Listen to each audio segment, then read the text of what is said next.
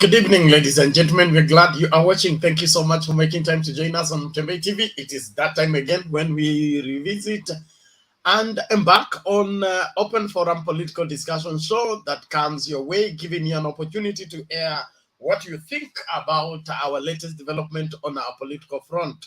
Much and more is happening right now that you would love to dive into the same so that we don't let you remain out of the play of everything that is happening. Well, there is two settings of coalitions here. We have coalition party, then we have coalition of parties. That is Azimio la Umoja versus Kenya Kwanza. What do you think about these two? And then, of course, there is Raila and Ruto winning strategies. I want us to dive into it and look at it keenly to see who is he that is most probable to carry the day. And based on their winning strategies, plans, and how they are rolling out each and every one of their moves. Of course, Mutua makes a U-turn. He says he's sticking with Baba no matter what. And then Miguna trashes Kenya Kwanza Nairobi lineup. Something seems not to be going down well for Miguna. Miguna looking at the candidates that Kenya Kwanza is fronting for the Nairobi governor and senator and the other seats that they want to get and help them rule the city. Well, I would love to hear what you think about the same, and therefore I invite you to get into this very space and let us begin to talk. Well, I'm glad that you're out there. The link to use to get into the studio is right now in the comment section. All you need to do is click on the link, allow StreamYard to configure your camera as well as your audio, and you will be in here for us to begin the discussion. Tatu Juma, asante sana. We appreciate you. Vincent Babu, I'm here already. Thank you. Angela Sindani, karibu kwa show. Anderson Natse, asante sana. Kuna huyu anaitwa Nan Patel Sabok Manyi. Thank you so much for joining us. You say you're from the usual Ethiopia place, watching keenly. Asante sana. Innocent Olekuta, DP 2044. You are tuned in. Thank you so much. I appreciate you. Say what this one, Angela Sindani saying Mutua is confused. Most probable. Thank you so much. Jacobo Theoria, Theora, asante sana. Tunashukuru kwa kila mmoja na kwa wote ambao mnakuja kujiunga nasi katika mazungumzo ya leo. Tunaomba kwamba tutasonga kwa pamoja kuhakikisha kwamba kila Mkenya anamakinika na anajua mbivu na mbichi ijapo August 9th wakati wa kuchagua nani atakuwa kiongozi kwa miaka mitano katika nyanja tofauti, from the MCA to the member of parliament to the women representative, to the senator, to the governor, and to the president. You need to make an informed decision lest you continue being part of the problem, although we seek to be and ensure that we become part of the solution. It is awesome to have all of you join us again. I want to salute nani huyu anaitwa Simba Omar Said, asante sana. Kuna sponsor Fila the DJ, asante sana. Nani huyu anaitwa Jacob Theoria, asante. Esther Sital, asante sana. Steven Ontomwa, asante sana. Kuna Jackton Ogutu, tunashukuru kwa kila mmoja. Mama Selina, vipi leo? Poa Penat. Aha, karibu. Asante. Naona unasema collusion of parties, Raila versus Ruto, alafu strategy, Mutua, turn back. Wacha nianze na Mutua. Nashukuru Mutua, na ni mzuri mtu akitoka anaita officials yake. Na Mutua alisema baba wakati aliona kuna shida alienda haraka na akamaliza akatatua, and that is what we want from our leaders. na Mutua anasema ndio alikuwa ameongea na Ruto, but yeye ako na baba mpaka the last minute. He must be in a winning team. Mambo ya coalition parties,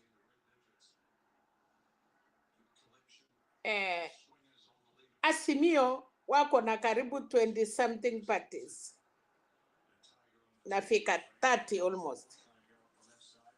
KKA wako na hata wafiki 5 ama wakiwa wengi ni 10, of which I don't know, sijafuatilia.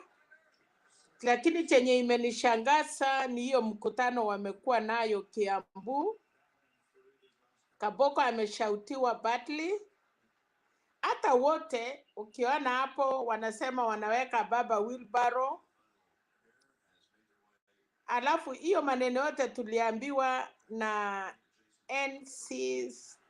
NC what? Hii watu ya kuzuia tuongee maneno mbaya, wanasema hawataki kujua, wapangwangwi, watachunga kura, mutadum, na wanasema kura yao na wanasema ati imepangiwa Raila. So I'm wondering hii china ya Raila ni kubwa aje kwa Kenya, ati hata organizations lazima ipangie Raila. I thank God because they know Raila is an institution yenye usipoongea china ya Raila you feel like you are not nowhere.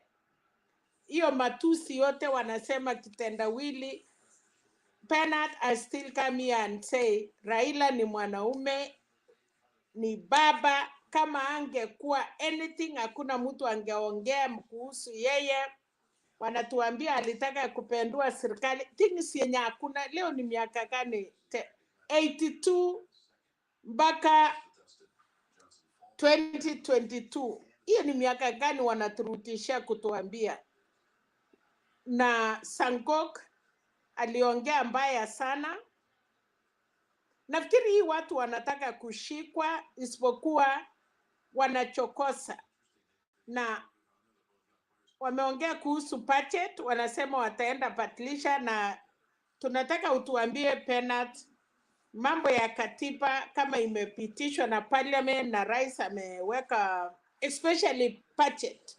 Sijaisikia tangu enzi ya Moi ya kwamba ukichakuliwa serikali ingine ikikuja inakuja kupendua mambo yenye watu walikuwa wamefanya.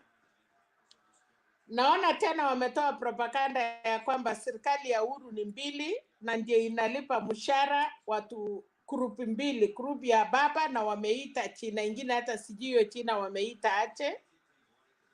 So na Kenya ni swala wanadanganywa na wanapiga makofi. I don't know what is going on Penat, kwa sababu mtu akikuja kukwambia serikali ya Kenya mshahara ni 2, Raila anakula mshahara na ingine Uhuru anakula, na deputy president na group yake hiyo yote, members of parliament au wote wanakula nini? Hawa hawana mshahara, waliresign wakaenda nyumbani. Tunataka at least saa zingine watu wasemange ukweli. Mambo ya Nairobi, lineup ya Nairobi, naona Jubilee, naona wameweka candidates karibu 4. But that is a democratic right, Penat. Wacha wote watoke and then we get the best. Hii ya kukatasha watu mtu anakula mori, kama vile sasa KKA inatukulia mori ya kwamba wanataka kushinda baba. So wacha niwatie hapo, wacha wengine waanze, nitarudi baadaye. Okay, asante sana Mama Salina kwa utangulizi wako. Tunashukuru. Mambo yanavyoendelea kubadilika ndio hivyo yanasalia kuwa vile vile, haswa katika mrengo wa Kenya Kwanza. Somebody says here, DP Ruto has run out of ideas. He must stop misleading Kenyans. We are not fools. Huyu anaitwa Johnson Olenge Obinda. Well, there seems to be everybody scrambling for anything that can make sense, or rather can get bonga points. But at this point in time, they must work extra hard to catch up with the old man who seems to be miles and miles ahead in terms of knowing where he's coming from or where he is going. Bwana Guru, namna gani?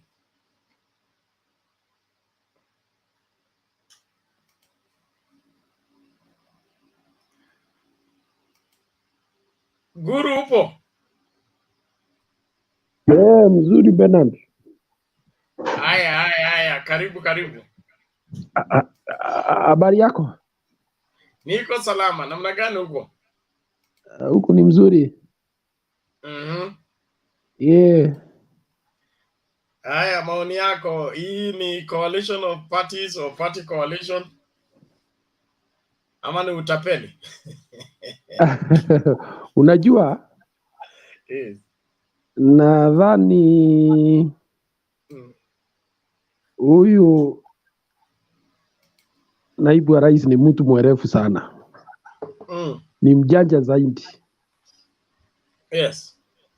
Hii inaitwa coalition of parties. Amesema sasa chama itapatiwa kulingana na ile uzito ambayo italeta.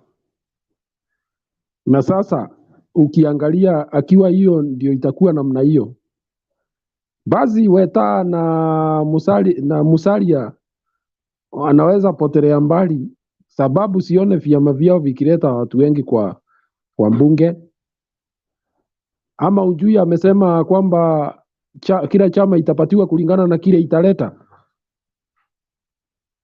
Umesikia hiyo? Ndio lugha mpya. Sasa ni kuonyesha ile ilikuwa inaitwa mkataba ya 2020-60. Ni kama hiyo ilikuwa tu ni utaberi. Sasa hebu tuseme chama moja kama hiyo ya Musalia ilete, sijui ni watu 7 ama walikuwa 10. Aravi ingine ya mtu anaitwa Weta anakunja peke yake na miguu yake, labda na mtu mmoja ama wawili. Sasa ni nini watapatiwa pale? Mwishowe nani atapepa kila kitu na atapeana kulingana na vile anataka yeye mwenyewe. So he is likely to form a government that only answers to himself, because you have a hand on every one person who is appointed in that government. Na sijui kwa nini hii haionekani namna hiyo kwa wale waandalishi wa mambo. Hapo mbeleni ilikuwa inasemekana kama itakuwa coalition party. Kenya Kwanza, lakini sasa inakuwa ni coalition of parties. Kila chama inasimama kivyake, alafu analeta kwa kikabu. Sasa hiyo ni kuonyesha kwamba bale itakuwa kisungumkuti kwa zile vyama ambayo haitaweza kuleta watu wengi kwa serikali, kwa sababu utagawia kulingana na ile kidogo umeleta ama ile kubwa umeleta. Na hiyo ni kumaanisha kwamba makamu wa rais akileta zaidi ya 95%, ni yeye atasema ni nani ataingia kwa serikali na ni nani hataingia. Alafu ingine kidogo anapea wale kulingana na ile kidogo ameleta. It's a very risky thing, because you can easily form a fascist government where everybody answers to you, and there is no deviation. You can hire and fire, reward and punish at will, because he's come with a huge majority in that party and in that government. Na wale wa haoni namna hiyo, basi wamefungwa macho. Kila kitu hapa ni kuangalia kwa undani, what we call the implications. Usinje ukabebwa juu hapa na maneno tupu. What is the implication of that decision, that this is a coalition of parties, kila chama inajisimamia? Hiyo ndio ya muhimu zaidi. Hata tukijadili hii maneno yote hapa, ni kumaanisha huyu ni mtu mwerevu zaidi na anajua vile anafanya. Mwishowe itakuwa ni kama wakati ya Moi pea yule anataka kazi yeye mwenyewe, there will be very few negotiated positions in that government. Yeye ndio kusema akiwa kuna mtu ya kutoka huko Ingo ambaye anapata kiti atapata kulingana na upendo yake makamu wa rais. Akiwa kuna mtu ya kutoka huko Meru atapata kwa sababu ya mapenzi yake makamu wa rais, lakini sio ati ameletwa na kiongozi mwingine ikawa negotiated. Unajua sasa tofauti yake na hii ya mzee Raila Amolo Odinga ni kwamba kila chama kila chama they have already negotiated and deposited a document on how they are going to share the government. And that means then every party is given some respect. There is a bare minimum that they will get, whichever way or however the number of MPs you bring to the government, to the parliament, which is a better deal. But this other one is a very bad deal, and it may end up being a one-man show. Kwa hivyo tuseme kwamba sijui kama watu wale wako kwa hii Kenya Kwanza watajua hii maneno kwa uhakika na haraka, ili waweze kuongea na kujitayarisha kwa yale itakayotokea. Lakini hiyo, that is what it means, that you have a very small area of negotiation when the elections are held. Ukileta MP wawili utapatiwa ka position kamoja ama mbili, na unaambiwa, utaulizwa kwani umeleta watu wangapi, na itakuwa namna hiyo. So kwa hiyo maneno ingine nimeona kwamba the strategies of the two, hiyo nadhani imeanza kuonyesha kwa polling polls. Ni kama zile region zingine zote zimeegemea kwa mzee, isipokuwa tu Rift Valley na Central, na hiyo ni kitu ambayo itakuja kulipuka on 9th August of this year.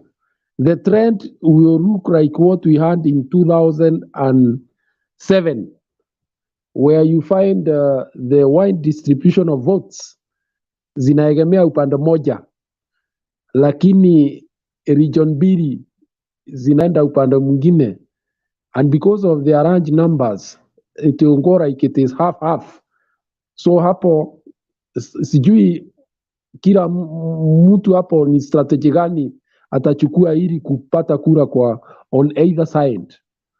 Tunangojea tuone. Wacha nisimamia hapo for now, nitaongea baadaye, wacha wengine wapeane maoni yao. Asante. Okay, asante sana Bwana Guru. Na kabla nikuachilie, naomba nikuulize hivi, inaonekana Deputy President hajabadilisha mawazo yake aliposema yeye hataki kufanya kazi na vyama vya kijamii na tribal parties and small parties. So he has just been putting them on the bay, and then he's going to dump them and end up with UDA as he had arranged previously. Ama namna gani? Ukweli ni kwamba labda ataseed a bit of ground kwa wazee wenu pale wanaitwa Weta na ma-DVD, lakini kwa huyu mtu anaitwa Muturi, nadhani yeye ameleta miguu yake tu peke yake, kwa sababu hata pale kwa mashinani hana lolote. He has no political gravitas ambayo inaweza hata I'm very skeptical that he will be able to get even 2 or 3 MCAs through his party called the Democratic Party, kwa sababu unajua kila mtu anaenda na ile uzito yake, the political gravitas. So nadhani he was just for sensational value. The Mutuli's entry into Kenya Kwanza was just a sensational value rather than the substance. It's not the number of votes that you bring. And in any case, I don't think the deputy president will be willing to cede the ground in Mount Kenya, where he thinks he can get as many seats through UDA. Kwa hivyo nadhani swali yako nimejibu namna hiyo. Okay, asante bwana Guru. Mama Selina unasemaje? Yeah, ni hapo ya Muturi, kwa sababu naona wanasema vile Muturi ameingia, Mudavadi amewekwa kwa parking, ya kwamba labda tribute still watu wanatafuta running mate, na wanaona kama vile Muturi ameingia na vile Mudavadi na Sosa hawana anything, na kwa sababu imemsumbua tribute kupata running mate strong kwa Central. Sasa naona kama watu wanasema vile Muturi ameingia ni kama alipembelezwa akuja achukue kiti ya running mate. Nataka Nguru atuambie hiyo mambo. Inaweza kuwa lakini inaweza kuwa Serena, inaweza kuwa namna hiyo, lakini kwanza lazima uangalie kwamba makamu wa rais amekuwa na shinda ya kupata watu ya nguvu kuwa makamu wa rais, kwa sababu ukiangalia wale majina inapeanwa ni majina ya lightweights, ni watu ambao hata kwa inchi hawana msimamo ama msisimuko. Angalia sasa kuna wakati walikuwa naongea mambo ya Alice Wahome, mara wanaongea mambo ya Ndindi Nyoro. Ndindi Nyoro ni kijana mdogo ambaye is on his first term. Mara wakaongea mambo ya Kindiki Kidule ambayo is a political right weight. I mean, yeye anashinda kubwa. Kwa hivyo inaweza kuwa labda wameona Muturi anaweza kuingia hapo kwa sababu ya ile kiti alikuwa ile kiti ana hold saa hii, naonekane kama nationally kwamba ni mtu anaweza kubalika, lakini ukweli ni kwamba pale mashinani ana uzawishi mkubwa wa kisiasa. Unajua mtu kama tuseme mtu kama Peter Munya, huyo ni mtu akienda kwake anaweza ambia watu yake tuende na njia hii na watamsikiza. Kwa hivyo naongea mambo ya usawishi kulingana na ile uwezo wa kuongea na watu na kuwaonyesha njia na wakakubaliana na wewe, ambayo Muturi hana. Kwa hivyo it is likely that because the deputy president has been unable to get any credible person who can be a deputy president from Mount Kenya, he has settled on Muturi. It is possible, but I doubt whether, apart from exciting that part of the country, I doubt beyond there, what else? Asante.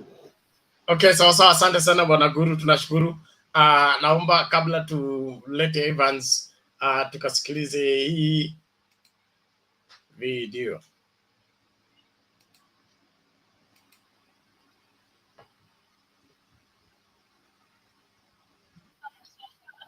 50k kwa akaunti yetu ya chama. Tufanye aje na hizi pesa zetu? Naona tununue vitenge zinafanana. Vitenge. Hapana, tununue sufuria za non-stick. Sufuria. Tununueni kate. Ai, mama wenzangu, vote tununue kaploti. Kuna watu wanauza plots na nyuki. Hebu tuwapigie simu watupe uhondo. Hello. Thank you for calling Optiven. How may we assist you? Can we get a plot with 350,000 in Nanyuki? Yes, you can get a plot at the Great Oasis Gardens in Nanyuki today for as low as 349,000 shillings.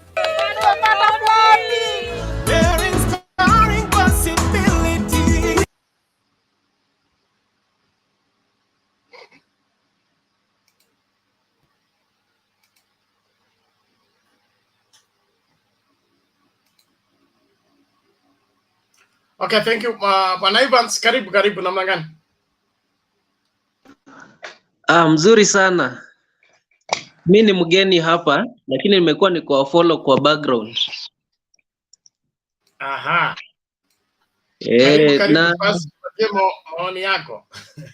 asante sana. So katika maoni ninaona especially vile Muturi amekuja kwa equation.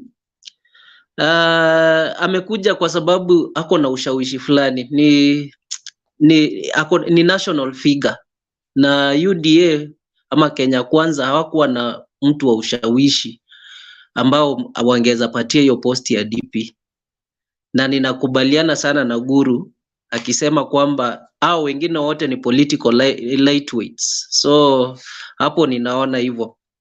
Kitu kingine ambayo imenikanganya, ninaangalia Wetangula wakati atakuwa na campaign Nairobi. Sijui atakuwa na kampenia nani, atakuwa na kampenia ndugu yake Timothy Wanyonyi, ama atakuwa na kampenia Sakaja ambao ni chama. So ningependa kusikia maoni kutoka pande hiyo.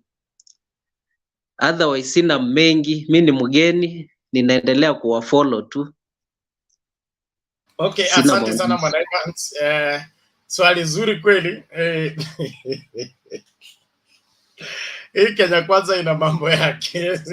So itabidi, damu ni nzito kuliko maji. Shenyi na shenyi. So hata kama tuko na chama tofauti, itabidi Wanyonyi apate boost kutoka kwa nduguye mkubwa Weta.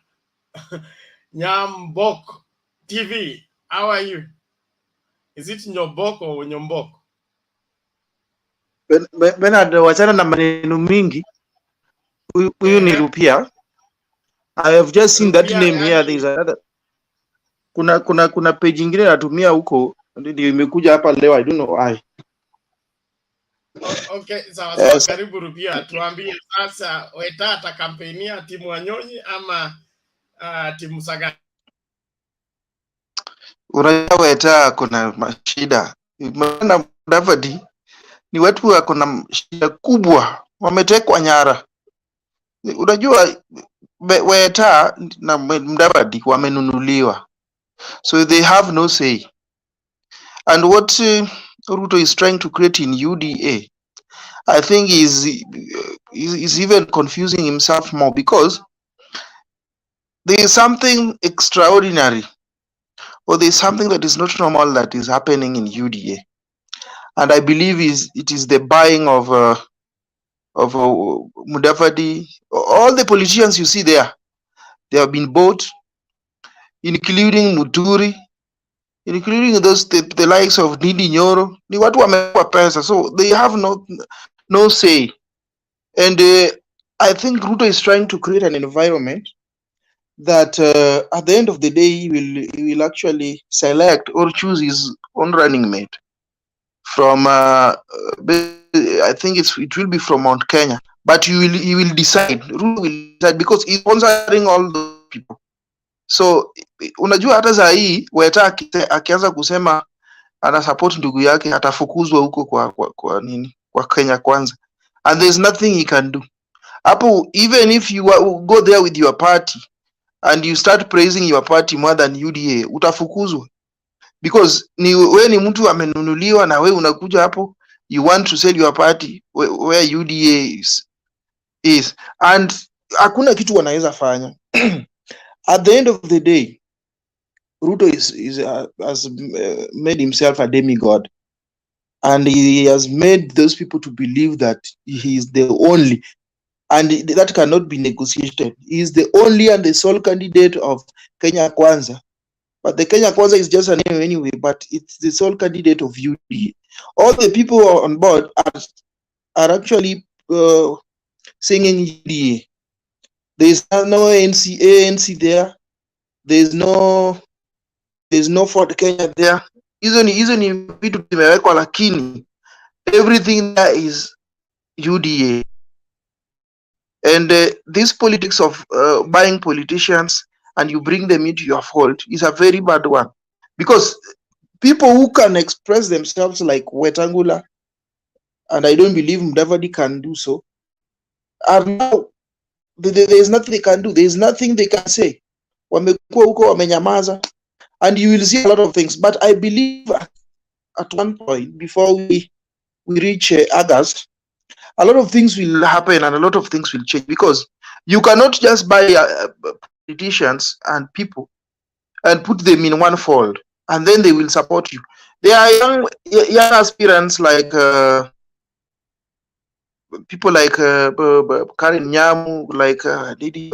These were people who are promised that you come, we are going to finance your campaigns, we are going to do this, and at the end of the day, wamepangwa. And I also heard of there was a young man from Meru. Is it from Meru? Uhuru Kenyatta bought for him some vehicle, and he was ready to return it. You look at that kind of audacity. Somebody helped you, and right now you are rebuking that person, and you want to do all sorts of the associating with that person. So there is something that is happening in this UDA and the Kenya Kwanza that these people who are joining cannot control, and wametekwa nyara, na hiyo inaonekana wazi. So UDA is Ruto, Kenya Kwanza is Ruto, and there is nothing that the politicians inside there can do about what is happening there. He decides, he will choose his running mate, and etc., etc. But at the end, let me tell you one thing that people don't know about William Ruto. William Ruto, as you have seen, when he is now the deputy president of the country, and he is a man who is over-ambitious. He has given the president a very difficult time to actually govern this country. And when they were now at crossroads with the president, he came out with all sorts of things. He's sending politicians to go and make noise. He's sending politicians to go and insult the president. He's sending politicians to say all sorts of bad things against the president, which is not actually good. To the extent of even going and punching holes in the budget that has been drawn and by the executive. He is part of that executive. The budget was read in the parliament, and they are telling us, in fact, I'm shocked. It is the first time to see, it is my first time to see such kind of comments being made. So the UDA side, I think there's a lot of things that they are then that Kenyans must actually look at. If a group of people are outside, they are not president, or they are not in the government as it is purported, and then they can talk like that.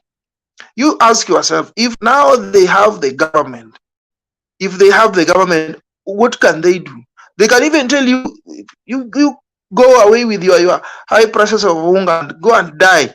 They can tell you that if they are outside and they can talk like that. And what if they go inside? You know, there's one point that I differ with my brothers from the Mount Kenya, but not all of them, because some of them are in Azimio, some of them are in UDA. Just a bit of history. During the colonial period, we had a lot of Kikuyus who were actually tortured, and some of them were tortured in Mageta Highland. So a lot of them were tortured there, and they were imprisoned there. And these people suffered to an extent that Jaramogi actually sympathized and pitied them. And that is why Jaramogi actually recommended Kenyatta to lead, because Jaramogi said a lot of Kikuyus have bleeded. So let Kenyatta lead. What informed that is that Kenyatta was aged. If you compared him with Jaramogi, Kenyatta was older, and there would be a peaceful transition from the colonialists to Kenyatta, and then it was planned like that. But our brothers from the mountain never learn. You know, William Ruto presidency is going to finya more Kikuyus more than any other tribe in this country. If you have to look it along tribal lines, the William Ruto presidency is going to make a lot of Kikuyu suffer, and they will again run back to us to come and save them. If by bad luck William Ruto can become president in August, these people, the first people he is going to deal with are the Kikuyus, because at the end of the day, the Kikuyus will be wanting to be power back. They have been in power for quite some time. When they will lose that power, because they don't know what they are going to lose. Until they will lose it, they will now know that they have lost a very big thing. When William will be in power, a lot of Kikuyus are going to suffer, because they are going to look for that power back. They are going to mind your language. You shouldn't talk at particular groupings in terms of Kikuyus and this and that. That's profiling a community. And then, like you said, we have a majority of mountain people who are supporting the president and the Azimio. Your projection and your givings on how William Ruto will be is all probability, no guarantees. Okay, they are all probabilities. I'm only addressing the misled youths from the mountain. Anyway, I'm sorry if I have actually directed my comments to specific group of people, but I was just trying to bring out a point. Then on, I don't know the topic that we were talking about. Yeah, but I think I will stop there and come in later. Okay. Thank you, Rupia. You can now edit your name so that you change it to the right. Let me do that. All the same, thank you for your submission, and thank you everyone for your patience. Let's keep moving. The conversation is about coalition party and coalition of parties. A new terminology that has been introduced by one William Ruto, that in Kenya Kwanza they are coalition of parties, while in Azimio la Umoja is a coalition party. Who is playing who, where, and are these things having any holding in terms of law? And after the elections, now everybody in Kenya Kwanza, you're going to know how strong you are based on how many members of parliament, how many MCAs, how many governors, how many senators, how many of the people will win on your ticket. Then after there is when you will come to the table and say, I want my 3 slices because I brought these governors and I brought in these members of parliament. But as at now, every party is on its own in Kenya Kwanza. Sijui mnaonaje hilo? Alafu katika haya yote, is that the winning formula? Will that deliver the victory that is very much needed? So before Jared comes in, shortly, let's get this video.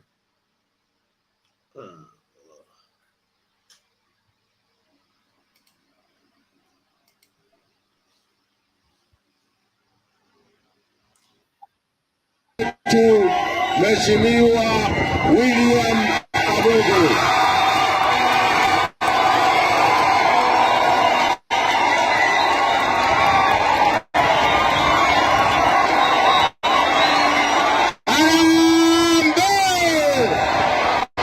Arambe!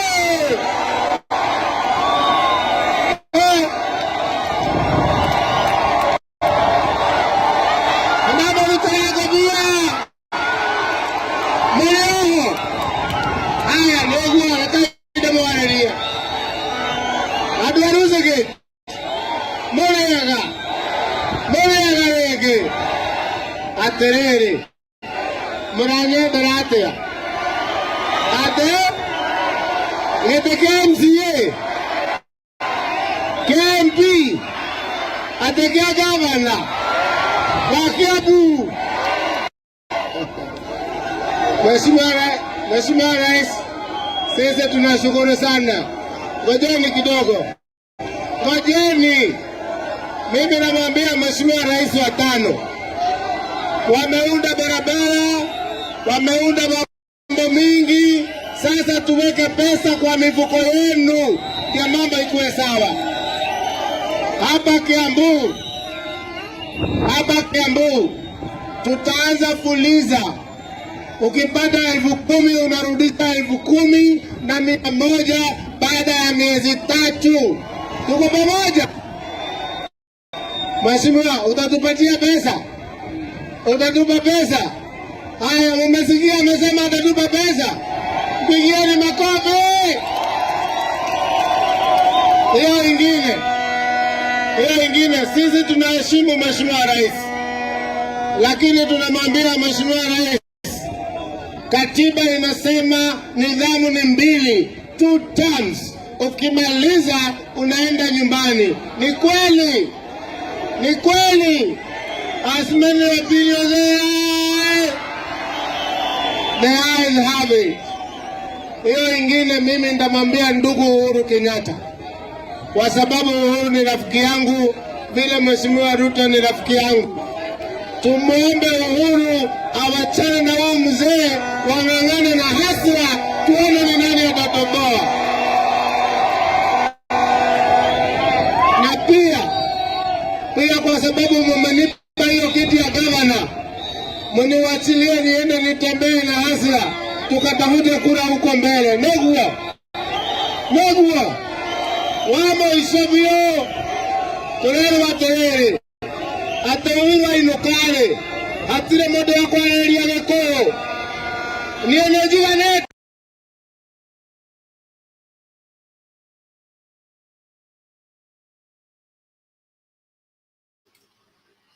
Okay, mambo ni kama hayo. Jared, namna gani? Amenyimwa kiti ya gavana. Anaomba kiti ya gavana ama anasema ashapewa?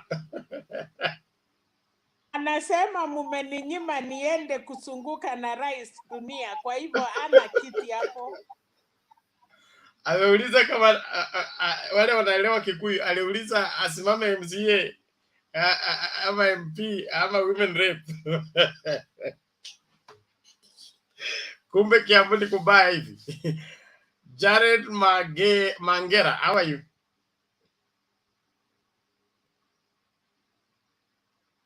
Unmute.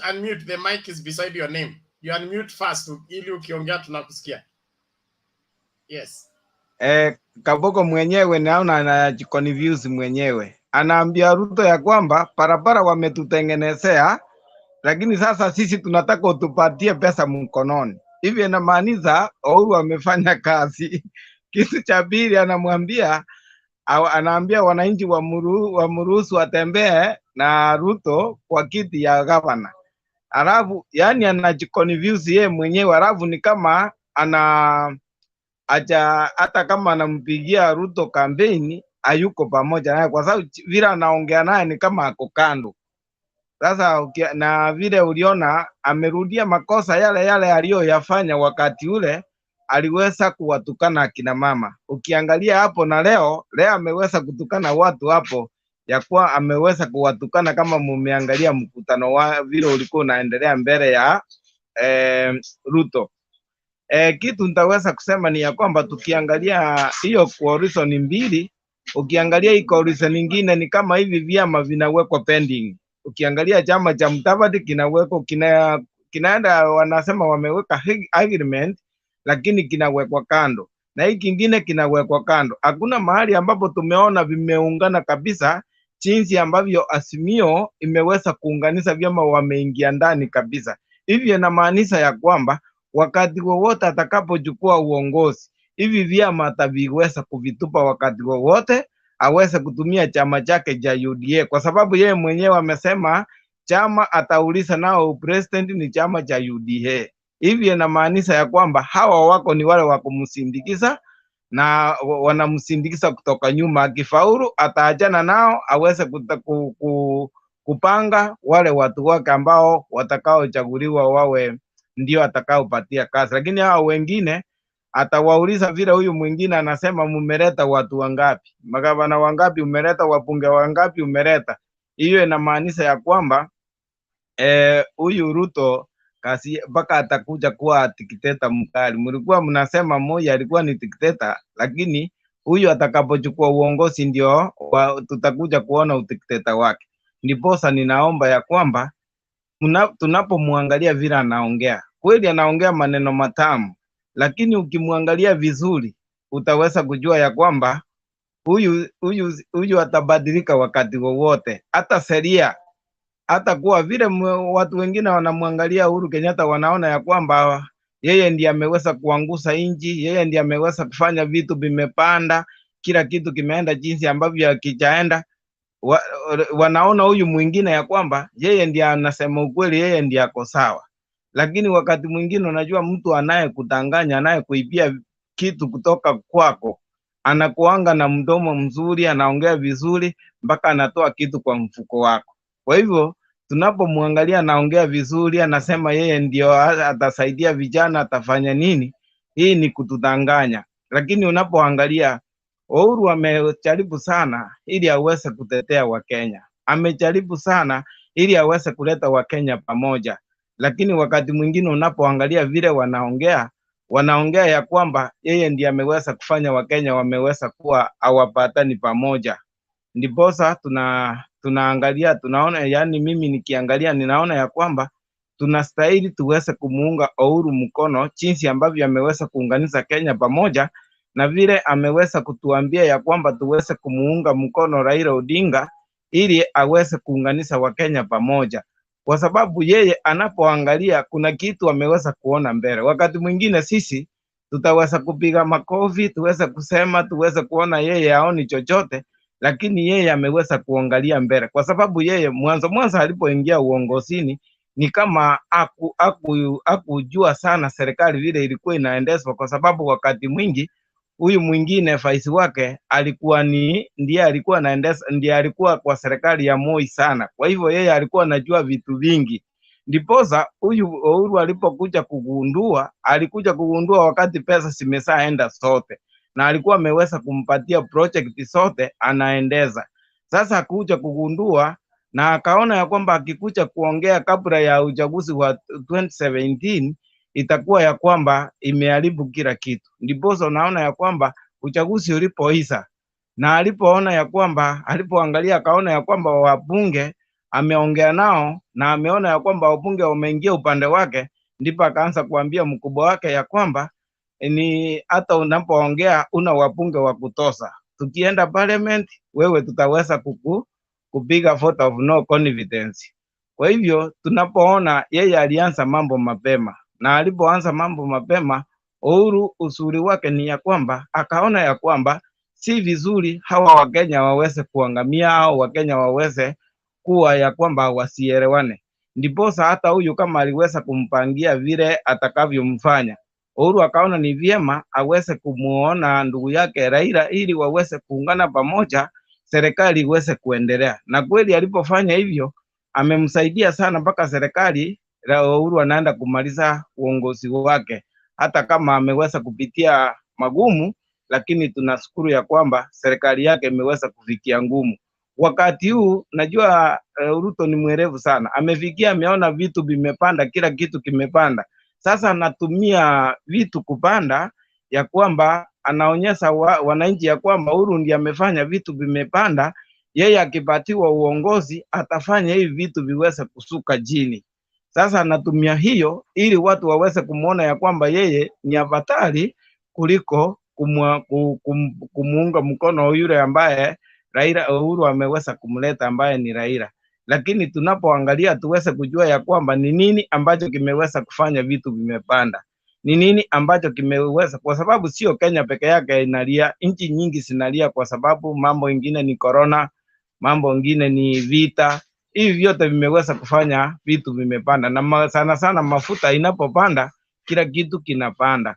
Kwa hivyo mimi kitu nitaweza kusema ni ya kwamba wacha tujaribu tuone ya kwamba tumemuunga Raila Odinga, kwa sababu mikakati yake ukiona ameweza kukusanya vyama vyote Kenya mzima, kila jamii ameweka pamoja, na vile wameweza kuweka mikakati ambao ni ile ya kueleweka.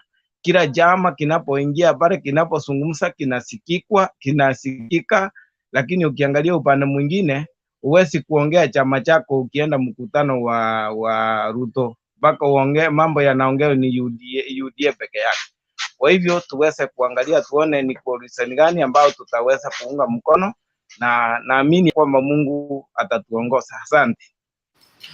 Thank you Bwana Jared kwa udadisi wako, tunashukuru kwa maoni yako. Naamini kila Mkenya amemakinika. Mkenya imara vipi? Mkenya imara, umejificha.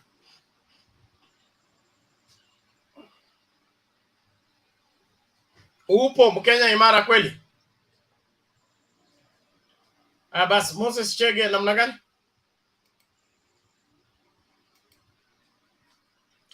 Unmute, the mic is beside your name.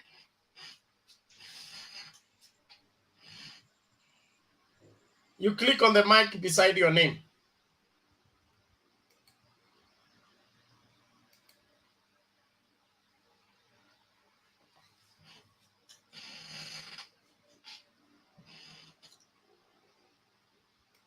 Right, I got it. I got it. Yeah. Yes, unasikiza? Hamjambo? Hatujambo, karibu namna gani? Mzuri sana, mzuri, nashukuru sana.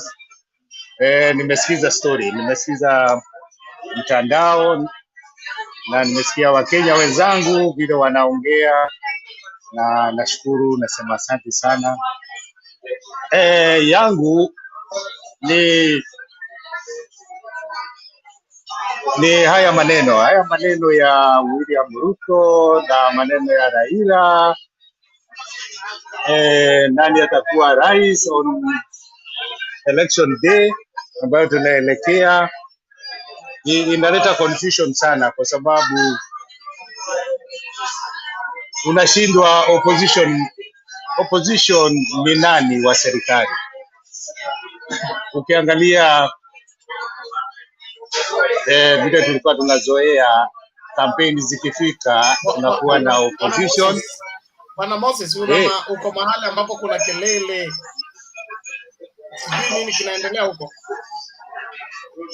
Okay, basi nitamute alafu nitaingia baadaye, lakini nitaendelea kuwasikiza. Alafu utarudi baadaye. Asante. Yeah, thank you. Bwana Andrew, how are you? Yes, Mr. Abena, niko salama. Haya, karibu tupatie mawili matatu. Nawasalimia nyinyi wote mapanelisti, na ni jioni njema. Nashukuru kwa nafasi hii na kuangalia nchi yetu ya Kenya jinsi mambo yanaenda.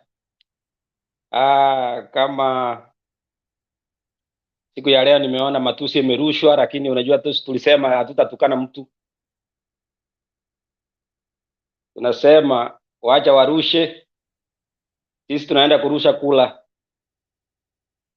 So kitu ya kwanza kabisa, mambo ya parties and whatever, sijaangalia hiyo the structure of the law on parties, so I can't comment now. I'm going to get some more information, then I will come back later and then I can talk about it.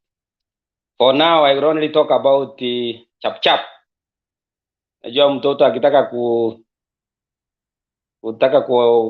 kuendelea lazima aulize wazazi. Wazazi wamemwambia yeye uende pole. Leo amekuja kwa TV. As we normally say, an actor cannot perform well where there is no audience and there is no costume. So he has answered our friends na Cape, lakini hakutukana sisi, alisema tuingize baridi. So he has answered back. Na there is an handshake between Karonzo and Mutua. That is a wonderful gesture. Onyesha ya kwamba wisdom ya baba inafanya kazi, na that is the way to go. Watu wasameane, wafanye kazi, wadogo wa umri tuheshimu wazee, tuwape nafasi, tusikize. Wanaona mbele, wamekula chumvi, na hiyo ndiyo njia. Nimefurahi sana ametoa speech. Kama wewe ni mtu wa kusikiza speech, baba, speech ya leo it was awesome, na imeamsha watu wengi, na mtu anaye kama kijana amesema vizuri kabisa, amefuata that line. That's what we want to embrace. We don't want to answer back abuse. Let them, because you know when people are that, why do you want somebody to dump rubbish in you? You are not a dustbin. So don't allow anyone to dump something when you answer back. Just let it go, because it's for theirs. That is their way. And it was amazing. It's impressive. What we want is just be focused, because they want to distract us from our target, our goal. And as you see, everything has, whenever, again, there is no easy journey. There is this, we expected it to come, but that's not the end. We finally, at the end, is Kuana Baba State House. For that view of remark, I will stop there for the time being, and then I go and get more. You know, with Mutembei TV, you need to come with points and facts. So as we have learned, we have never been in a media platform like this. So we want also to embrace. We go back and get the points, and we come and talk. We want to talk truth. We don't want to guess. And as they say, our sister was saying, bring it on, bring it on. We have numbers. I think my brother Jared has said about it. They said, yeah, they have numbers. And what do you mean when you say you have numbers? Do you have a reason? You have a mission? We don't want to tell them what they were supposed to do, but they have understood. They know what they wanted to do. That for us is not to tell them. Just mention that we are aware. Continue to do that. Simple, let them learn. Let them come on board. Let them learn together as Kenyans, and with that they will be able to express themselves, and they will be in the right place, and that's what we are for. Thank you, Mr. Bernard. I will come back. Yeah. Thank you Bwana Andrew, tunashukuru kwa maoni yako na mchango wako. Ni lazima tusonge mbele, na ni muhimu everybody's opinion counts at this point in time, and it is important that we are able to poke holes in what is not viable for this great country by ensuring that we demand the highest standards and delivery from those that aspire to take the highest office in the land. So nobody should be spared at this point in time.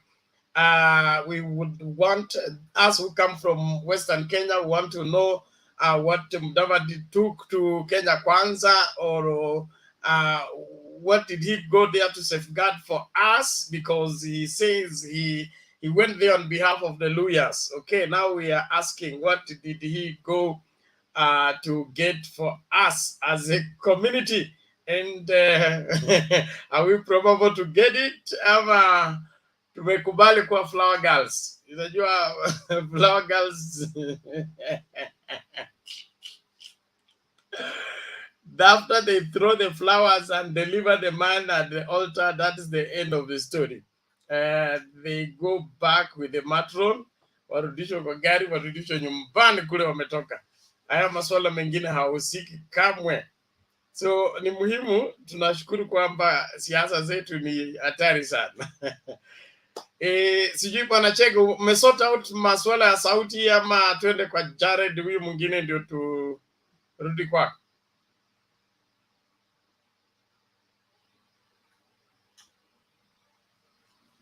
Unmute, we can't hear you if you don't unmute your mic.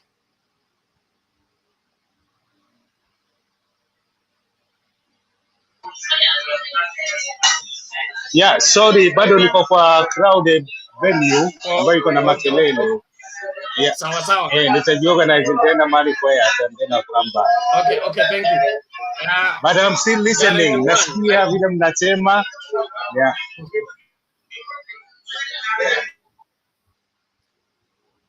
Jared, how are you? Hey, Bernard. Yes, sir. You know, in Mutembei hakuna Jared mwingine. Hao wengine nilikwambia wakikuja na hiyo jina unawaambia wapadirishe. Okay? Boy, especially if they will not say something which is conforming to my name.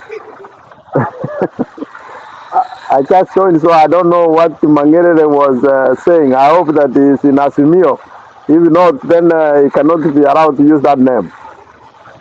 Anyway, what do I need to say? But now, let me start from where you were saying with your brother Musalia Mudavadi.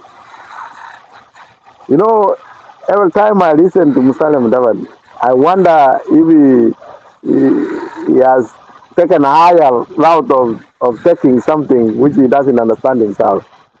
When he comes and says that he has tried to help Raila, I ask myself, who helps another? Is it Musalia, which Raila has tried to help? And then time he has gone aside, he has been astray.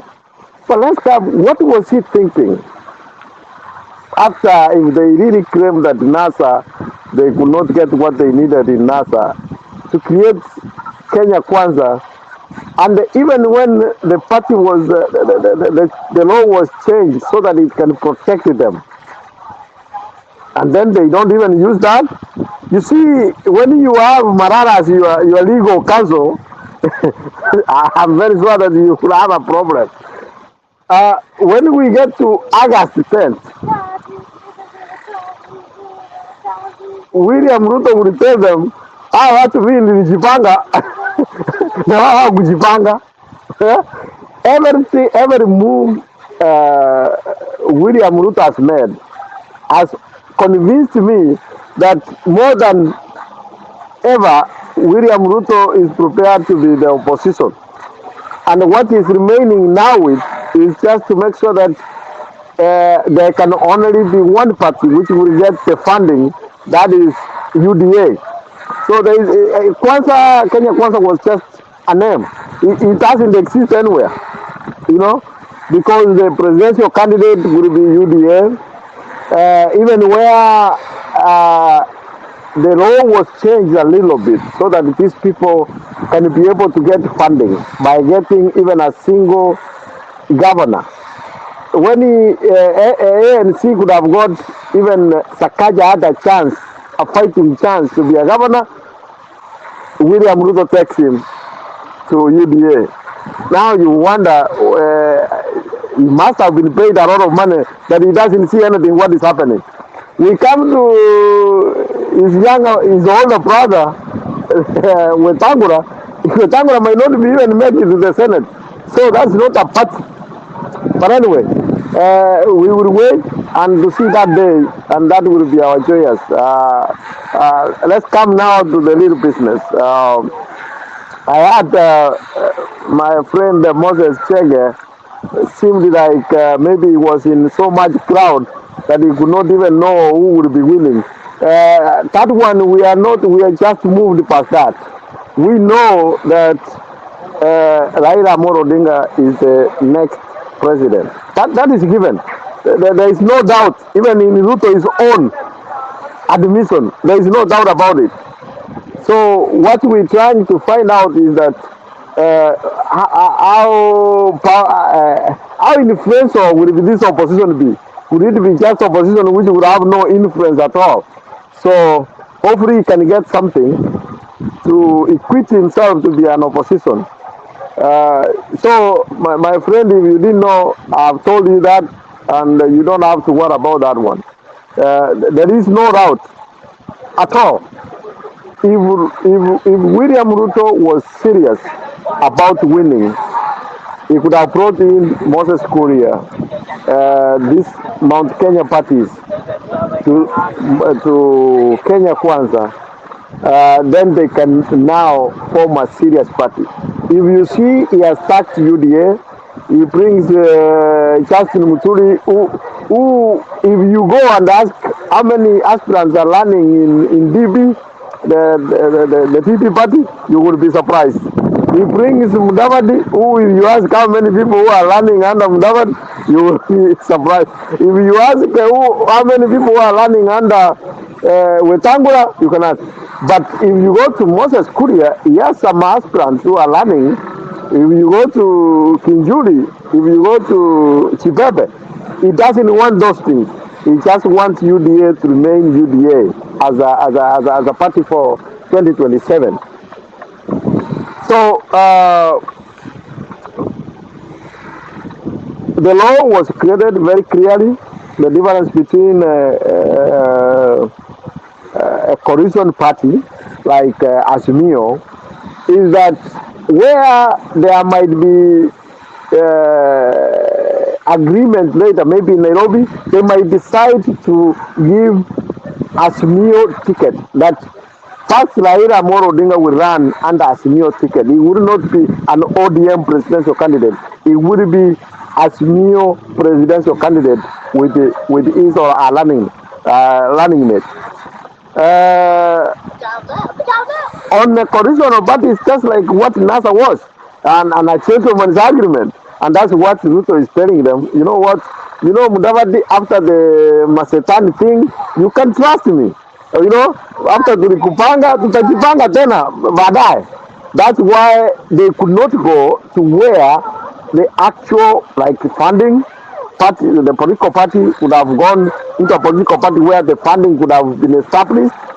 Now he's waiting again to be, but anyway, I will leave that one to Mudavadi. Maybe he was paid already, so we don't have to worry about that. Coming to Mutua, I think Mutua, because he has, unlike Mudavadi, he has some legal minds where he saw that there is something which is not clear. He has been able to make noise, and that has been assured, rectified, because if they could have done the zoning, what Kalonzo wanted is to have the zoning of the Ukambani so that it can be only Wiper. And then Untitled Chapter and these other parties came out and saying, hey, what about us if we zone to that? So also Kalonzo trying to twist Raila to pick him as a running mate. That's why I said before that all of this Mutua, all of this you see now, Mount Kenya has come out. They say they also have a stake on the running mate. This is something which already been fixed to make sure that it brings Kalonzo to size. Kalonzo should appreciate what he has right now. We will try to find something for him, but I don't see how he can be a running mate. That one, I don't see that. But for dreaming, daydream, they can still continue doing that. Everybody needs to do something to energize their fan base. So for now, I think that's what I can say. Bernard. So all of this is also on the MIGUNA. You know, if you ever take endorsement from MIGUNA, then you must be crazy. He will turn around in a minute. So he will endorse you today and rubbish you the next minute. So I'm glad that he's on another side, he's not on the winning side. Thank you, Bernard.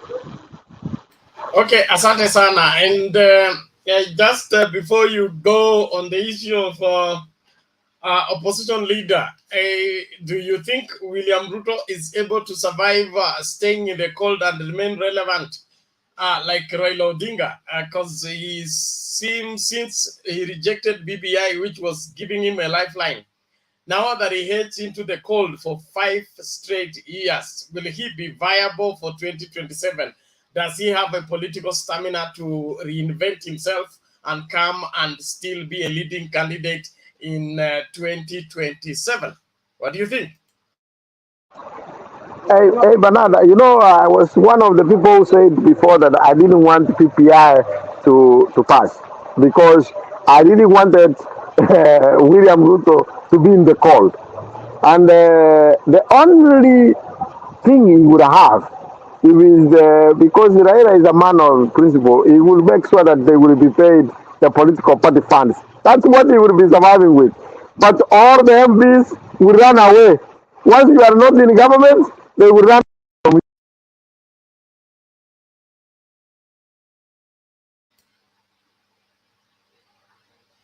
Okay, ni kama Jared amekwama na net. You can hear me? Yeah, yes, you are back now. All the MPs will run away. Bernard, you can hear me? Yes, we can hear you. Go ahead. Okay. Yeah. So I was saying he gonna learn what is really to be in opposition as he called. He would be in Sugoi and nobody would be going there. There would be no current people are going. I'm telling you, it is only Raila who can be outside and still control the opposition. These people, you will see. That's why I was very happy when PPI did not pass. So let him see what the call means. And these people he has been buying, there will be no money. That's what I can say. There will be no opposition, my friend. We want to run the country. The Haslam mansion will have closed. No meeting people in Karen. Everybody wants to see him must go to Sugoi. Aya. Vindu vichenjanga. Bwana Douglas. Yes, Bernard and the fellow panelists, good morning, evening, afternoon. Hope you're fine. Good evening. Karibu. Yes, let me weigh myself on the issues raised. Let me start with the MIGUNA. As Jared has rightly put, MIGUNA is not somebody you can trust and you cannot take his word. That is somebody who is I can call him a political drunk. He'll say something today, tomorrow he'll rubbish the same thing. That is the same man who said that Ruto is very dangerous for the country. And some few months down the line, he endorses Ruto. So you see, that's a man who can never be trusted, and whatever he says, it is something to please and massage his ego, just to gain public audience. But he thinks he's a learned fella. Sometimes I tend to think he's not wise. He may be a learned fella, he may be an attorney, but whatever comes from his mind is not wise, or rather is not politically wise, so to say. Now, on the issue of the coalition party versus coalition of parties, I've heard and I've seen several guys weighing on the same issue. Ruto is very wise. He knows in the eventuality that he does not win the presidency, he can be able to dispute the elections and call for a handshake from the Right Honorable Raila if he wins. And in that case, he will not go to the handshake as a Kenya Kwanza candidate, but as a UDA candidate. And whatever is offered to him, then he'll be able to share to his UDA lieutenants, largely from the Rift and a few others from wherever he could choose them from. So that is a calculative move. And again, if there will be political parties' funds to be shared, it will be UDA dictating who takes the money and who takes which share. It will not be a coalition party like, is it in Azimio? It will be a UDA affair, so they will be calling the shots. And in any event that he wins the presidency again, if in an unfortunate event that he wins the presidency, it will be a UDA affair and it will be UDA dictating what goes to which side of the country. So you will be given anything according to the loyalty and the kind of worship you will be offering to the DP under UDA. So that is why he is keen on having only UDA and not a coalition. Mutua is a very wise chap. He's a very wise fellow. I listened to his speech, the way he was speaking.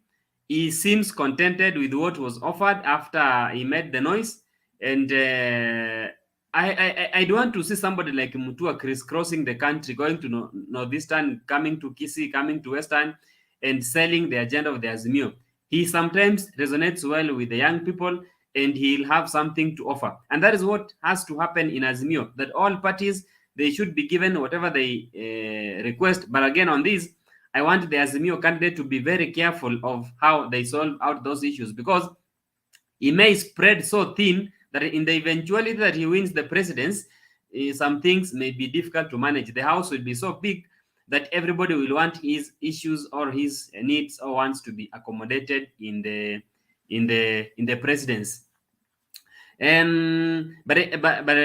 But I like the way Raila Odinga came in speedily and handy, solved the issue, and now the discord has been discussed, and people should now hit the ground running. When Mutua is in Nyanza, let Kalonzo be in Coast. When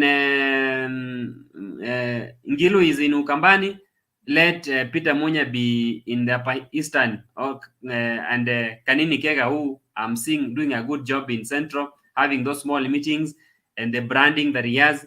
And I think that is a good thing. About the winning strategies, everybody's holding his cards to the chest, like the issue of the appointment of the DP, which I think will sway votes in a big time, in a big way. That is where the Azimio guys need to get it right from the word go. There were people who are saying that Muturi has come in as a possible DP. That could not be far from the truth, but the truth must be said that if Azimio takes a lady or a woman for the position of the DP, then UDA must take that, and that DP must come from UDA. It is not going to come from Ford Kenya NC or DP. It will have to come from UDA. The only thing they'll have to look at is now the balancing. Who is more loyal, who is more moneyed, and who can run a presidential campaign across the country without injuring the pockets of the DP. Thank you, Bernard. And is Bernard out of the studio? So Jared, you can take over. Thanks, Douglas. Let's see. I think you are the last, and if somebody has a less response, one thing I will agree with you is no, I'm not agree actually to remind you that it's not an if. Let me tell you one thing and take it to the bank. William Samoei Ruto, even if he wins by coincidence, he will not get the keys to the state house. Nobody. The country is much bigger than anybody else. So we cannot spoil the country for an individual. That one you can take it to the bank. There is no keys, you know. That one you can take it.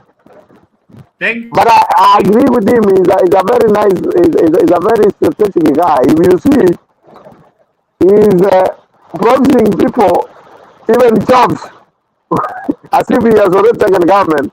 Some people, I understand, they are stepping down to be chairmen of Earth River, something, you know, he's just giving them, he's leasing out jobs. Then when he doesn't take it, he will say, hey, I could only give you if I took the job. Let's see, who is that? Jared, before you move, yes. I wanted to sound a bit fair to the UDA guys. That's why I used if.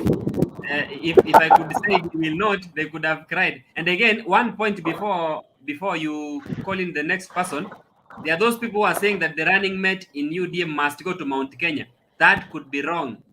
In fact, the running mate could be a lady and from the Rift Valley. Mark my words. Thank you. Let's go to Mama Selina. How are you doing? Long time I've not heard from you.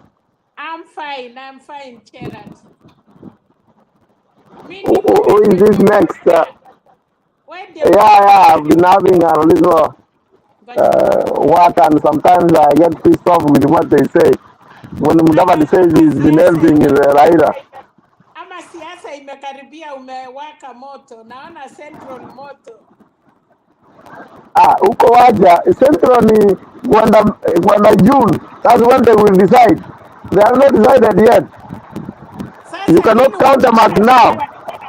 Walikuwa nafanya nini na Kaboko? Central liko moto. Wacha huyu mtu anajiita jina yangu nisikie nini anasema, kama ndiachie hiyo jina. Haya, Wewe Mang'ere anasema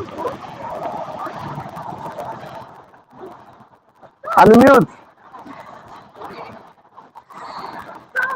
unmute.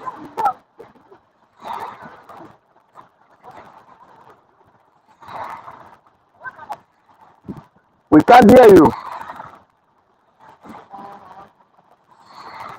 ambia mute kwa sababu amefunga. Can you unmute please? Nimetoa. Niko ndani kabisa. Okay. Mimi kitu nitaweza kusema vile wengine wameweza kuchangia ni ya kwamba vile tunaona ya kwamba huyo Vice anazungumza maneno matamu sana, na anaendelea anasema yeye hapangwingi, lakini anaendelea kupanga watu wengine, lakini wao wenyewe hawajui wanaendelea kupangwa. Ndiposa tunasema ya kwamba kitu tutaweza kufanya ni ya kwamba vile naona Peter Munya nimemwangalia sana, anaendelea kufanya kazi nzuri huko nyumbani, vile anapunguka kila mahali, na ukiangalia watu wanamsikia sana, si kama Kiraitu ambaye yeye ana msimamo mpaka anafikia mahali watu wanamsinda sauti, yeye anafikia anasema ya kwamba watu ndio wataamua nani watapigia pale juu. Kwa hivyo kitu mimi nitaweza kusema ni ya kwamba sisi kama Azimio ni ya kwamba tunastahili tuweze kupanga kampeni yetu ili iweze kuenea kila mahali. Tupange vikundi, unakuta hata vikiwa vikundi 10, moja ikiwa Western, ingine iko Eastern, ingine iko Mandera, ingine iko Isiolo, ingine iko Kisii, na ingine iko Central Kenya. Central Kenya siwewe kama vikundi vitatu, utakuta ya kwamba vitafanya kazi na vitaweza kufikia watu wengi, na watu wengi watakuja kujua ukweli. Lakini tusiwe kama wale wanafuata mtu mmoja. Najua Kenya Kwanza wanafuata mmoja, Ruto. Kama Ruto hayuko kwa mkutano, huwezi kuwaona wakienda kwa mkutano. Kwa hivyo na sisi tusiwe ya kwamba mpaka Raila awe ndio tuweze kufanya kampeni. Na vile nimeweza kuzungumzia ni ya kwamba ukiangalia hizi coalition, ukiangalia hii Kenya Kwanza ni ya kwamba unaona ya kwamba wao, sijaona ya kwamba wameweka agreement ya kwamba Kenya Kwanza ndio itakuwa ndio mgombeaji atasimama na Kenya Kwanza na naibu wake, lakini unaona ya kwamba wanasema ya kwamba Kenya Kwanza yule ambaye atakuwa mwaniaji ni Ruto na atagombea na chama ya UDA. Sasa unashindwa ya kwamba kwa nini waliweza kuita coalition yao Kenya Kwanza kama hawawezi kutumia kama ile ambayo itakao wapeleka State House. Ndipo nikaweza kusema ya kwamba tukiangalia mpango wa Azimio tunaona ya kwamba ni watu ambao wameweza kujipanga vizuri, ni watu ambao wanaonyesha ya kwamba wako na mwelekeo, ni watu ambao wakienda kwa mikutano yao hawatukani watu, wanaongea kile ambacho wanahitaji kufanyia wananchi, na wakiongea wanamaliza wanatoka. Lakini ukiangalia upande mwingine ni matusi peke yake, wanaongea mpaka mwisho, wanaongea chini ujumi, lakini mwisho wanaongea matusi, wanamaliza mpaka mwisho. Ndiposa nasema ya kwamba maoni yangu nasema ya kwamba waja sisi vile Mtembei ameweza kutusaidia ili kila mmoja aweze kuongea, ndipo hata wale ambao wanaofanya kampeni wanaposikia yale maoni yanatoka kila upande waweze kuyaweka pamoja na waweze kuyafanyia kazi ili yaweze kufikia watu wote, waweze kujua ni nini ambacho wanahitaji kufanya. Sasa hizi miezi tumepaki nao ni kidogo, na hiyo miezi ndio tunahitaji kufanya. Na kitu kingine waweze kufanya kama nomination, wacha wananchi waweze kujichagulia watu. Tusiweze kutumia sana kuchagua ya kwamba sisi ndio viongozi ndio wanachagua wale ambao wananchi wanataka, na ile ambayo ile inaua vyama sana. Kama ni Nairobi na city zingine wajaribu sana waone vile watafanya, lakini kama wakienda kuchukulia sana mtindo wa kuchagua direct, ile inaua chama sana. Asante. Bernard, kila mtu alikuwa ameongea except wapi Nuru alienda. Huyu the only thing I would say is that Bernard is coming. On this nomination, I think I hope that we will continue the same we are going, The members of parliament and the senate and the governors, in fact, should be directly nominated by the party. We should not go for nomination. I do not trust, and I'm sorry about this. I do not trust the people to make the right judgment. These same people gave us Sonko. So let us, the county is a very big thing that we need to make sure we put the right people. The members of parliament, we need to get the people who can come and debate and bring some substance. We don't want to bring people who cannot even know what to talk. So I might be on a minority, but I think let's leave the people nominated their councillors, which we call the MCAs. But as far as the members of parliament who are national, the senate, the governors, we should be getting the right people. Look at what we have done in, for instance, in Nyanza. More especially, actually Nyanza, I can call the whole Nyanza. Until Nyonyong came to Kisumu, there is no development in Nyanza. Okay? Let us hold the parties on who they are appointing as governors to expound on their agenda. So what is going on today, we should continue.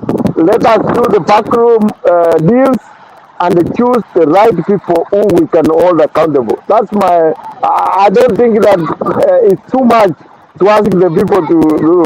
The people, let them use on on 8th August. But as of this nomination, let the party give them the people they want to do work with. Thank you. Bernard, I don't know what you can say about that. Jared, wewe inaonekana wewe unataka kuwa party leader wa chama gani? In fact, if I have a party, I will be doing just interviews on who is going to be there somewhere. Because you see, if people can give you Sonko, can give you Papayao, can you trust those people? Let the people decide now. On them, yes. All the same, I am for the opinion that people to be put before somebody makes to the ballot, we should have vetted them to some degree so that we have quality on the ballot. Then the Kenyans will have it easy in choosing people or voting for people. But if we carry every garbage and put on the ballot, it is, you're beaten by, the confusion. And we may end up with bad leadership by reason of giving everybody the opportunity to be on the ballot. But that said, the party, the party strength and the party systems need to be strengthened. Somebody called me this morning and is very much concerned about the Busia nominations of the governor and all that. He said the stakes are very high. The Ojamong seems to be ready to interfere with the whatever nominations that will be there between Otuoma and Mutua, and then of course they are reverted back to that clanism and said this woman called Mutua. Do we have any Luya name called Mutua? and so people begin to bring in any excuse so that they are able to deny a particular candidate. But at this point in time, I pray that we will have good nominations, and those nominations should be by reason of the parties demanding higher standards. Kama vile Jubilee ilikataa kupeana whatever a ticket ama kuruhusu mtu kuvai kwa sababu he had corruption issues. Let's have that play as a constant standard everywhere, so that the party helps us in sieving the people we bring on the ballot, and wananchi watakuwa na njia rahisi ya kuchagua kiongozi wao ambaye wanaona anafaa, si kwa sababu ako kwa karatasi ya ballot. In fact, Bernard, to add on what you're saying, it is good like a seat of a governor. A governor is going to receive resources for the county. You want to make sure that whether it is your competitor, whether it is, I don't think we have Kenya Kwanza, whether it is UDA and Azimio, we want to make sure that in the event that a UDA candidate takes over, he would be a person who can do something. So it is important for us to keep the great plains. Let have that in any case, whoever who takes, still the count can move forward, rather than seeing other counties continuing moving and others are lacking behind. Okay. Thank you, Jared. Let's listen out on this video before we bring in Mama Selina.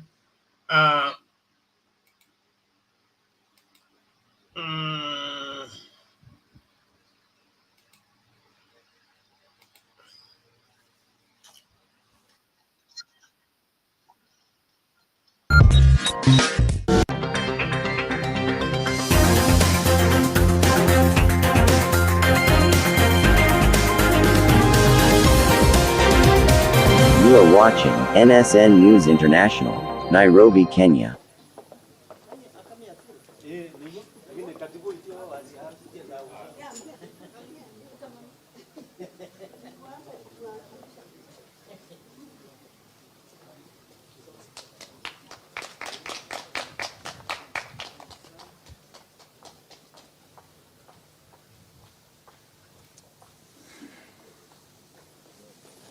Okay. Nipe Patrick my speech.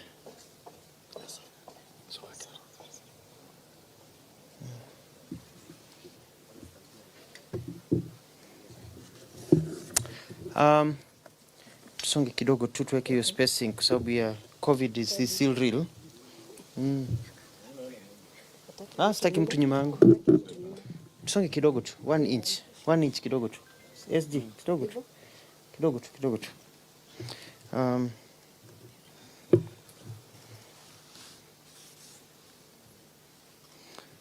Ama mtaka mimi nitoe kofia? Wacheni zenyu. Sisi hapa hatuingizi njeve. Hatuingizi njeve. Okay, wacha nitoe basi. Sawa. Sawa.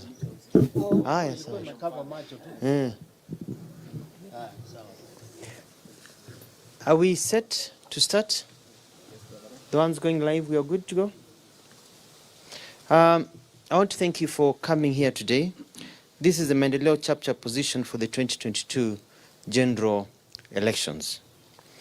After wide consultations and vigorous discussions with the Maendeleo Chapter party leadership, we have decided that it is time for all of us, especially leaders, to focus on what matters most in this country, and that is the people, wananchi of Kenya. Currently in Kenya, the reality is that the cost of living is forever going up. Unemployment is a thorn in the flesh, and the dreams of many are turning into despair. I do believe it is time for a new way of doing things. This calls for the right persons to be at the steering wheel of this mighty train that will take us from dreams to reality.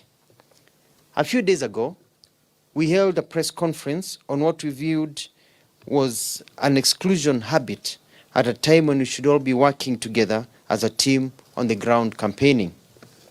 The issue at hand was the concept of what others refer to as a three-legged stool, and the concept of a better and more stable four-legged stool or table.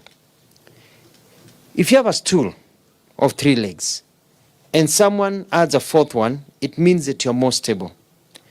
Anyone who insists on only 3 legs can only be doing it for blackmail, because when one of the 3 legs is broken, the stool will have to collapse.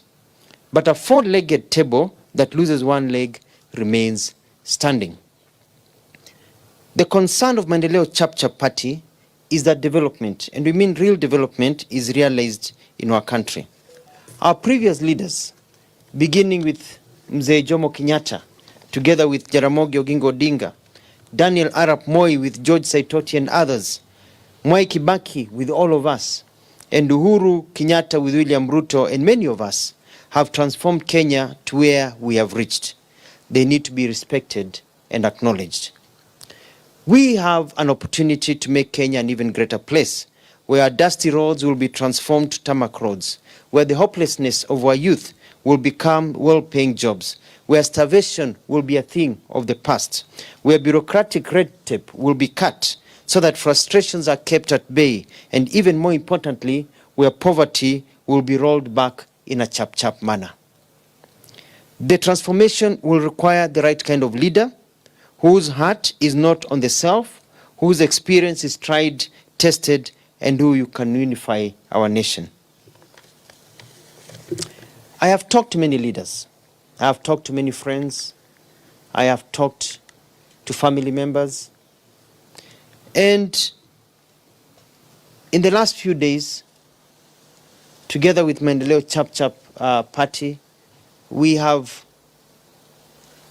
made decisions because we've realized we have options. We are not in something for the sake of it. We have options, and we want to be able to exercise our options for the goodness of the people of this country. And so we have resolved the following as Maendeleo Chapter party. One is that we are grateful to all those who we have engaged with and the support of many Kenyans, and promise that as a party, our agenda will be Mwananchi and development first. It is about Mwananchi, not about positions in government or power games. Two, we have unanimously decided to support the presidency of His Excellency Raila Amolo Odinga under the Azimio umbrella because he is the one who is better placed to transform Kenya. I wish to confirm that I have at last seen the document that was placed with the registrar of parties. I have read it and presented it to my team, and we are satisfied. Therefore, three, Maendeleo Chapter will work together with all the other Azimio parties to campaign in every ridge and every hill in our nation. From the Savannah grasslands in Taita to the amazing Longalayani of Turkana, from the fresh waters of Lake Victoria to the massive blue waters of the Kenyan coastline, from the mango farms of Ukambani to the sloping hills of Miraa, Macadamia, tea and coffee of Mount Kenya, to each corner where the heart of a Kenyan child beats as their eyes open wide with dreams of a good life, we will campaign for Raila Amolo Odinga and for Azimio.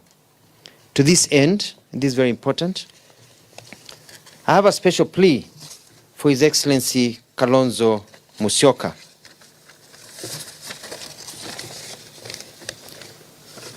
Your Excellency Dr. Stephen Kalonzo Musyoka, I respect you. But this campaign is not about you, and it's not about me or many of the leaders vying for office. It is about the aspirations of the people of Kenya, and at this juncture, it is about the victory of the great Jacom Raila Amolo Odinga. Therefore, I request you humbly, let us work together, strategize together, and even campaign together, because that is the only way we can win.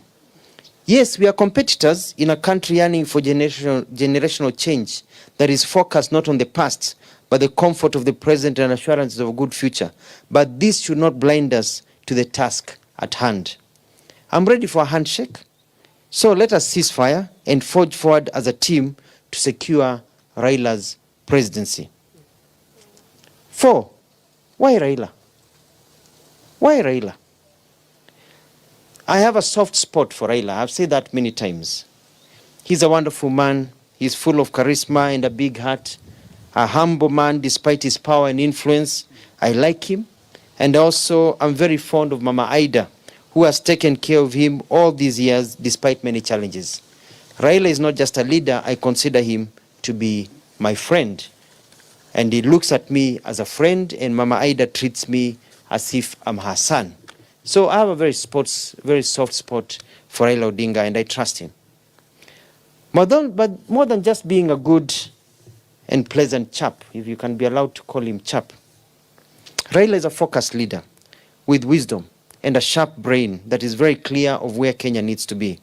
He's a diplomat par excellence and a strategist who is able to unite the people while at the same time ensuring we all score. He's a captain, a pilot, an aviator that will take us beyond the skies to prosperity. And truth be told, it is also his time. It is also Raila's time. Just like it was Nelson Mandela's time on May 10th, 1994 in South Africa, this August 9th, 2022 is the time for Raila Odinga to create the country that even our unborn great-great-grandchildren will forever be proud of. And lastly,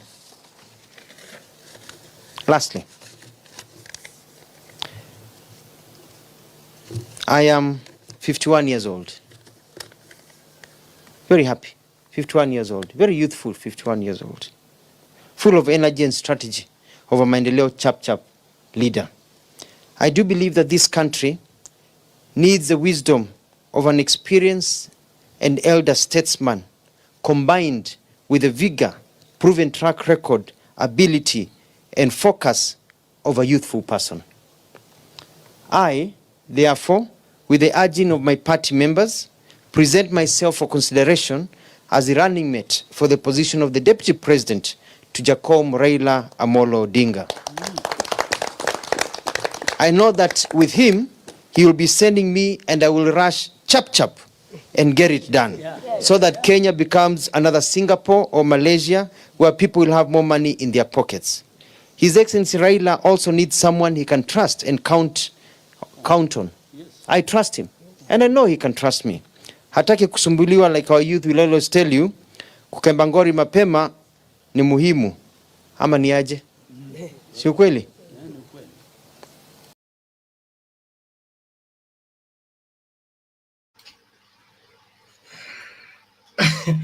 I don't know what to say on that one. Mama Selina.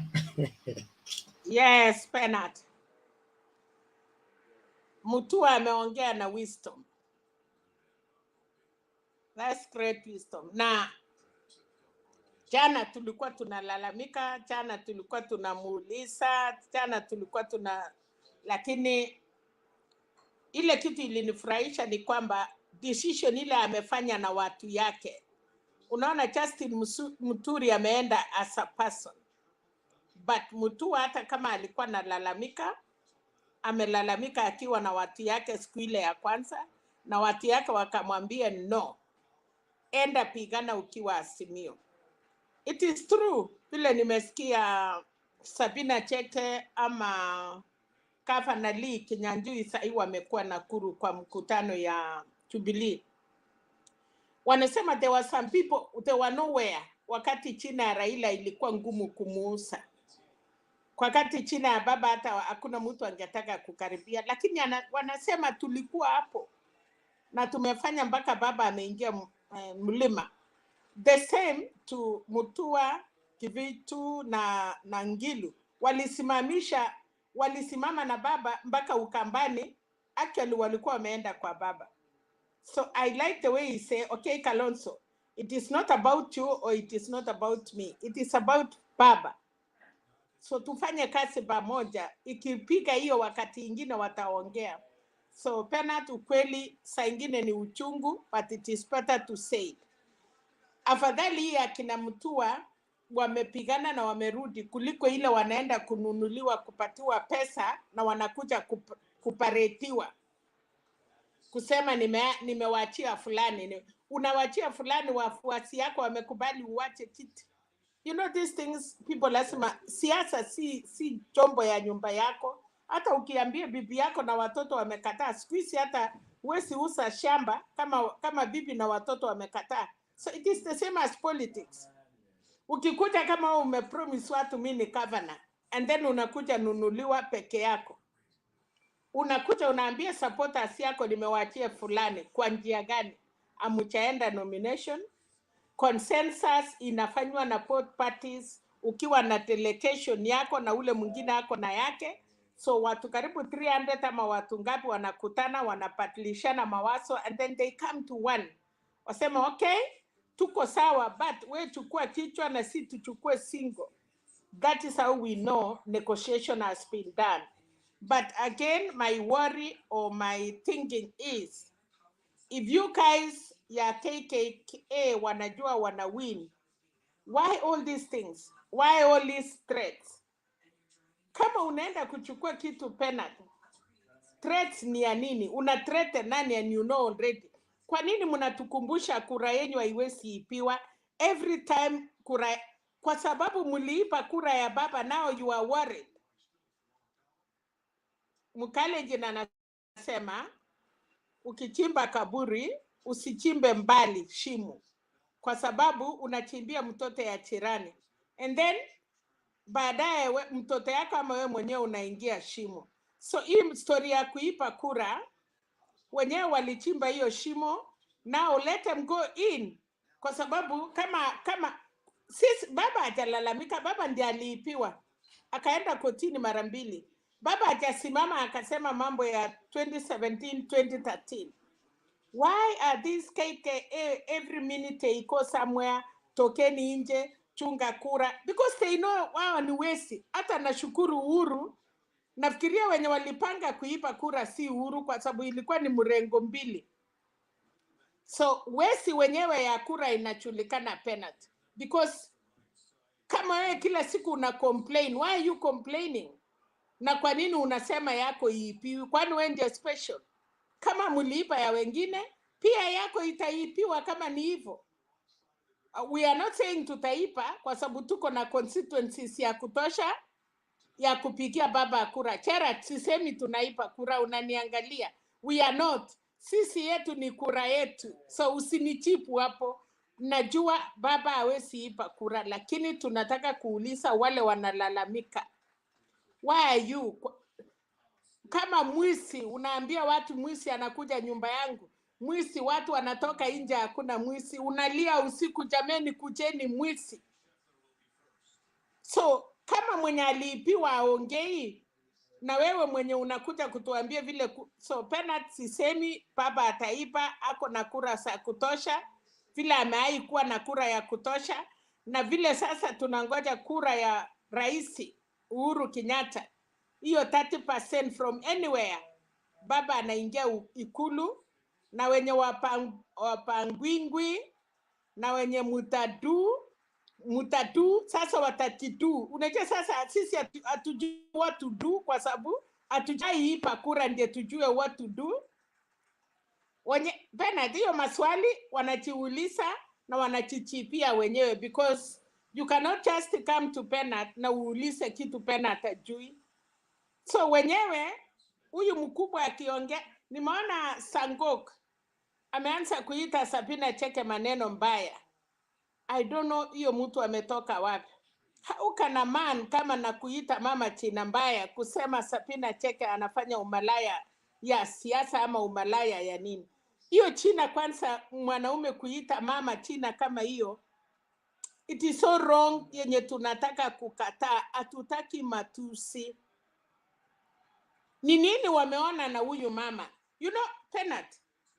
Mnasema Selina anafanya mbaya kufananisha ndoa na nini na nini. Ona vile wanatumia. Kama msichana akutaki, wachana naye, tafuta mwingine. But kukuja kutusi huyo mama kwa sababu she's a very strong person, haisaidii kitu, hata aseme mara mia ngapi kwa Central. Hiyo ni kama chura. Baba anasema chura haiwezi zuia ng'ombe kunywa maji. Asante penalty. Lakini hao watu waambiwe, hatujui hiyo story ya kuipa, wenyewe wajue vile walifanya na wajue vile watatipia, ni shauri yao. Thank you penalty. Okay, asante Mama Selina kwa maoni yako na mchango wako, na ni muhimu kila Mkenya aelewe kwamba sio kila mtu anaita mwizi ameona mwizi, anaweza kuwa yeye ndiyo mwizi. Kwa hivyo lazima tukague, hata anayetuambia huyu ni mwizi tumuulize, umejuaje huyo ndio mwizi? And then of course, as usual, we have been saying here over and over, Baba is a credible candidate. The only issue here, he doesn't have a serious challenger. If Baba was running against a serious candidate, then the need for, looking for support in order to get him a win will come into play. But from the look of things, Baba has no competitor in these particular elections. He's running against jokers and people who have nothing to offer but threats and empty rhetorics. We needed to have an election that is having two horses. Not this one is not turning out to be two horses. It is one horse, and the other one is not even a mule, and it's not even a donkey. And so this is straightforward to State House. That means everybody to get up and go and vote just to ratify. Ratification is when a law has already been passed. We just go to second it and approve it completely. Hii masuala mengine ya kusema kura yangu haiwezi kuibwa, mimi nakaa kama ile naweza kuibiwa, hiyo masuala yote ni vitisho tupu ambavyo havina chochote. And then there was the claim by, what is his name? Nduale the other day said all the key people in Uhuru government have now gone to join the deputy president. And I think it was Andrew yesterday who said from that fact, it is confirming that there was really a plot to impeach the president, because all the people that had key roles in parliament especially have all been grouped up into the Tanga movement.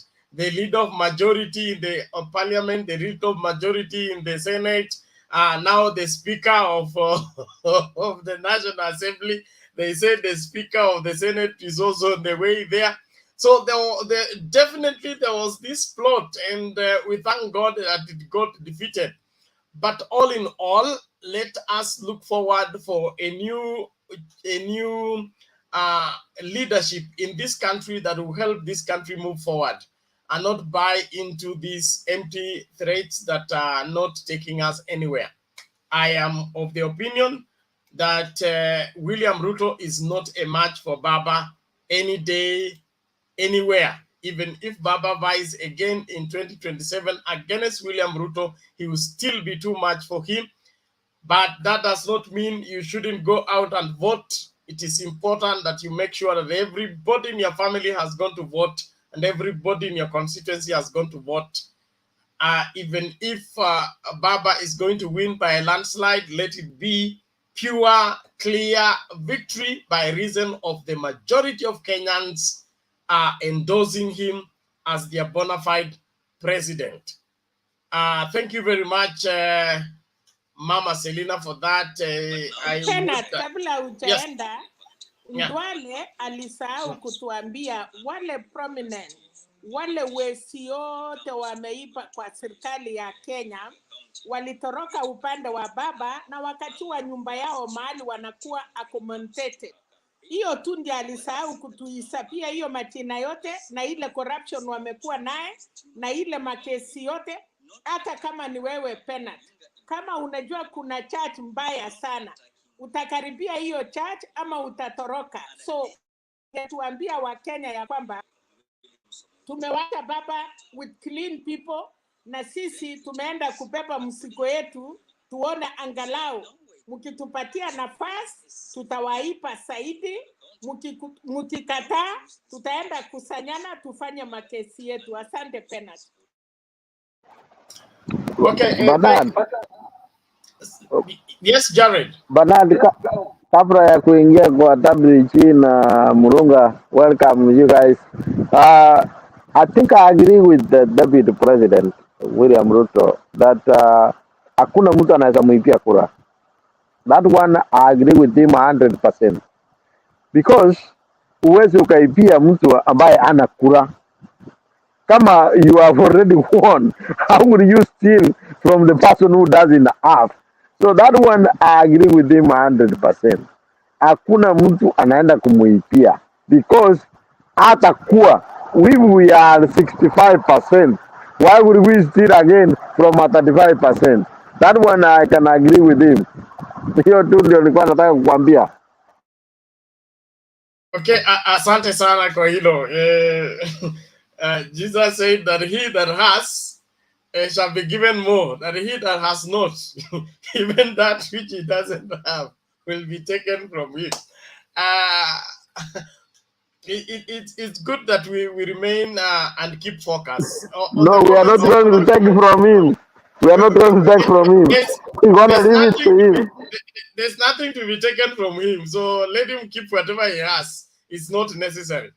But I wanted to straighten out something on the comment section. I want us to keep into the debate and not go into making fun of what we shouldn't be making fun of. I really want us to remain civil and don't give us reason to block you because you are crossing the line. I don't approve of the fact of the matter of branding people to be this and that and to have taken this from where. Please, let's just respect one another. It is still Sunday. We have come from church. Those of you that go to church, let's keep the sanctity of life and the sanctity of our belonging to whoever we belong to rightly. I don't want to go personal on the issue of having exchanges with Alex or whoever it is that is bringing up the debate. I am not in this debate. I am not on that topic, and I shouldn't be a matter of discussion. I'm only facilitating the conversation.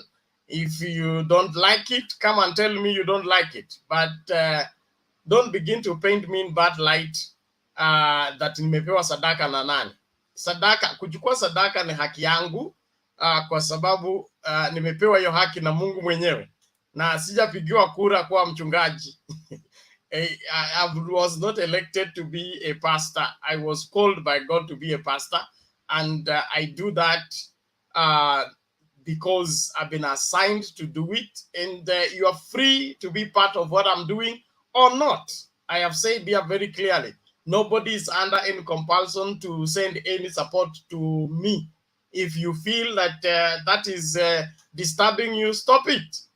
Mtembei TV has been here. We've been hosting this program for as long as we have been here. So let's not look at this as if is a game to play with. I wouldn't want to be here, facilitate this program, and then end up being, stoned or being painted wrongly. My name will soon be gazetted for some senior post somewhere in some religious organization, and then ninyi mnaenda hapo comment vitu hapa nimepewa sijui nini na nani. Staki hiyo maswala tafadhali. Let's watch that. Thank you very much. Lakini Banati, utuambie tafadhali tukupatie sadaka kabla ya kuchukua kwa Ruto, sababu hiyo ya Ruto haijaenda mzuri sana. Naambia Alex akuje hapa tuambie Kisii inaendaje badala ya kuwa kwa comment section. Anahepa alafu ananibrand mimi nimeenda Karen kupewa sadaka. Mimi na hata Karen najua ni wapi. And even if that's the case, that is not the place to go for sadaka.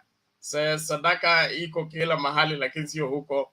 Hiyo ni iko na kizaazaa, na sitaki kizaazaa kwangu, sitaki kizaazaa Kenya, sitaki kizaazaa mahala popote nilipo. Thank you very much. Naomba WG toe maoni yake. Asante. Oh, Bernard, good evening. Mama Selina, Jared, and Bwana Murunga. Asante sana. Now, I'm not going to follow the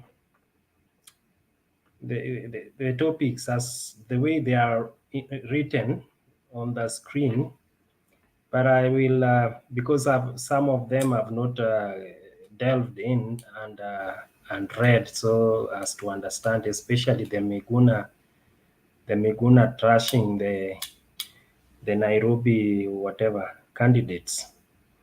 But I have a few issues that are burning, and one of them, let me begin by Alfred Mutua. You know, already the UDA guys had already were already filling with hope that the guy was actually, someone had indicated that he was 20% loading. He was moving to the other side. So that shows how disparate they are, and expecting, fallout, small fallout from the Azimio, which is not forthcoming. So he came back and supported and showed his willingness to support Raila Odinga's presidency and the Azimio group, and which is so good for us. And he also came up with some unexpected announcement that he wouldn't mind becoming the deputy president, and this this was some kind of rivalry to the Kalonzo Musyoka wing of coalition, that is the Wiper, and it also now degenerated into shouting match, because immediately I also saw the Wiper group in terms of Mutula Junior and Manzo coming up to shout and to dismiss Mutua. I think Mutua and I think by extension the other parties that had complained, from what Mutua had indicated, I think they are sorted, and they also dismissed the other three legs. The legs, the issue of legs also arose, whether the stool should have three or it should have four, so that in case one breaks, at least three will remain more stable than two. So Mutua was like, some people want to sabotage Azimio because they want, if one leg goes, then only two will remain, and therefore they will hold the Azimio in general, captive. Which I know, which I think is very realistic. That although it was mambo ya kufanya mchezo, but I think it was so realistic. Bernard, it's not the first time we are having lots of tug of war with the Wiper or Kalonzo Musyoka. This is the second time. You remember the first time when someone ran away with the certificate, and Manzo himself was the guy behind it, and they are back there. And judging from the way they are coming and persistent with the raising, or distorting everything, then I think all is not well with them, either from the fact that they are feeling bad because Raila Odinga welcomed the three governors, Ukambani governors, and sidelined them. So this kind of bad feeling is what is driving them to be the way they are.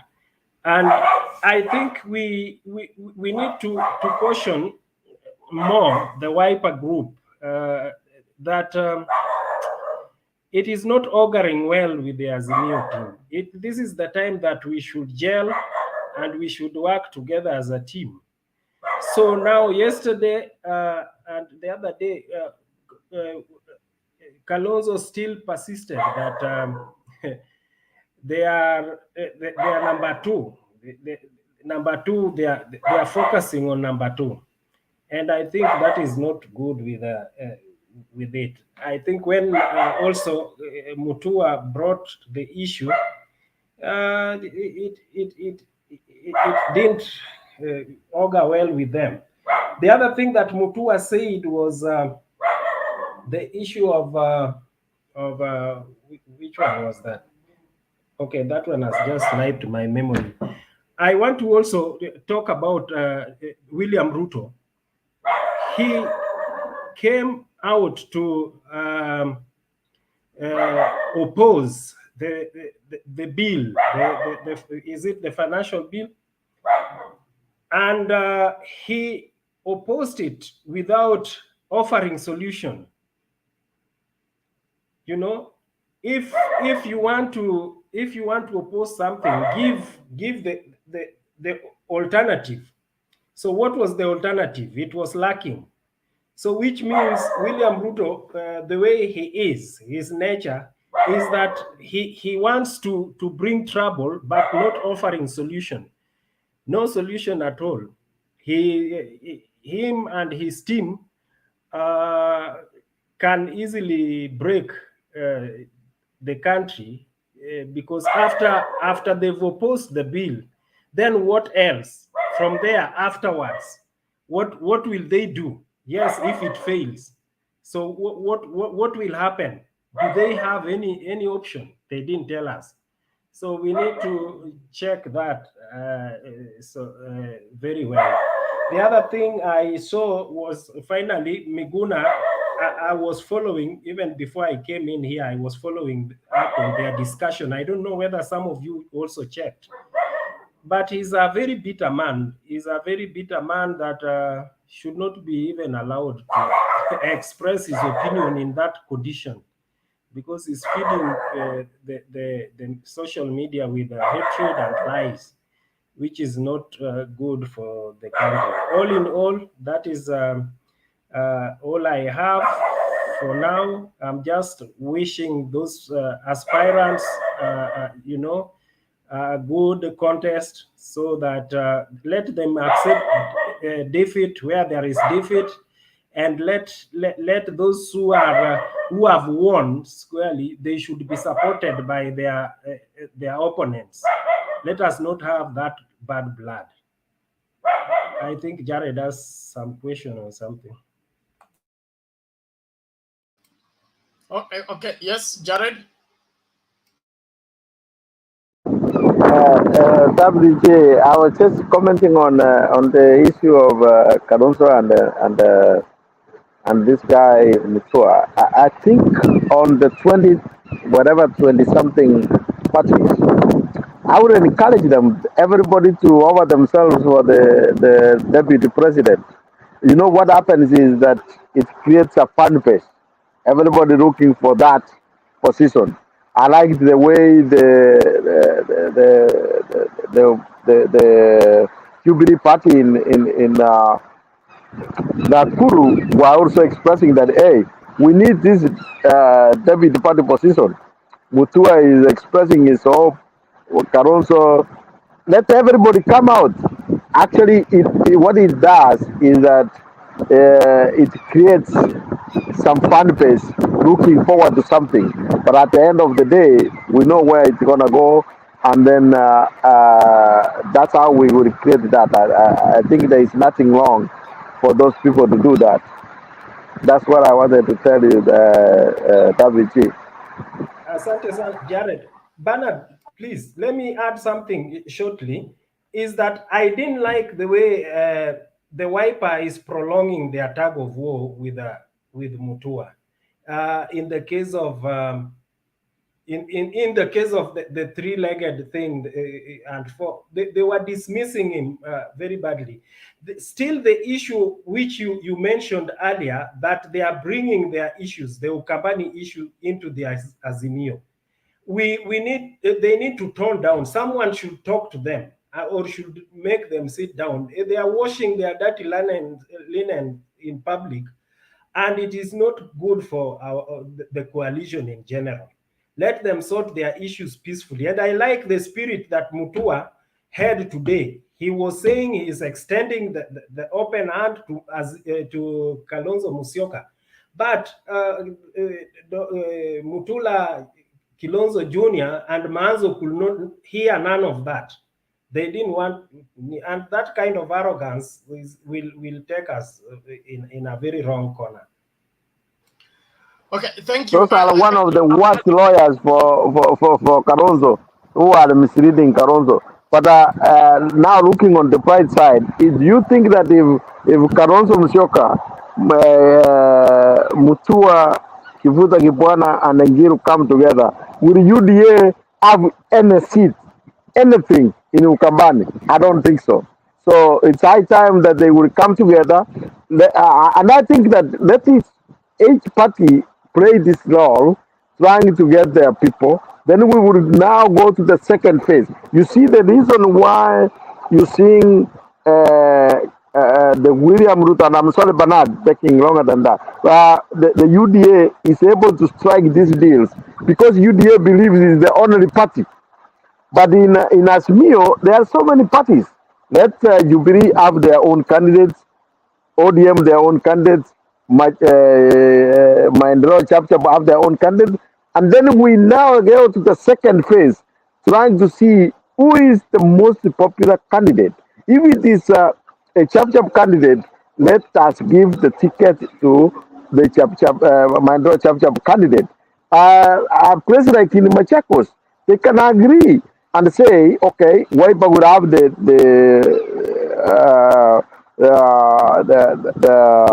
governor, and then the Mandra Chap would have the deputy. We go to Mwingi, they would have maybe in Matamungiru to have a running mate from Wiper. Once we come to those consensus, I am telling you, we will wipe UDA from Mukambani completely. Thank you.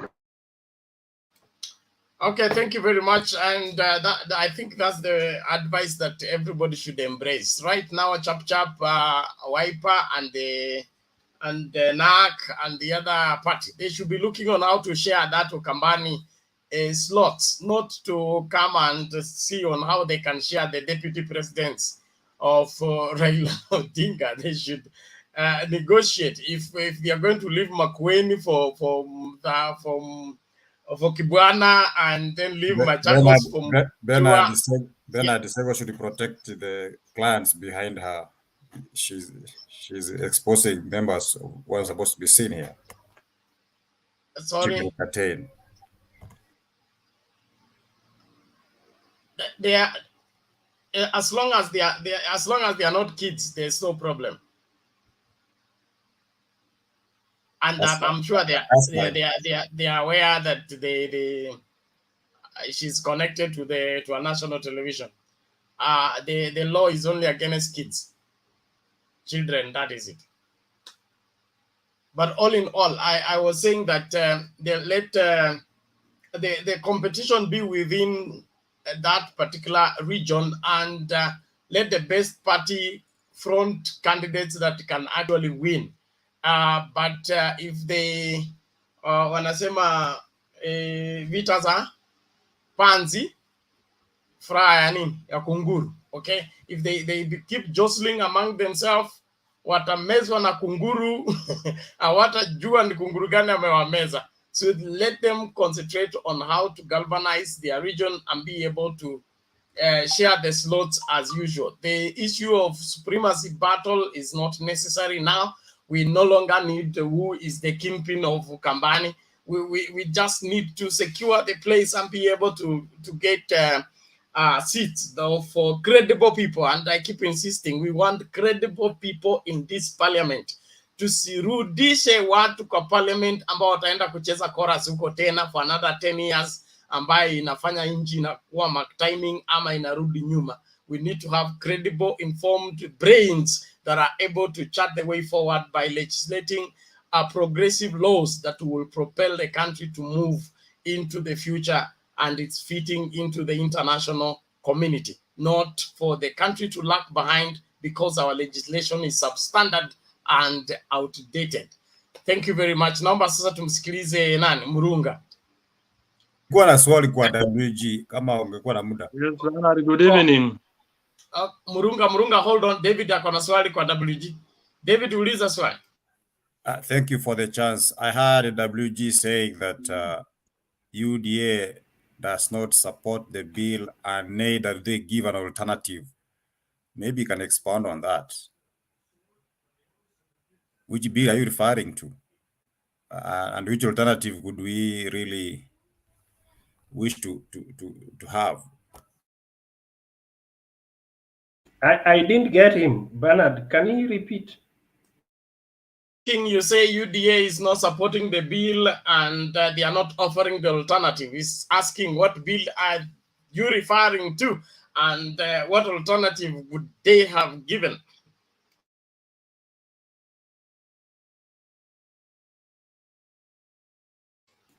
Well, yeah, I watched that on Citizen TV. Yes, where they were in today, they were in Central, I think, and they were opposing. I think that this is is it the finance bill? And the proposed budget. The proposed budget, that is the thing. And they were saying that it brings with it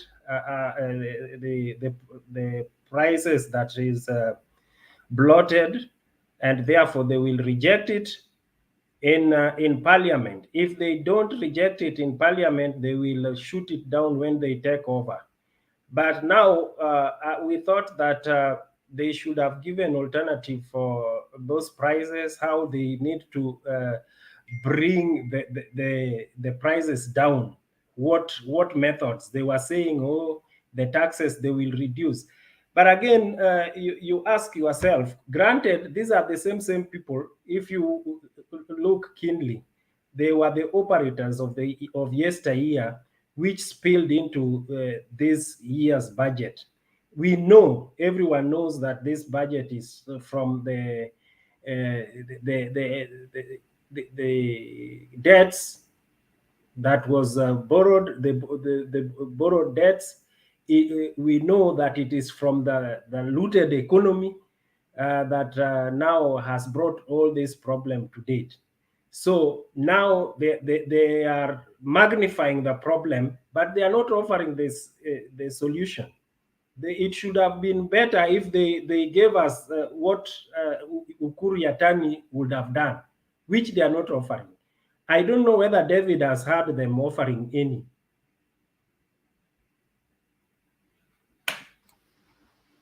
Yeah. David, have you gotten that? I rest my case. I just wanted to know which bill exactly is talking about, and I got it. Okay. Thank you. Bwana Mrunga, karibu. Yeah, good evening, everyone. Good evening, Mama Selina, Jared, WG, David. Yes, Bernard, I have a very serious issue today, and especially the issue on zoning. I don't know who is advising our Azimio principles, because I find it difficult to believe what they are saying at the moment. And it seems like we are headed to what happened in 2017, because we are seeing a situation whereby we are likely to lose the seats that are meant for Azimio. These are, for instance, Bernard, look at how we lost Langata constituency. Yes, how we lost a number of the constituencies that were meant to be won by us. This is something that we really need. I don't know if I don't know who advises Raila Odinga. Today, I just want to talk about Azimio, more specifically on who is advising Baba, and who advised Baba that we should actually do away with the zoning. This is where William Ruto is now targeting, because when you look at what they are planning, when you hear what they are planning, and you will agree with me that they are really focusing on fielding one candidate per constituency, one candidate per every post that is going to be contested. And here in Azimio, we are talking about each party fielding their own candidates, knowingly that we may even lose Kibra. We may lose Kibra, we may lose serious areas that we have been in control of. We really, if we are serious about winning the election and winning support for Raila Odinga, we must stick to this. We must do the zoning, and we must have serious candidates contesting in every constituency, every county, just like that. You've seen what Kenya Kwanza did yesterday. They have brought us Sakaja. Yes, Sakaja will not be able to beat an Azimio candidate if we front one candidate. But if we mess around and say ODM fields a candidate, Jubilee fields a candidate, alafu hao wengine Wiper are talking about Sonko, then what is the essence of us going to an election knowingly that we're going to lose this election? Winning election does not only mean winning the presidency. No, it means winning the seats that are so critical to us and winning the seats that we dearly need to win. And this will start from the areas that we have been in control of for years, over the years. William Ruto is a new entrant in Nairobi. He has no control over Nairobi, but this is when we are going to hand it over to him. If we continue advocating for no zoning move that we're hearing, it will be very unfortunate for us to try to support what Baba is saying. Yes, WG, I would listen to you. Thank you for granting me that opportunity very fast, even before Bernard contests comes in. So what I want to say is I also have the same feeling, but there's this delicate balancing between democracy and you know, they call it what? The joint discussion, how do we call it? The consensus. Consensus, yes. Yeah, consensus. It's bringing heat even in Nyanza, especially in Homa Bay. And I just want to, talk to the aspirants.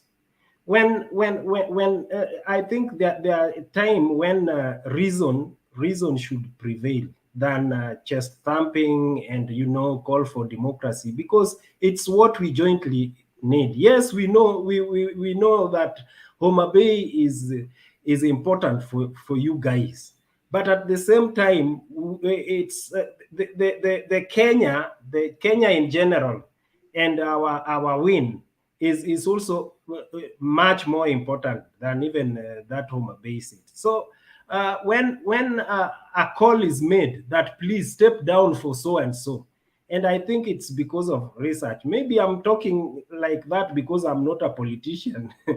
That's the reason why I'm seeing this. I'm seeing it in this sense. But especially what Murunga you've mentioned about Nairobi, you can imagine if someone now is being told to step down for the other. You saw today Sakaja and Margaret. They were just laughing and they were enjoying the whole thing today. But now it turns out that someone now wants to chest thump, and wants to show that he can challenge Raila in some contest, and then it doesn't make any sense for us. Even if you were to go ahead and win it, that acrimony will not just end. We will say like you are not a team player. So, and that team playing is what we require for this election. Asante. Thank you for your input, WG. So what I was saying is exactly what WG has also actually aired. Bernard, we need to be serious, and especially people who are hanging around Raila Odinga, those who are telling him that we go for, we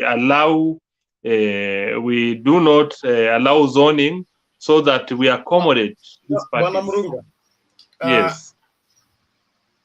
I share your concern and I understand you well. But when you make it a Raila issue, you even make it more complicated. The Azimio or whatever coalition has its secretariat. ODM has its own national election board. All these things are not Raila's decisions. And when we make them Raila decision, we even make it sound so bad that the rest of the world wonders, what are we talking about? We cannot have 36 or wherever 26 political parties and expect for us to be reacting to UDA that has 5. A mother who has 26 children and is cooking for 26 children will not be equal to the mother who is cooking for 5 children. So we shouldn't even be comparing this. We have 26 vested interests. To strike a balance in this is very difficult. So the best we can do is try and see which section can consensus work. The other one, we have to go for nomination.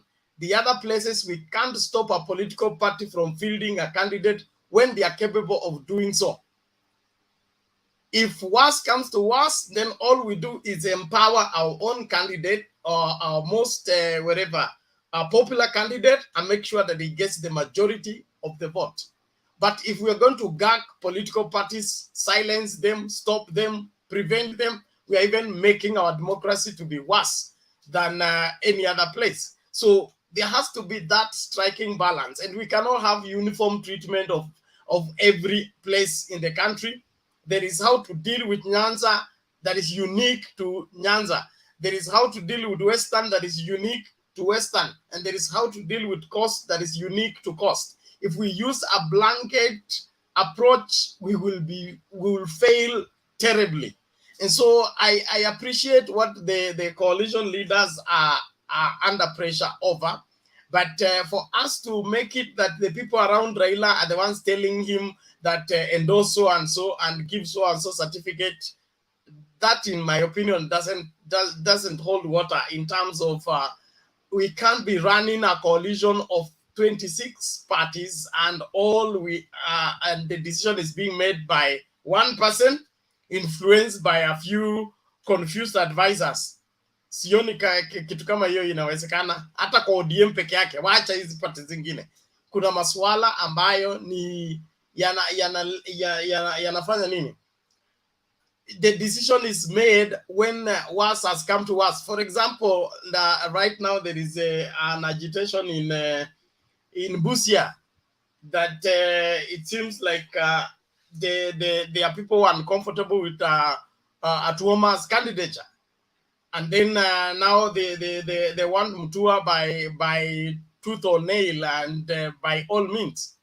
Now that's a very serious matter. And then remember 2017, Atuoma won the nomination, but it was leaked that he is a mole and he's taking that governorship for the other political party to cross the floor as soon as he's declared a winner.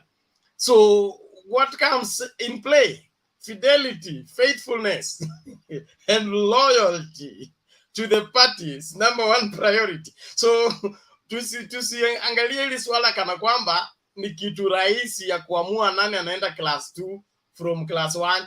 Hii ni mambo ngumu sana na lazima tuwei watu ambao wanaweza kuingia scale moja.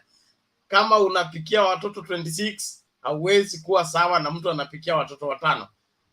Yes, Douglas. Thank you, Bernard. I want to respond to that issue raised by Murunga and WG about the zoning. Rightly, as you said, there is a lot of pressure in the Azimio Secretariat. Balancing of the 26 political parties is a delicate balance.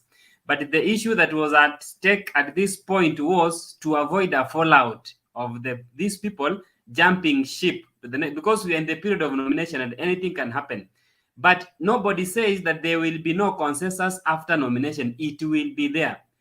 Maybe I don't want to speak for Azimio, but what I think is they are waiting for the other candidates to be brought on board because they have only one party. Who would be chosen for what constituents? Who is that candidate? What is the ability of that candidate? Then it means if now Azimio has 3 candidates in the same constituents, it is easier to call them, sit down, and have consensus on who now is best to face the other one. And that will be the best game. It will be a cleanest game because now you could have seen from every party who is strong, who has more following. After you've conducted your statistical, those polls, who is now strong to face the other candidate because you've already known the candidate. Like in Nairobi now, it will be easier for Azimio to say now, Team Orongatia is well placed to face Sakaja because now it has been known that from the UDA side, we have Sakaja. It will be easier to say it's now Sakaja. So nobody says that there will be no consensus. So the issue that was at stake is how do we avoid a fallout at this particular point before we deposit our coalition agreement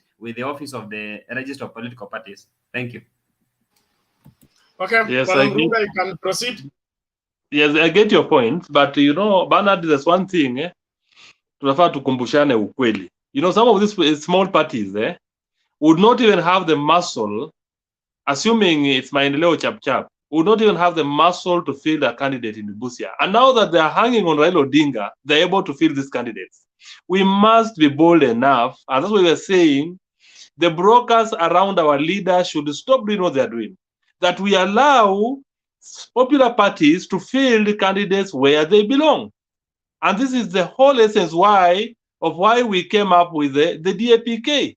And that's the reason why ODM is not fielding candidates in Trans Nzoia and Bungoma. And Bernard, you'll agree with me that will work in those regions. And if you let these small parties because you see all the candidates who are contesting in those regions, wanaona, oh, this chama iko ndani yetu. You've seen the other day, Gumbo went for UDM. You see, assuming that UDM was running alone, would you find those people going for those tickets? It's because of Raila Odinga. And that's what we are saying. We must be very strict with who is contesting where and which party should be fielding where. Because even the consensus might not even work for us. People are already investing in this thing. So how do you come and tell me, after I've spent millions and millions of money, that now step down for saying so it's more popular than you? It is time, it will be late, and it will not work, and it will backfire. And that's when some of these candidates will now opt for campaigning for the opponent. So this is why we are saying this. Let us keep the game. Let's have a straightforward game. Mambo ya kudanganyana tuache, Bernard. I'm an ODM member. I remain in ODM, and I'm a very loyal member of ODM party. And in fact, Bernard, for information, I contested in 2007. Yes, I lost the nomination. I supported whoever won it. Today, I'm also agitating for the same. Let us have those who lose fairly should not be allowed to go contest in other parties. You know, get to Bernard. Because we need, after Raila Odinga wins the election, we need members of parliament. If we don't do that, because William Ruto already knows he's going to lose this thing, he has now gone for what we will say winning the parliamentary seats. And this is going to, he knows how to do it, and he's doing it smartly. And that's why you see consensus seems to be working for him.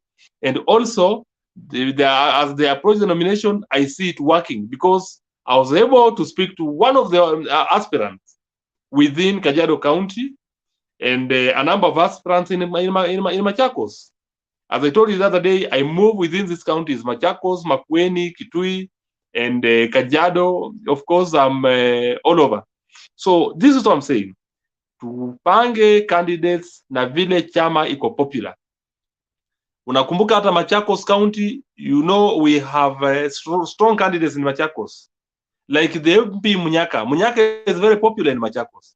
Munyaka can contest on any party and win the seat. Even without Wiper, Munyaka still wins. You've seen he has won how many times? Twice, 2013 and 2017. And he's going to do it with and he may do it with UDA as well this time around.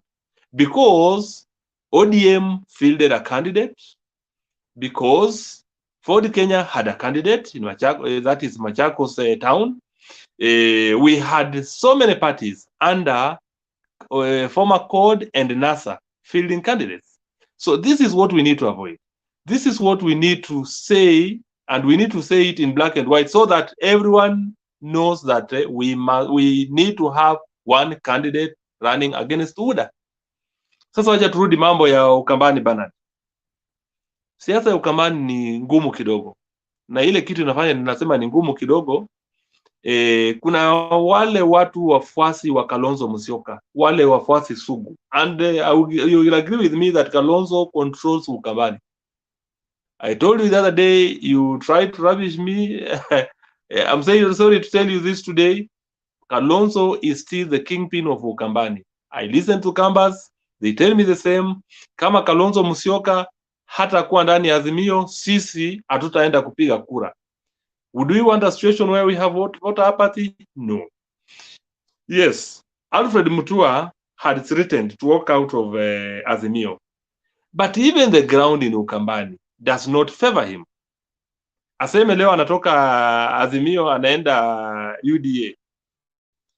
What is in UDA for him? In fact, Alfred Mutua fears, because his fears are, he's actually running, finishing his term. He needs something to cling on. Na ndio sababu unaona yeye mwenyewe anang'ang'ana watu, anasimamisha watu. I saw a lady speaking from Busia County.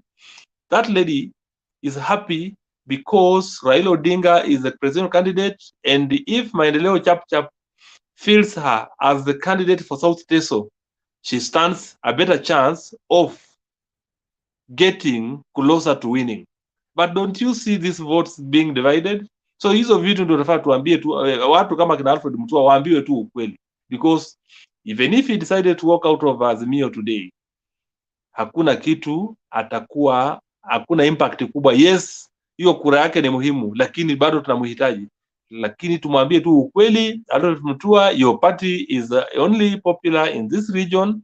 Wewe field candidate hapa, let's negotiate with Kalonzo Musyoka, Maendeleo Chapter, Wiper, Muungano Party na ile chama ya NAK watafield candidates mahali fulani, kila mtu atafield mahali hii, ili tuweze kujua kuwa na mwafaka na tuwe na tupate viti, tupate parliamentary seats na to win gubernatorial seat, because it's only Kalonzo Musyoka who has been a kingpin without a governor in his region. A kingpin without a governor in his region. Remember, Alfred Mutua is still on Chap. Kivuta Kibwana on his Muungano Party. Mama Ngilu on NARC Party. Wiper had only one governor in Taita Taveta. So ndio huyo tayari alihama. So yeye anapigana sana, because hata kwake sahi Machakos County, Wavinya Ndeti seems to be the most popular candidate. And we also have Mr. Mutemba, who is also perceived to be popular. Then remember, there's also a candidate of Waita, deputized by the current speaker of the Machakos County. These are serious contenders in Machakos. And that's why I'm saying, even Wiper itself, if they don't do it, assuming we say that we don't work on the zoning, then Wiper is likely to lose the seat. So Kalonzo Musyoka pia ambiwe tu ukweli, we are not going to field a candidate in Machakos. Wewe na Alfred Mutua muwe na handshake yenu, muone vile ni nani atakuwa popular, nani ako popular hapo, asimamishe candidate against Muda. Hapo tutakuwa na mwelekeo mzuri. Upande ule mwingine pia wa Makueni, we will do the same, so that we have popular candidates winning these seats. Hii mambo mengine ya kubembeleza hawa Ukambani, people in Ukambani need to shape up. Na hii vyama ndogo nayo isikuje na vikwaso vingi, putting Raila Odinga under pressure at we must field candidates here and there. No. Kama wewe uko popular Northeastern, wewe ng'ang'ana na huko, na ujue ya kwamba una field candidate ambaye ataweza kuleta kiti. Hii mambo ingine tuachane nayo. Na mimi najua ya kwamba I will vote in Kajiado East.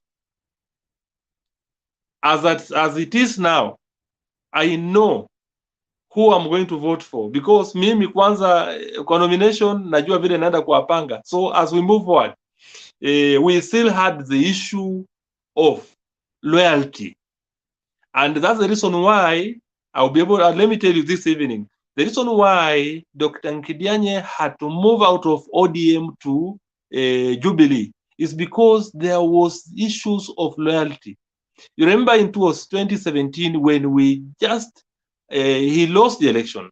ODM as a party had a petition in court.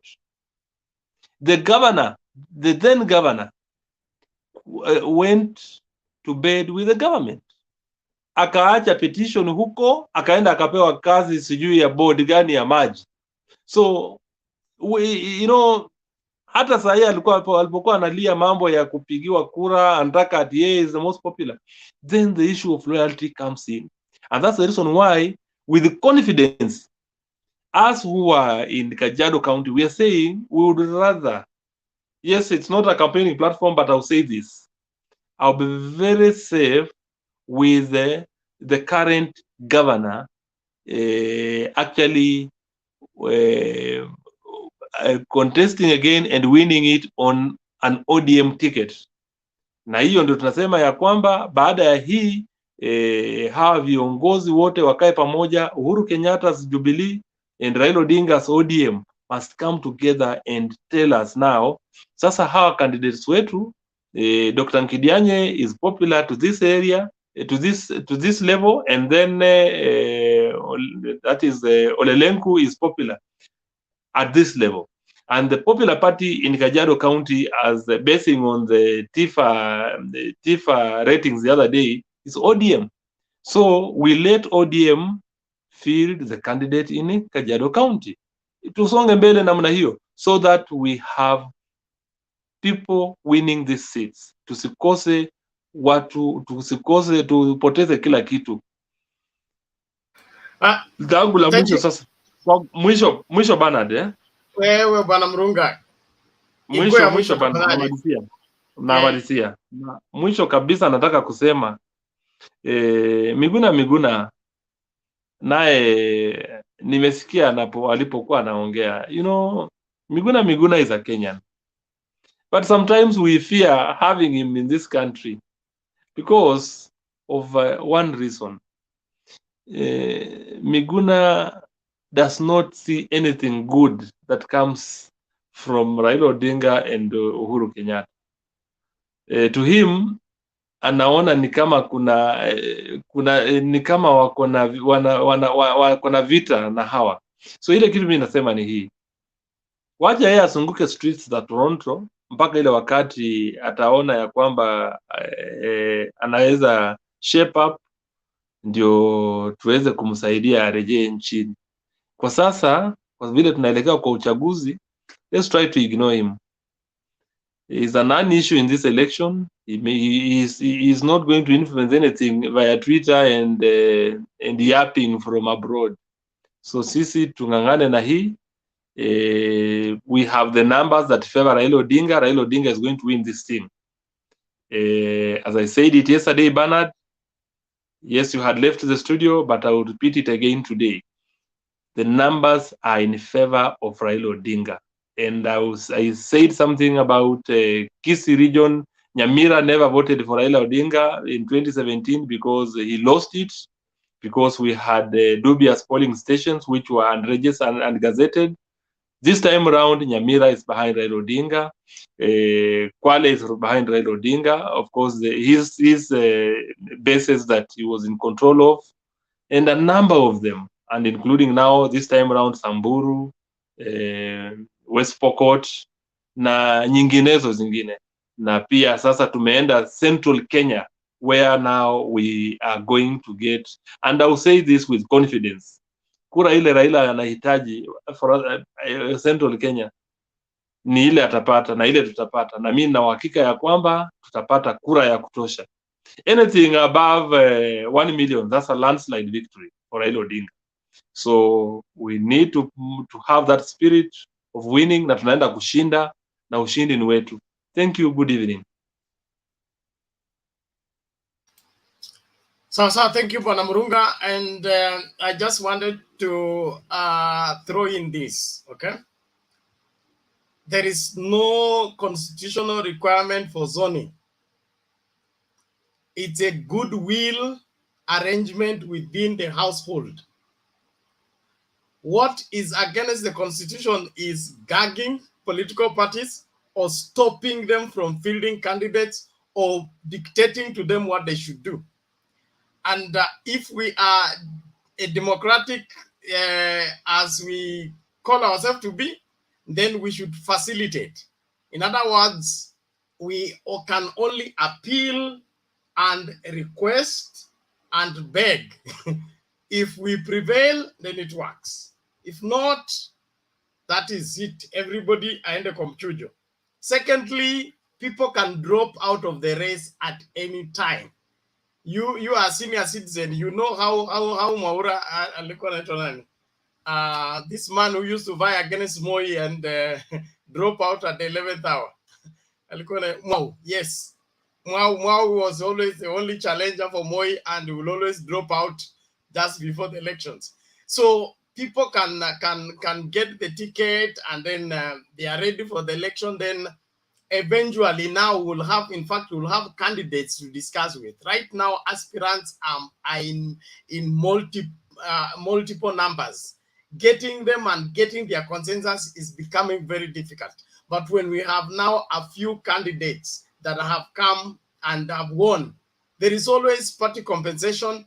They can settle your expenses, and you go home, go and try something else, or promise you a nomination Bernard, in please. the MCA Bernard, or in the county Bernard, level. So, yes.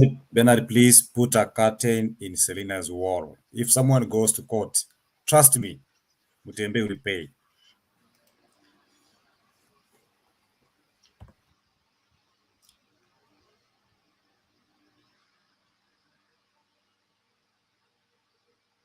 Okay, I did not notice what is happening there. I don't understand, but it's okay. Let's do this. I even lost what I was saying. I was saying we can always prevail over candidates when they have become candidates. Right now, everybody's an aspirant and he thinks he's strong enough and is able to take, when they have the ticket, they are able to get the votes. There are people who get to the ballot and only manage 5 votes. They should ask the people who have run for president, the Olekiapi and the other guys who get 2 and then 3 and then 4 and then like that. And at the end of the elections, they can't get to 100,000 votes. So as at now, let's strategize, be able to understand who is who where, but the only interference that I would not want to have is this hereditary, where the people leaving office want to influence who comes in the office next. Like in Busia, I hear Ojamong is very strong and he wants to determine who inherit him.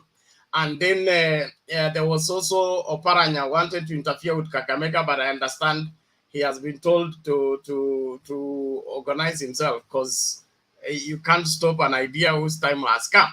And so it is important that we avoid interference, let people do nominations, and let the best man win and be able to secure the seats. But also the buying into the fear that we will lose to UDA if we don't do this. We will lose to UDA if we don't do this. If we lose to that, fear in itself is also too dangerous, and it gags our ability to forge forward.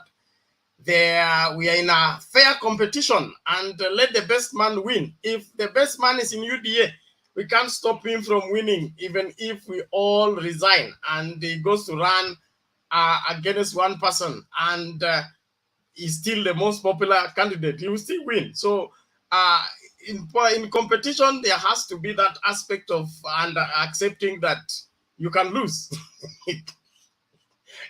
you can lose even when you have done everything right. Okay, how many campaigns have we read successfully? 2007, 2013, 2017, and we won and we did not occupy status. So mambo inaweza kuharibika mahala popote wakati wowote, but let's have that capability of ensuring that we lose fairly or we win fairly. And one way of winning fairly is ensure that the people that we are prevailing over to leave the seat for our candidate are also comfortable. Sio kuwasomea toka hapa, uhitajike hapa, you are not popular and all that. Let's not intimidate them, because they may not run in 2022, but they will be viable for 2027. Our purpose is not to kill the politics or kill the politicians, but cultivate them so that they are credible future leaders. I think we settle it there. Tumlete Bwana David. Karibu. Thank you, Bernard. I just wanted to share some sentiments as put across by Murunga that as a president, in as much as you've tried to counter it with a lot of explanation, I understand from where you come. But as a president, for you to pass some of your, how can I call it, policies and implement them, you need the support of the both houses. It happens everywhere because you may have very good policies which you want to implement, but because you lack the support of the house, those policies will derail. So for any president, be it Ruto or Raila, who's going to be there, must have the support of the house. Otherwise, you'll be a toothless dog. Another fear is that, sometimes even myself, I doubt the support of some people. Trust me. They may use you as a bait to advance their own political agenda or power struggle. So if you don't have members of parliament that are allied to you and loyal, people can take you rounds and circles. You may be a shell.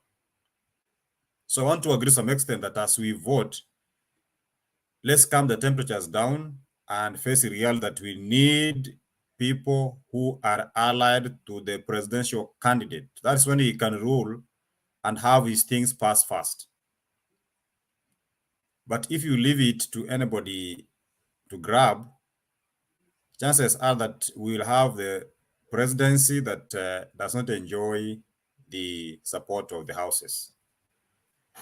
Secondly, I want to say that it's good that Murunga has mentioned having lost in a nomination.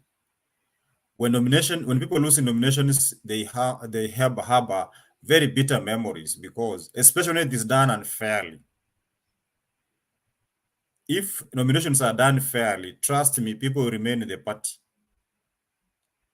So in as much as we focus on national issues, let's also focus on the ground and ensure that our nominations are above board. That is what Murungu made Raila lose elections in Nyamira, not because we had funny polling stations. I come from Nyamira and I'm a very close political follower. We were not very happy with those nominations. Trust me. We were not very happy with the nominations, and to date, we haven't settled the scores. But if people are allowed to contest fairly, we have gone for an interview where you have one chance and you have 5 of you. Your friend gets, do you cry? No, because you know it is a fair game. But when it's unfair, you harbor grudges. So we want to encourage our political divide that let's have fair elections, fair nominations, and have the people. If you lose today, I'm happy to hear Murungi saying, I lost and remained in the party and supported the one who won. That's a spirit of statesmanship. Some lose today, tomorrow they are throwing very harsh words, ho, ujama, ho. We lose credibility because to you, when your interests are served, the party is good. When they are not, the party is bad. That's not what we're supposed to be. Lastly, Bernard, you have mentioned that it's good to have people square it out. But again, I want to agree with you to some extent. If ukipanga watu pia italeta mambo.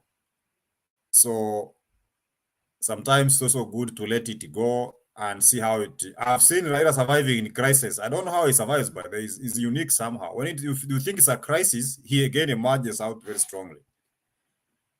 The same is with Ruto. When you think that people have finished him completely, anapenya pande ingine. So let's not have very so much fear about the nomination, as you have mentioned, Bernard, is that Azimio has a lot of parties. That was expected. And if indeed you came with in Azimio with the heart of supporting Azimio, trust them and believe that once you have lost, be with them. Why do you have to fear for you? Because you came by yourself. You came to Azimio or you came to UDA. If I lose, I remain there. But if you run away, then we start now doubting you that your support was not really genuine. Today, I want just to learn from more and more guys. So I want to stop there. I don't want to add more. I'm here today. I'm not going anywhere, Bernard. Okay, asante, karibu. Yes, Bwana Mrunga. Bernard, there is something about losing a nomination. Let me now talk about it a little bit. There's something about losing a nomination. It's difficult. It's difficult because you've invested so much and everyone else thinks that you are supposed to win. And you know, even controlling your own supporters is also not very easy. And some will even tell you, sasa vile wamekunyang'anya hapa tickets, wewe twende pale. Let's go try elsewhere. Because I remember in 2007, I was approached by the then mayor of Nairobi, who was heading the PNU team. That is, sorry to mention his name here, Honorable Joe Akech, who approached me akaniambia, kijana, umefanya kazi mzuri sana, umesaidia sana. Sasa tunataka wewe ukuje upande huu mwingine. You get it? So there was a very close friend of mine who was in that is those sides of Eastlands, who told me, sasa bana, hii kitu naona ni kama umenyang'anywa. But looking at it, I saw the person who emerged the winner. Na ile kura tuliachana nayo. It was only 14 votes. But I said no. For the sake of the party and because we wanted the Raila presidency, then I said hapana. Wacha tuunge yule mwenye ameshinda mkono and let's move forward. I was given a lot of promises. Sasa hii imefika mahali, sasa wewe fanya namna gani? Kuja tukupeleke, kuna gari na kuja kuchukua, twende hapa na hapa na hapa. I was invited at some point mpaka one of the hotels in Nairobi, went, sat down, and I said, look here, I am not willing to let my party go. I'm in ODM party.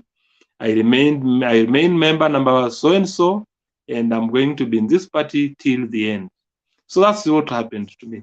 So today, let me say this: those who are fighting for the nomination, tafadhali, there is always another day. Utapata nafasi, you will be a leader. Kama Mungu amekupangia kushinda kura, utashinda kura na wewe utakuja kuwa kiongozi. Kwa sababu when you move out of this party, just like the case, Otuoma's case in Busia, Otuoma left the party for another party. So when time came for Otuoma, now knowingly that ODM is now back and the party will also be fielding another candidate in 2022, Otuoma moved back to ODM. So how do you trust such a person? This is when now the question of loyalty comes in. And the same thing, as I've told you, in this Kajiado County where we are at the moment, the question of loyalty will always emerge.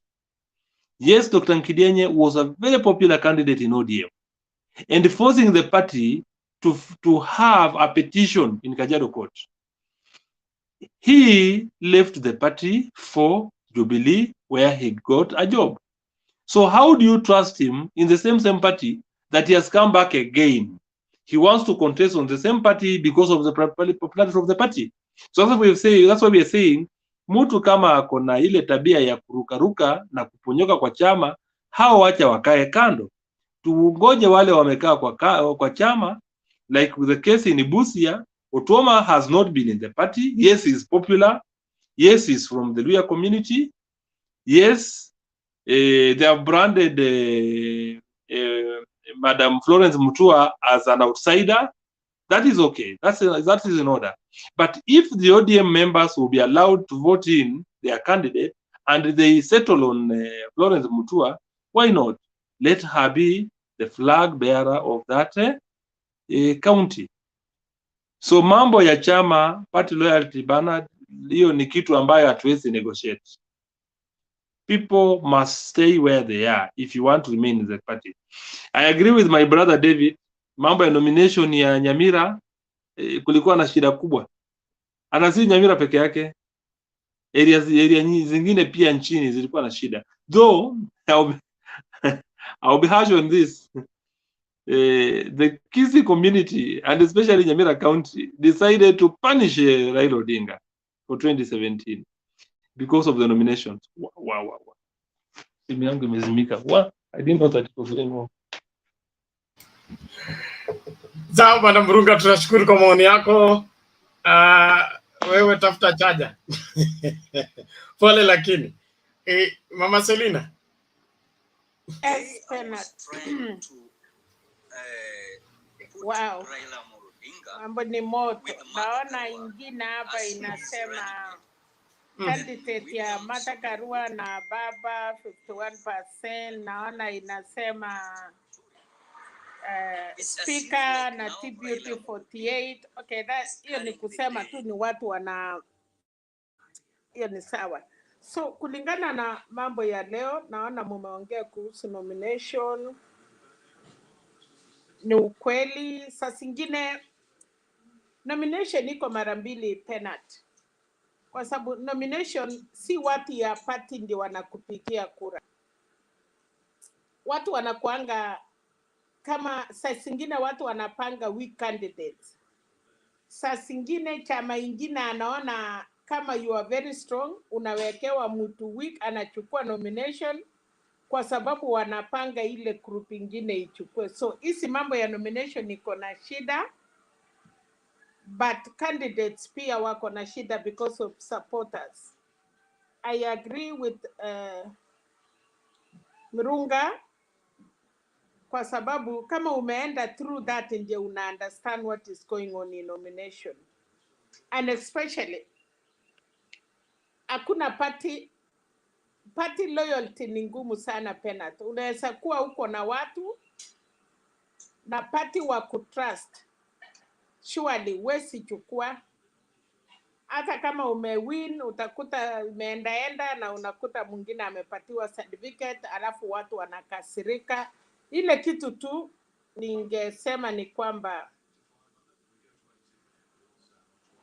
like let me say for example Rift Valley, kwa sababu nimetoka huko hata ingawa siko chama ya UDA.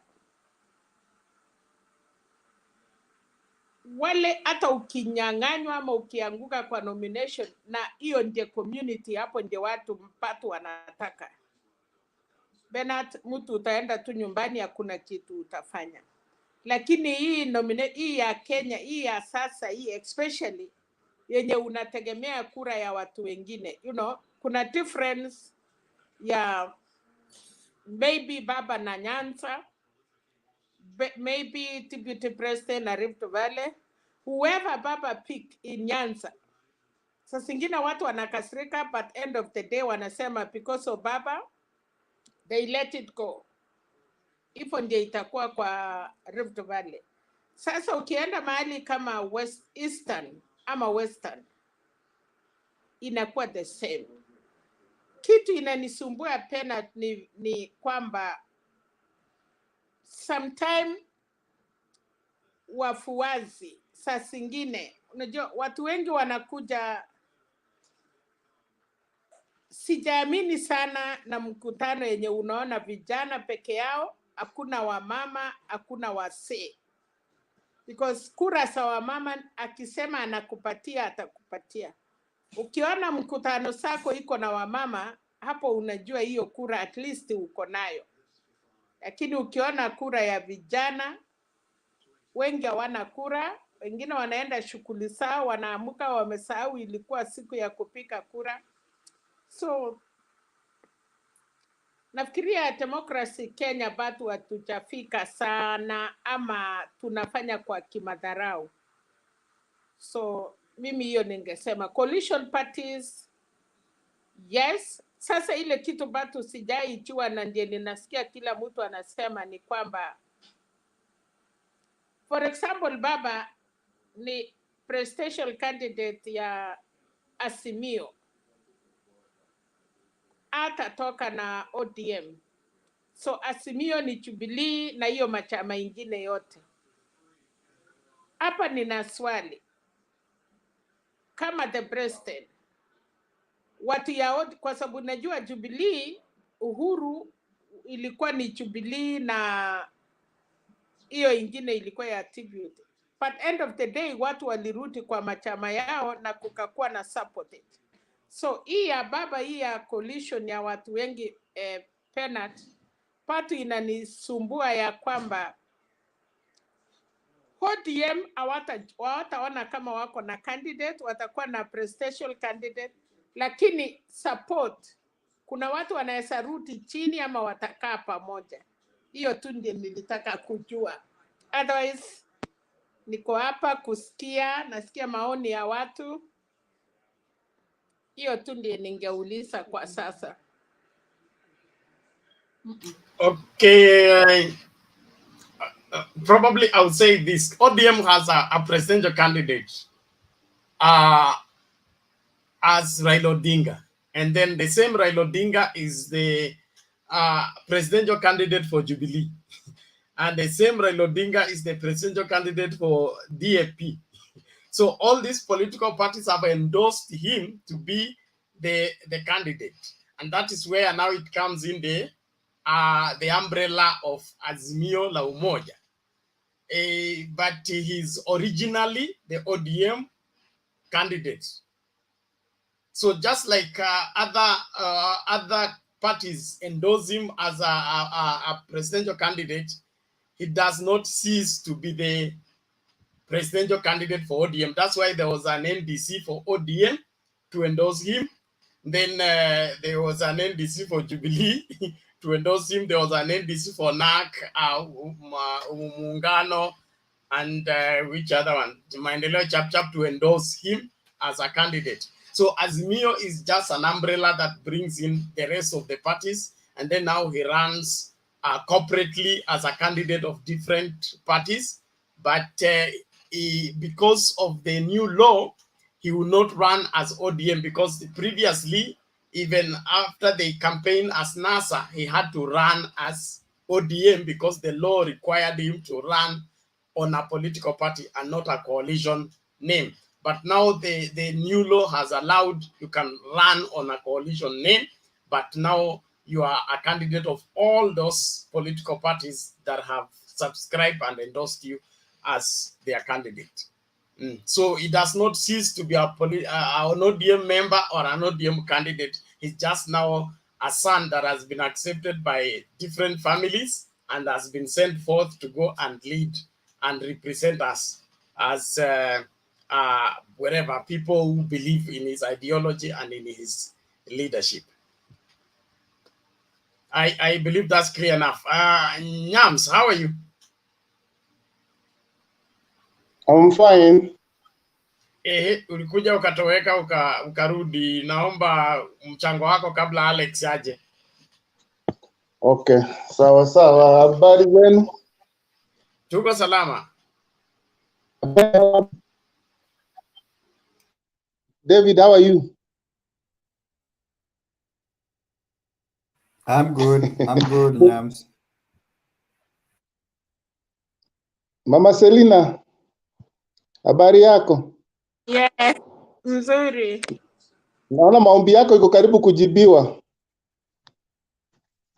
Asante, nitashukuru Mungu akisikia maombi ya wamama. Okay, asante. So first of all, ningependa kuanzia ile swali umeuliza, although Bernard amejibu, lakini watu niongezee about Raila Odinga. First of all, ODM had to do an NDC to endorse Raila kumpeana kwa Azimio. That's why uliona wakifanya NDC Kasarani it was NDC kumpeana kusema ni our candidate, but sasa atakuwa Azimio candidate.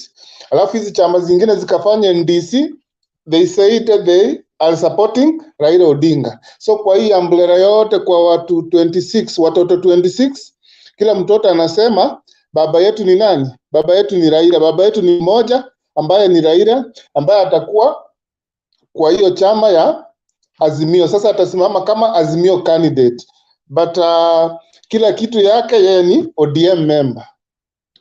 Haya. That one said and done. Ngependa hii mambo ya strategies za Azimio and versus strategies za Kenya Kwanza. Every party and everybody wakona, they have their own strategies. We may see that we have issues, but ODM is a party that has been existing for so long. And the more people fight, you have to know, the more people fight, the more the higher the interest. Lazima ujue penye watu wanapigania ndio kuna chakula. Ukiona watu wanapigana sana, hata gari ya mafuta ikianguka unaona watu wanakimbia sana, jua there is something good there. Si ati ni kitu mbaya. So ukiona pale watu wanapangwa haraka ujue kuna kashida kidogo. So as much as we may have some issues, but this time they have good strategies that they are sorting things out. At least we are getting there. Bena niliona kwenu Busia bado kuna vita ya Otuoma na Florence. Yeah, niona bado wanazozana, but nikasikia Otuoma akisema wataongea. So I think tomorrow they are doing their nominations tomorrow, and we hope they'll be peaceful. We pray for all the best. Nikikuja kwa coalition of party and the coalition of parties, nafikiria yesterday we explained so much about these two scenarios, whereby we found that in Azimio we are in one umbrella and all parties are in the same umbrella, but the other one is whereby each party wamejisimamia, each party wako on the same whatever, but compare the two, there is one that has danger, because if you are a party with a few members and maybe no member, utakuwa na problem, which is it will be having a problem. Coming to Kambani, I'm now happy because Mutua alifikiria akaona hata kuenda the other side, it's not a good solution. So I was happy at least. And from the beginning, I knew the problem of Mutua was just Kalonzo. So they had an issue. But I'm happy that he said they can do handshake, which is a good thing. So that basket ya Ukambani yote tunataka ikuja Azimio. We need 95%. Hizo kura zote zikuje Azimio, so that we capitalize on zile Musali atatunyang'anya kutoka kwa kina Bernard kidogo. We capitalize on them. Yes. Then Bernard, kuna nini? Kuna topic sijui kama mmeongea about Sabina Chege na Lee Kinyanjui. I don't know kama mliona.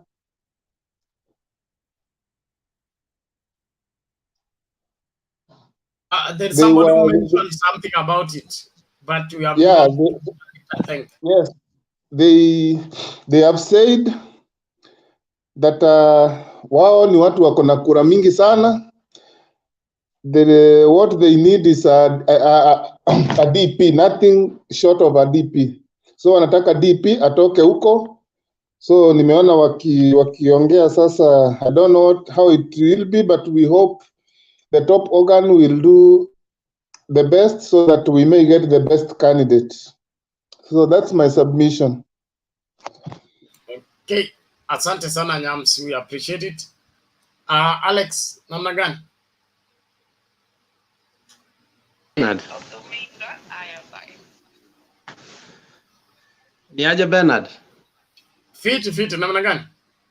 Ya, naona umenisomea, ukaniombea, ukanisamehe mpaka nimerudi huko.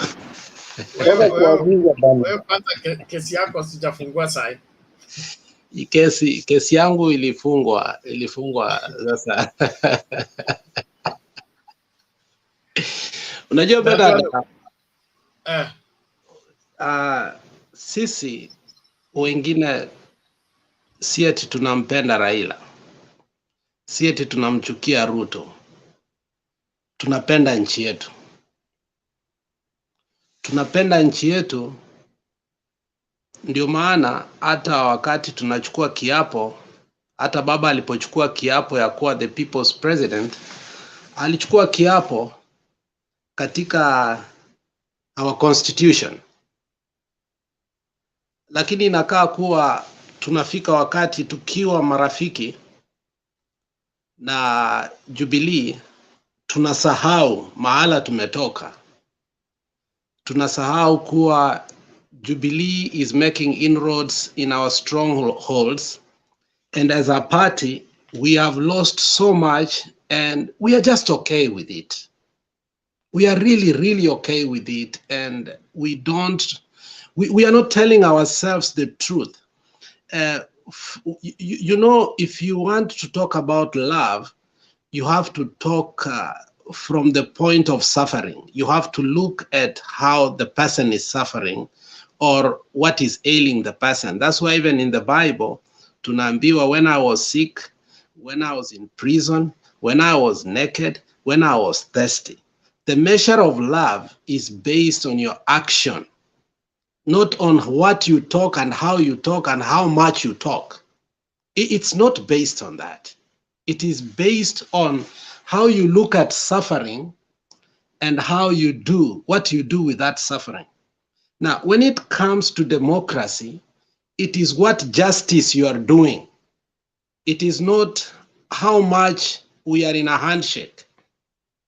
Because this handshake is really confusing us, and we think we are in a government, to a point that I'm very disappointed. Raila is giving a State of Union address from State House as if we are there. We are in a handshake, but we are fighting to be in State House to do what we haven't been able to do for all this time. So we should not give a signal that we are complicit. And that confuses our voters to a point that in some areas, if we were to be given where we can't zone now, and I have a problem that now we are not able to zone, and we come to Kakamega, and in Kakamega, somebody can have that easy route of saying, oh, now, si ODM iko kwa Azimio. So we end up losing a lot of seats, not knowing that even within that coalition, the numbers of ODM matter.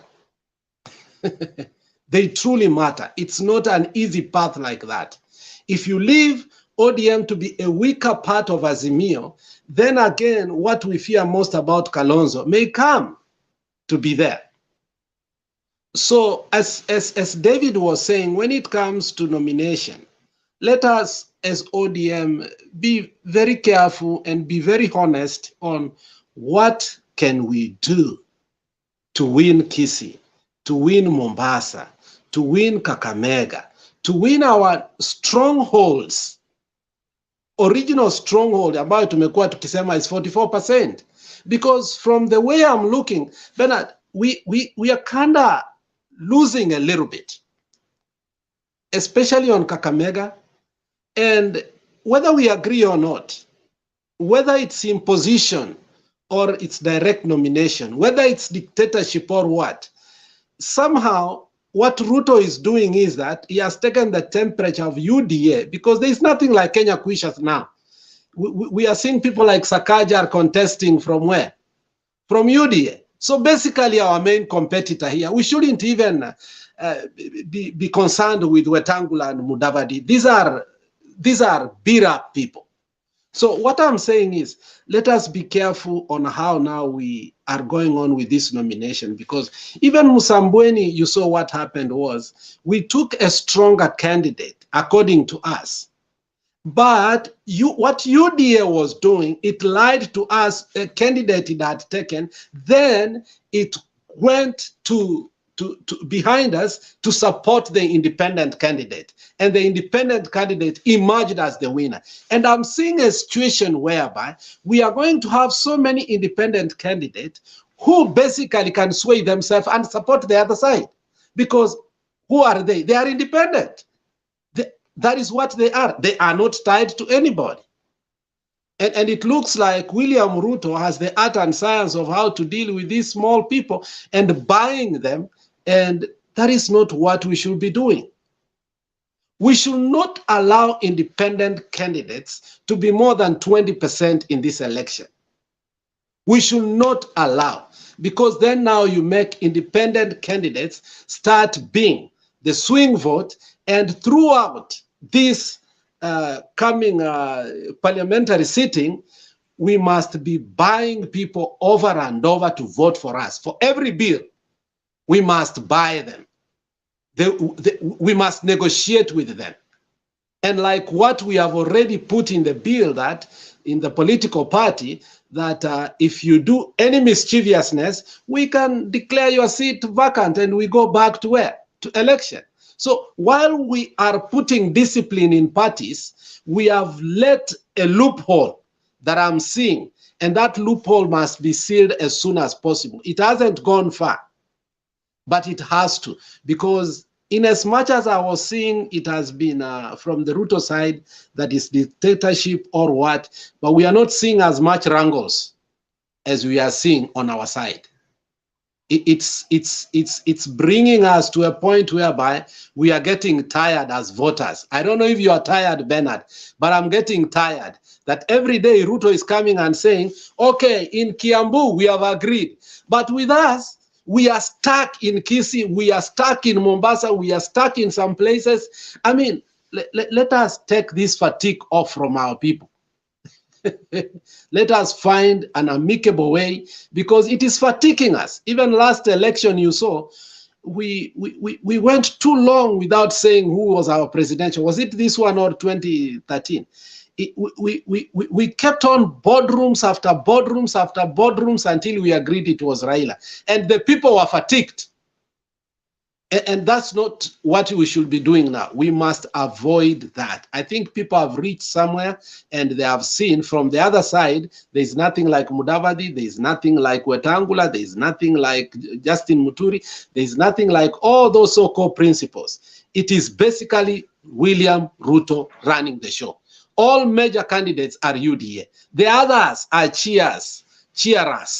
So if Ruto is getting to a point whereby he's sitting with people like Khalwale and Malala and telling them this is the way we must go, Baba hasn't gotten the point yet that now he needs to go to these places and look straight at these people. The same way when we had the negotiation of post-election and Kofi Annan was sick and tired of the report he was getting, he brought Kibaki and Raila and put them on the table and say, tell me what you want us to do. And I think where it has gotten to be tricky, like Mombasa and Kisii, wacha baba akae na hawa watu awaambie what is the way forward. I think people will listen then. The people will see that we have a difficult situation. We have no solution for now. And kama baba atakuja kwa mji kwa boma aseme najua Bernard uko na shida na Alex ako na shida na Selina, lakini sasa sisi ni watu wa boma moja, sasa tutafanya hivi kwa sababu ndio mimi baba wa nyumba. I think we must now go to speed with that route, because I think hizo vita zimekuwa nyingi sana. Tumefika somewhere whereby our people are hurting. And I'm telling you, the people on the ground, sasa even those who are not winning, are gaining ground. There were people who could have lost squarely. There were only 2 runners, maybe in a certain ward, in a certain constituency. Now we are making even those who were to lose come out as very formidable aspirants because of this time we are wasting. So I think the earlier the Azimio comes up into its grip and realizes that this infighting is costing them, the better it will be. We can't let this thing go beyond this week. This week this thing should not go beyond this week. I think our leaders must listen to the collective wisdom of us that we are tired. Now, kama we utaibiwa, ibiwa. Kama utapewa, wekewa. Tuende mbele, because mumekataa kukaa chini, and we must punish the party structures after that. But for now, we must know that Baba needs the win, and Baba needs the people that can win. And if they don't win, there are people who must be responsible. As I said earlier, Ruto has put strong people now to the independent. And we are going to face very strong people, which is too late. So if you have been a strong candidate of independent the last 2 weeks, if another one jumps in, he will be seen as somebody who lost from the other side. So those are my remarks for now. Thank you. I think David had a question. Yeah, I wanted to ask Alex one question. Why should it be a responsibility or a headache to the presidential candidate when Msema Kweli is right there, Mwananchi? Why don't people be in the field and the Mwananchi chooses? To be strong means you have a following, and once you win an election at the nomination level, I guess you are popular. Why should it be a concern so much to the presidential candidate? Is it because of the propaganda from the other side? Maybe unaweza yakiwa mtu weak ama strong? Time is running out. The infighting is weakening the party. That is a fact. I mean, people are getting tired. Secondly, we are having an enemy who is not playing with the rules too. So, I mean, it's like in this country, we had people like Hillary Clinton who are becoming, playing under the rules. Alex, I'm that's answering. That's a competitor, not an enemy. Sorry, I just wanted to. Those are your views. Those are your embedded views. That's an enemy to me. So thank you for saying that. But I will reiterate, Ruto is an enemy to Azimio. No. Order, everybody. Bernard, let me answer. Answer quickly, please. Yeah. We need to move. Why quickly? Why quickly? I wasn't asked quickly. Unaona hata Penny ameingia. I want watu waingie kwa panel. I want this panel to be full. Okay. So Bernard, this is what I was saying. We had an election here whereby Trump was not playing by the rules. And the media kept on thinking at some point when he will become a nominee of the Republican, he's going to change and play by the rules.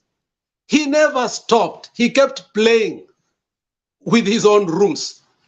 And those rules were, you know, he was protesting, he was abusing, he was even giving handouts, he was hijacking journalists, he was abusing journalists, he was manhandling people. You saw all these things that Trump did. We are not lying here. And eventually, Hillary was playing by the rules, which actually now were not working for him. So what we are saying clearly is what Ruto is doing is not playing by the rules. If we keep playing by the rules, as David is, encouraging us to do, and is not encouraging his godfather Ruto to do that, I mean, David should not be here giving us advice on how to do it. Now, this is politics. It's not the fight for being a priest or being an elder in the church. This is the fight for power. And when we are fighting for power, and power is the only means by which ideas are projected into reality. So we need that power by all necessary means. So if our enemy who you call our competitor, is our enemy, is campaigning in unscrupulous ways. And every day is coming masquerading as a Democrat, but forcing people on us. I think he does not have the monopoly of doing that. I think we also have to up our game and ask ourselves, what should we do in return so that we can move forward? And I think that is what we must do now, because I am practically tired of the infighting of our own people, because Ruto has infiltrated our side. So, Mr. Clean, you can talk to us, David. Ambia sisi vile munataka kutu advise. I am not clean, but anyway, Bernard is not there. I hope he will not take it offensively. I'm not clean, but I'm only asking you to consider us competitors, not enemies. Because if you consider us as enemies, then you are not ready to increase your cap or your fault. Two, we want you to fail. We are not advising you. We are not. You are only poking holes.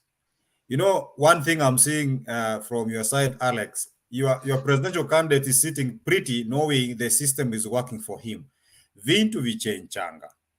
Don't just say you are winning this thing like yesterday. This is politics. Who knows whether Uhuru can be preached a different gospel and change mind as you really trust in him? Who knows whether he has still another dangerous card? So in other words, we are poking holes. We're not advising you. We're telling you, Alex, up your game. Alex, up your game. We are really benefiting from your fallout.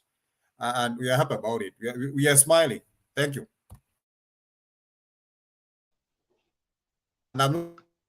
Alex. Yeah. Alex, I want to ask, mine is a little bit different, but not much. Vile wamekuwa na mkutano Central today, I know you have seen it. Salimia watu kwanza. How are you, Mama Selina? Oh, nilikuwa nimesalamiana, asante. Wende huku kwa. So, kulingana na vile nimeona wakiongea Kiambu, and that is politics. Mtu mwenye anashinda anakuwa na uoga ya kusema kura yangu amuta. Wanapeana threats ya nini?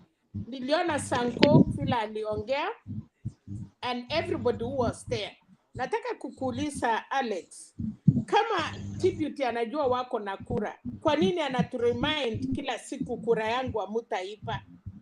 Ni nini anajua kwa kuipa kura? Because if they are really winning, ama wako na support, why all these threats? Kura yetu amutaipa, amutapangwa, tutakuwa kwa sijui hiyo vitu yote. Hiyo ni njia ya kuonyesha uongozi, ama hiyo ni njia, unajua Kikalenjin wanasema, ukichimba shimo, ukifikiria mtoto ya jirani ataingia, usichimbe mbali, kwa sababu yako anaweza ingia. So hii mambo hii watu wanaongea kuhusu kuipa kura, na ni kitu tulifikiria hakuna, na mwenye angeongea mambo ya kuipa kura ni baba Juan, actually ni kama aliipiwa. Hiyo ni moja. Hii matusi, hii mambo tuliambiwa isitumike, wanaendelea mutadu. Hiyo ni kura tunaenda Alex, ama kuna something else they know? Ninakuuliza hiyo tu because I know umesikia vile wameongea. Alex, can I answer that one? Because that one you can't answer. You are from their side. Thank you. You know, from the UDA standpoint, we understand watu wa Azimio wameshajipiga kifua kwamba we have the system. And anything said politically, we read it more than twice. We interpret it many times. We can't sit pretty and say atikura zitaibiwa, meaning we understand everything and we are not. So we are also setting up a tone and a defense that this thing must be done fairly without the so-called state interfering. Secondly, we are seeing the state interfering from the word go. Like when you come out and then start gagging politicians, not use some terminologies that have so many meanings, which actually MIGUNA has alluded to, and you people, you discussed it here yesterday, that these politicians should not use these terminologies.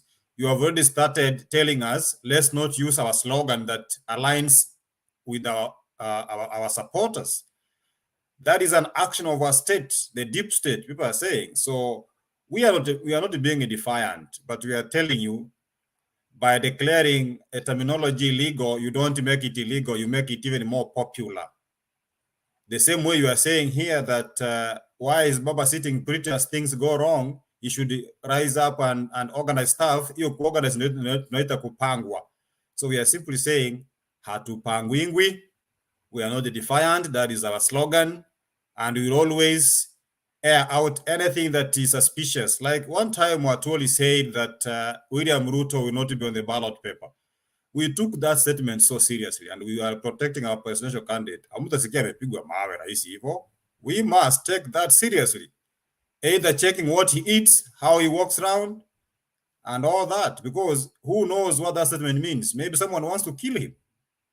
So we take everything serious when it comes to political matters. Thank you, David.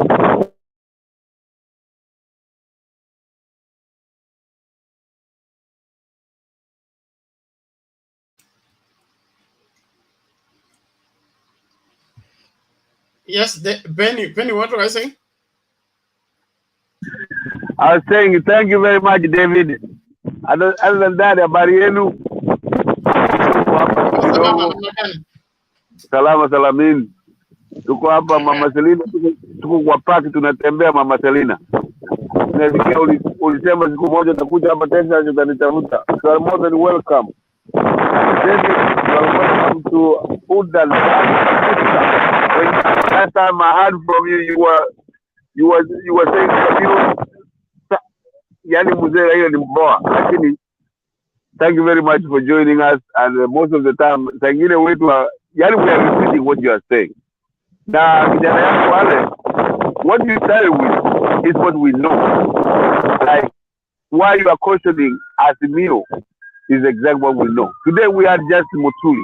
Every time we took what were Western, every time we gain somewhere, but you guys are saying you are winning. Mpaka mnatukana pengine sisi watu waule ni wazimu. Hiyo ni political difference. That's it. Na mkishinda mimi sitawaambia wakati mwingi. Mkishinda mimi nitakuwa hapo. I'm not a follower, I'm a supporter. Ili mkunyi huyu brother ya Asimio ndiye alisema hiyo. Watu yangu wote ni followers. Other than it, Juliet alisema sisi tunafollow kama ng'ombe. Alex, umeona hiyo? So wengine hatuwezi kuingia hapo because of ideas like that. But other than that, from tomorrow is 4 months. Now it will be an election, and David, I want you to comment on that. And I know you're not as old as I am, but it will be an election like how Kenyatta came to power. People were very, very happy. Mzungu waende, Mafrika apate. Sisi tunapenda history sana. Tunasema wanaunda hawapendi history. History ndio inatusaidia. If you don't know your history, you are allowed to speak it. So, upepo kwako mwingi sana. Kelele. Okay, I'll come back in about 15 minutes. I was still working at the back.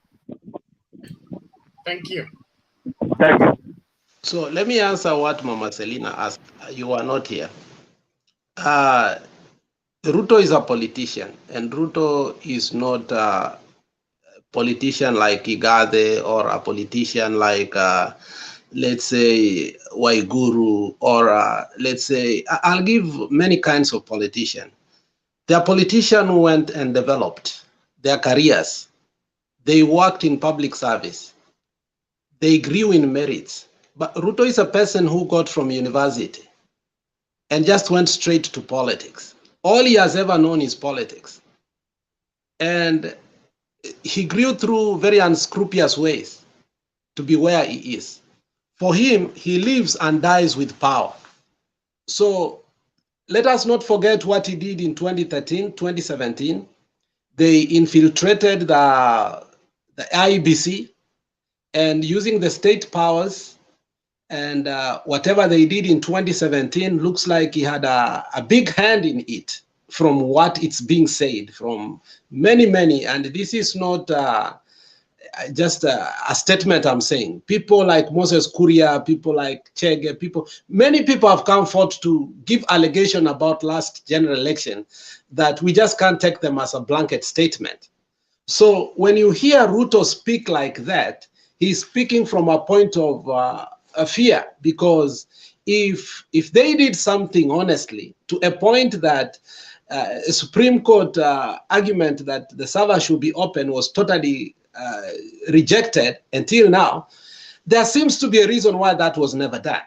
And the reason is probably either there was no election or the election was stolen. Because if there was truly an election and they won, I don't know why they could fear opening up the servers. So if there was something that he had part in, and he fears that the state has power to do that, you can feel the fear in him speak. So it's not just Ruto speaking, he's speaking from his past experience. So when you hear him speak about that, you can hear Ruto speaking of what he knows that IBC can do and what the state has used. Because even this guy, the Nyandarua governor, what is his name? Kimemia, has come forth confessing. I mean, let us not forget these statements. These people might be with us in Azimio, but we must take their statement carefully, because they have come and said a deep state. And truly they were deep state that time. So why will we reject statements like those? We must learn from our experience that these people use the state power for political expediency. So when Ruto is saying that, probably he doesn't have hand in state power now, and he must have fear. So sometimes he speaks double. He speaks, and his aim, I'm not sure why, but he looks like sometimes he speaks because he fears, and sometimes it's because maybe he knows what he wants to do with Chebukati. Because I think Chebukati as one man for a long time you cannot understand, especially when the Security Issue Council sat down, he pulled himself out. And traditionally, that Security Council was sat by everybody. Why did he pull out? We don't know. So Ruto is speaking from the point of view of fear. But this time around, I don't fear him. But it doesn't mean that we should take the IBC for granted. We must be careful about the IBC. It has been compromised before, and it can be compromised again. So we must be careful about the IBC. Lazima tuchunge kura zetu. We should not just be happy that we are with the deep state, as we say, and not take care of our votes. We must take care of our votes.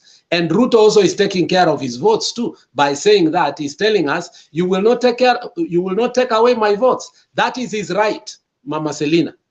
And it's constitutional. Nobody tells him not to do that. What he is not allowed is to interfere with the election in a way that is unconstitutional. But rhetoric alone does not make him, or does not warranty unconstitutional. That is politics.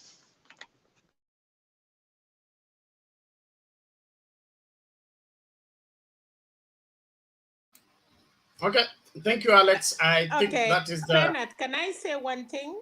One on that. Nilisikia ya, and I think it was from a person who is closer to these people, maybe to tribute. They say wakati baba alisukuma uhuru sana, tukaenda uhuru back, tukaapishana, na wakasema ukiongea mambo mbaya kama hiyo you scare uhuru.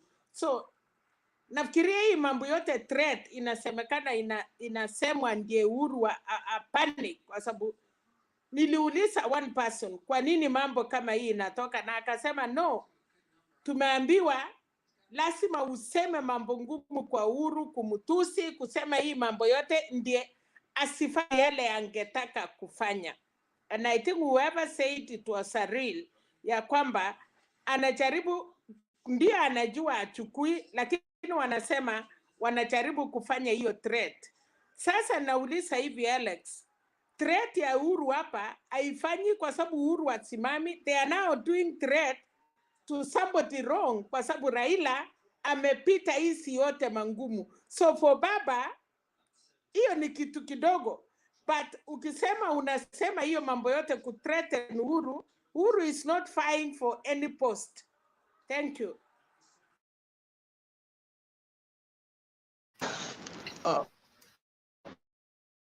A rebuttal, Bernard, to that statement. Sorry. Yeah, Let's do this. Yes. What is it, David? Madam has said that Uhuru is not vying. That is false from Yuda's standpoint. Uhuru is fronting his candidate, though you said let us not use the term project, but he's fronting his candidate, one Raila Odinga, and he could wish to succeed in having him win as per his wish. In as much as he is not vying, he is behind the fronting of his candidate. Number two, if political statements are anything to go by, and what Atwoli said is anything to go by, we as Yuda, we are concerned because he said Uhuru is too young to go home. What that means, Atwoli knows, but what we interpret from our standpoint is that Uhuru wants to come back to power through a back door. And that's why he was so much able to use a lot of money to push the BBI, which he got frustrated. And now we don't know which card he's going to pull because he simply wants to linger about. We are simply asking the president, please, Mr. President, go home. You have done your 10 years. Allow us to square out with the Raila Odinga. Stop your sideshows. Stop bulldozing us, using state agencies to gag us. Thank you. So, David, I have a question for you before you go. Going. Today is a Sunday. I'm not going anywhere. Hold on. So, what is wrong with Uhuru Kenyatta declaring his support for Raila Odinga? He is not leaving a fair playground. Why?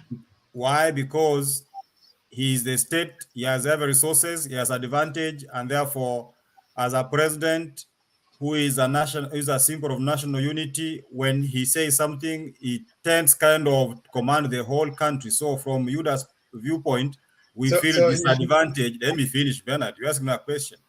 We feel disadvantaged. The referee is not fair to the teams.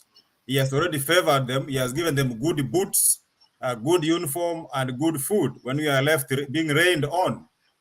That's what we are saying. So which referee here are we talking about? I'm talking of one Uhuru Muigai Kenyatta is playing the referee role, which is supposed not to.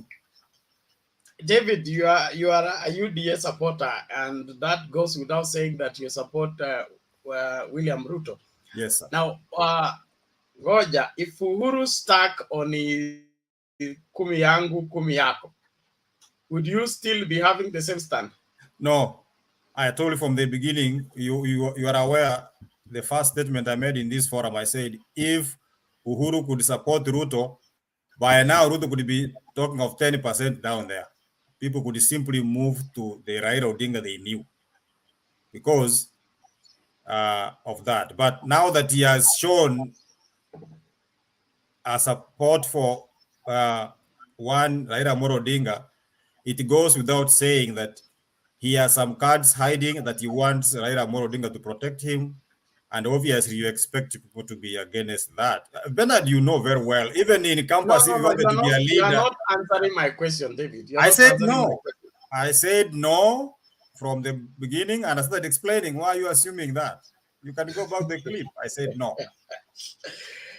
I said if Uhuru Kenyatta stuck on kumi yangu kumi yako, that is he poured his support or threw his support behind one William Ruto, and you are in support of one William Ruto. Will you be asking Uhuru Kenyatta to step aside and let William Ruto square it out with Baba?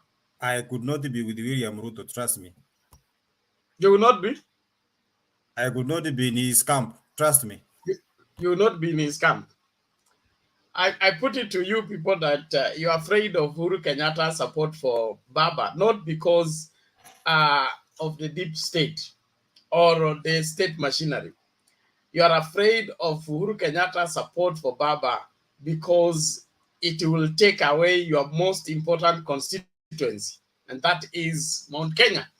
And you have been trying to wrestle that from him for 4+ years, and it seems you are not able to. And you hope that by threatening him with the BBI money and the Pandora papers, you are going to make him shy off and stay in the State House, keep away from the campaign role, and allow you to move on with your propaganda.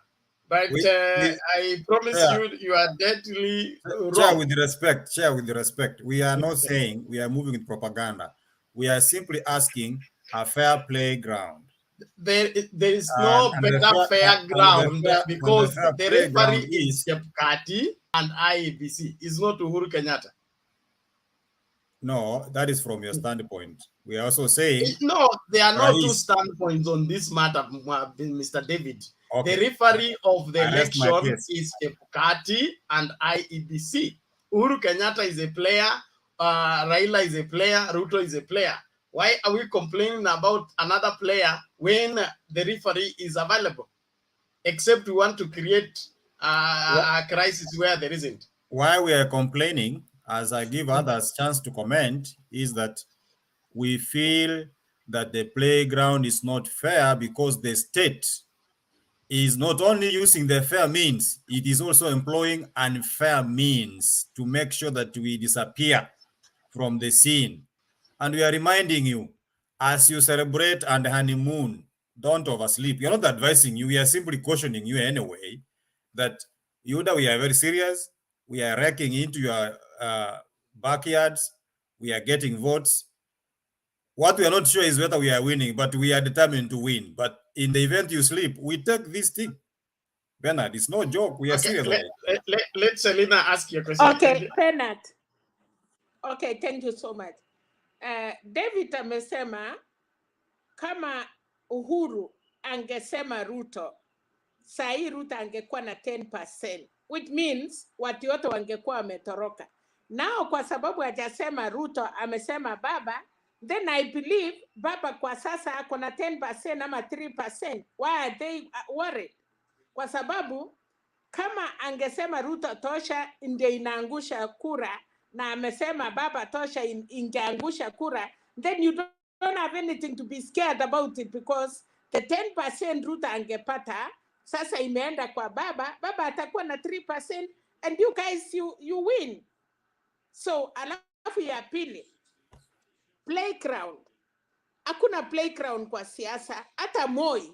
Hakuna president yeyote, hata ukiona wherever wale wanafanya election, lazima the president as a successor ula atakuja kuendesha. Ya pili, president na Ruto ni kitu moja, wamekuwa kwa serikali.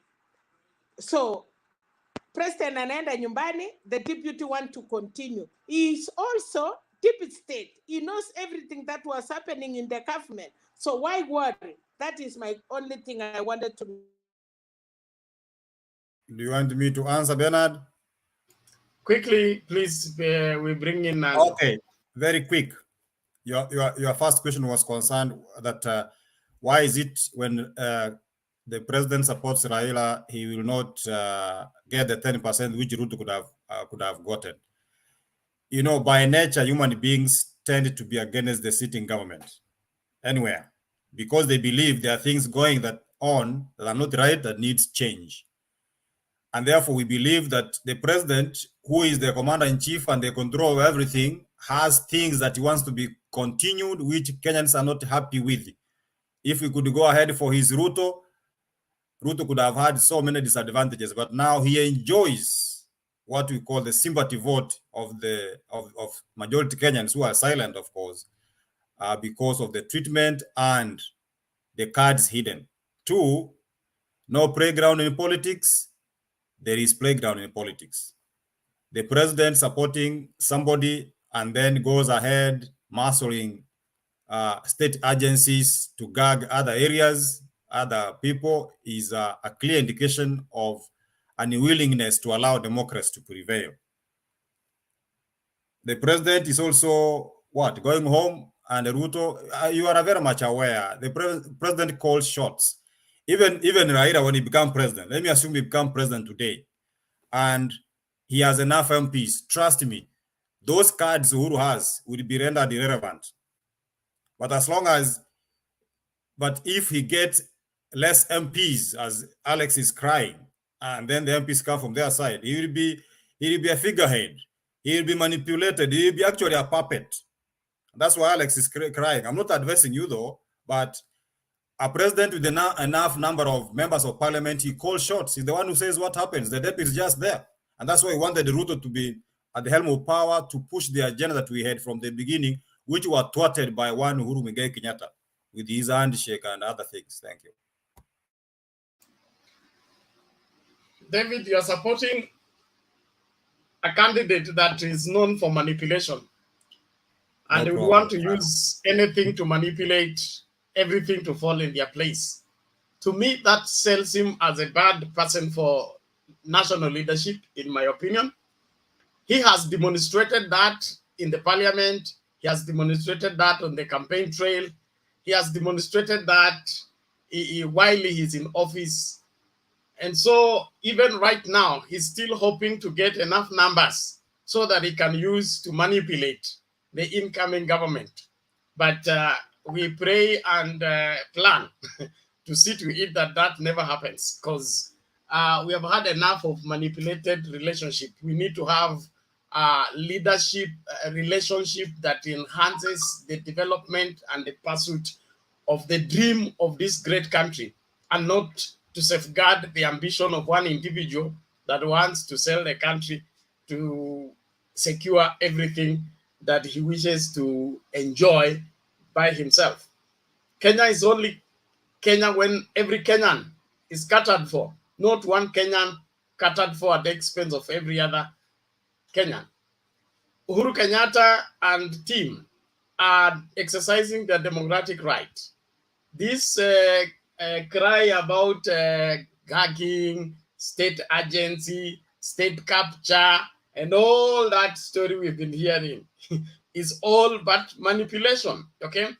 Going to an extent of threatening that if Echesa is made Minister of Interior, he will arrest Uhuru Kenyatta, he will imprison the Kenyatta family and all that. All those threats are nothing but manipulation, which are coming to an end.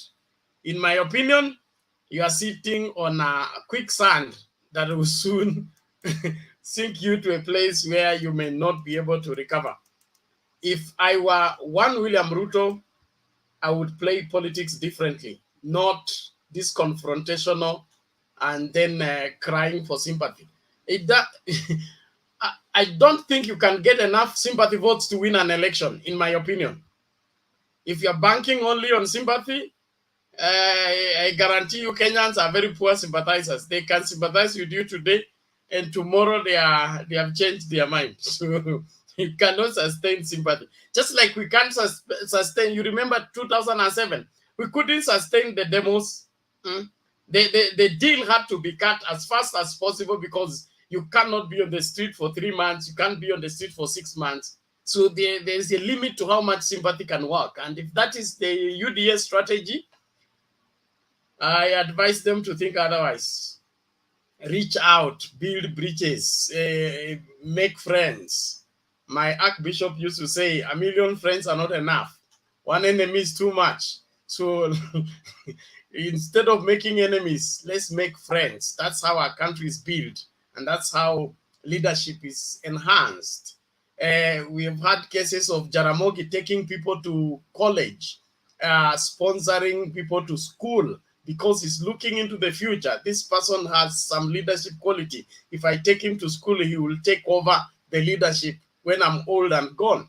But if we are leaders who are eating up the children and cutting off the future of the ones that are upcoming, then we are the wrong people in that leadership position. That is my take on that. Can we now listen to Nani? Before Nyams, let's listen to Andrew. Andrew has been silent. Yes, Bernard and all the panelists, I can see all Mwanyagitinge, they are there. Wanyomba, Bushera Muno. Okay. Hey, David. Hey. Karibu sana mzee. No dura hapa tuarura aga bakebe. Alire kuli. So, I have one. Waja, translate that one.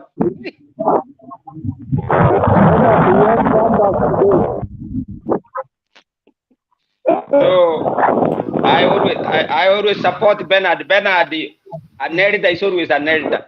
So, there is no way out. We have to stand on those principles. Benny, you are in the line of the wind. Just mute your mic, please. Oh, I'm sorry. Okay. All right.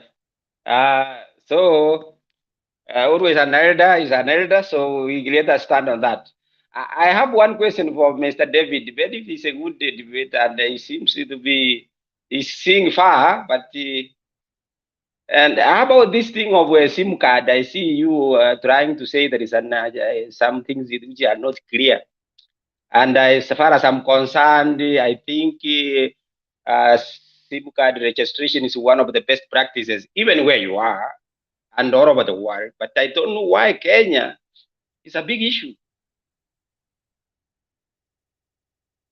Don't trust you people. Whatever you do, you started with the Huduma number. You didn't do anything with it. So even SIM card, we are skeptical.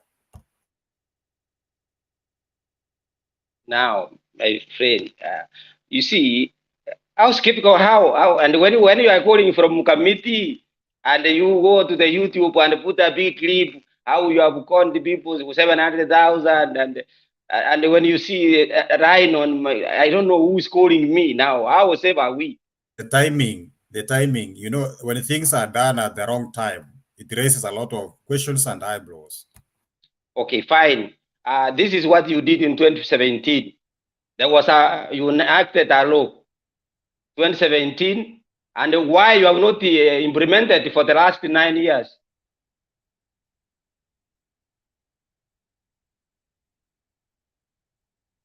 Bernard, you know, now it's on one-on-one with the Morias. I hope you allow that. Now let's do this, Andrew. Compile your questions, ask them at once, so that there is a single response, and then we move to the next person. All right. So yes, let me continue. I will battle later, maybe in the somewhat time when you get time. About today's topic.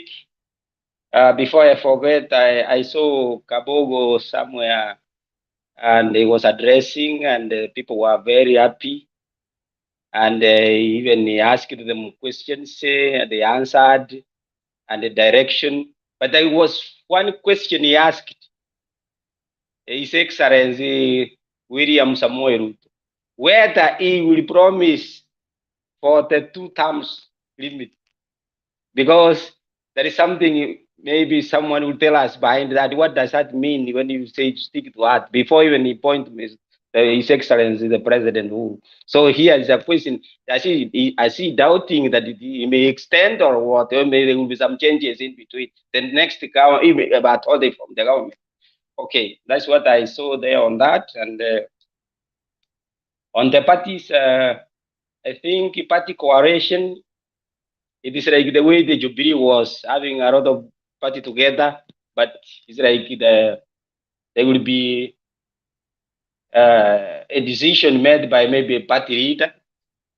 And I think from UDA side, I see that they maybe will be the one controlling everything, and then decision making. So which means it's like they will have some limited But the cooperation to parties, maybe they will play individually on the parties on their own smaller houses, and then they come up with they will have their own, maybe you are talking about zoning and other things.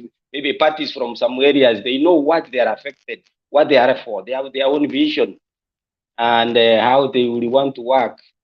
So I think as a country, we need all contribution from more ideas from different people, you know, everywhere, north, south, coast, central, together, I think, and then we'll be able to make one Kenya, because we know where we have come from. We need to be new, a united Kenya with their vision 2030.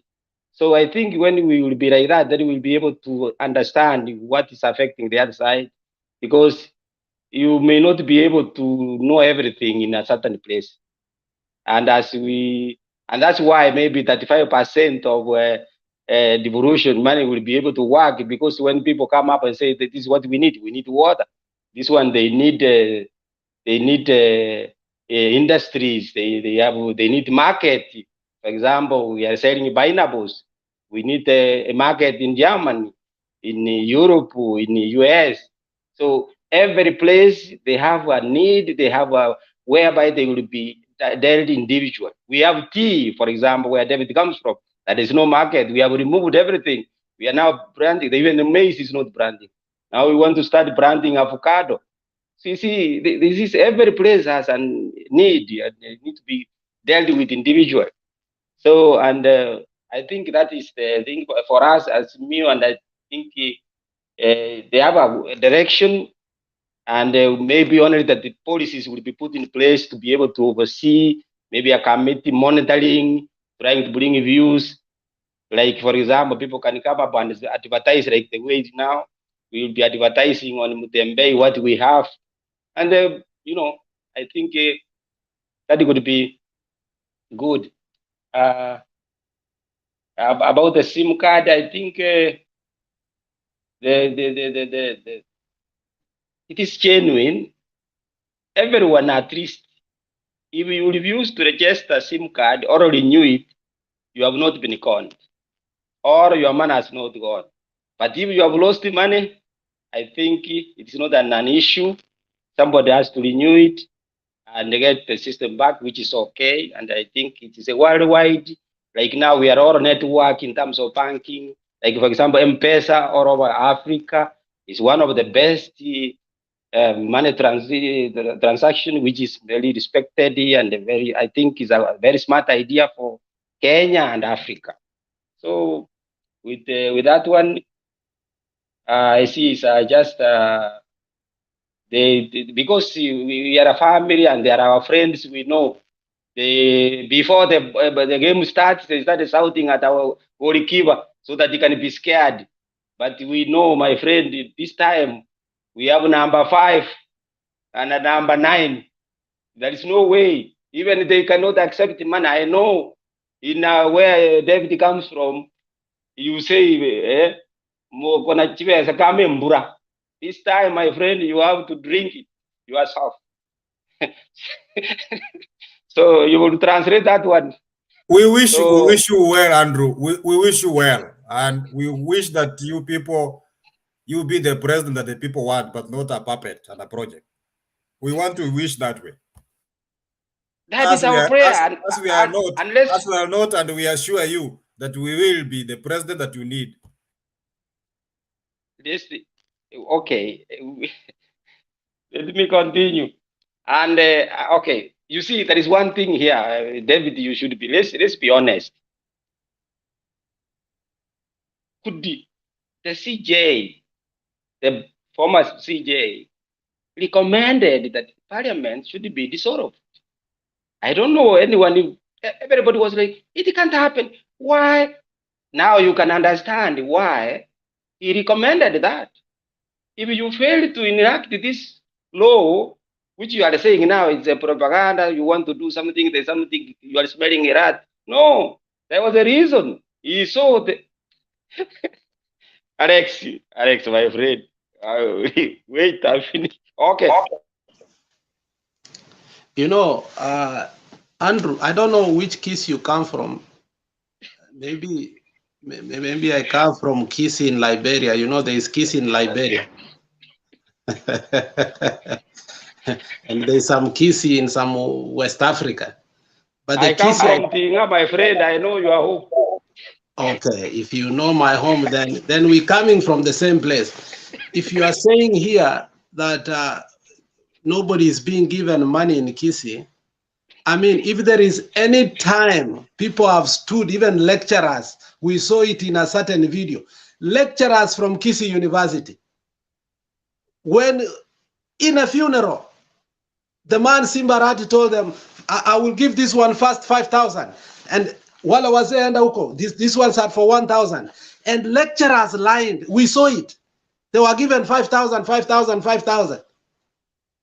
You saw it. Let us not lie. Votes are being bought. Let us be honest on that part. Whoever will win, it's okay. But for the first time, money is working wonders in Kisii. There is no democracy in Kisii. It is money. Well, okay, that is not the best practice. I agree with you that one. Even me, I cannot advocate for that. But okay, you know, now it is a culture that we have developed that if people come to you, you don't give them tea, they will go on cursing you, and they say we didn't eat anything there. So please, one man from Jalibali Chache stood up, he said, nyinyi wengine wote gari yenu ni 8 piston, yangu ni 18 piston, pesa nilitoa KPA. You know him. Is that the kind of leadership we want? Quick question. And then you say that it's okay, that culture, people will not like you. My friend, we are developing a bad culture in the future. You and your leadership qualities cannot be sold if you do not have money. The only way to get that kind of money is through corruption again. So we are perpetuating a culture that will make you and me, who have never thought of corruption, to get into corruption, because that is the gateway to leadership. So, okay, if I take you back, I think David is one of the people who grew up during the Anyona time, and I'm from a school of thought of what Anyona was advocating for. Actually, I remember one day there was a fund drive at Alex's place, there in one of the schools nearby, and the people were trying to bring sodas and goats and matokes and everything to give the VIP who came there who came for the fund drive. When they heard Anyona is coming, or the sodas were returned back, hidden somewhere. Why? He said, how can you come here to take a goat and matoke, and we expect you to bring money for this young men who are going to study abroad? Because that was, I think, the idea. That's where I look at things from. Why do we go low that much that we have to give something? But also, if people are an empty stomach, they cannot deny to take the money. So also we are in the middle. They cannot go without food. They cannot say no. So what do we do? That's why we are looking for the better leadership to try to solve the problem we can, to make our people understand we need to work hard. And then not only 50, imagine 50 shilling to buy a vote of someone. It's too low. You spend 2 hours, 3 hours on getting your vote card, and now you are going to give me that 50 shillings. Really, this is unbelievable. But I leave that one to that. Let it think. But we need to make an awareness. But also, I don't blame anybody. Lack of information. Lack of information. Who we are. When we know that we are the one, we are looking for servants. Now we became servants to the master. We are the master. Yes, we don't have money. But if we were... Allow me to come in here. Okay, come in. It is not a matter of lack of information. It is dealing with a flawed system. A system that believes in defeating justice. Okay, defeating justice, whereby if you go through the just route, you will not get what you want.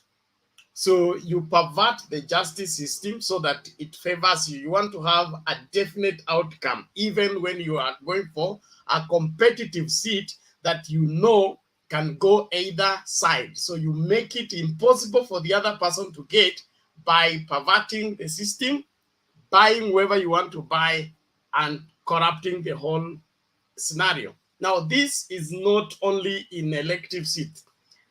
We find it into the justice system. You get arrested by the police. It's the same police who will threaten you and tell you how much you're going to get if you allow this thing to go to court. So,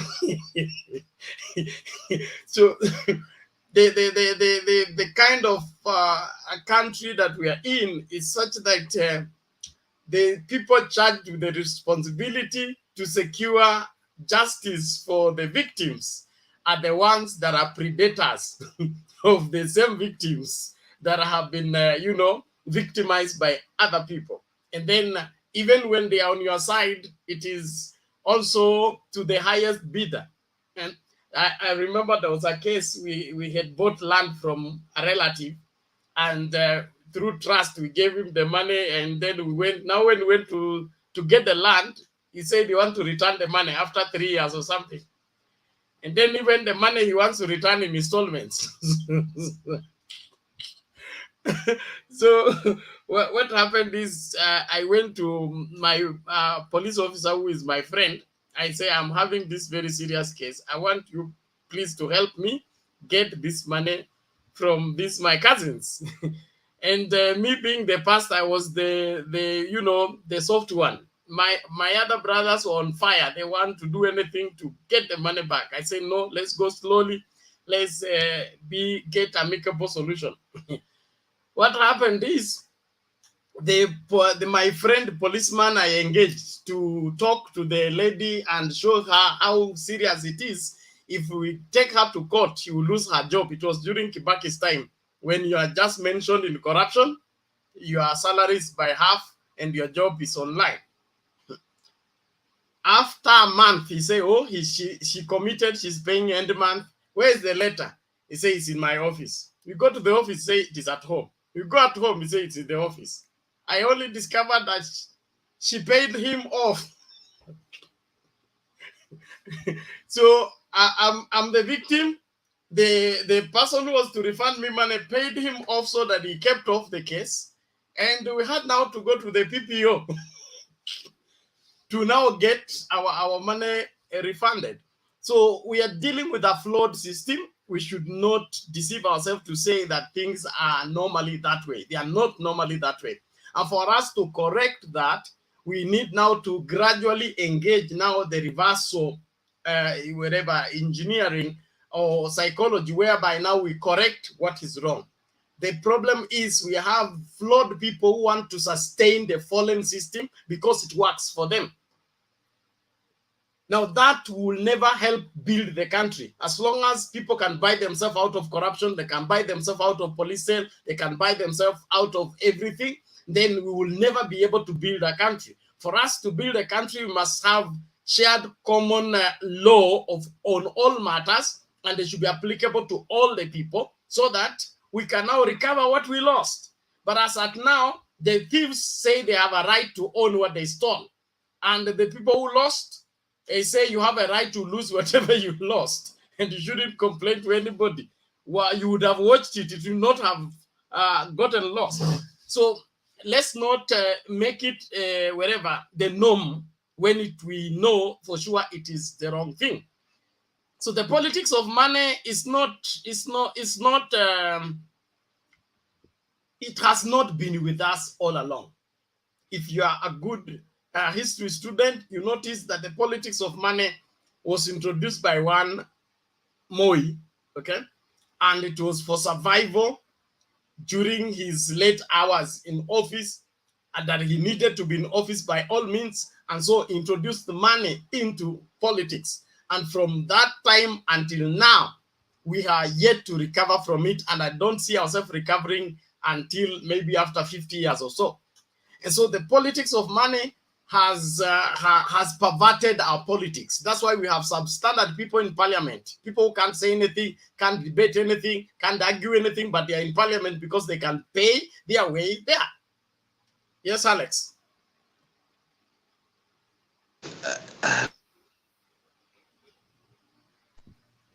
Yeah, Bernard, thank you for bringing the debate a point that is very, very important to all of us, that the root cause of all our problems in this country emanates and stops at what you just described. Nothing more, nothing less. And we cannot hide anywhere apart from that. It's less than 3 days ago when David just said something that it's not the Raila that we knew. And I want to challenge David because you just said that point. David said, the Raila we have is not the Raila we knew.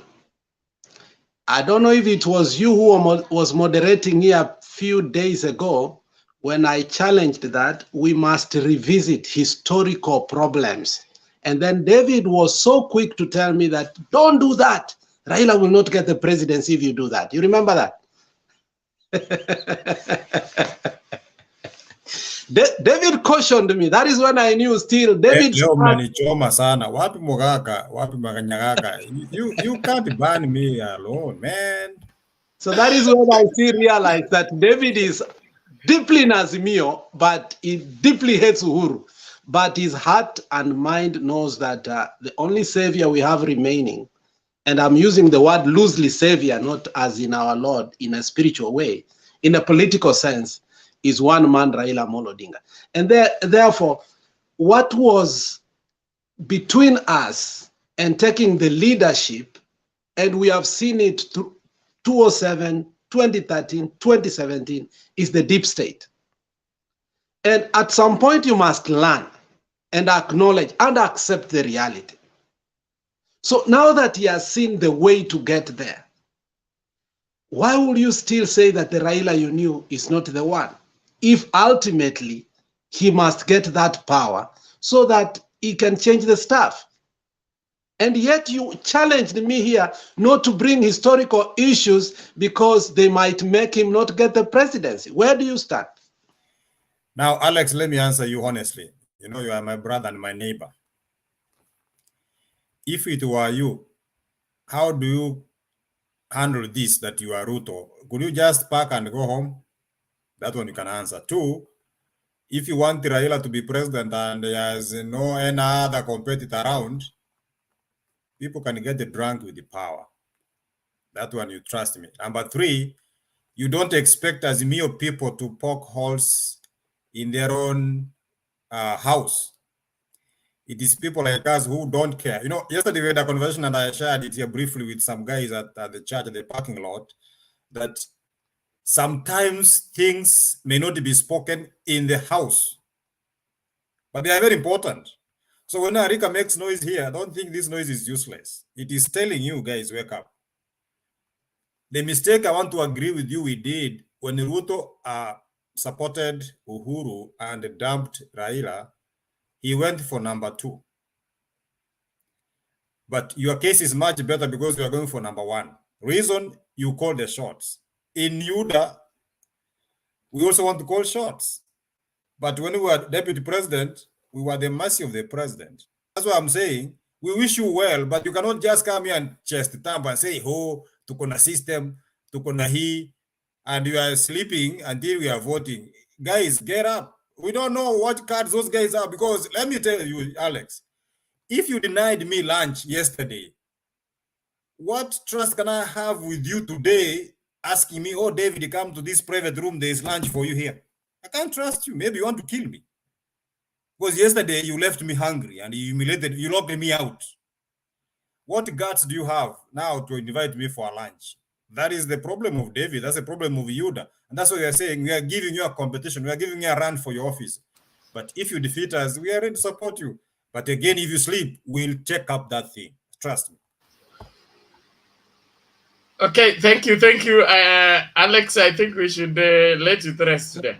No, I mean, David is my brother, and anybody who has any doubts that David loves Baba should just know that from his heart. When I stated the statement that we should revisit the historical issues, David stopped me and told me there are some things that must not be said. And if they have to be said, they must be said in a wise way. And I think he redirected me. And now I know. But regardless of that, we in Azimio must be very serious to a point that Martha Karua told us the truth. And you know what? We gave her applauding because the truth was said before she joined. She said, both coalitions, both formations have good and bad people. The only problem is that the other side has more of bad people and our side has more of good people.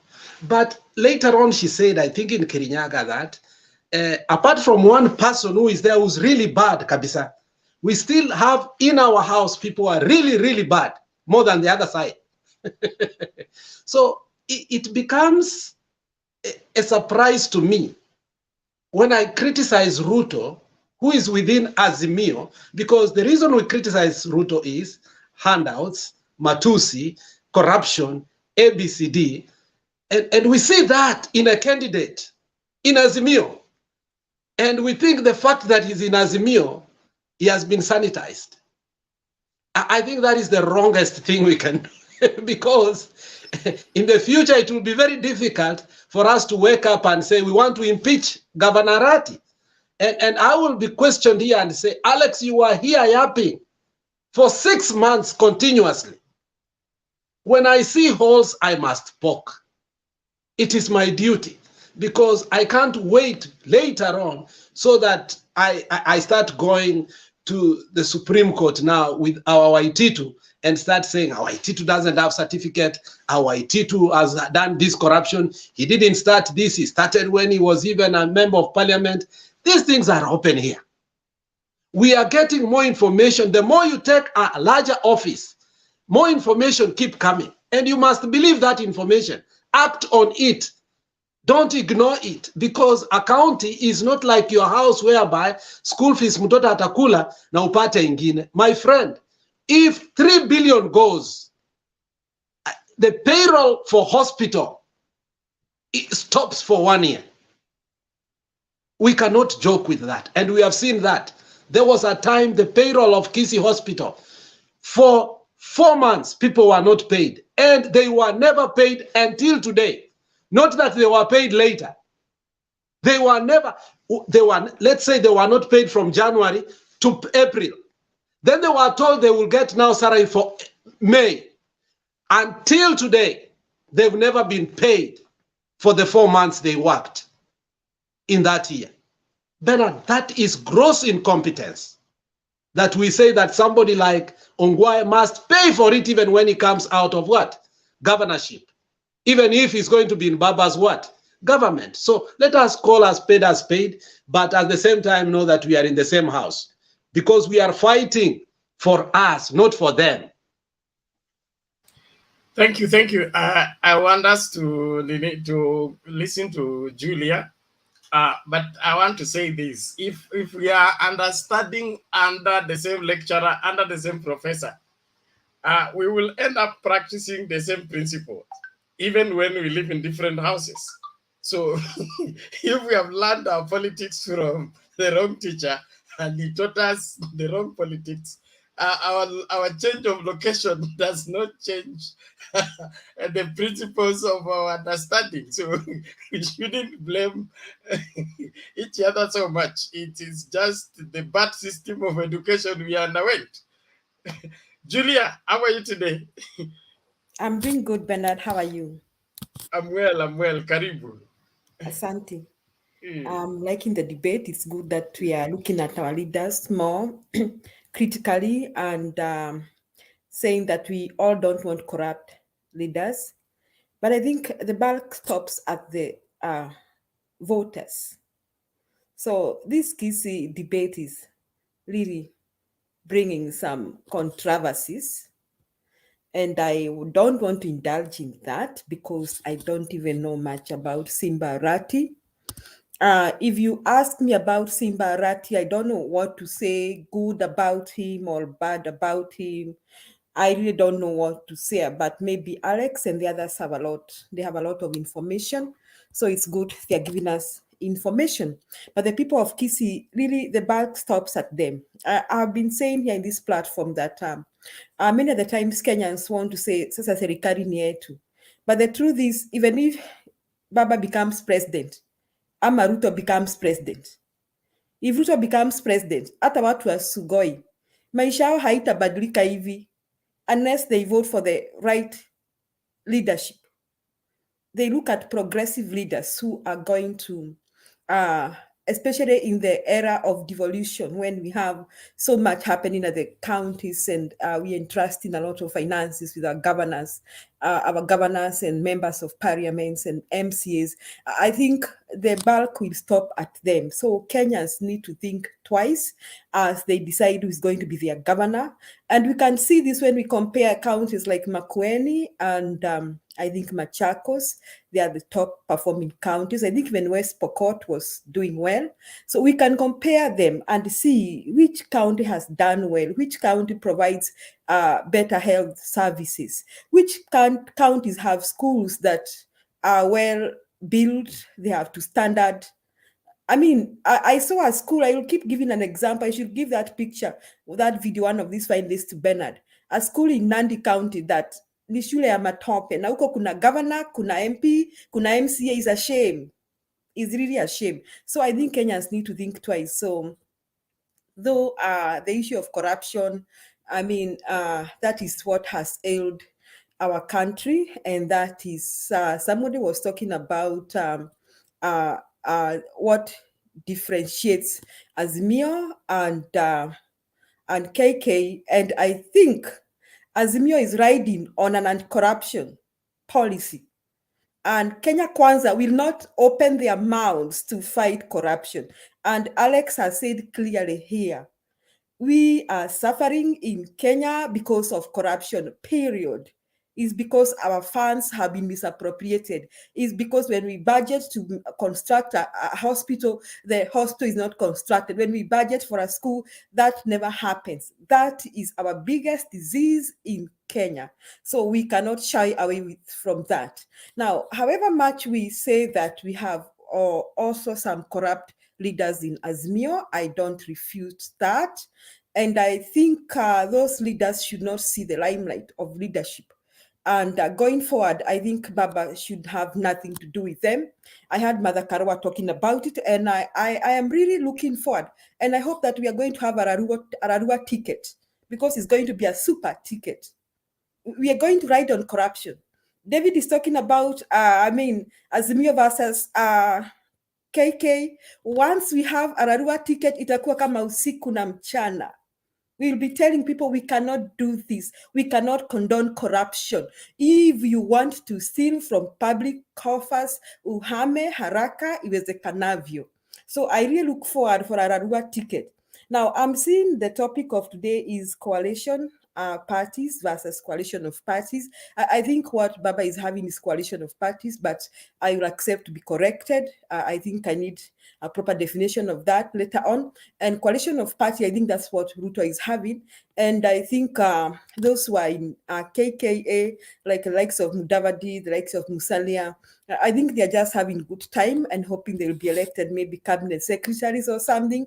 That is the invent of the Kenya Kwanza team winning, but I think they don't have much to benefit from that government.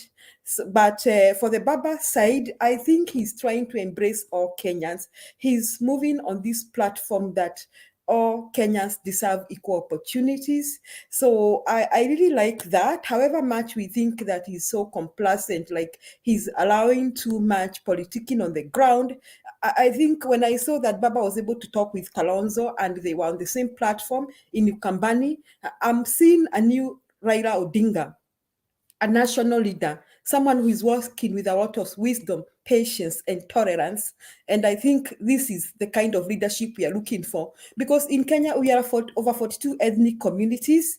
We cannot afford to be walking na kiburi, tukisema ni mimi, ama ni serikali yangu. I mean, it is high time we accept and appreciate each other irrespective of our weaknesses. That is what Baba is doing.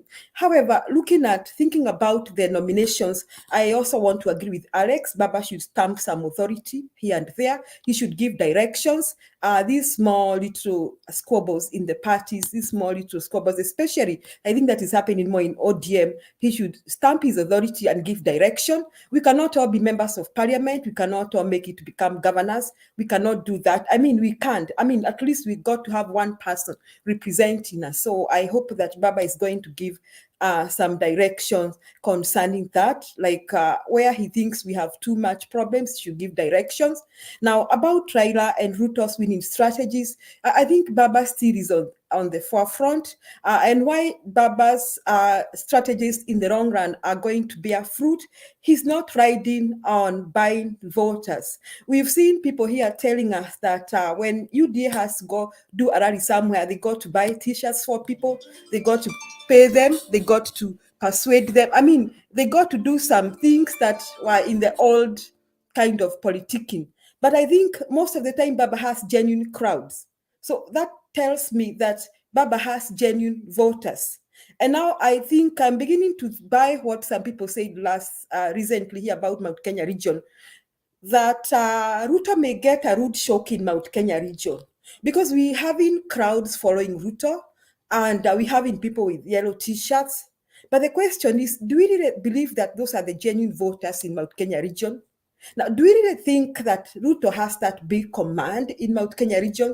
Are there chances that the region may flip to the other side? Are there chances that towards the election period, I mean, towards 9th August, the region may flip to the other side? Why I'm saying this, that Ruto's votes are not so grounded.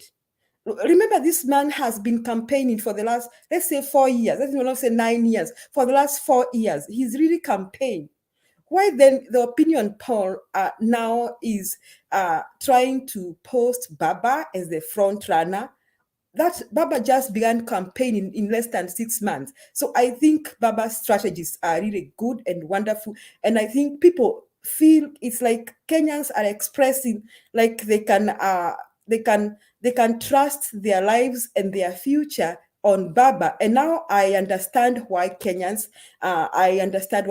can trust their lives and future in Baba. It's because of the platform Baba is riding on. First, Baba is coming out as a leader of national unity. Like, Kenyans do no longer feel unsafe. Now, if you have a leader whose supporters and chief campaigners, every time they call a press conference, they are just, I mean, they are warmongers. I mean, the words that come out of their mouths is hate mongers. I mean, look at, or rebellion or defiance. Look at the statements these people released yesterday when they called a meeting about NCIC. I'm telling Kenyans this. I also do not agree that most of the words highlighted by NCIC are hate speech. I mean, a number of them, even some of them I find myself using. But I was saying this, that it doesn't cost me anything to stop using those words. If I am going to hurt Bernard, if the word I'm going to use is going to hurt David, then it does not cost me anything to stop using those words. I mean, I have nothing to lose. But what did the Kenya Kwanza team did, led by their leader? In fact, Ruto led a meeting and he's saying, you know, sometimes I find that childish. He's saying that ati naona kwamba press hawataki nikivaa kofia. I mean, like, if I'm a leader and there's something you don't like about my dressing and I want to be your president, it doesn't cost me anything to change and do the right thing. And then he says, kofia ntavaa. And then they went on saying hatupangwingwi, sijui mtadu what. That is so, I mean, the people who talked about mtadu what, that's my son's generation.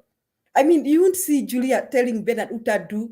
I mean, at my age, it looks so childish. I'm telling you. And those people who are talking, all of them are older than me. I'm not 50 something. They are older than me. I'm telling you. I won't say such things. I won't say the things my son says that utadu. Utanipeleka where? Do what? I won't say those things, even though it is not really hate speech. I mean, the things I say, I should ask myself, how does it affect my friends, Alex, Mr. Wangira, Roba? I mean, do I make them feel marginalized or balkanized as a tribe? I mean, how do I make them feel? It doesn't cost me anything not to say or to use that language. And these Kenya Kwanza people, what did they do? That's the exact things they were doing yesterday. So they were looking for a confrontation, which I think NCIC kept away from. And if I was NCIC, I would also do the same. I would just let the people watch them as they do their childish things. So I think Baba is riding on a different platform. And the platform Baba is riding is a platform where he cares about the meek. That's why he talks about the 6,000. That's why a platform where he cares about our health, provision of health, equity in health. That's why you talk about Baba Care, a platform where he talked about how can we take our children to school without necessarily paying for their school fees. He talked about free education. Baba is riding on a platform where he talks about producing our own, I mean, investing in industries that are in our counties, where our counties will produce things produced in our counties. We can have mango industries in Ukambani. We can have tea industries in Rift Valley and Central Kenya, and coffee process in Central Kenya, in other parts of Kenya. We can empower our sugar industry in Western region. We can empower our fish industry in the Lake region. those are the things Baba is looking at. I mean, he's not dwelling on who said this against me. So really, I want to conclude by saying the difference between Baba campaign or simply the coalition of Azimio and KKA ni kama usiku na mchana. Ni kama usiku na mchana. Ask me where hate mongers are. I can name them. They're in KKA. Ask me where mongers are. They're in KKA.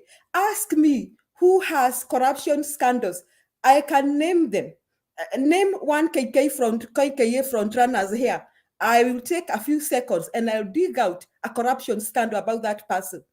But talk about the Rarua ticket. Tell me about Baba. If you want to say something wrong about Baba, tell me how many corruption scandals Baba has. Tell me how many corruption scandals Mother Karoa has. Tell me how many corruption scandals Kalonzo has. Just be categorical. Don't say inasemekana. Ati inasemekana watu Azimio wako corrupt. Hatutaki kusema inasemekana. You list them down, because me, I can list them down. I can start from the Waigoro, from the Gashagwas. I can go to the Sudi hate mongers. I can go to Kuria. Hata Kuria menyamaza. Kuria kifungua mdomo, what comes out of his mouth? I can go. It is the list is endless. I'm telling you, the list is endless. So Kenyans of sober minds can see we do not need to be bought. Hatutaki kuitwa tuende kwa campaign meetings. Even those Kenyans of sober minds in Mount Kenya region people care about what they do for their daily living. And I know because they care about that, they look forward to a situation where they can go to their farms in peace. They look to a situation where they can take their children to school in peace. They look forward to a situation where they can traverse from Rift Valley to the Lake region to the coast in peace without needing police escort. That is what Mount Kenya region wants. Mount Kenya region people wameamini kuamka kwenda kazini asubuhi to fed for their families. They are not waiting for somebody to give them money stolen from public coffers. They are looking forward to be given the environment that will facilitate production in that region. So, and I think there are many people from Mount Kenya region who are having that kind of an attitude. And that is why I really think we are really going to have a rude shock for the KKA, even Mount Kenya region.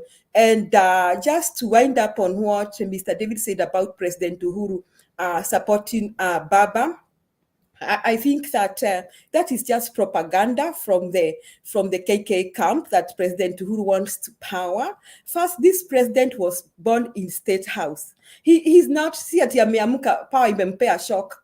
Amezaliwa akapata baba yake ni president. And a baby is born and in his diapers. And he just begins walking and talking. And he discovers the father is the president of the Republic of Kenya. So this boy has grown up in the palace. And just as fate would have been, because I can call it fate, he became the president of the Republic of Kenya. So he's not dying to become president or to live in State House, just like Ruto is dying to. Ruto is dying and will do anything to get there. Unfortunately, he may not ever get there. So Uhuru doesn't need to do anything to remain in power. He doesn't have, he only has one reason for supporting Baba. The only reason he has for supporting Baba is because he worked with a disrespectful deputy president mwenye akona madharao ya hali ya juu sana. Hata kama nawe ni David bibi yako anakudharau hivyo. I'm not saying the deputy president is bibi. Lakini if you are somebody's deputy president, I think your roles is just like the one of a wife and husband. You should give them respect. You should not insubordinate them. And that is the character of deputy president. If you are in Uhuru's shoes, I'm telling you, I will support Baba 100 times. And that is the only reason Uhuru is backing Baba. So the situation, deputy president, is he asks for it. He asks for it and he's gonna get it. Because this time, Baba is getting the presidency, whether Ruto likes it or not. Asante Bernard. Okay, thank you. David has a rebut. I will start. She finished because I have about three more. It's hypocrisy to come here to tell us Uhuru has just realized Ruto is disrespectful once he has earned his second term. That one you can tell it to nursery school children, not grown-ups. Siku njema huonekana asubuhi. If Uhuru at all realized that Ruto is not submissive and he can't play the role of deputy president, he could have dropped him in 2017. So Julie, I'm telling to your face without blinking, that is hypocrisy. 2, you've mentioned about hate mongers and all that. That still is propagating pain and hurt in other people. And as much as you claim that your camp is respectful, I'm not seeing that from you. I'm sorry to say that. 3, when you are mentioning about corruption and say that you don't see any corrupt individual in KK, I hold a contrary view. Ngilu was a cabinet secretary. Go back to history and see what took him out of cabinet. Corruption. She is in your camp, and you are saying ni mweupe kama pamba. Waiguru, before coming to UDA, he pitched camp in the other side. They campaigned for BBI after coming from Orange House. She was sanitized. I don't want to mention many, but as we give submission, remember that the thieves, the other side, are also having same number on the other side. But telling us that they are clean, it's a white lie. Another point, Rarua ticket, I have no problem with it because it has pros and cons. From the UDA standpoint, it's good you take Mount Kenya to be your running mate. That one will stamp our propaganda, allow us to use that term, that indeed Raila is a project of the Mount Kenya, and that's why he's giving them slot number 2. But on the other hand, besides rubber stamping that, we see Martha Karua as a woman representing other women. That is a plus on the Azimio. We have no quarrel with it. And lastly, why is Ruto campaigning for 4 years? Ruto is justified to do that because he knew who is. He knew. He was told that once this guy takes the second term, my friend, you will be outside in the corridors, not even in the sitting room. And that is exactly what has happened. Use and dump.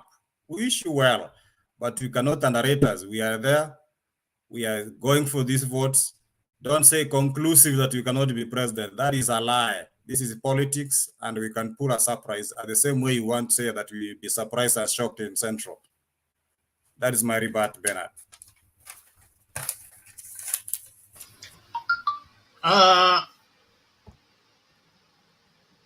Julia, you want to respond to that? Alex had an issue too. Yes, I think Alex, you can allow, even I see Robert and Alex, maybe you can allow them to speak, then I will respond after them. So Alex, please.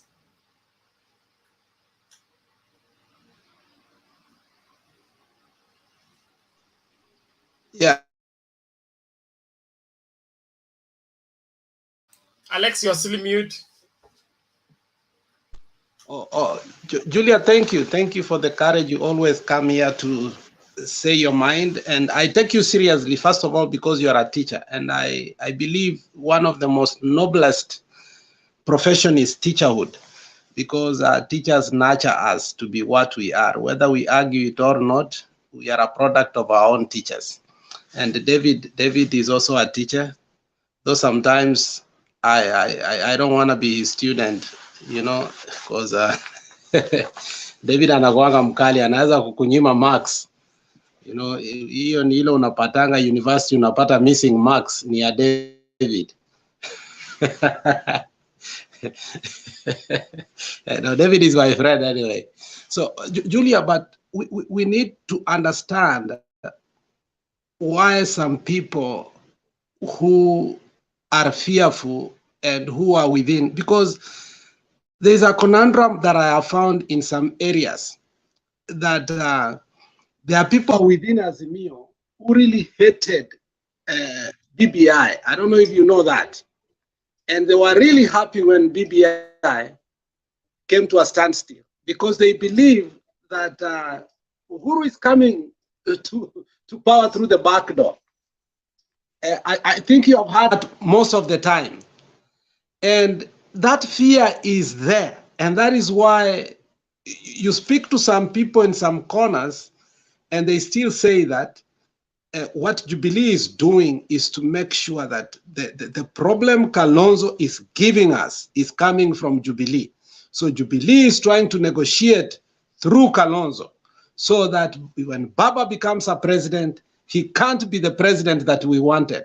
How do we resolve this? Because that is being propagated over and over and over, that Uhuru is coming back to power through backdoor.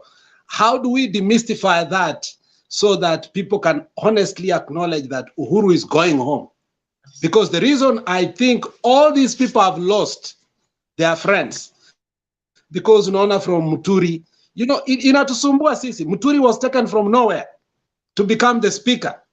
All these people who Uhuru brought from nowhere to somewhere, today have left him.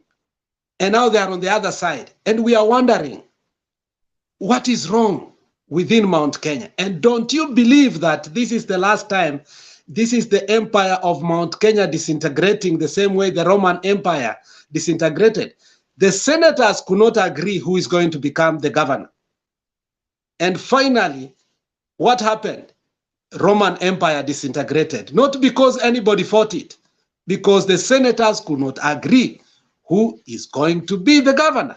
Don't you think that is what happening to Mount Kenya, that because you can't agree who is taking over, the empire of Mount Kenya is disintegrated? Julia, can give a response. I think Robert also had something to say. Robert. Hey, thank you, Bernard. Thank you, Churi, for giving me that chance. Thank you, Alex. I see you. Dave, this is my first time to see you. But you really shocked me for the first time, what just came from your mouth. Don't get shocked. Sometimes I respect you yet to get more. Yes. That's, I mean, that's democracy. That's how it works. We can disagree, but at the same time, in a few days or in a few months, the truth will come out. And I hope the week when we have election, you'll be here. And I'm telling you, you can write it down, Ruto will never be a president of Kenya. Take it to the bank, or take it, somebody just say, take it to the kitchen. That is not the debate. That is not the debate, Robert. That is arrogance. You don't have votes for Kenyans. That is not the debate, brother. No, see, I told you I respect your opinion. Please respect mine too. I'm requesting you that. So, somebody brought up about Mount Kenya right now, that there are some people who think that Uhuru is trying to come back, maybe just to seek some other power. I think that's unfortunate, because if Uhuru he had this kind of intention, this is something we could have noticed from a long time. Uhuru wants to go home. The people in Mount Kenya, there are some people who believes, and that's my opinion, and I don't care what other people think, what I'm about to say. There are some people in Mount Kenya who thinks that Kenya should be ruled with only Kikuyus and Karenjins. And I believe that, and I know them. Some of them even, my neighbors, they have told me that what's happening. But there are some people from Mount Kenya who are in goodwill. That included our president, Uhuru Kenyatta. So those people who are rooting for Ruto, there are people they don't want no change. They just want the two tribes, Kikuyu, Karenjin, Karenjin, Kikuyu, Kikuyu, Karenjin, Karenjin, Kikuyu. I need a Kisi there too. I need a Ruo. I need a Luya. Maybe that might be dawa ya Kenya. I'm tired of corruption. I'm tired of all this every time. It's just like same thing. Matokeo is same way. Kila kitu. People are just like, I mean, you know what? How does Ruto come in within all this time? Akona ndege ngapi? Sijui tano. You know what? David, come on. Come on. And the same man is claiming, oh, what wanakufa njaa, wanafanya nini? Usa ndege moja upatie watu chakula basi, if that's the case. How did he? In fact, you know what? He's supposed to be in jail. Kama angekuwa like a country where people follow, before a law, rule of law, he'll be in jail. But it's Kenya. It is Kenya. He's even lucky Uhuru Kenyatta has allowed him to do what Robert, he has that's done. not a question. What's that? That's not a question. Julia is waiting for a question. So, my friend, Alex. Yes. The question is. Julia has had 2 questions. Is waiting for your question. Alex, Okay. Alex, You are giving us submission. Order, you guys, please. Let's do this. Let's allow the motion to move. Robert, make your question. And my question is to jury. I hope I'm pronouncing your name properly. I'm not a teacher. I'm a professional in a different field. My question is, do you believe Kenya can be a better country come August when we don't have a Kikuyu no Karenjin presidency for the first time? Do you think that is something you think it's the right thing, instead of exchanging all of these things every time they come in, they go out, come in and go out? At least we have fresh air. Do you think that's something which is achievable, or am I wrong to say that? Okay, thank you. Julia, please make your brief response. Okay, yes, I want to start with Robert. Robert, I believe it's possible, and I belong to the school of thought of Uhuru Muigai Kenyatta, that we don't have to go to the same trend, Kikuyu Kalenjin, Kikuyu Kalenjin. I think it's high time we change this. You don't even have to become from a big tribe to become president of Kenya. I belong to that school of thought. And I think Kenyans, going forward after Baba, we should buy this. We do not have to come from a big tribe to become president in this country. And I agree with you that it is total hypocrisy from the UDA camp. That connects me to what David said about corruption. She's talking about Waigoro. Waigoro is in the UDA camp. I think something is wrong with David's memory or something, because all of us know here that Waigoro is vying for governorship in UDA. So I think something very wrong with David's memory. And another thing that is wrong with his reasoning is talking about Ngilu. And I ask him, you mentioned somebody and you state, you be categorical. Useme mwaka fulani aliimba 1, 2, 3. Mwaka fulani alifanya hivi. Tuache hii propaganda. The other propaganda David is bringing to this studio and should be discouraged is asking us that kama Uhuru alichoka na his deputy 2017. Kama ingelikuwa we David, ungefanya aje? You become president and then you teach the man a lesson. That is what Uhuru is doing. I'll do the same too. I will really teach Ruto a hard, bitter lesson by supporting our opponent. And that is what Uhuru is doing. So for me, DP is paying for his sins. He's paying for the things he did against Uhuru. So let him pay for it. Now, about what Alex is saying, that that Uhuru is trying to sneak into power from the back door. Alex, that is propaganda from UDA and from UDA malls. Yeah, UDA malls and UDA propagandists are the ones that are spreading that propaganda. So, my point is this: if whatever Uhuru is doing ensures that Baba becomes president, me, I'm okay, as long as it is within the law of Kenya. You see, as long as he doesn't break the law, it is okay. If he goes out to marshal support in Central, if he goes Sagana 3, Sagana 4, whatever Uhuru is doing to make sure Baba wins, as long as it is within the law and is not illegal, I'm okay with it. For the BBI and who becomes prime minister, let us cross the bridge when we get there. Whether Kalonzo becomes prime minister or becomes prime, let us cross the bridge when we get there. For now, we only have one agenda. In fact, David, I want to tell you, the Kikuyus who are supporting Baba in Central Kenya are supporting him for two main reasons. And this reason supersedes the second one. The first reason is to kick Ruto out of Central. And the reason behind that is because they are proud of their son Uhuru. That is reason number one. Second reason, they have nothing to do with corruption. They don't want nothing to do with corrupt people. In fact, Ruto should not even vie for presidency. His place is committee. I'm sorry to say that. Bernard, I'm done. Thank you. Thank you, Bernard, Julia. 1 minute for rebuttal. 1 minute for rebuttal. Please. Let's move on. Let's No, move on. we cannot let her make a lie on media and then live with it. We can't. What is the lie? David, what is the lie? Okay, I have respected my elder brother Alex. Nimenyamaza. You are relax. Okay, let's do this, please. Okay, the people joining UDA in protest at the mountain.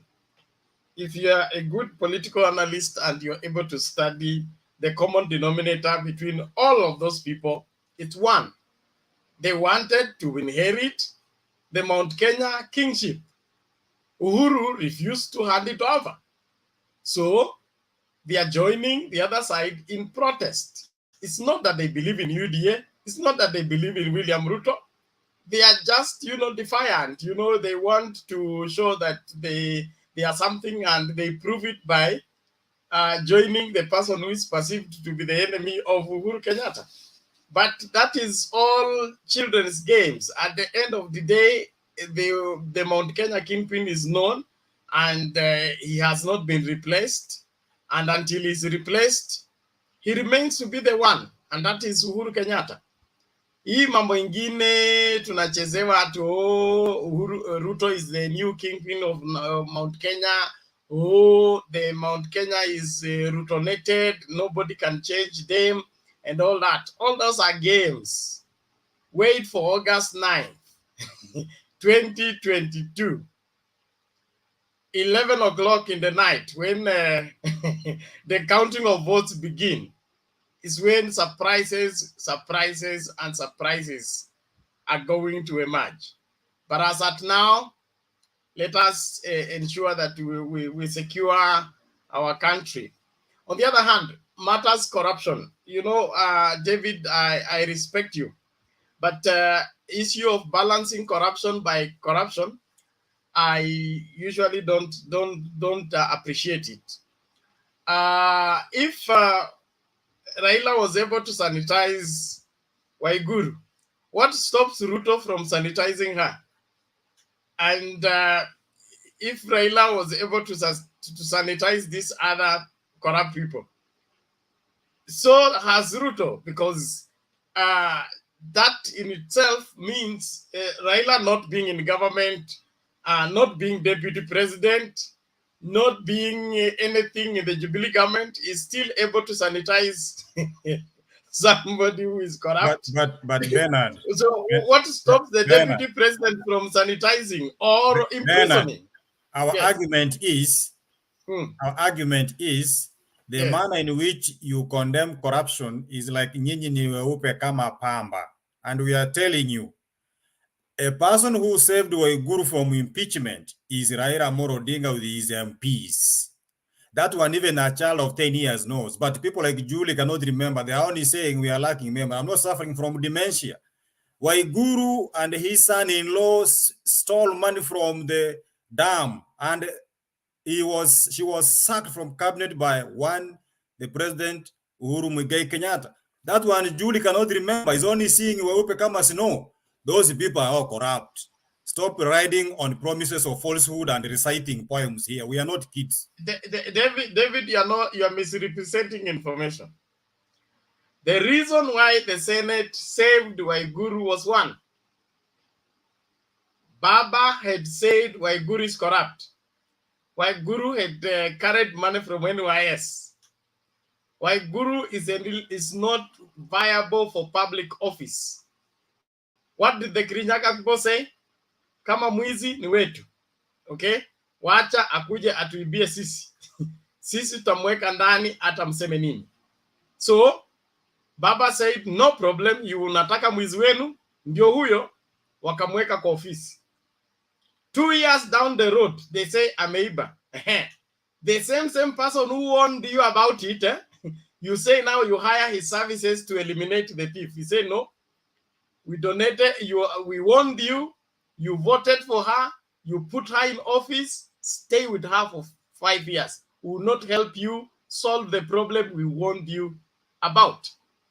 So let us accept that if there is a problem, we solve it as a problem, not looking for who to blame. Like the deputy president of late, he says he's playing the position of the opposition because the opposition leader is no longer playing that role. Now, which part of the constitution that empowers the opposition leader to play any role in the constitution? It is not there. And then somebody wants to cleverly, okay, cleverly undermine the president and abuse the government and critique the government, which he is part of, and then he takes Kenyans for fools by saying he's playing the role of opposition because the opposition leader is no longer playing that role. Now, this cleverness of trying to make fools of the country and the people of Kenya is something that we must stop by all means.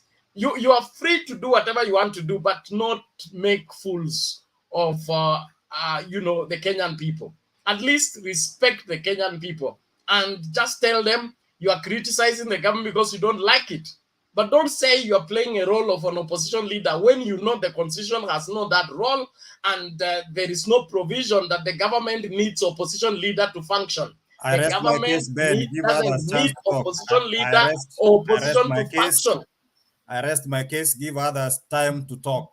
I'm sorry, sir, to cut you short. No, thank you. I'm also talking, and I think I'm about to sign out. So let me just put it across. The deputy president is carrying Kenyans for fools, and we cannot entertain that. There is no provision in the constitution that the government needs opposition to function. The government needs their officers in place to function. The opposition is not a requirement. Now you're making it a compulsory requirement, and that if it's not there, you even switch floors and go and play it, then come back and answer yourself. That yo mchezo ndio siwezi kubali. Naomba hivi nani huyu kuna wale ambao hawajaongea kabisa. Wangira, umekuwa hapa kweli wewe leo? Nimeona Murunga. Bwana Bernard, habari? Salama, namna gani? Mzuri, mnaendeleaje? Tuko wazima. Wacha nisalimu kila mtu hapo kwa jina la Yesu. Amina. Oh, okay. Let me just make my contribution. Oh, and I want Yeah. to start. I want to start with the topic that is just down there scrolling on the issue of whether it is a coalition of party or coalition of parties. You know, it's supposed to be a coalition party or coalition of parties. And when I say a coalition party, Azimio is what we call a coalition party because these are parties that have come together to form now one coalition that is called Azimio, and that's why it's called a coalition party. So these parties come together on almost equal terms, and like the amorphous thing that I'm seeing within the UDA and Kenya Kwanza, which they are now calling coalition of parties. Bernard, I am telling you that naona hapa watu wakililia kwa choo, and I want to explain to you what I mean by naona watu wakililia kwa choo. You know, William Ruto ni ule mtu tunaita sungura mjanja kabisa, and you know he's playing these guys, and you know they are not seeing. You know, imagine already he's telling them that I'm going to run on a political party called UDA. I'm not going to run on Kenya Kwanza. Do you know what that legally means? That legally means that, but unfortunately for us who are in Azimio, who believe that William Ruto should not be president of the Republic of Kenya. So unfortunately, if William Ruto is elected on the 9th of August and he becomes the president of the Republic of Kenya, this guy will not be forming a Kenya Kwanza government. The government William Ruto will be forming will be a UDA government because he will have run on a UDA party.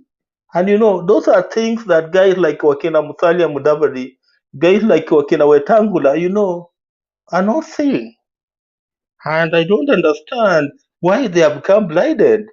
Because people are saying that if you get if you get into UDA, you know, your brain disappears somewhere else. Their brain must have disappeared somewhere else. Then it comes up with now complications. You know, it says that you remember even when we were NASA, you remember the NASA, despite Wetangula having only one senator in Ford Kenya Ward himself, on what I have called equal terms that are part of the coalition party, where we made Wetangula the leader of minority, despite having been the only Ford Kenya senator, the only Ford Kenya senator in the Republic. Today, William Ruto is telling them that, you know, we are going to share positions according to the strength of your party, which means you have to go out there, soil yourself, sweat, and ensure that you come up with numbers. If you don't come with numbers, then you know you're done. You're done. And you know that impacts on the sharing of government, it impacts on the sharing of the political parties fund. You see. And now that leaves me asking myself, where does such an argument leave political parties like Chakazi of Moses Kuria, which today has only 29 candidates, as candidates. And you know, if you have only 29 candidates, tell me out of those 29 candidates, how many are going to be elected? You know, this guy is just throwing you under the bus. He's telling you that wewe ni idea to kufanya campaign, but come the 9th of August when I'm elected, then you'll be nothing. You'll not claim any stake into this arrangement. You see, and you know those are things that these guys in Kenya Kwanza are not seeing, and that's why I'm saying that, you know, hapa William Ruto amewacheza, and you know if they're not very careful, unfortunately, if William Ruto forms government, you know, they will not claim any stake because he'll take you back to that arrangement, and I told you that you must you must prove your worthy by contributing by contributing in numbers.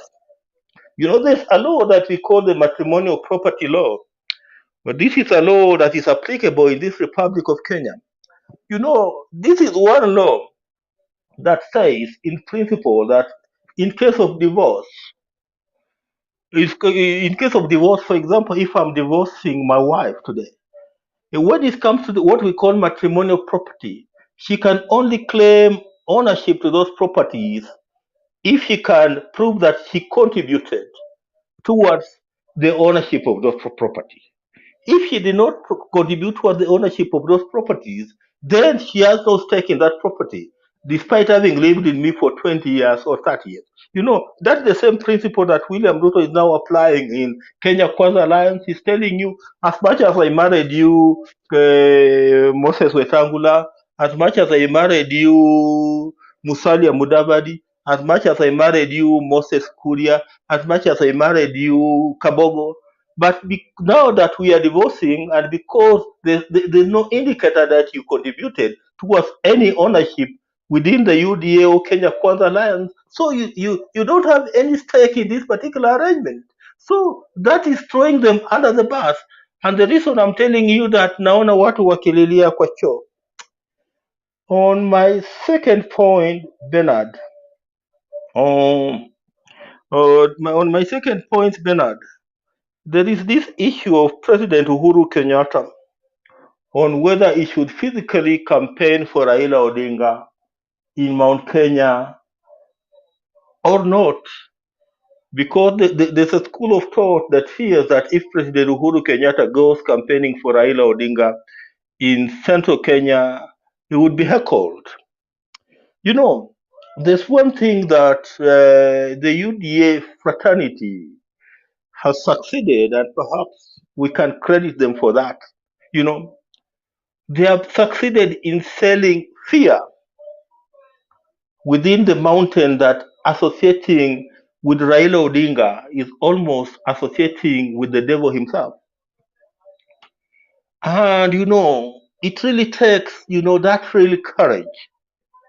The courage that we have seen in guys like Wakina Kaneni Kega, especially I want just to mention Kaneni Kega, to come out and say, irrespective of what will come out of my stand for supporting Raila Odinga, me, the man I'm supporting to become president of the Republic of Kenya, come 9th of August, is Raila Odinga. So for those people who are seeking for elected positions in Mount Kenya, majority of them, are bought into that fear that, coming outrightly supporting for Raila Odinga is like now supporting the devil himself. That's why you see most of them are not coming out outrightly and saying they are supporting Raila Odinga. We saw the scenario in Meru where now even Kiraitu Murungi is saying that, you can decide to vote for William Ruto or you decide to vote for Raila Odinga. Me, whoever you vote for is up to you, but I'm only requesting you people to vote for me as governor. So, and that does not mean that it will affect the ordinary mwananchi in Mount Kenya who believes in Raila Odinga, because the ordinary mwananchi in Mount Kenya who believes in Raila Odinga has nothing to lose apart from just casting his vote for Raila Odinga come 9th of August. So this purely affects those people who are seeking for elective leadership in Mount Kenya. So it brings me back to this point of Uhuru Kenyatta. Uhuru Kenyatta has decided that it is Raila Odinga, the man that is supporting to become the 5th president of the Republic of Kenya. So despite this second school of thought that says that, if Uhuru Kenyatta goes on the ground to support to campaign for Raila Odinga, there's a likelihood that he could be heckled. Me, I tend to think that Uhuru Kenyatta, it's not the first time that, he has been in such a situation that where he has been forced to bite the to bite the bullet. And for this one, and for the sake of Raila Odinga, I see Uhuru Kenyatta biting the bullet, and going to the ground in Mount Kenya and campaigning for Raila Odinga. On the issue of Kalonzo Musyoka, we have seen him now, Deto, my brother Deto today, I did not see him. He was very uncomfortable with this gentleman called Kalonzo Musyoka. But now Kalonzo Musyoka is coming out clearly saying that, It's not matters of position. Whichever position you decide to give me, or whatever type of coalition you form, I'll be part and parcel to it, so long as Raila Odinga is assured of becoming the 5th president of the Republic of Kenya. So we are seeing a Kalonzo Musyoka who is being transformative, and who is now living up to reality that he could not be the deputy president, he could not be the running mate of Raila Odinga. Then there's this gentleman called Alfred Mutua, and I think that would be my point of close. You know, Alfred Mutua, for the last 5 days, he had been making a lot of noise. You know, in fact, some of us had even given up on him. I think by Saturday, most Azimio people had given up on him. They said if he wants to go to Kenya Kwanza Alliance, he could just go to Kenya Kwanza Alliance. Now here he is now coming back again, saying that, you know, we have sorted out everything, every problem that he had within the Azimio. But now the only thing that I'm asking is that I be considered for the deputy, for the running mate, sorry, of Raila Odinga, of Raila Odinga. So as times go on, let us see how things will play out. Let us see how the likes of Alfred Mutua, whether they will really live per their word to remain within the Azimio family. Allow me just to close it at that, and perhaps if there's any question, I can be in a position to respond to. Asante. Thank you, Bwana Wangira. And probably I would say this: the attempt to scare Uhuru Kenyatta from going to the mountain will not succeed. Uhuru Kenyatta is a long ranger. He does not pay attention to short-term battles. He fights the war, and he's been doing that for 4 years, and he has been able to handle that successfully. So when it is time to go up the mountain, the shock that this country will be in by those who have believed that he cannot, just like they said he will not say in public he's supporting Raila Odinga. They preached it for 4 years, and when it was time, he pronounced himself on the same. The same surprise is going to shock them.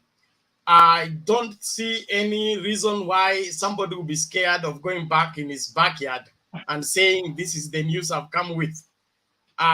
He conducted Sagana 1, Sagana 2, Sagana 3. He wasn't doing that from State House. He wasn't doing that from Nairobi. He was doing that from his backyard. So the notion that Uhuru Kenyatta is going to fall for the spell of UDA, that he cannot go and do a rally in Mount Kenya to campaign for Raila Odinga, you wait and see. That is all I can say. Wait and see. Roba, take your moment, please. Make your submission. Tuende mbio mbio tumalize Lili Ondiek na DV. Okay, did you say the submissions like 5 minutes or 10 minutes? Carry on. It is usually 3 minutes. Oh, okay. But go ahead. Go ahead. Okay. Go ahead. Thank you, Bernard. Thank you, everybody. I mean, I injected myself when David came in, but it's my time now. Let me make my points on David. Now you can ask me questions if you want to. This is the way I see things. The one thing I'm seeing here, Mr. William Ruto is trying, I mean, for what I see from, I mean, if you go deep on this issue, what's he after at this moment? Ruto thinks he can win elections without Uhuru in the mountain. Okay, he might not. I don't know. God knows. But ask yourself, if I come from Mount Kenya, what about a situation where Ruto, after all this fighting, the way the fighting has been going on, what about if he wins? Can you imagine how it's going to look, how Uhuru will look before? I mean, the history books, the historian write books. What will it say about the situation? Do you know if Ruto wins, Uhuru will become one of the worst president ever to be mentioned? I mean, that's what's going to happen, because they have been fighting for all this time. They have been exchanging all this. He's not supporting him, and then he wins. Oh my. Then Ruto becomes the king of the mountain. He's the king of the Kalenjin. He'll be the king of the Kikuyu. And now, I have a problem with Asmio. I don't know if it's Asmio or Asmio Moj. I don't know even how to say it. I have a problem. The problem I have is this. So far, they are quiet about Nairobi. So far, they are quiet about nominations all over the country. So far, in Kakamega, I don't see what the solution is. I don't see the solution in Nairobi and other big cities. In Mombasa, they are just fighting. In Kakamega, they have like 3 people, and the KKA, they have 1. I mean, what's the way forward? One thing I know for real, yes, Raila is going to win the presidency. But he has a problem, the people who are surrounding on him. This is not Raila I knew before. He needs to wake up. He needs to wake up. Tomorrow, somebody has to advise him. They need to solve this issue of Nairobi. If they think Nairobi, they want to have 3 or 4 candidates, they lose everything, from the governorship, from MCAs, to what have you, members of parliament. So that's the weakness. In fact, we can come here talk about the positives, everything good, about what's going on. Yes, Papa is going to win, but also let us have a big picture here. Things are not going well as far as the way I see it when it comes to other members of county assembly, members of parliament, women represented, like where I come from, Nikisi, where they are trying to enforce, they are trying to give us somebody by a direct ticket. I don't think that will ever, they will just lose like hell. So I've always said democracy comes from the people, and you cannot impose democracy on people. If come August, Ruto wins, I'm here to say I will support him. I will not go and just start abusing him or maybe just say bad things about him. That's democracy which just comes from people. But I hope also if he loses, people like David, they will also come up and accept Raila as one. That's the country we want to build. This idea of hatred when it comes to election, it's just like people are not sure of what's going on or what's going to happen. In fact, what I was expecting from Uhuru is one thing I hope he will do. It's just to say during the election night, the day after, I'm going to make sure Ruto will be available, Raila will be available, everybody will be available. We go for dinner. Whoever was won, we move on. That's the country I want to see. That's the country I want to see. But at the same time, let me talk of the topics I see here, Raila versus Ruto winning strategies or whatever it is. At this point, I think there are some problems when it comes to where Uhuru or Ruto is going to win. I'm not sure about places like Western. Some places in Western have some doubts if Raila is going to win, and if he wins there, then he becomes a president. But here's my take, and this is the way I see it. Come election night, we would be surprised from some counties, from Nyamira. You don't remember they won in Nyamira last time. That's Chubiri won. I would not be surprised Raila will win it with maybe 65 to 70%. Kisii is going to have a very good win compared to the last election, the last two elections. I expect Mombasa and other places. Western Kenya, okay, maybe Vihiga, yes, where Mutava comes from. Maybe Kakamega, yes. Bungoma, I don't know. I expect also people, Mansai from Narok and Kachiado is going to do very well. And that's what puts me a question when they say about numbers. Where is Ruto's numbers? Because I've been just trying to calculate this, at least to give comfort to Mr. David. I don't see it. I don't see it, to be sincere. I don't see how Ruto wins. Because most of this, some of the things, if you look last time where they won, it was because of Uhuru. And that's why I'm shocked. I would not be shocked. Raila wins this thing with 77+%. I mean, that's the way I see it here. But at the same time, I don't want to start lying, sitting here and say things are going very well on Azimio. Remember, I'm not like somebody who's inside there 100%. Like I'm supporting 100%. There are some people like I agree with David. Not everybody in Azimio, they are white as as some of them claim. But looking on the other side, they are dark as hell. They are dark as hell. Imagine Waiguru. She belongs to jail. People, this guy from, I don't know, they call him the guy who's supposed to be running Sidga Chao, or whatever his name is, he's supposed to be in jail. I don't know about Musalia Mudavadi and Wetangula because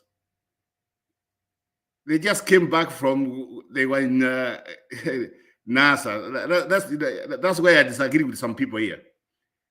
You see, when they talk of now Musalia stealing other things, I don't know, graveyards and whatever, Wetangula selling some embassy. My question is, how comes that one never came up when they were on our side? I don't want to be kidding myself here. I don't want to be like, let's be sincere. So sometimes when we say things, we come here. Also, let's talk about some of the history. Let's not come here, we just say now, you can milk the cow when you have it. But when the cow is away from you, you just say that cow has no milk. Yeah?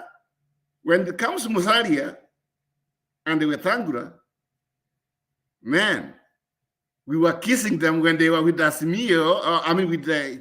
with us in NASA, and now they are kind of, that's the kind of politics I don't want. Let's be sincere. And that's what I'm saying. Let us be positive ideas.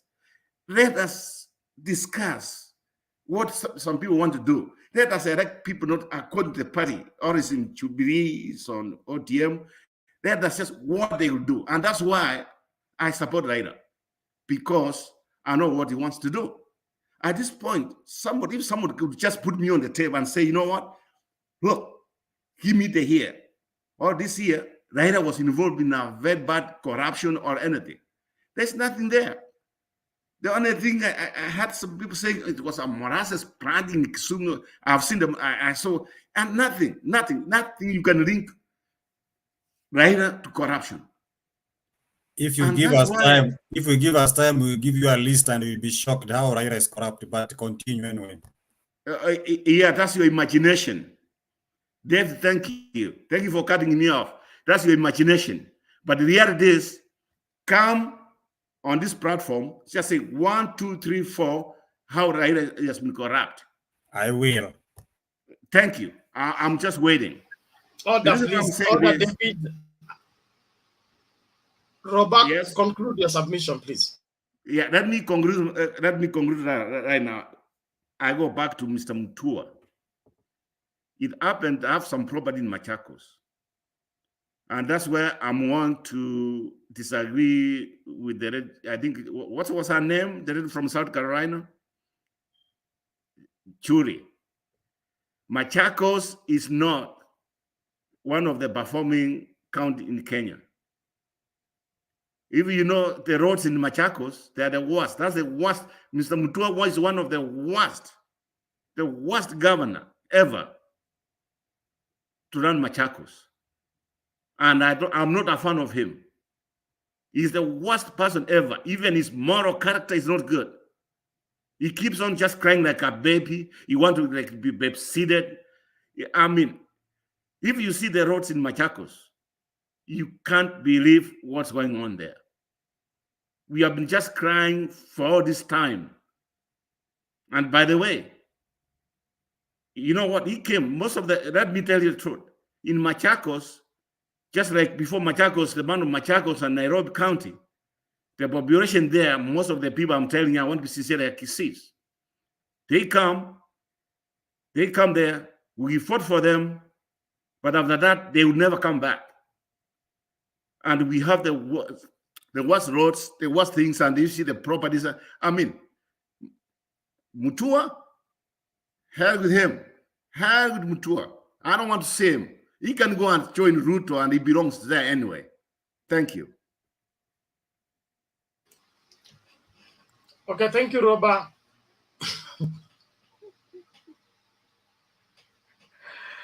Now matulete Lily. Does he expect a rebuttal? No, please. I want us to I can't reach Temba. I think we should begin to wind up. Lily, please. How are you? Hi, good evening, everybody. I'm fine, thank you. So, yes. Robert, fine, thank you. Robert, I disagree with you. I think Mr. Mutua, he is the first governor to bring free ambulances to the hospitals. And apparently he had dug a lot of boreholes which provides water, those are basic needs to Mwananchi. Secondly, I think he was right to mourn about this three-legged stool, because if things were not explained clearly about the documentation, we are going to take it for wherever they were taking it. So I think it was right for him to express himself, how they feel with us, because every vote counts. I think he was right. Okay, my point to David about UDA. Why do they keep on UDA, keep on mourning and reminding Mr. Uhuru that he has only one vote? Yet you guys are saying he should keep away and let Mr. Odinga and Ruto to face it. Why are you mourning if Uhuru has only one vote? Yet Ruto, he's in the office, so he is still using state machinery. The other thing, my point was, about Central. Uhuru can go there and campaign, and I think we are waiting for tsunami, leave alone earthquake. When they start campaigning after nomination, so we'll see. That will be hurricane. Whichever will be, whether Katerina or Harris, you'll see, guys, will be wiped out from Mount Kenya. And that's what my belief is, and I'm waiting to see that. The other thing was about the democracy of our country. And think we need to visit the Constitution, because we can't have a deputy president behaving this way. So we need to look at the Constitution and straighten it, not to have people coming to the government absconding their duty. I think it's dangerous. And that is my submission today. Thank you. Hey, Bernard, can I answer a question? She's talking about Mutua, please. Can you give me that time? Half a minute, yes. Yes, really, thank you for bringing the Mutua. There's one thing I have, and I've always said about this platform. The problem with Kenya, and really, please just get me what I'm about to say. We do a small thing, we start just raising our hands up, see what I've done, see what I've done. Mutua, we go to Machakos. Do you know? I wish that there's this imagination. We think that I've been on the ground. That's where my house is. That's where some of us, we live there. I know what it is.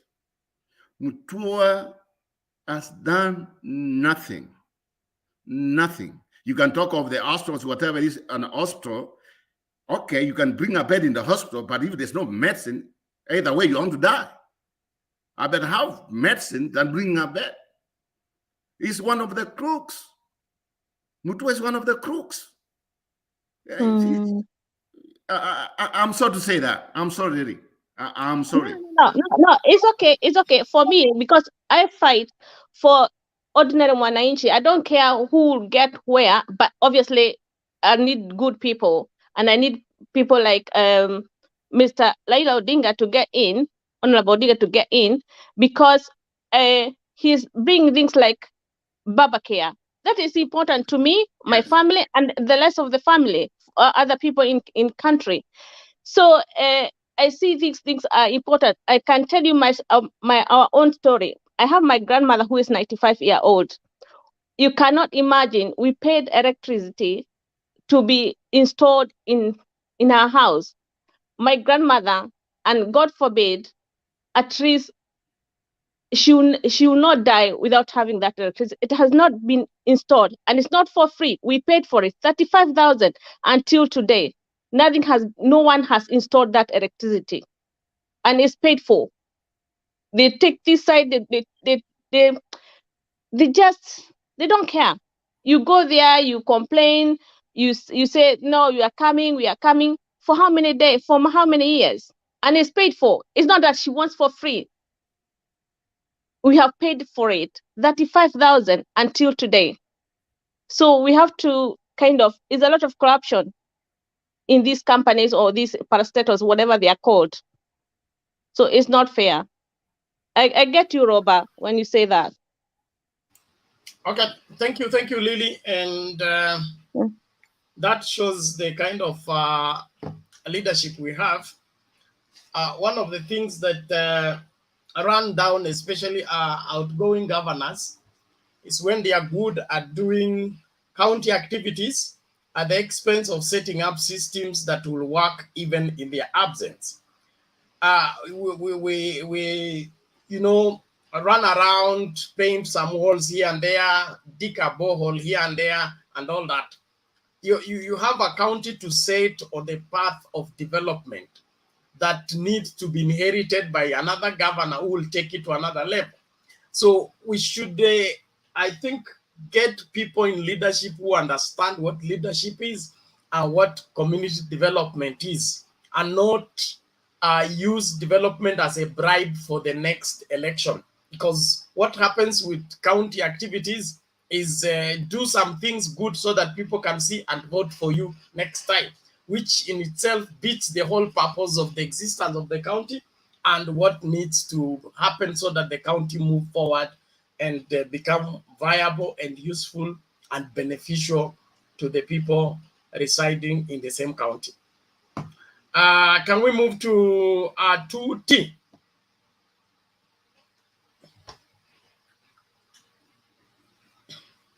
Diviners are 2T. Are you still there?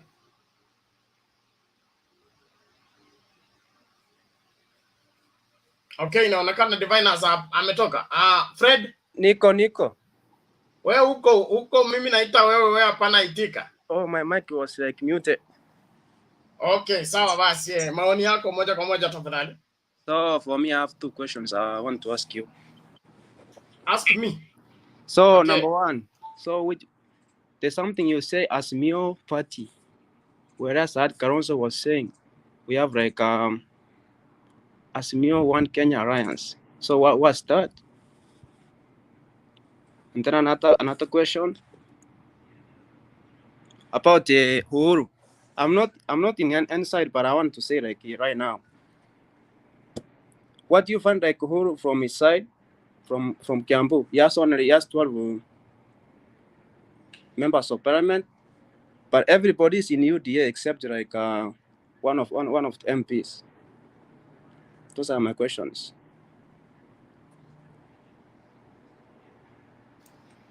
You say Uhuru has only 2 MPs? No, I said 12 MPs from Kiambu. But right Yes. now, he has only one who is remaining with him. And then, Hey, Bernard, can I answer him on that question, please? Yeah.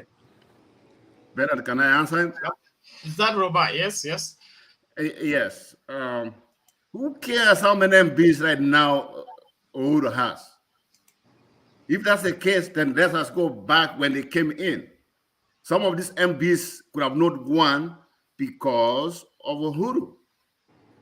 Let the truth be told. Just because these MPs have joined Ruto, doesn't mean they are going to go back to parliament or they have given power. But still, Uhuru is our president.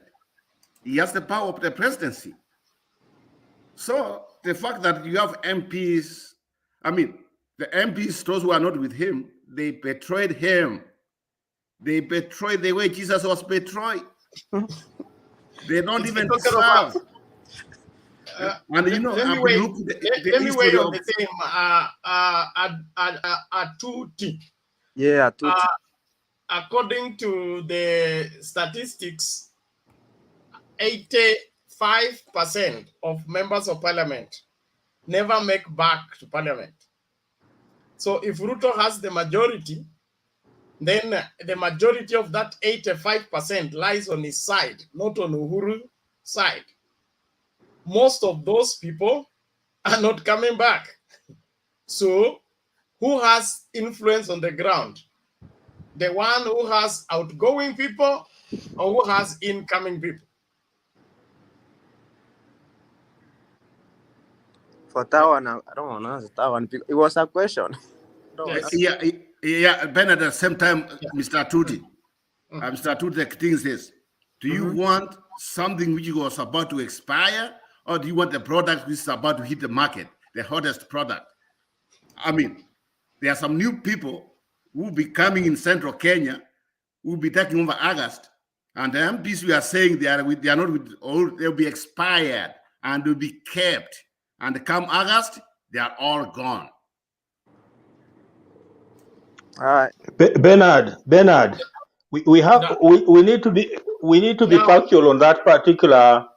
We need to be just factual on that particular question by my brother there. He claims that Uhuru Kenyatta has only one MP left on his side in Mount Kenya. That one is not true. Even without beating around the bush, that particular presentation is not true. Uhuru does not only have one MP in Mount Kenya left on his side. Okay. Atut, what was the other question? About the coalition, Azimio, and then... Okay, yes. Azimio na Umoja is the name of the coalition that I know. So what about the one I asked you about? The One Kenya Alliance, according to what is it called? The Azimio One Kenya. You remember the act of parliament that was passed about political parties? Yeah, I remember that one, yeah. It is against coalition between coalitions. You can only create coalitions of political parties, not a coalition joining another coalition. So Azimio One Kenya is not viable according to the law.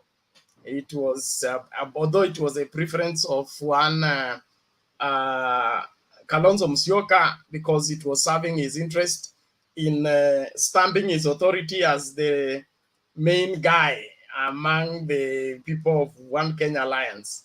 So he wanted to sign the paper on their behalf, but they ended up every party signing the paper individually. Better to add on that, I'm also confused about the Azimio and Umoja. I'm also on the rim, but that one I can give you, Mr. Tuti. Everybody's confused about it, but that one doesn't matter. That what matters is the people who are there and who we want to vote for. It's a confusion, but things will work out by itself. Everybody's confused about it.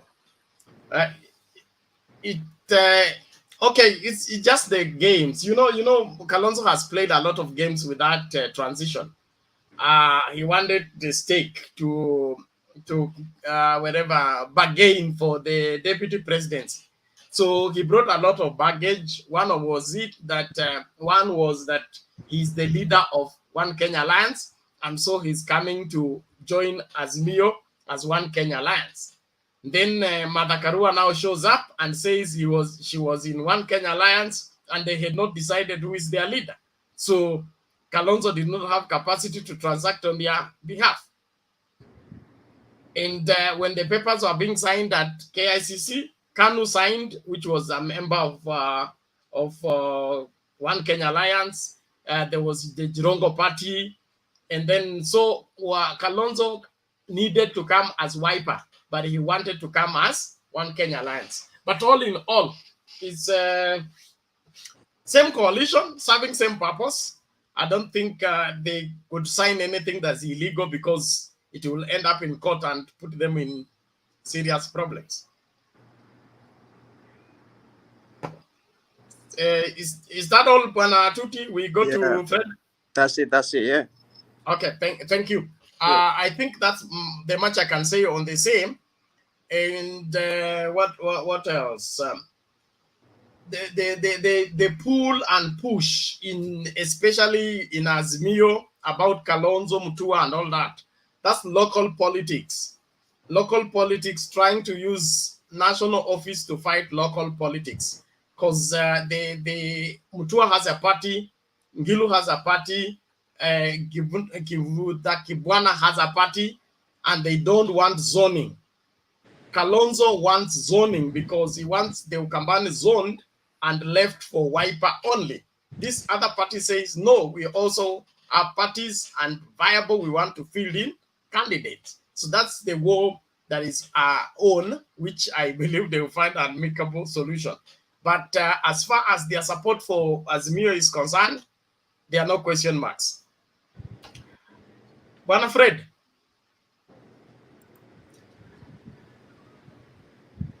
Unmute, uko bado mute wewe. Okay. Naona wote mjambo. Jambo, karibu. Asante bana. I have some, let me say, one or two issues. One, nataka kuambia Mr. Roba rather, ya kwamba nimependa submission yake sana. Penye nataka ni kuhakikishie Bungoma, mimi ni mkaaji wa Bungoma. In fact, Kandui constituency. Wafula Munyinyi is my MP. Na Bungoma, Raila anaenda kupata kura mzuri sana.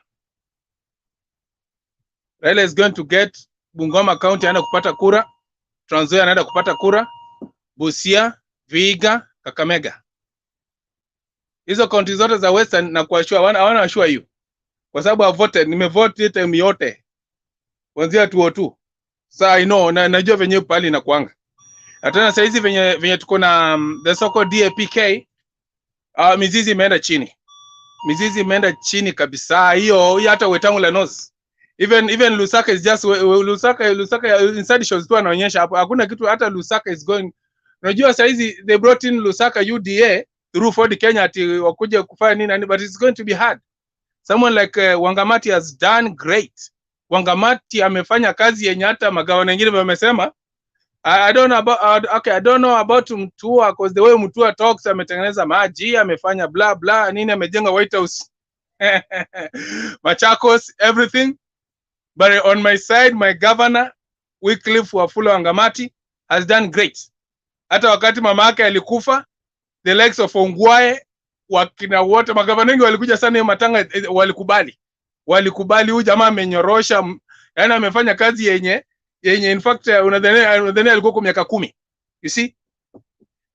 So what I was saying, don't worry, Bungoma County, people are working on it very seriously. Baba anaenda kupata kura, so hiyo usikuwe na wasiwasi. Then the other thing is about Mutua.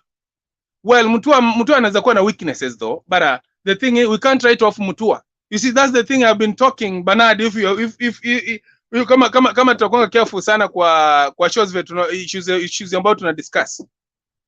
We can't write off Mutua. Mutua has his own party. You know, Mutua kuchaguliwa kwa Wiper, Mutua kuchaguliwa kwa Jubilee, Mutua kuchaguliwa kwa NARC Kenya, Mutua alichaguliwa kwa chama cha chap. You see? Na kuchaguliwa kwa kura, hakuchaguliwa na kura 5,000 ama 10,000. You see? So, regardless of any performance, we are not dealing with the governors, outgoing MPs ama whatever. Sasa tunashughulikia tunataka tujue mtu yote ambaye anakuja on board anakuja na kura ngapi ama anakuja na backup gani, you see. So issue ya Mutua anapenda, Mutua ni mtu mastarehe, you see the way you say Mutua ni starehe sana.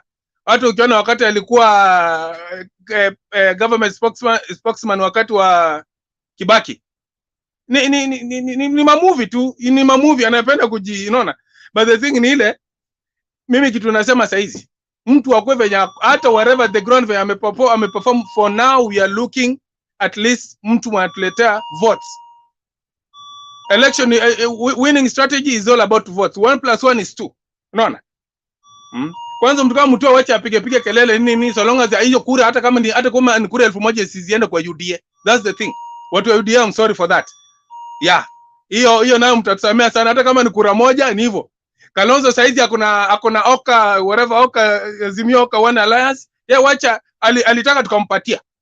But in actual sense, hiyo whatever anasema hakuna. Si unaona? Kitu ambayo ilikuwa deposited kwa nini kwa OPP, whatever how do you call it, huyo mwanamke wa registrar Paris, ni document tofauti. So the thing is, Mutua of course, kuna vitu mingi. I have some friends kutoka Machakos wanasema is like Mutua anaongea sana, lakini kuna vitu mob zinajafanya, you see. Ni zile vitu ndogo zenye amuonyeshe White House, hizo balls zenye Lili amesema ametengeneza nini na nini. But now a person like you who resides at Machakos, we're gonna believe you because you're the one on the ground. You're the one who feels the touch. You know? Then the other thing, there's there's a guy about Uhuru Kenyatta ati akusijoka na MP, sio MP moja ama MP 12. I always say this. Uhuru Kenyatta alisema usione simba amenyeshewa ukadhania ni paka. And that's a very strong message. The time, you know, it's a timing. Politics is a game of timing. Ni kama Champions League. Champions League utaona Real Madrid inacheza na timu ndogo, inapimia tu kama juzi wamecheza na Chelsea. Game wanapima tu Chelsea kwenda game nzuri, lakini wakati wali strike ndio hivyo na game ililala. You see? So right now Uhuru Kenyatta is in a periphery. Anafanya tu timing.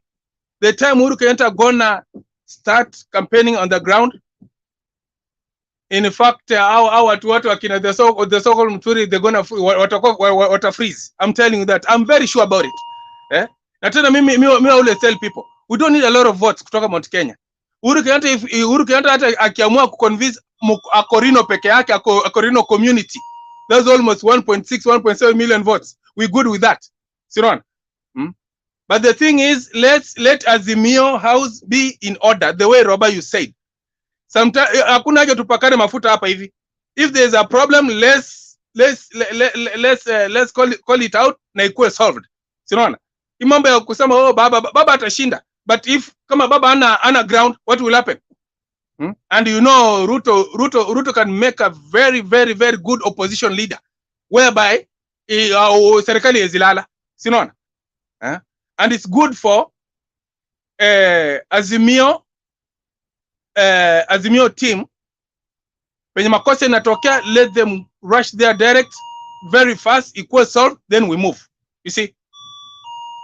So we need to be very careful. When makosa iko tuambiane ukweli.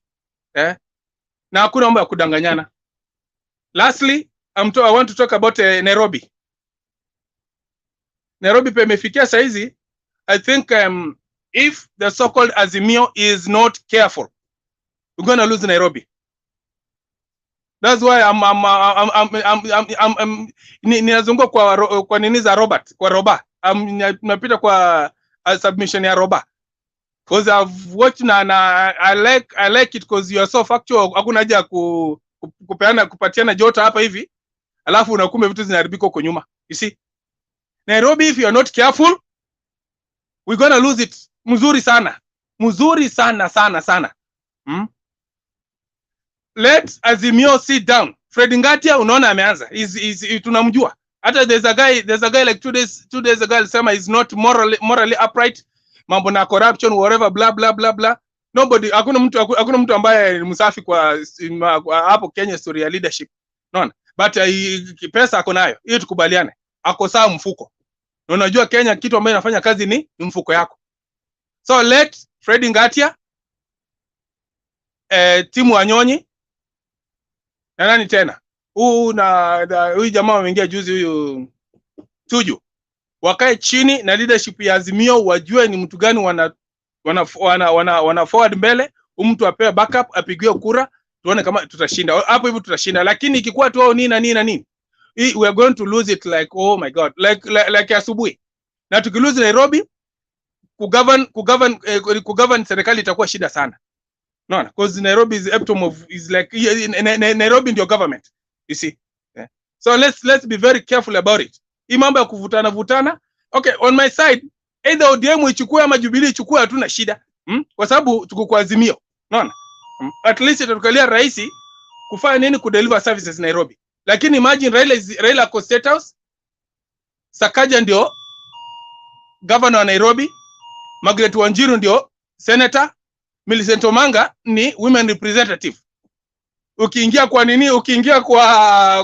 kwa county assembly unapata karibu almost 90 or 100 MCAs ni wa kutoka UDA. Ni kitu gani utapitisha? Ni nini utafanya Nairobi? Sasa hapo ndio utasikia Mdavadi anasema I told you this guy is a puppet. You see? So we need to be very careful about it. Let's try to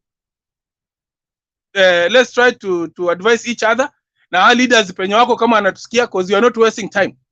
Ukiona venye kila mtu amekaa hapo hivyo, kila mtu ameacha shughuli yake, ni ile tu for the interest of our country Kenya, ndio naona mtu una feel hapana, let's talk about this. And I want these leaders, when they listen to what we are saying, they need to retreat now, make the right decision, because we can't be wasting our time. We can't be not rather wasting, we can't be putting more energy kwa kushughulikia vitu kama hizi through media, alafu watu wanaenda huko nyuma wanafanya mistake, then baadaye sasa tumepoteza, then we start whining, you see. So we need to be very careful about it. Na nimeona David, nakusalimia man. Oh yeah, watu wa UDA msijali, tuko pamoja, lakini wakati Raila ataanza kupiga ground, Uhuru ataanza kupiga ground, hapo ndio utakutana mzuri, ndio mtajua amujui. Na pia sitawaambia atupangwingwi. Okay, thanks. I'm watching you now, fuatilia. Thank you.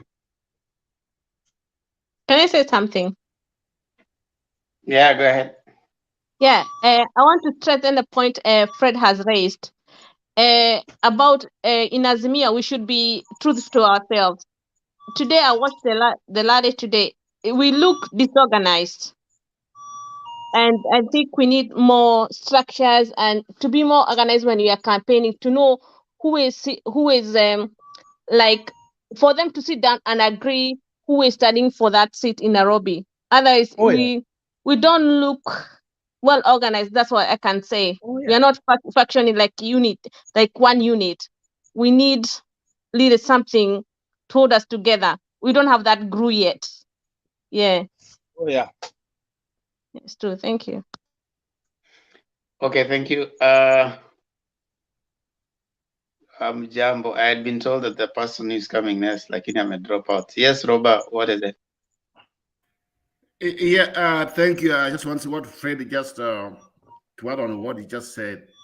Nigeria, we have been saying Jogo was shamba week mchini. Lakini if we don't look properly, Ruto is going at a week up in Nairobi. That's a problem. Let me just put it this way. You know, there's one thing. If as Mio, they really want to solve the problem, ODM, just get away. We want just organized as Mio. I mean, there's people in ODM, they think that they own everything. They should control everything. That's not right. If it is Azimio is a coalition of people coming together, let's be accommodating, let us work as a unit, but not like everything it's ODM. Chunet, I'm not a fan of Chunet. I want to be sincere. I'm not. The way they do things is not right. And that might cause Raila the presidency. Let them wake up and realize, okay, you are being supported by Uhuru. It's not a guarantee, but at the same time, put your house in order. Put the house in order, because Azimio, Raumoja, whatever you can call it, it's a lot of parties coming together. It's not ODM. And I'm one person here.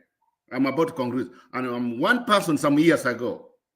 I said, and I remember even I talked to one of the pastors where I live in California, who was just sharing about this man becoming a governor of Nairobi, Sonko. I told him, you know what? Education matters. That man, I'm not comfortable with him, the way he does things. Oh, he's helping people. He has these limousines. When you have a problem, he'll be there. He comes there, people. I told him that's not the way you govern. When it comes to governing, what you need is to sit down and decide two projections, decide what's right for the people. Just to come overnight to do something, maybe to go on the streets and do some fun things like Sonko did. And you know what? I don't know much about Sakaja, so I hope I'm pronouncing his name. I know he's the senator there. I don't trust him because he cannot be trusted. But at the same time, when it comes to Nairobi, we need somebody who has the content to be a governor. And that's why sometimes at this point, you know, Kitero, he looks better. Even though he was there for one term, he looks better. But we need somebody who comes in, like someone said, if you lose Nairobi,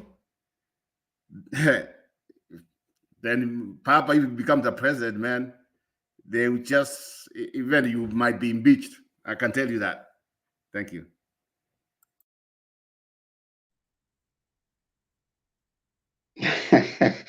Why is he being impeached because he has lost Nairobi? Why are you saying unconstitutional things? To be impeached is not unconstitutional; it's a constitutional. It's part of the Constitution of Kenya. Impeachment, even you can impeach an MP, you can impeach anybody, even the Attorney General. What can you substantiate that? What I'm saying is because of losing Nairobi. Yes. Do you know why? Let me explain a big picture here. Temper, let me explain myself. Ruto is looking at a big picture right now. He knows he's not going to win presidency. So what he's doing is making sure that he wins parliament, he wins local government, he wins governorship. Then when Raila becomes a president, the country will not be governable. And that's what he wants to do. And if possible, I asked you the question. Yes, that's the big picture I have. Because at this point in September, Azimio has not proven. Ruba, calm down. Yes. I'm asking you a question. Respond to the question. How is UDA winning Nairobi connected to the impeachment of a president? Yeah, what I'm saying is, to start impeachment, here's the connection. Nairobi will not be governable. If Nairobi is not governable, what do you mean? What I mean is the majority is going to be from UDA, or how they call some KK. What's the problem with that?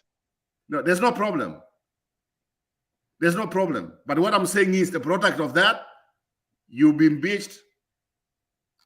I mean, if you lose the whole of Nairobi, you lose, because I'm telling the truth, Raila might win this presidency, But coming to members of parliament, Robert, comes to the governorship, he's going to lose. Listen, Robert. We need to speak, and sometimes we need to try and tend towards giving the correct information and the correct position. The Constitution provides for how the interaction between the national government and the county government. Yes. Now, the only way a president can be impeached is through parliament. And that's what I'm saying. Not through a county government. So even if UDA takes Nairobi, there's no problem. There's already a constitutional provision. What I meant was they relate.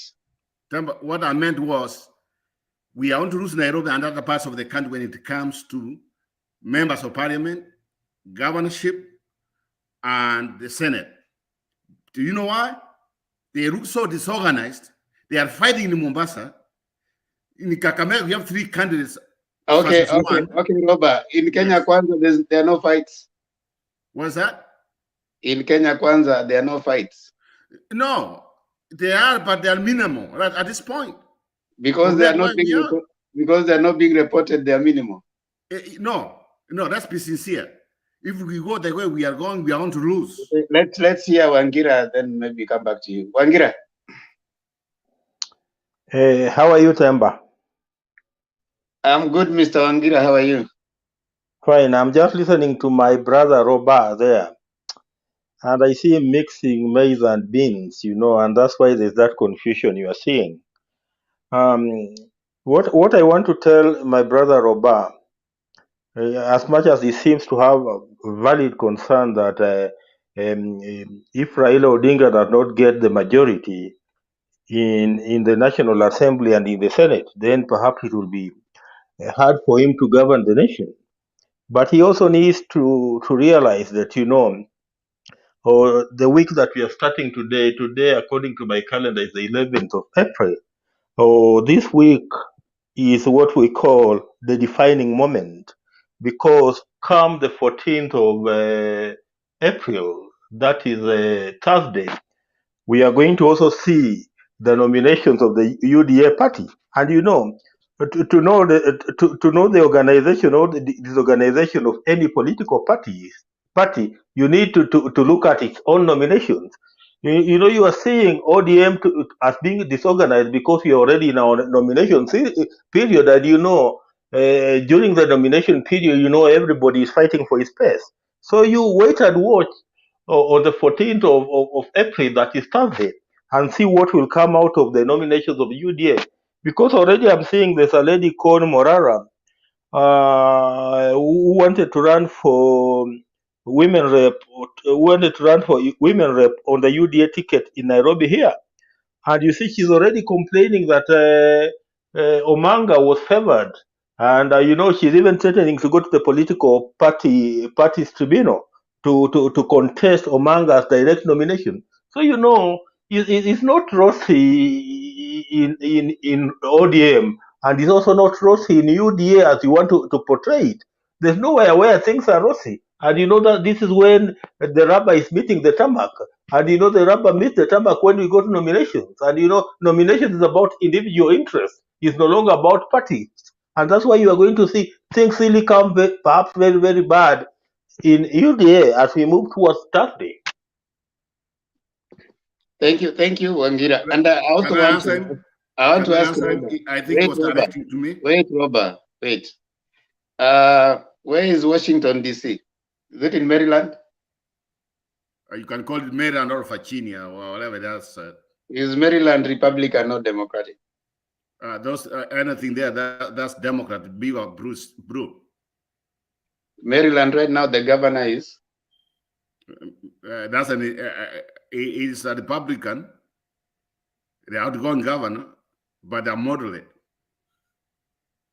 So you see, what I'm trying to tell you, and I think sometimes you mix issues. We need to appreciate how the Constitution works, and the Constitution has provided for the interaction and the relationship between the national government and the county government.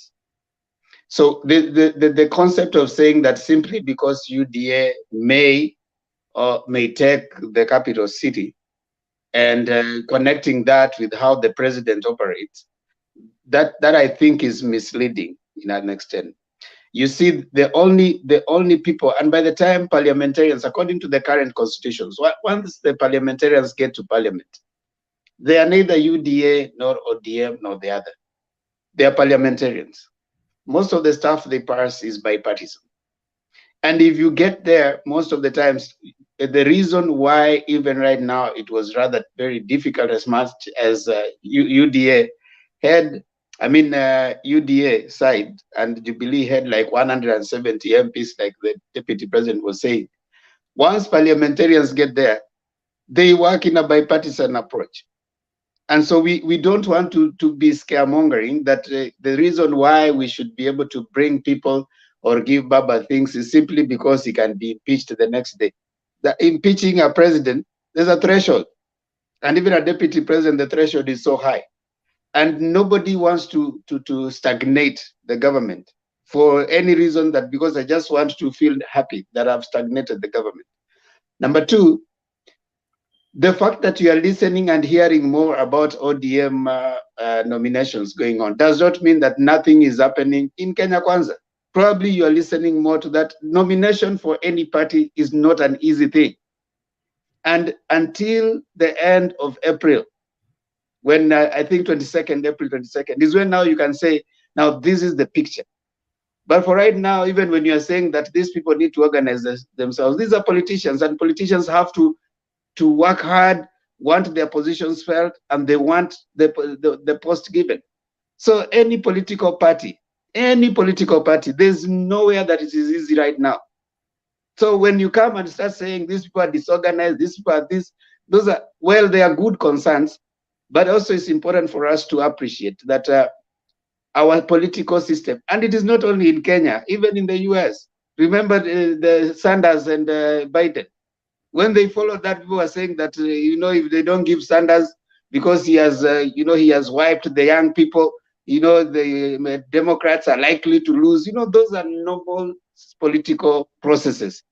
We don't just want to come and suggest that because this is happening like this, someone is going to impeach them because ODM, or Jubilee or UDA is going to take Nairobi. If you take Nairobi as a governor and your only sole purpose is to impeach the president, then you don't have a reason to be a governor. You need to be a governor to help the people. And that is what, because the governor is interested in their re-election, not necessarily in the next thing. And let me tell you, even an independent can win. And that guy, whatever county, can still operate pretty well. Okay, now you can speak, and then maybe I bring something else. Okay, my friend. I think you did not get my point. Let me do it again. Let me rewind it. What I meant was this. At this point, I was just saying, if we end up what's happening in Kakamega and Nairobi, we want to lose everything, because we need people where they can come sit and down, have consensus, and they say, you know what, we want to have one candidate on this given city or given county. For example, let me give you an example. At this point, I'm not saying KK, they are doing things perfect. What I'm saying is, what you have to realize, they didn't even have enough people.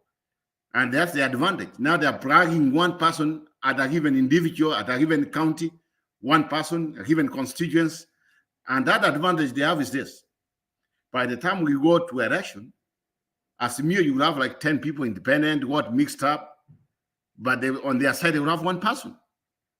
And that one is going to be a very bad nightmare. Now, let me come to the thing of impeachment. My friend, we just had a situation where Uhuru is complaining was about to be impeached. And you know what? It was about to be impeached by his own party. Same people he helped bring in. What about a situation where William Ruto, he has the opportunity to win all these seats all over the country, then he gets that chance if Raila wins. You think he's going to keep quiet just right there? Yeah, I want to start to talk about impeachment. That's one way maybe to make everything impossible. Like you said, I agree with you. When it comes to the Constitution, yes, the president will be is protected by the Constitution. But at the same time, I'm not going to sit down here and just lie to you that impeachment will not happen in Kenya. You know what? It takes just something very small. We know our country. We know how you can just go out there and just buy some people, and the same people who are talking Kumba right now, few minutes when they go on the other side, they'll be talking something else because of money. And that's why I doubt our system. We have a good constitution, but the problem is the way we do things. We are a corrupt country. We are corrupt. You can buy people in tomorrow and you are out of the office. Let me ask you a question. I've been watching some of these impeachments from the governors. There were some cases came in. Like Waiguru, we were talking about Waiguru before you came in, about this impeachment trial, the way it came in. The way that case was brought about, it's not what he did, or what she did, what she did. It was all about people trying to ascend to power, some group of individuals. Maybe that's why Raila and his senators and everybody protected him. And I wonder why they did it. But when I listened to the case, they had the right to do it. So those are the kind of minds of people we have in the country. So even if you tell me these MPs, they come to parliament, the senators, they come to parliament, they will not be speaking of a different language. I'm telling you the truth. Next time, the presidents want to be impeached in Kenya. And the only way you can avoid it is to have as many as MPs, senators as possible so that you can protect yourself. If Uhuru never came to the risk of Raila, Kalonzo Musyoka, and other people, I don't know where the impeachment could have taken place. That's a reality we have right now. We have a good example to point at about Uhuru, his own party trying to impeach him. What about it from the other people, from the outside? It's going to happen.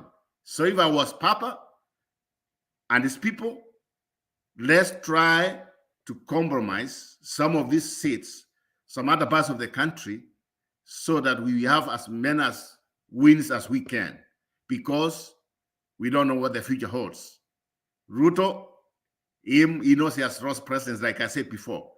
He's trying to see, can I get as many people as, I don't mean he's going to impeach or whatever, but for him to be powerful, he needs all these people. If he wins all these seats, then we give him that. And what makes you think that the people he's getting are popular? No, it's at this point, it's not about popular or anything. It's about numbers. That's what I'm asking you. 1 versus 3. I've asked you a question. Yes. What makes you think that the people that he's speaking, that they're compromising, or maybe the places he has, those people are popular in those regions? No, what I mean is, that's what I told you, it's about numbers. Let me give you an example. Kakamega.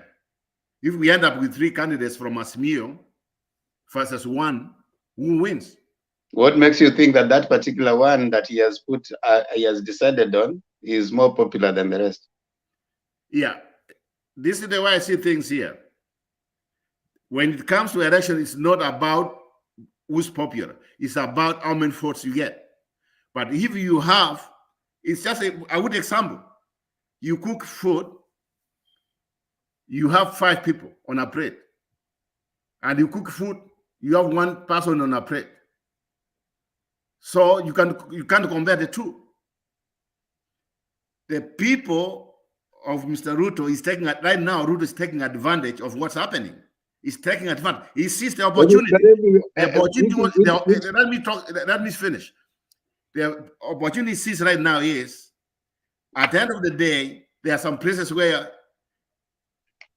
Asmio will be fighting until they get to election night, until their names will be there for nomination. So what does he do? He's throwing one candidate at a given constituency, at a given county, at a given MCAs. So he's going to have as many as he can, because simply we cannot come together. But what is wrong with that? What's that? What is wrong with that? Regarding what? I mean, what is wrong with his strategy? I mean, he's here to win. No, that's what I'm telling you. That's why I came here and says we cannot come here and start saying, "Oh, Asimio, we are doing very well." No. Listen, Robert. What makes you think that he's not having blunders in his party? You know, he has blunders. You know, for you, I sometimes find this very interesting. Talk. When you come talking about Azimio, you only talk about bad things. When you talk about Ruto, you only talk about good things. No, it's not a bad thing. Because you're just saying, listen, Robert. No, let me ask you a question. No, let me finish. How are things working for us as Azimio in Nairobi right now? Let me finish and then you talk. You are just here saying, Ruto he is taking advantage, is doing this, only the good things that Ruto is doing. You're not talking about the challenges he's facing with this process. I don't care about his challenges because he's a wrong man to win a presidency. And that's why I'm just saying you should care about that. You should care about that. You should have a balanced view. Yeah, I thought you are giving a balanced view. No, just get my point. What I'm saying is this. Okay, hold on right there. There are questions from these two gentlemen, and then I come back to you. Andrew Moriasi, and then I come back to Angela. Yeah, good morning, Itemba. Thank you for the chance, and everyone who I'm not greeted. Let me give this simple analogy, maybe. Two teams, Gormaya and the FC, they are playing ground in Kisii Stadium. As we know, Kisii is good in rainy. And that happened to be a rainy season. And the rain does not choose AFC or Gormaya. It will beat us all. So if we cannot blame that the AFC are the one who caused the rain or who do everything. He has to balance that because it has already, we are all wet. So now what happens is how our preparations are, strategy in the case of rain. How can we count our opponent? Actually, that is, I could be thinking like that. But in fairly, the rain has to beat all, and we know that it's both. So I think the problem is both. That's what I can say. Okay, Wangira. I'm listening to my brother Roba, and I'm seeing a lot of assumptions in his presentations. For example, when he says things are not working for Azimio in Nairobi, I don't know what he actually means. What parameters are he used to arrive at a conclusion that things are not working for Azimio in Nairobi? That's a big assumption. Then it was so much on matters of impeachment. Impeachment is not a very easy matter, and that's why even in the United States of America, where most of you guys live, you notice that the number of presidents who have been impeached over the last almost 200 years, you can just count it perhaps on your first hand, that you see there are not many. It's not very easy to impeach a president. Immediately a president is sworn in as president, whether he has the majority or minority members in parliament, there's a way he'll stamp his authority. You saw the way Mwai Kibaki did. Mwai Kibaki came to parliament in 2007, with the very few members of parliament. In fact, ODM had almost double what PNU had at that particular time. And look at how he managed to stamp his authority. Just look at how Uhuru Kenyatta has been able to outbox William Ruto by even now importing ODM, Wiper, and the rest of the political parties to be on his side. So, trying to think about impeachment at this particular point is too early, and I don't think it should be even a point that we should be discussing. To me, it's another scarecrow that you're trying to use in this particular debate.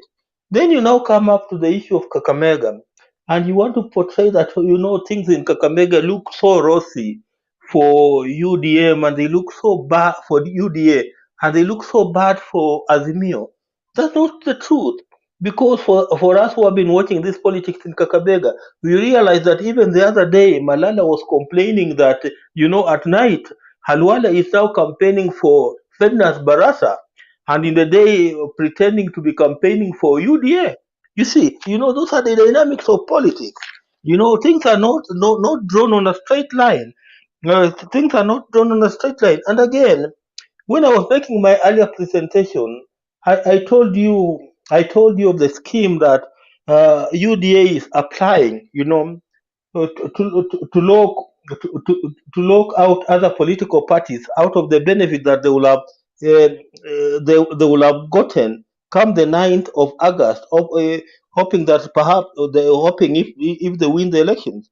And you know, that is now making this election very, very competitive.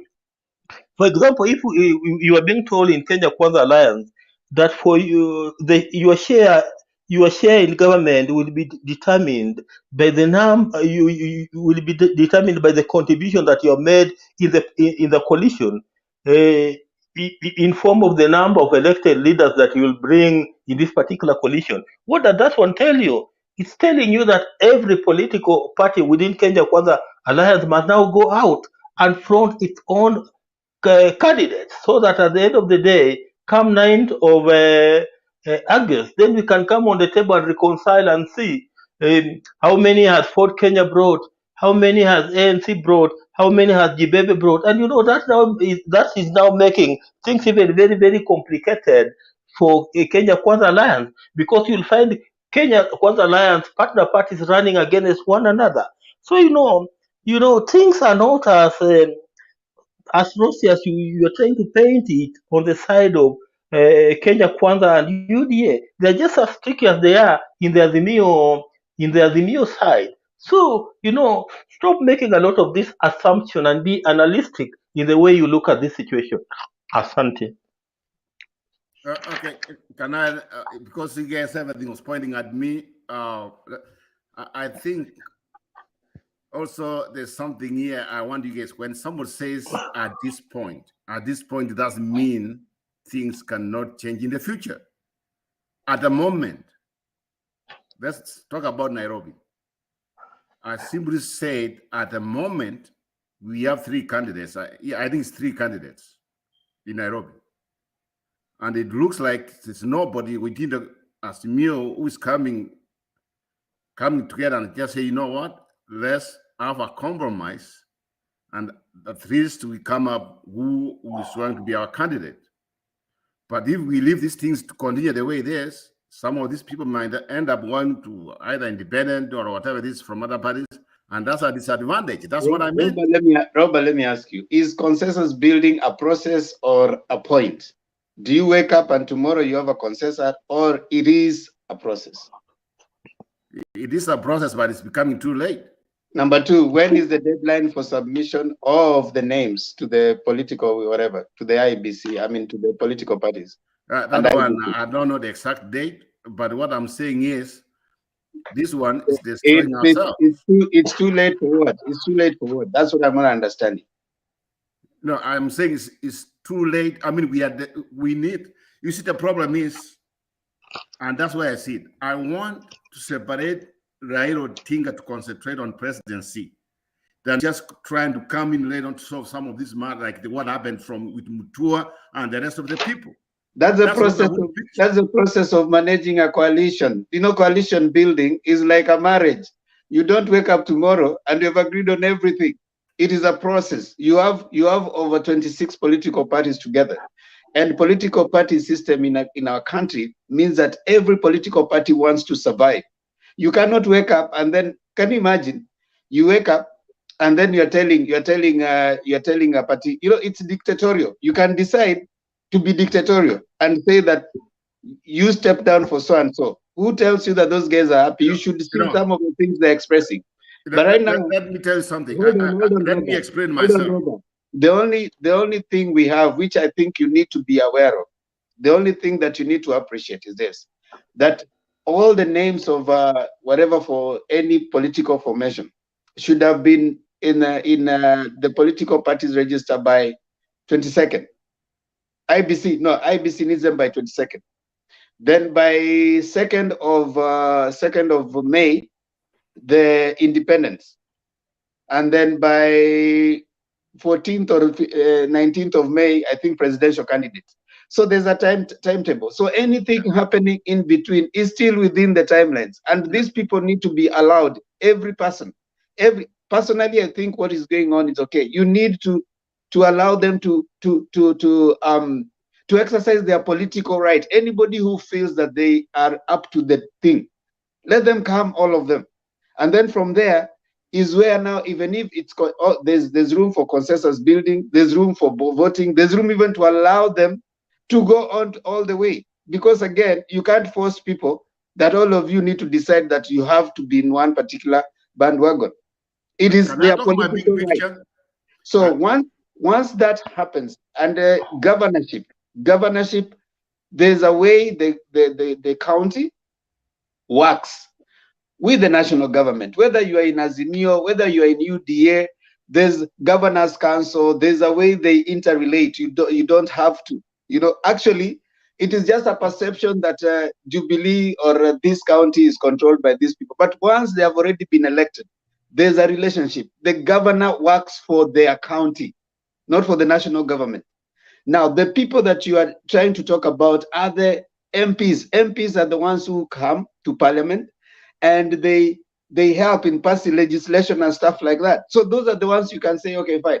If you get as many MPs, if you get as many this, what happens? There's a county that had a governor from a different party, but MPs and maybe county assembly members from a different party. Now, county assembly members can block the county from functioning, So even if you're a governor, like it happened in Makueni, he had so many wiper, whatever, but he didn't have as many county assembly. It was stagnated. He almost thought that he needs to return the county government to the president until they had to agree. So the way the constitution is set, whether you are from what party, the sole focus of a county government should not be, or a county person going for the county government should not be to go and impeach the president. They should be thinking about working for their county. I did say that. An MP's sole responsibility, if any MP is their sole responsibility is going to think about impeaching the government, you can't have a country constantly on an electioneering period. So those are people, the wrong leaders that we need. And we don't need to sell fear to people. We need to tell people, hey, go there, think about a candidate who can work for you.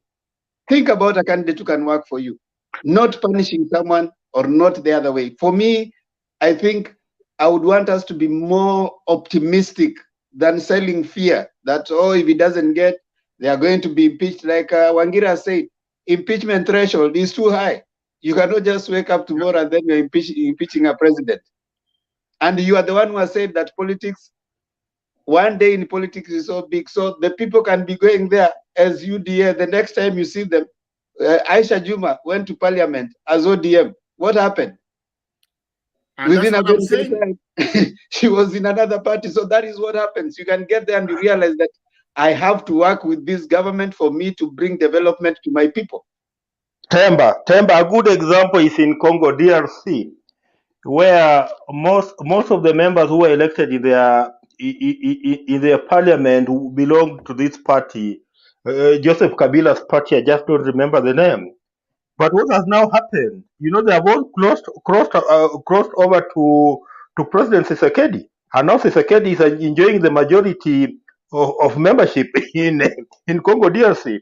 So let me tell you, immediately somebody assumes those instruments of power as president of the republic, this now becomes another animal. You cannot just walk in tomorrow and think that you can just impeach him. It's not that easy. No, okay, can I guess now? Okay, let me talk for the last time. I think you did not what I said. let me rewind again. What I said was, when you compare from 2013, 2017, by now, if you see when Raila was in, at this moment, everything was straight. They know who is the candidate where, and where.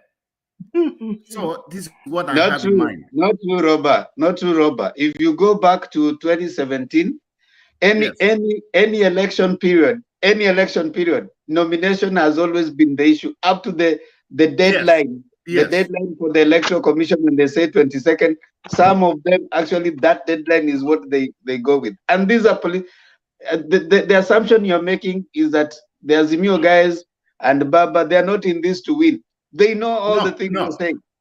Okay, that's the next point I wanted to tell you before you cut me off. What I was saying was, by this point, and tell me you can agree with me, I was expecting by now we should have somebody, like people who to handle this matter. I mean, like when these things come up, they take care of that, not Raila himself. We should separate Raila now to concentrate on other things. Simply because if Raila, he has to start now solving the Kamba, what's happening in Kamba, the way they are committing themselves, Mutua, what, all these things. Or some of these candidates, we should, I know at this process, in fact, I know at Tuju is coming in, maybe now, if we set up that one, they will come up, if such a thing comes, they'll be able to solve it. Right now, I'm talking about Kakamega, and Mr. Wangina was about to tell me that I know nothing about Kakamega politics. That's what he had in mind. I give you that. I give you that. My concern was, and my concern is, at this point, if we cannot come up and try to tell these guys, you know what, let's be just one-minded people, let's come up with a solution, and let's have one candidate so that they now start campaigning. But if we leave it like now, they sort it out in Kakamega, in a few months, we'll have a divided camp, and that might be a disadvantage going forward. Me, what I'm talking about is unity. I want to see unity at this point because it's just coming to almost, unless you just tell me, sometimes people don't make up their mind until the last minute. But I don't like the way we are like killing one another, fighting, threatening, like what I saw in Mombasa. That's okay. That happens to everybody. But at the same time, I want now to separate ourselves from them. Robert, why are you speaking as if you've not been in politics for long? You know the Maybe I'm not. Okay, you see, politics does not work the way most of us think. You want to wake up tomorrow and you see so and so they are already together. No, that's not politics. Politics, you have to shout, you have to make noise, you have to look for your space. If you don't look for your space in politics, you'll never get it. Look at the people that I want to give you just a simple example. Baba didn't get where he's gotten today by keeping quiet. Ruto didn't get where he's gotten today by keeping quiet. The people that you're talking about, Ruto, whoever, you have to speak in politics. And the nature of politics is in such a way that nobody will just wake up and give you a position. Nobody. You have to shout. So what is happening right now in whichever camp that is happening, that's the nature of politics. They have to up their game. You have to demand for certain things. You have to bring your stake on the table. And as you bring it, that brings in the nature of negotiation that you're going to have, But if you just keep quiet and you're hoping, people will take care of you, that's not politics. So the nature of politics and in Azimio and the way the house is big, you've got to speak in houses where you have many children. If you don't speak out, nobody will listen to you. So that's why I want them to start speaking out about Nairobi right now. That is what you want. That is what you want, but it's not going to take place within the way you want it. All right. At some point, they are going to reach an agreement. And even if they don't, all right, in politics, that's how it is. You don't have to be forced. We don't have to be forced to be pursuing a certain agenda. If you think it doesn't make sense, because they have their party primaries, and of course the coalition political party, has its ways of how it is going to arrive at the different candidates. But among that, you will expect there are people who will not agree with it, which is okay. They can still go ahead and test their strength in the ballot. If you lose, it's a lesson. I mean, that's politics. If you decide, okay, fine, now, like for example in Homa Bay, they went, did consensus. Kidero decided, okay, I'm going independent. It's okay. It's within his right. If he thinks he can win it, he goes to the people, he faces them on 9th, they vote for him or they don't vote for him. He will have, if he loses, he will have learned. If he wins, he will have seen, people will see, oh, we made a mistake when we gave another person, Nyandarua County, that Morevi is the governor. They didn't give him a ticket. There was another person, Jubilee guy. But they voted the independent guy. So that is the nature of politics, right? So right now what you're saying is, for me, political participation of individuals, upping their game, coming on the table, that is a good political system that is working. So what is going to happen? By 22nd, we'll have names, each party forwarding the names. As expected, there are people who will not be happy, right? They will go independent. Even if now you say, Azimio, you agree on one, and then 3 of them decide to go independent, what can you do about it, right? So you give the process and the system time. By the time on 22nd, we see which candidates on this side, which candidates are on this side. Official campaign period begins in May. There will be 3 months to campaign for all the parties, right? After that, now you can say, okay, fine, now this is our candidate. Because even if you say Azimio need to agree, they cannot agree with independents. And the independents still have an option. What I'm asking, I need a team at Azimio to solve this problem. You are not getting the point. I'm saying we need to come up with that team. When such What makes you think they don't have? No, at this point, no. There's nothing. You don't have a team. There's nothing. You know, Robert, let me tell you something. Eventually, there will be an equilibrium. Be assured there will be, because eventually, come what may, whichever method that we use, at the end of the day, we'll have our lineup as Azimio, the lineup that will be running for various political seats. So don't be worried so much. Eventually, there will be. Okay, I take your words, because I really want this time. Now, Ruba, right now, listen. There's already a team in Azimio. There's already a secretariat that has been said. That secretariat is limited to the Azimio political party. Political parties within Azimio have their own constitutions, and they still all want to survive. So they have also to go within their own parties. They also have to follow their processes. Those are processes that are going. Azimio is a big house. Each party has to up its game. That is the nature of politics. You cannot interfere with the political party's internal affairs. You cannot go to Jubilee and tell them don't fill. Jubilee has to have its own. Within Jubilee, there are many people also interested. So Jubilee has to sort itself out before they provide to Azimio, the big party. This is what we are. ODM has to sort itself out. Within ODM, they have their own issues.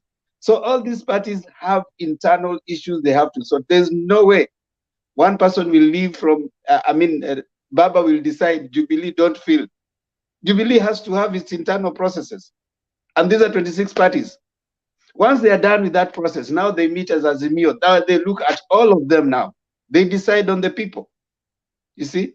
So you can't expect that Azimio with 26 parties will operate like Kenya Kwanza with about, 4 or 1 dictatorial. In fact, in Kenya Kwanza, all political, it's a coalition of parties. It is not coalition party. Azimio is coalition party. Yes. This one is coalition of parties. So all the parties team. So someone like me, what I saw when Mutua came out, we have crying babies. But that's okay. That's the nature of politics. Where Robert we need a team. I don't want to see Papa. Anapiga simu to which Mutua. Is okay. That's the nature of politics. Yeah, so we need a team. Whenever such a thing comes. Yes, Lily. Yes. Now you have explained actually, because even me, I was confused about this party. We, as I said earlier on, that Azimio looked disorganized. Now you have explained each party has to do kind of their nomination or organize where to fill the candidate. So I did not understand that. I thought it was the whole Azimio would be kind of saying who to run for what seat. So that part I did not understand. One thing I want to ask the panel, because I'm so naive in this about nomination, I don't understand it. Can somebody explain to me how it works, please? Okay, now this is it. This is what is happening, and maybe for also the for the sake of Robert. Now this is what is happening. Now Azimio is a coalition party, coalition political party. Kenya Kwanza is coalition of parties, right? Yes. Now coalition of parties, they are not bound by they don't have to deposit. They are not bound to even field one person. I mean, a particular person within the party. They can compete within each other, and after the election is when now they will decide who has brought what on the table. Now you'll be given your division according to the people you have brought on the table. So what does that mean for Kenya Kwanza? The parties that will have gotten more are the ones that will sit on the table to divide the government in the event they win. If you don't win and if you don't get anything, yours is done. Now, Azimio is a coalition party. That means what? Once they go to power, whichever party is there, you are still going to get whatever it is that you are. Whether you get one person or you don't get anybody, you are still going to get something from that government. All right? Now, the nominations. Each party within Azimio, they have their internal processes. They have their own process of getting a nominee. Say, let me give an example of an MP position, say Dagoretti South. All right? Now, we have Azimio all the Azimio partners. Now, each party will look at itself. Does it want does it have a candidate who wants to vie by its ticket on that particular seat? Now, once they already have people, now they will bring to the Azimio coalition, right? Now the Azimio coalition will sit and look at all these candidates that have been provided by the different parties. Now, once they come and then they say, okay, fine, we have 5 people for Dagoretti South. These 5 people, how do we agree on who is going to buy on Azimio ticket and who is not going to buy? Okay. So remember, the person who is going to buy will buy on Azimio ticket. My question is, can you be given candidates or one? Yeah. No. All one person will buy on Azimio ticket. Okay, that's where. All right. So that's where I was not understanding. With these people that is going to buy on Azimio ticket, that will be the person from whichever party. Now, what will happen is, if we have fielded a person, like say person A, to buy in the Azimio ticket, now the rest can decide. You know, that will be 22nd April. The rest can decide. I was not given a fair treatment. So the rest will decide they are going now to vie, but not with the parties, okay, that was fronting them. They will have to leave those parties and go as independent. Now, 1 year, I get it. So does which it make sense? Kakamega at the end of the day, Azimio will have one candidate. Azimio will have one candidate. Okay, now I get it. Now that one candidate might be either ODM, might be either DAP, might be either you know, like all those parties that are within the Azimio umbrella. But that doesn't mean that if a person is dissatisfied, cannot buy. The person can come out And once he walks out, he will have to come and vie as an independent, not on a political party. Okay. That means in Azimio, those people, those parties who are in Azimio, those people who feel that they were not fairly nominated, so they will learn independent. That means there will be a lot of people learning independent. Yeah, in the event, I mean, that's now where we are saying that the balancing, you are seeing all this working, and then now between now and 22nd of April, there will be now those negotiations and seeing that everybody needs to be taken care of, okay? Now, in the event that they feel that they are not taken care of, they still have a window of about 10 days from 22nd to April to May 2nd to get out of their party, which Kidero has done right now. Kidero has decided he's not going to go. He's already left. He's not a member of any party, and now he's gone as an independent candidate. Independent. Okay. Yes. Okay. Yeah. Thank you so much for explaining. Yes. Okay. Now I get it. So which means I get it. Yeah. So in Kakamega. Temba. Yes, sir. The correct position is this, This is the correct position. The correct position is that Azimio is a coalition of parties, which means they are parties that have come together to form what we call Azimio. So what will happen is that every political party within Azimio will conduct its own nominations and perhaps come up with its own candidate. Perhaps let me just explain. Are you correcting for example, anything that I said? Wait, have I said anything that is not correct? There's one thing that you have said which is not correct. You have said that they will run on the Azimio party. And that's what I'm just trying to put it correct. It will not be Azimio party. I'm just saying that, for example, in Nairobi, we have perhaps Wiper, we have ODM, which other party do we have in Azimio? Let us say Mutua's Chap. Let me use the three parties, the three parties. So each of the three parties will conduct its own nomination. Let us say for the gubernatorial seat, and they'll come up with a candidate. So these parties have an option of either fielding their own candidates, and that's still within the law. Wiper can still field his own candidate for governor in Nairobi. No. Let me just finish. Wangira, not after they have signed the coalition document and they have deposited.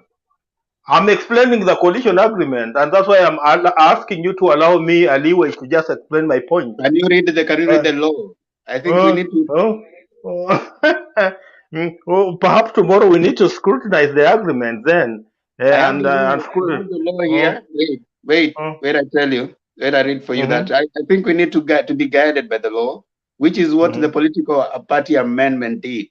We need to be guided by the law. We don't just need to speak from what we think. The law, Azimio is coalition political party. Kenya Kwanza is coalition of parties. Coalition political party, whatever they signed binds them. Actually, according to something that someone told me, they cannot walk out of the coalition political party until 2023, something like that. Someone actually said in the agreement.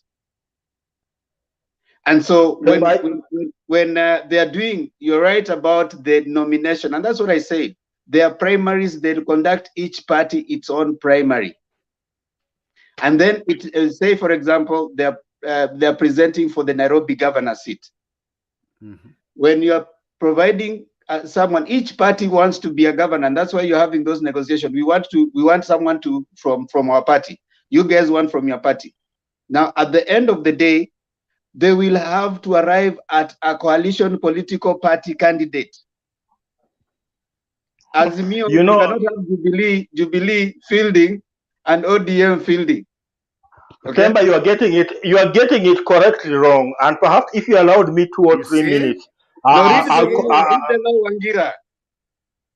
No, I thought you were reading the law. Yeah, I thought you were. Let me read it for you. Because that's why we put our whatever our topic today as to check the difference between coalition, political party, and coalition of parties. If Wiper can still field as Wiper, it doesn't make it Azimio a coalition political party. It makes Azimio coalition of parties. Can you just give me 3 minutes, then without interjecting, then you'll come in. You're misleading, Wangira. No. Even if you think you are misleading, just give me 3 minutes. I explain my point. Then you'll come in. It's easier to say the so that if you think I'm misleading, then you can now come and correct me. Okay. Let's start from here. Let's comment on this. What is the difference between coalition party and coalition of parties? Just give the difference from there. Let's start from there. Oh my God. Temba, allow me to explain this thing my own way, so that even if you don't agree with, even if you don't want to agree with it, then we leave it at that. That's the essence of debate. The essence of debate is not to monopolize; it's to allow somebody to also share his views. Wangira. Okay, help us. Start from coalition of party and coalition political party. No, let me explain it my own way. Do you know in Siaya as we speak today, Siaya, there's a party called UDM. This is a party that this is a party whose party leader is I think the Mandela governor. This party called UDA today is fronting. This party today is fronting Gumbe, Engineer Gumbe, and the Gumbo, and the former police spokesperson Owino as a team. Then there is ODM that today is fronting James Orengo. And these are member parties of the Azimio family. And where things have reached today, even on Saturday, Raila allowed it. He said, UDM, you front Gumbe, Engineer Gumbo. ODM, let us front Orengo. And let us go up to the ballot. So long as you are going to mobilize for me the presidential vote, it doesn't matter. Whoever wins and becomes the governor on his party, that's fine with me. That's a practical example I'm just giving you in Siaya, where it's now happening. And just allow me to explain my point. And if you allow me to explain my point, you'll understand me better. So I was explaining to you what Azimio as a coalition party means in the agreement. What the agreement entails? It entails this. It entails that Wiper. I'm using Nairobi as an example. It entails that Wiper in Nairobi will do its own nomination and find its own candidate. ODM in Nairobi will also do its own nominations and find its own candidate. And I'm using another party like Chap will also do its nomination in Nairobi and find their own candidate. But depending on the dynamics of that particular area, then these parties, the three parties, can now come on the table here. Wiper, ODM, and Chapter. And now they say, if we decide to front, if each of us now decides to front a candidate in Nairobi, it will be to our disadvantage. Then perhaps Kenya Kwanza will win. So what do? Then they will look at whoever they are presented in ODM, in Wiper, and in Chapter, and they will agree on consensus to front one of them as now the Azimio candidate, but on that political party that he belongs in. If his ODM is ODM Azimio. But if there's a point where they don't agree at all, then it will be up to them now to front their own candidates for this particular gubernatorial seat. That's what the coalition is all about. It's not about having a ticket called Azimio. We are not going to have a candidate called an Azimio candidate. We'll have an ODM candidate on Azimio, a Wiper candidate on Azimio, Chap candidate on Azimio. There will not be an entirely Azimio candidate. Look at that agreement. Nimemaliza. Okay, I let it rest. I think we can pursue that further, Wangira. And you are right. I mean, we can choose to. Yes, Robert. What did you want to say? Yeah, I was just saying now. You now remember the point I was making. Now you can hear my cry. That's why I was saying we need to go soft. Let me ask before Robert you cry. Let me ask Wangira. What ticket will Raila be running on? Raila. The ticket that Raila will be running on. Raila will be running on ODM ticket on Azimio. So will the party be ODM or Azimio political party? The coalition will be Azimio. But what the party will be the coalition that will form government will be Azimio. Wangira, what will be on the ballot box for Raila? On the ballot box for Raila, what will be taking? It will not be Azimio, it will be ODM. No. No. No, Wangira, no. Check. You see now, Temba, you see the point I was trying to make. Check.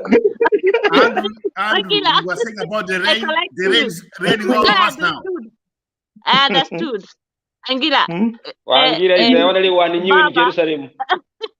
Baba will learn everybody in Azimio will be on Azimio ticket. No, I've told you that what we are forming is a coalition called Azimio. Wangira explain to us. Will be Azimio at the end of the day. After nomination of parties, it will be Azimio. That's the umbrella. Yes. Now, Wangira, I'm beginning to get excited about your thinking. Now, is that correct, Demba? Yeah, Demba, can I say something? Yes. Okay, Lillian, let me to Lillian. Lillian, what was your point? Let's hear Lily, and then we hear Roba, and then we hear Makiadi, then we come back to Wangira. Yes, Lily. I wanted you to confirm if what I have corrected is right. Is it correct? Is it correct what I've said? That right, Baba will be in Azimio, and everybody else after party nominations, they'll be landing on Azimio ticket, not as individual parties. Yeah, I've explained that point very, very clearly. Wait, Wangira. No. Hold on, Wangira. We are getting to understand you slowly, so it's okay. You know, we are here to educate each other. So don't worry, Wangira. Some of us might be slow in understanding you, but utatuelewa tu, tuende pole pole.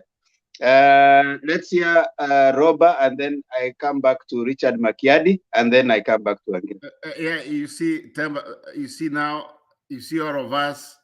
Like I remember Mr. Andrew said, the rain rains to everybody. Now, you see, that's where the problem is. We don't have a clear picture on this issue. And that's why I like this kind of forums, so that we can discuss it. Because since I've been believing, I thought Azimio is a political party. So, since Azimio is a political party, everybody, wherever it feels there, like this in Nairobi, so we'll have one candidate. But at the same time, someone told me, no, if they don't come and decide themselves, they can be as many as candidates. And now that one worries me. And that's why I was saying, do we have a team who can come up? When such a thing comes, they come in so that we don't lose some of these seats. That was my concern. Thank you, Robert. Let me hear from Makiadi, and at least we hear from Wangira, then also Alex is here. So Makiadi, what is it?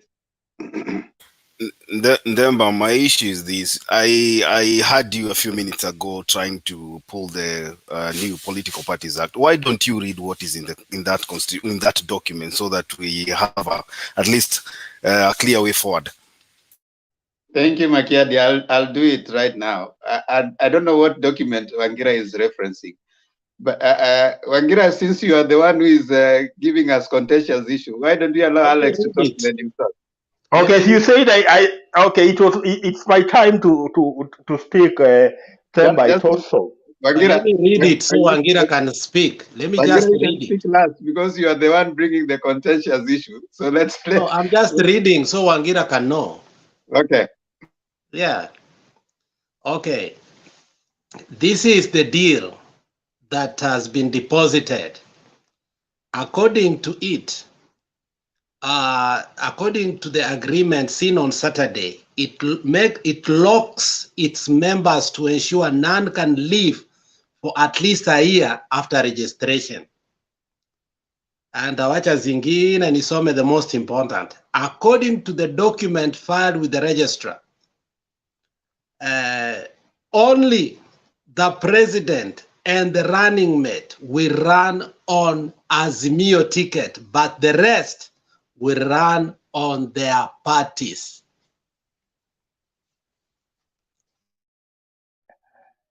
Okay, Can I now speak?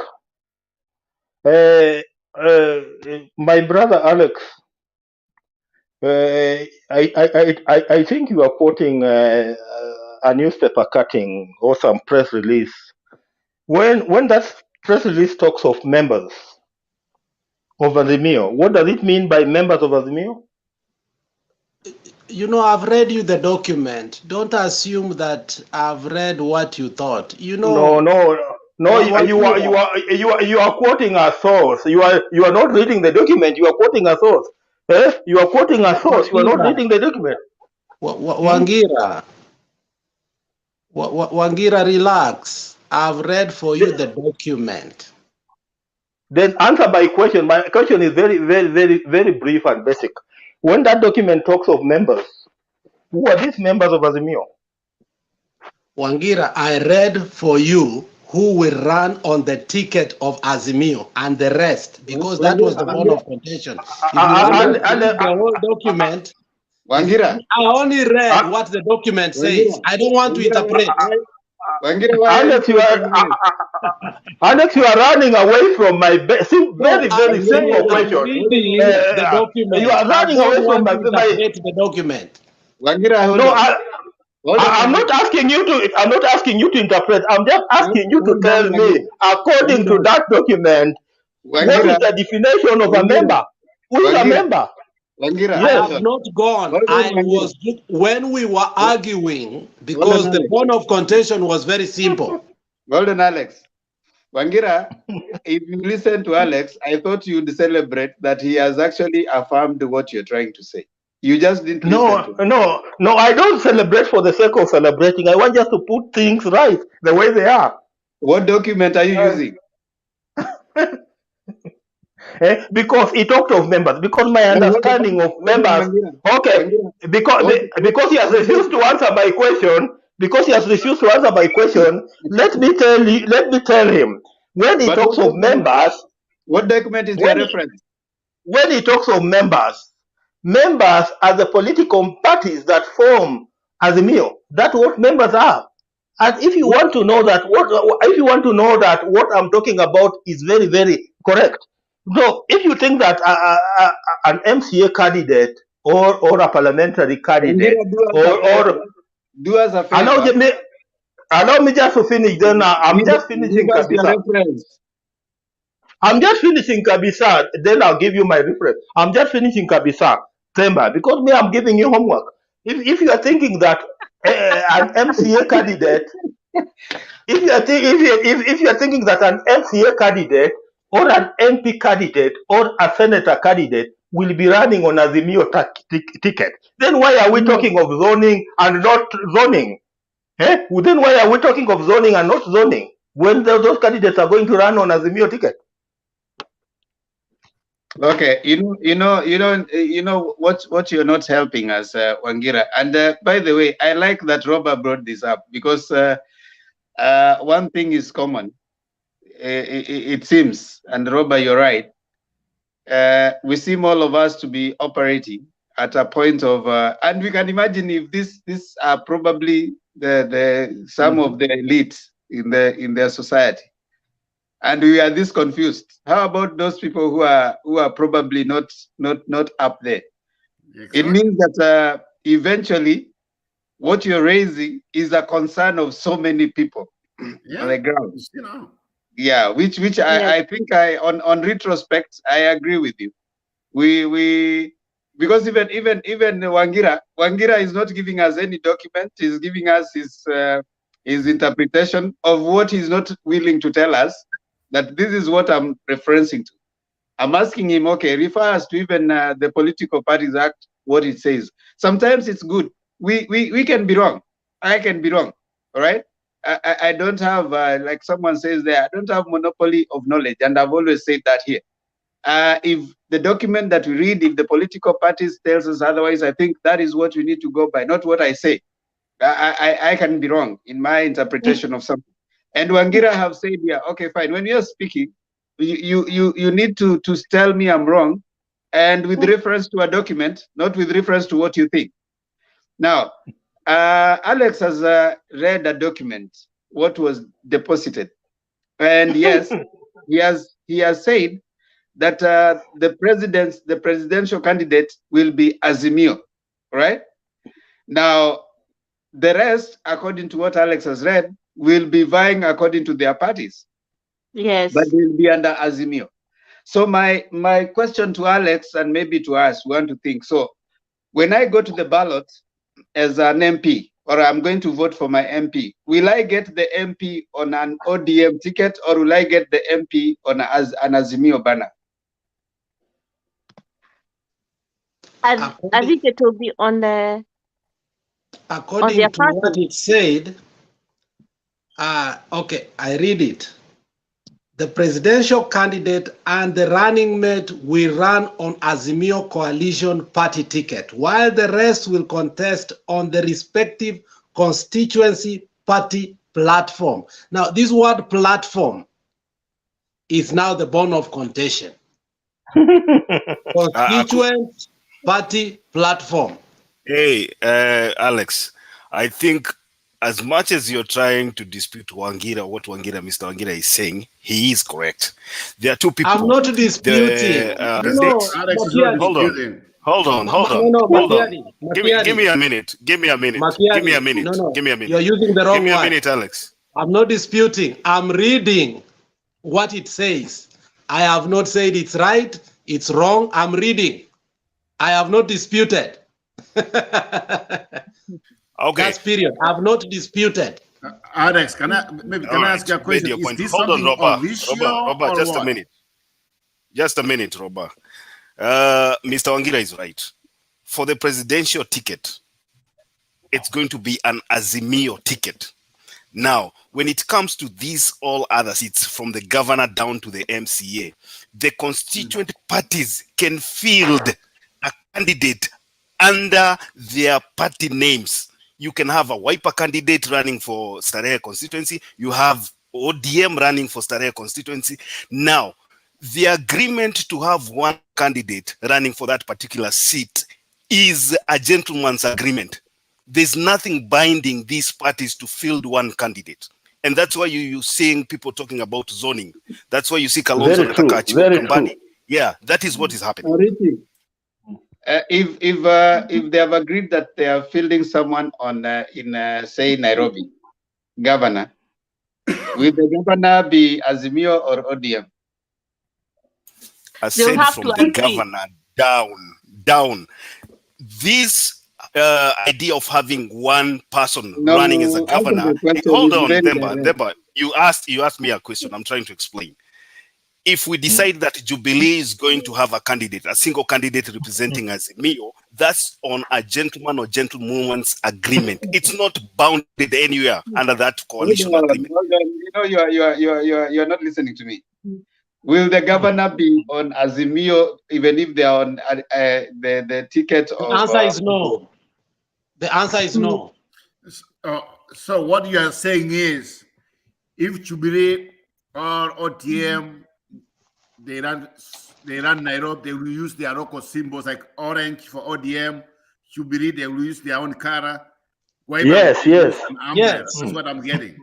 So when on they the go to ballot parliament, box. so when they go ODM to itakuwa parliament, chungwa, hold on. Jubilee itakuwa kila kitu. On the Hold on. ballot box. Calm down. Yeah.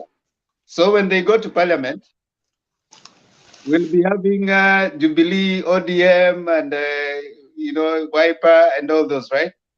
Yes. Yes. So nothing Only binds thing, them to. the only Nothing binds hold them on, to. hold on. That's a different scenario. That's a different scenario.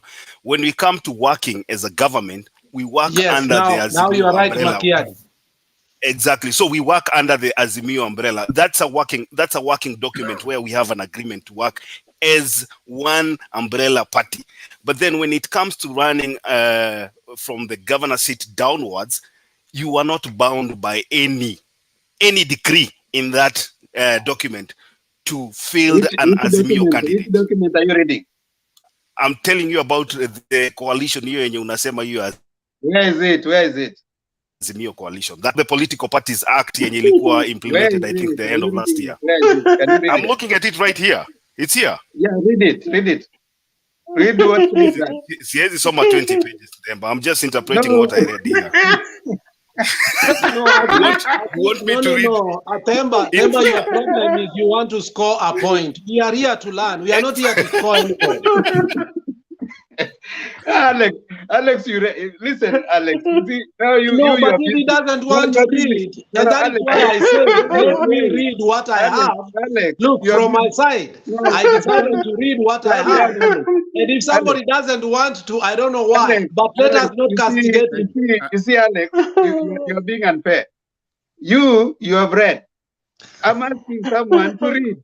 Now you're telling me He doesn't want to. No, he's explaining. No, it's not about whether he wants to or not. It's for us to understand. I'm confused. And also we can do reference. I'm confused, gentlemen.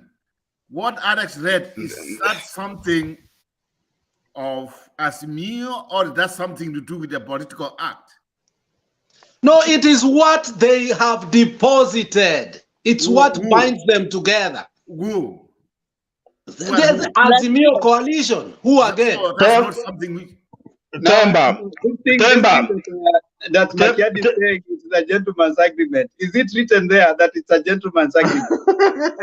No, it's not a gentleman's agreement. No, Look, it's that not is saying. why it's deposited. Look, that is why there are rules that even if we want to bolt out of it, you can't now that it has been deposited. The only time you will start is 3 months after. Now, let me tell you in those 3 months, the process to make sure you get out is up to 6 months. Look, wait a minute.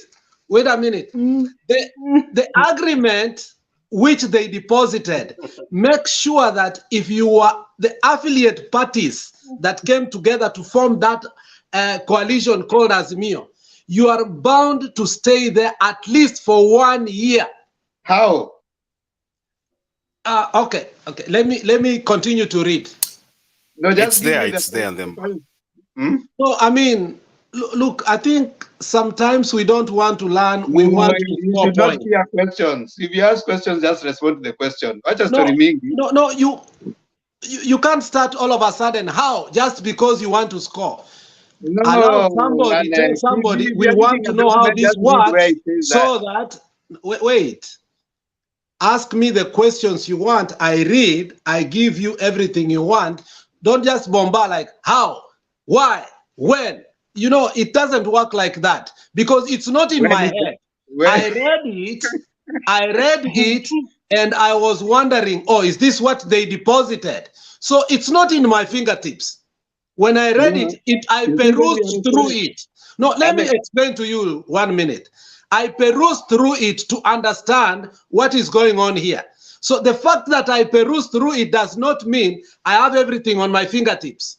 But I can have a reference to it. If you ask me one question, I go back. One question, I go back. So that we can, in turn, learn from each other. It's not like I crammed it. Okay, you good? Yeah, I agree with you. I agree with you, but my question was not even directed to you. My question was directed to Makiadi. Makiadi came and said that it is just a gentleman's agreement. That's how they'll be operating. So the question, if we understand, by the way, if all of us here can be led by someone to tell us what is a coalition political party and what is a coalition of parties? What's the difference? That way we will understand. Hold on. You guys are unmuting and you're not understanding me first. Understand first before we start responding. Now, what is the difference between a coalition political party and coalition of parties? What will be the working arrangement? What is it that binds them to work? Because we wouldn't want a situation where we have elected a government that is having Azimio president, Azimio deputy president, and then we have MPs who are all over, and they are free to do whatever they want, just because they are not bound. They are bound by gentleman's agreement. You see? So we need to understand. If you guys can make us, for those who are saying that, okay, you are reading a document, do not just explain. Read the document, and then from the, if you don't have the document right now, it's okay. We can repeat this debate again tomorrow, and then we come now. We can even seek even interpretation from other sources, so that when we come here tomorrow, we are now from a more informed position, as opposed to just fumbling with what is going on. Because personally, if it is true what we are saying right now, then it is going to be as chaotic as even this Jubilee that is ruling us was, and even worse.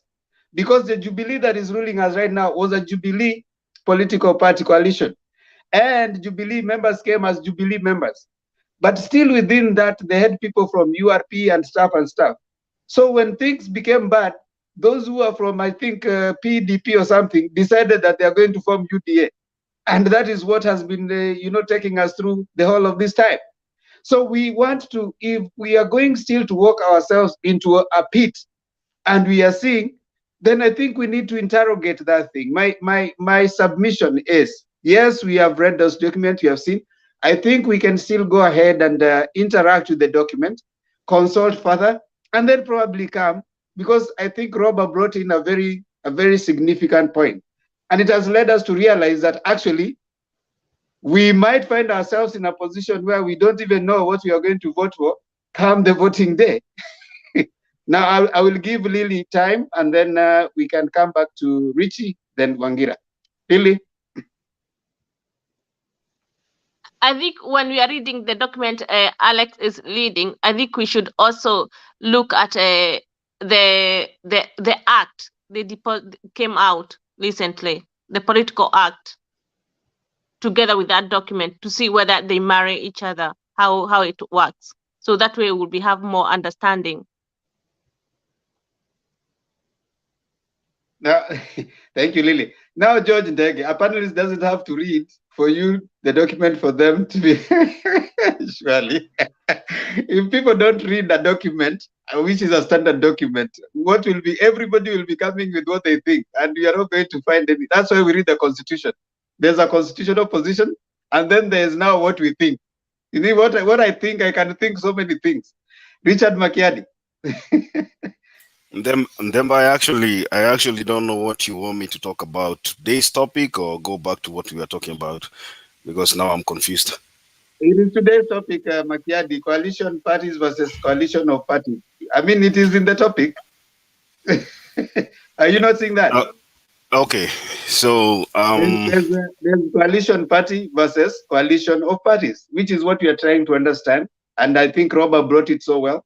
And in this, indeed, what has come out, we are as confused. So if you read and you said something, especially where you're saying whether they agree or not is a gentleman's agreement, it's nowhere in the deposited document.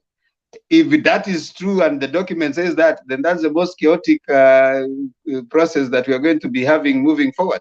But anyway, you can.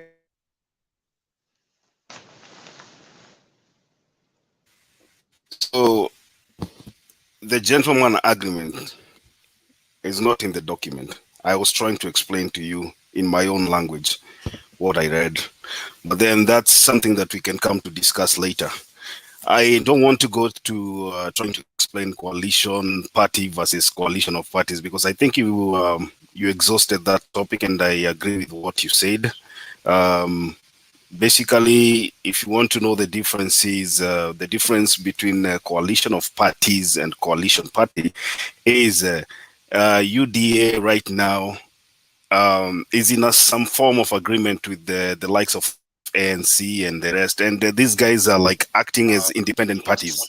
And there's somebody who's missed Mike. Who is it? Alex. I can hear the echo. Okay, so I think the best thing would be to come here with facts. I'll send you the link so that you can read for yourself. And so when we come here tomorrow, maybe you'll be able to tell us in your own language, because it looks like this is not something that we can agree on tonight. I just wanted to address an issue that Robert raised here earlier. And Robert was very concerned about how William Ruto is able to strike deals while Azimio looks like a confused party. I want to remind Robert here that when you see William Ruto coming for a press conference in the form of having resolved an issue where there was multiple candidates running for a particular seat, it's something sort of a boardroom meeting, and it's a boardroom decision, because most of the people that William Ruto has fronted in these press conferences are people who will be running on UDA. Sakaja will not be running on ANC.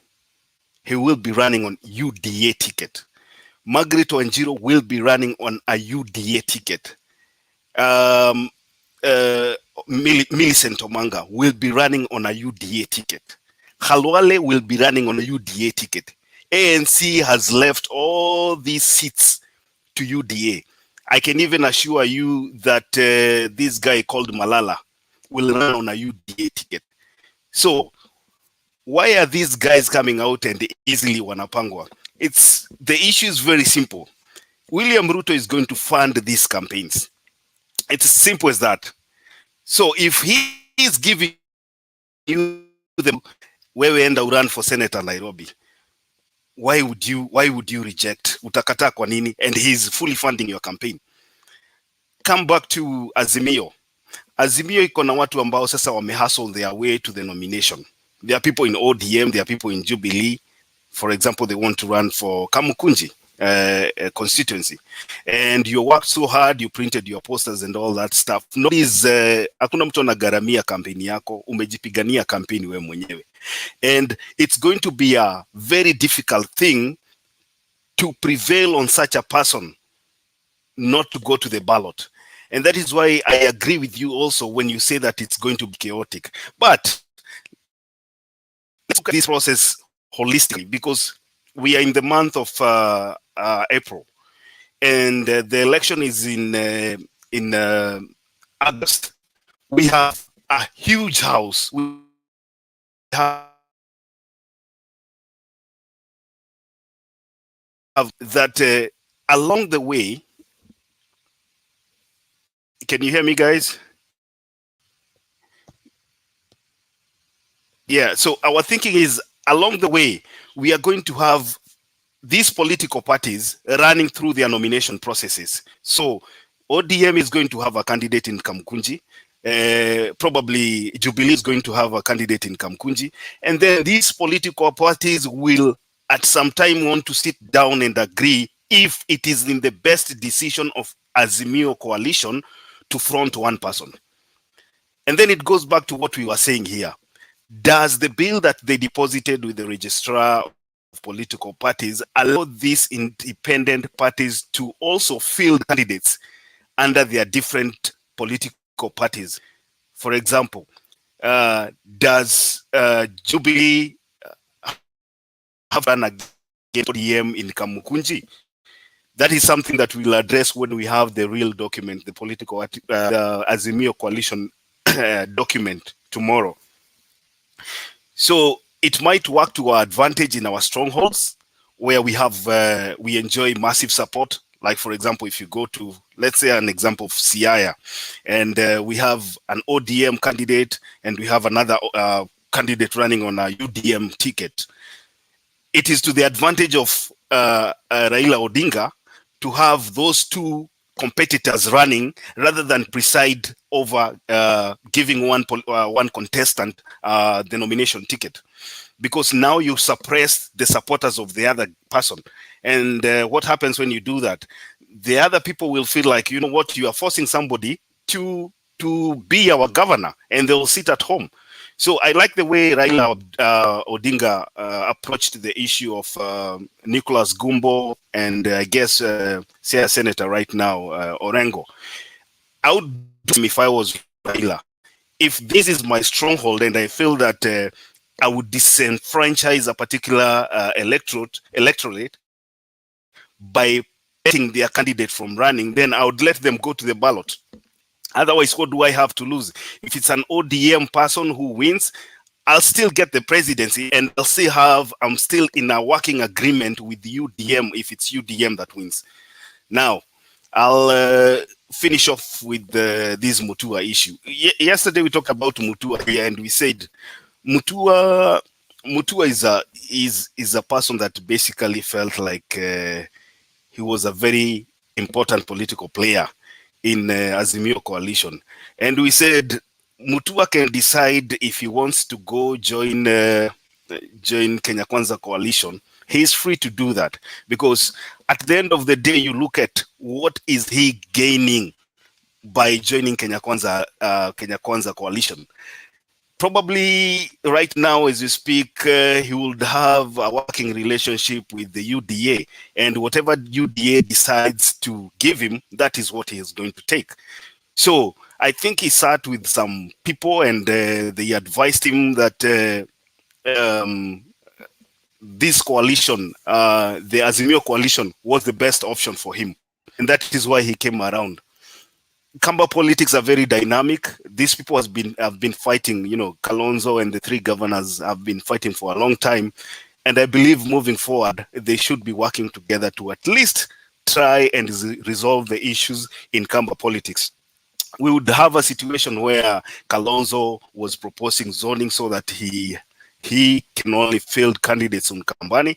But I think that is what was causing issues with Mutua and Ngilu and Kivuda Kibwana. So moving forward, we hope they have some form of agreement to work together, and so that we can concentrate on running a presidential campaign. I think I'll leave it there for now. Thank you. So what you are saying is, for Raila, that's an advantage, because if we have these people competing, like you said in Siaya, and the other places like Ukambani, so it will draw people to come out to support their candidates. So they will vote for Raila, but at the bottom there, they will vote for their candidates. I think that's the beauty of our democracy. I think now I get it. I think that's point well done. Point well done. I think I'm still jittery about Ukambani politics, Roba. I don't know if it would be the best interest of Azimio coalition to have these Maendeleo Kalonzo's party all fielding candidates. There's a likely situation that in Ukambani, if they do that, then UDA will probably carry many seats. But in areas like Nyanza, Luo Nyanza, that's an ODM zone. So if you have many candidates like running on different parties, as long as you don't disenfranchise anybody, it's to the best advantage of Raila Odinga. Okay, I think that's okay on that. So for Raila, it's just like you get the presidents, then others will come later. So you know what? That's the beauty of democracy. That's the beauty of our country now, because we are not want to have a dominant party saying, you know what, like where, let's say for example, you come from Kisii, so you are not to impose a part on me. I'll choose somebody according to what he does, not according to the party. That's the beauty of democracy, and I think if we go that way, that would be very, very good, because we do that would give us, maybe we come up with people. What I don't like and what I've always disliked is a situation where parties come and give direct tickets. That's the way I don't like it. I'm not a fan of direct tickets. Everyone must hand direct tickets. If that one happens, That's what happened to ODM in Kisiland. And that's why they lost all the MPs, because of that, such a mistakes. So at this point well done.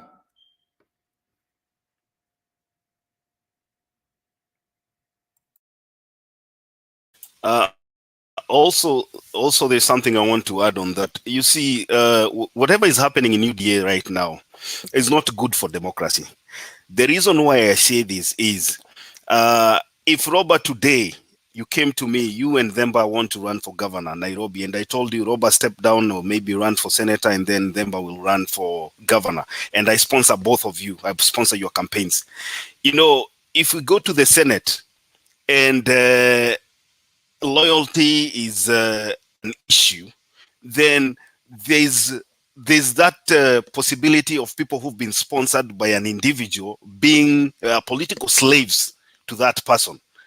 These people will not think independently, and that is why I'm saying that I like the idea of people going out by themselves, sponsoring their own campaigns and seeking for the vote. Because when you go now to making legislative decisions, then you become an independent person. You are not scared, or you are not intimidated by your sponsor. What is happening in UDA right now is not a good thing for the democracy of Kenya, and people should be very afraid. May I ask you a question? Yeah, hold on. Yeah, those are the. I mean, if you have studied the political party development in Kenya, you know the tactics that happened during Kanu days. You know what used to happen, and when you're paying allegiance to one person instead of a party. Institutionalization of politics has not happened in Kenya. Our political party system is growing. I'm struggling to appreciate that what Ruto is doing is the best thing. We are not seeing a system. We are seeing an individual, deciding what to happen. We are not seeing a system deciding. And even when you're saying that we need party members to decide across board, that's how political parties grow.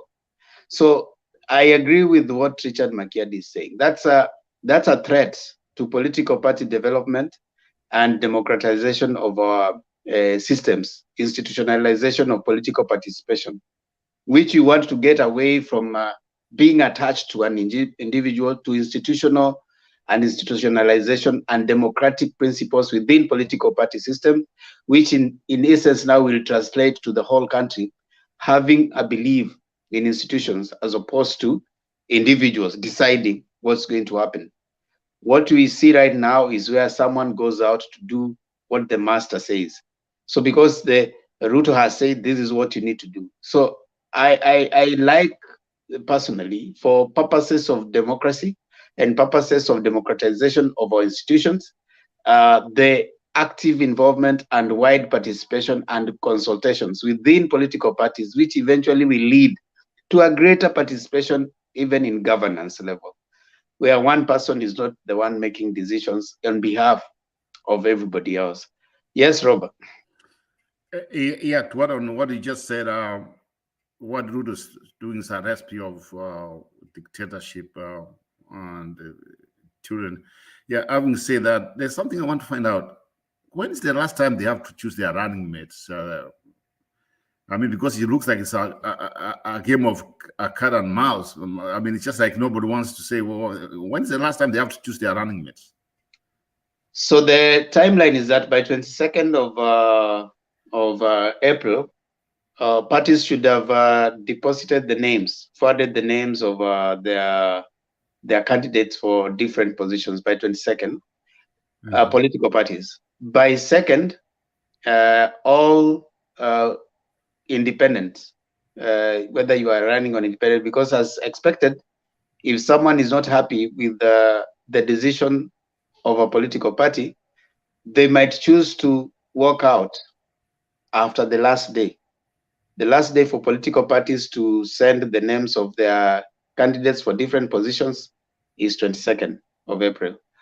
But that day now gives a window of 10 days for those who might feel disenfranchised to now, first of all, leave the party.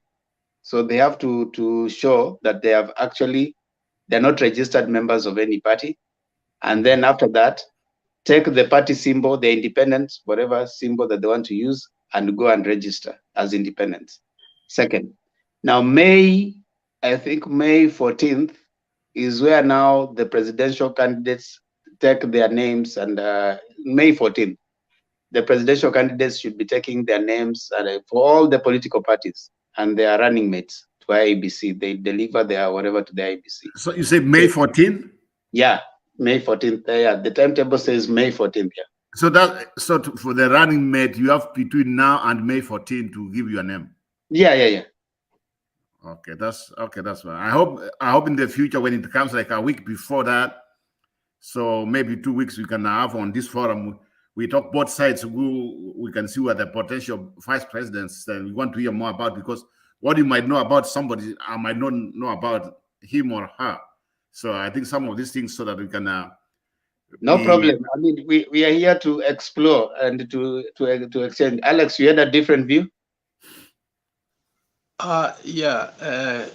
Which makes me, because I think that was Makiadi who said, and that is true, because that's what I've been seeing Ruto is doing. Like in Nairobi, Sakaja is running a UDA, and I think he's predicting that Luale and Malala eventually will run on UDA. And I predict that that's why Mudavadi might not be the running mate, because they are not depositing. They are a loose cannon of a party. Therefore, with the new political act that the bill that we just signed into law, I'm not sure if it allows a ticket that has not been deposited that you can run, like Mudavadi is in ANC, and the guy is in UDA, and they run together. Does it allow that if it's not deposited prior to the election? Or you, like, for example, in 2013 and 2017, it looks like Kalonzo ran as an ODM member. Do you remember that? Though he was in Wiper, but on the presidential, he ran like an ODM member on the deputy president. So on this one that we are running this time in 2022, will Ruto be allowed to run with a running mate who is from a different party? Does it allow that? My thinking is this, and I might be wrong.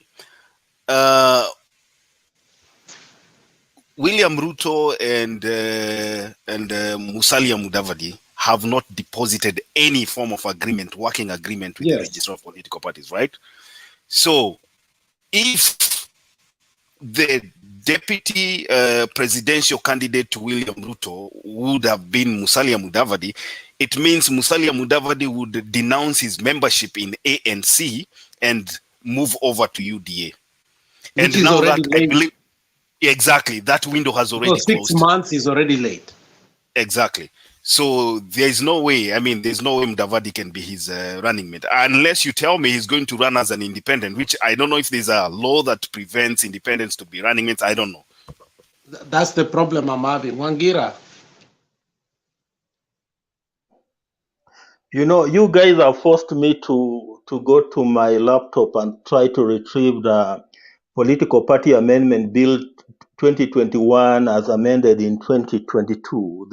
The political party bill that we are discussing in this particular debate.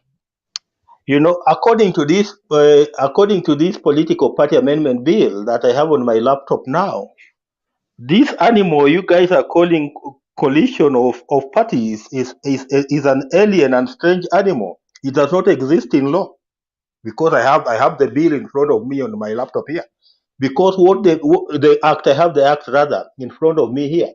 What the act recognizes is what they call a coalition political party, which means a coalition that is registered by the Register of Political Parties. And when we go down here, just give me a minute. You know, now I'm being forced to to to do That name research. appears, Wangira, if you want to look at it, that name appears in post. I've gotten what I wanted. Then you go when you go to section 7, subsection 6, it says a political party shall not be required to. No, that's not what I wanted.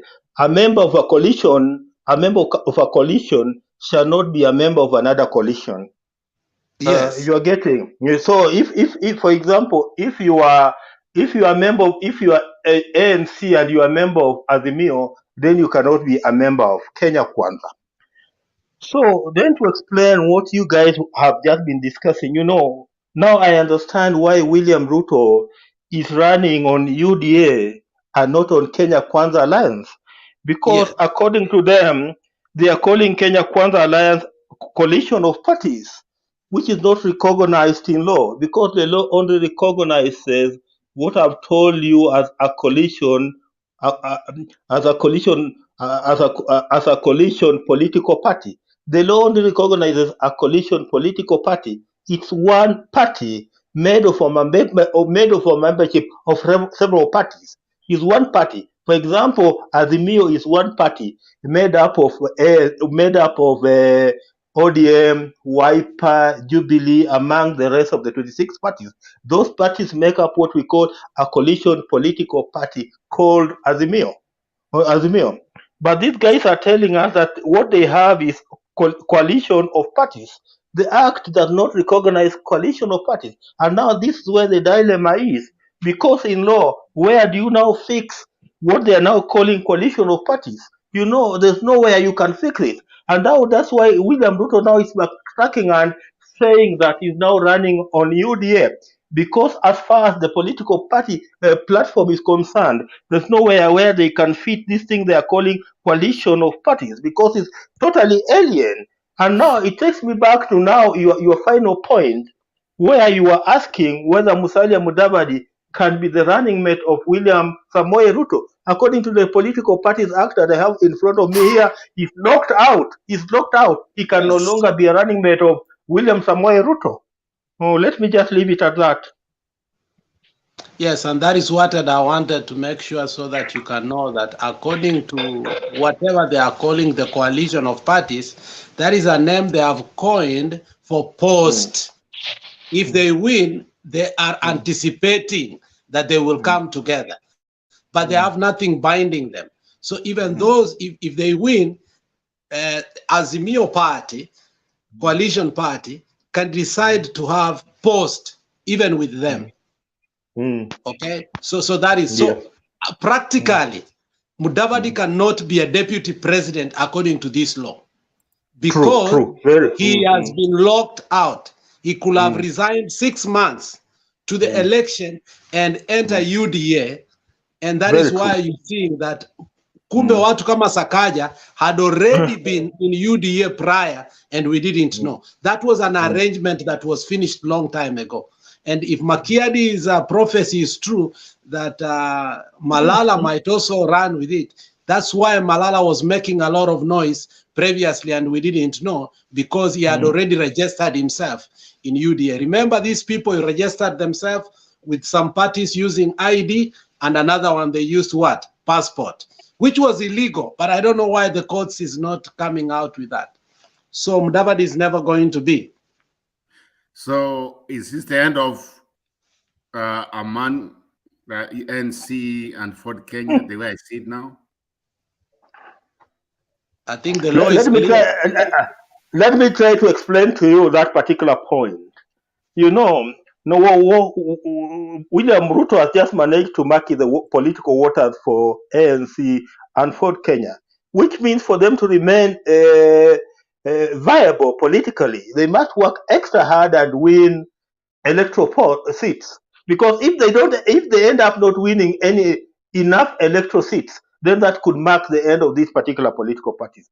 As far as I'm concerned, looking at what the political parties amendment bill says here, because if you are telling me that we can only negotiate with you after you have brought something on the table, if I fail to bring something on the table, what happens? And that's what Samoei Ruto is now telling them, that you guys now, you must work extra hard, have enough members of parliament so that you can bring them on the table before we now form what we have come up as an amorphous thing, with what we have come up as an amorphous thing called coalition of parties. So if you don't succeed in having enough members of parliament and perhaps enough senators, and I win the presidency as William Samoei Ruto, then I am at liberty to form government as UDA and not as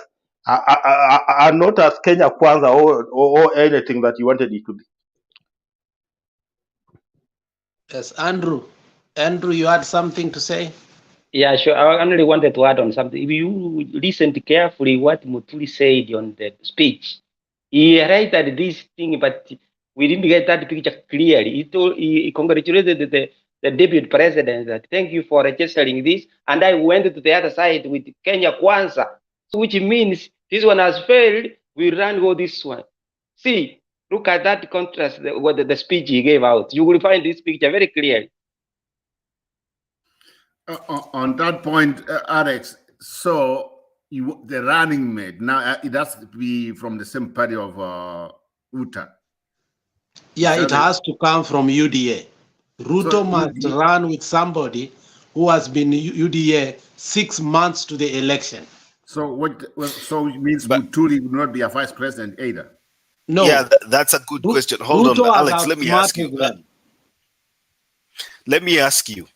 I never saw Musalia Mudavadi sign any documents with William Ruto. Neither did I see for Kenya's Moses Wetangula. The document that Muturi signed, was it deposited? Was this document deposited to with the Registrar of Political Parties? You heard what Musalia Mudavadi said. It is deadline for Azimio, not for us. Did you hear that statement? And what was this document that was being signed? No, that's a cliche that they were saying. I think that's PR they were doing. Because Mudavadi was very clear. It is deadline for Azimio. We have no deadline because there is nothing we are depositing. You know, my thinking is different. My thinking is different here. Musalia Mudavadi is not depositing any signed document with William Ruto. Neither is Ford Kenya. But then we have Muturi who comes in and signs a document. So if we have a document that has been signed by UDA and DP and Muturi, and it is deposited with the Register of Political Parties, it is possible for Muturi to deputize William Ruto. It is not being deposited. He signed. If you look at, from what I read, I might be wrong, but I remember clearly because I have a memory that maybe flashes back. He says it is an agreement to work together, not an agreement that was going to be deposited. No, Alex, we need to look at this thing critically because my brother could be having a point here. You know, there's this thing we say that there are, let me just finish. You know, there are some people who hide their cards under the table. And in politics, it's very, very common finding people who are hiding the cards under the table. You remember the final day for the depositing of the coalition agreement was on Saturday 9th. So you people could be wishing away this thing, and they could be a secret coalition that was signed between William Ruto and Muturi, and you don't know. And tomorrow, if you wake up and you move to the Register of Political Party and you find that there's already another coalition deposited there for purposes of perhaps having Muturi as running mate of William Ruto. So you cannot wish away these things unless we are privy to the real document that was signed on that particular day. You know, it said that Muturi DP joins Kenya Kwanza. So, and we have already deconstructed that Kenya Kwanza agreement was not deposited. Because you're getting my point. There's a point I agree with what you are saying, Alex, but there's this other angle that I want you to look at. You know, I told you that, you know, there's this issue of people playing cards under the table. You know, What was signed there when you were seeing being signed at a current hotel there, and perhaps what was signed somewhere else secretly could be two different things. You remember Kalonzo Musyoka removing another letter saying that they'd signed something with Raila Odinga binding that Raila Odinga must back him. You remember that particular issue? Yeah. How sure are you that there's nothing else that Muturi? Anything deposited with the registrar of parties cannot be secret. No, we need to wait up to Monday to see if perhaps there's anything else. Yeah, okay, if there's a secret that they had, by the time they deposit, we will know. Yeah, that's what I wanted to say. But what we know so far from how William Ruto is operating is that UDA is going to run on a UDA ticket. And somebody can't run from UDA and then another person runs from another party. Why? Because, as we have seen, Raila and whoever that they are going to run, whether Kalonzo or Rarua ticket, the two of them will run from Azimio. The rest will be from constituent parties. But from where I sit until now, Ruto is running from UDA presidential ticket. So far up to now, I don't know what has changed, Wangira. I don't know what will be secret about that. So what tells me is, this is what I see. This is what I see. More especially when it comes to Mudavadi. Is not, I mean, that's where my wish that man, he doesn't know how. I mean, how?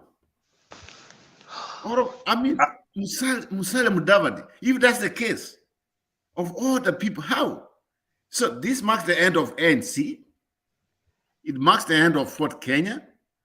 Because right now, in fact, the reason why I'm saying that, I was so suspicious when it comes to Nairobi. I see some of these tapes, Sakaja is on UDA.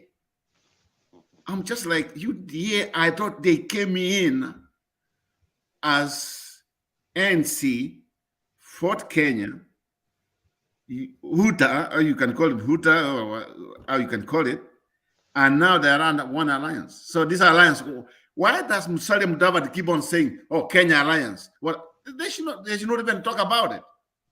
Even they don't want to use it to run. I mean, I don't even say how they call it a coalition. It's a non-existent thing. They are using it. They think people are stupid. That's what I think. They think people are stupid. I think I agree with your point. Here is a situation whereby if today you go to the registrar of political parties office and look for a coalition called Kenya Kwanza Alliance, does it exist? No. So these people, after the election, if UDA decides to go into another political agreement with any party that they choose, Musalia Mudavadi, Moses Wetangula cannot do anything. They'll take them nowhere because they do not have any legal document that is binding their agreement together. And that is why you see, I don't know how much this guy was paid, Musalia Mudavadi, but I think looking at the things that he is letting William Ruto do, ni kama ameshiba. It's like he has given up. He has given up his political career and he has given up his political party. The only person that I have seen serious about running on ANC ticket was an MCA who brought some rabbits to Mudavadi at his Musalia Mudavadi headquarters in Nairobi. Just one person. I don't think he has serious even Nuko Mashinani. People ran away from him in Western because I think people realized this guy is not a serious person. And probably we are looking at the political death of ANC and Musalia Mudavadi. Do you think that's the reason at some point members of ANC like Haniri and other, elected leaders that were from ANC were being coerced to join UDA, to run through UDA. That's why they said no. Because remember, there is a lady who spoke at a Chap meeting, and she was very categorical on what is happening in UDA. And she said, I have been there. I know how the man operates. This is how he operates. Even if you move from Azimio, don't take us back to UDA. You remember that lady? Then can we connect the dots and say that at some point the ANC members were being registered at UDA, and they were not comfortable, and that is why some members left. But those who remained were registered later on, and it's just a matter of fact that all this time along, people like Sakaja have always known that they are in UDA. Alex, let me say something. Oh, just finish, then I say something. Alex, this is what I'm seeing. In fact, I didn't know until what you just said, and that's what I've been suspicious. So what I've come to realize is what Ruto is saying. Some of these things are psychological things. One of the things, if you look at some of these terms online and other information which comes up about UDA, it's just like even they want to sound like they are the most popular party in Kenya. And even if you see them on TV, you see them on KTN, on Citizen, the most popular party in Kenya. And I think they are using it as one way psychologically to kill people like Musalia Mudavadi and Wetangula. So if they are on to run on a UTA ticket, not Kenya Kwanza or Kenya, whatever the alliance is, then to me, the most loser person in Kenya political history would be Musalia Mudavadi. I mean, I can't believe him. I can't believe what's going to happen with him, because when everything's done, when all the election is done, come August, there will be no ANC, there will be no Fort Kenya. It will be there, just like psychological thing. But at the end of the day, if you don't have no people representing you, you are just as empty as they call it as an empty like a sack, or an empty like I don't know what. I mean, I can't believe him. That's a man who wanted to be a president of Kenya. And going as far as, I mean, like somebody just said, I don't know what he was given money. If he was given money, you know what it tells me? He's not capable of being a president. Another thing which makes me mad about him, he keeps on coming up whenever he has this chance of when they're doing a campaign.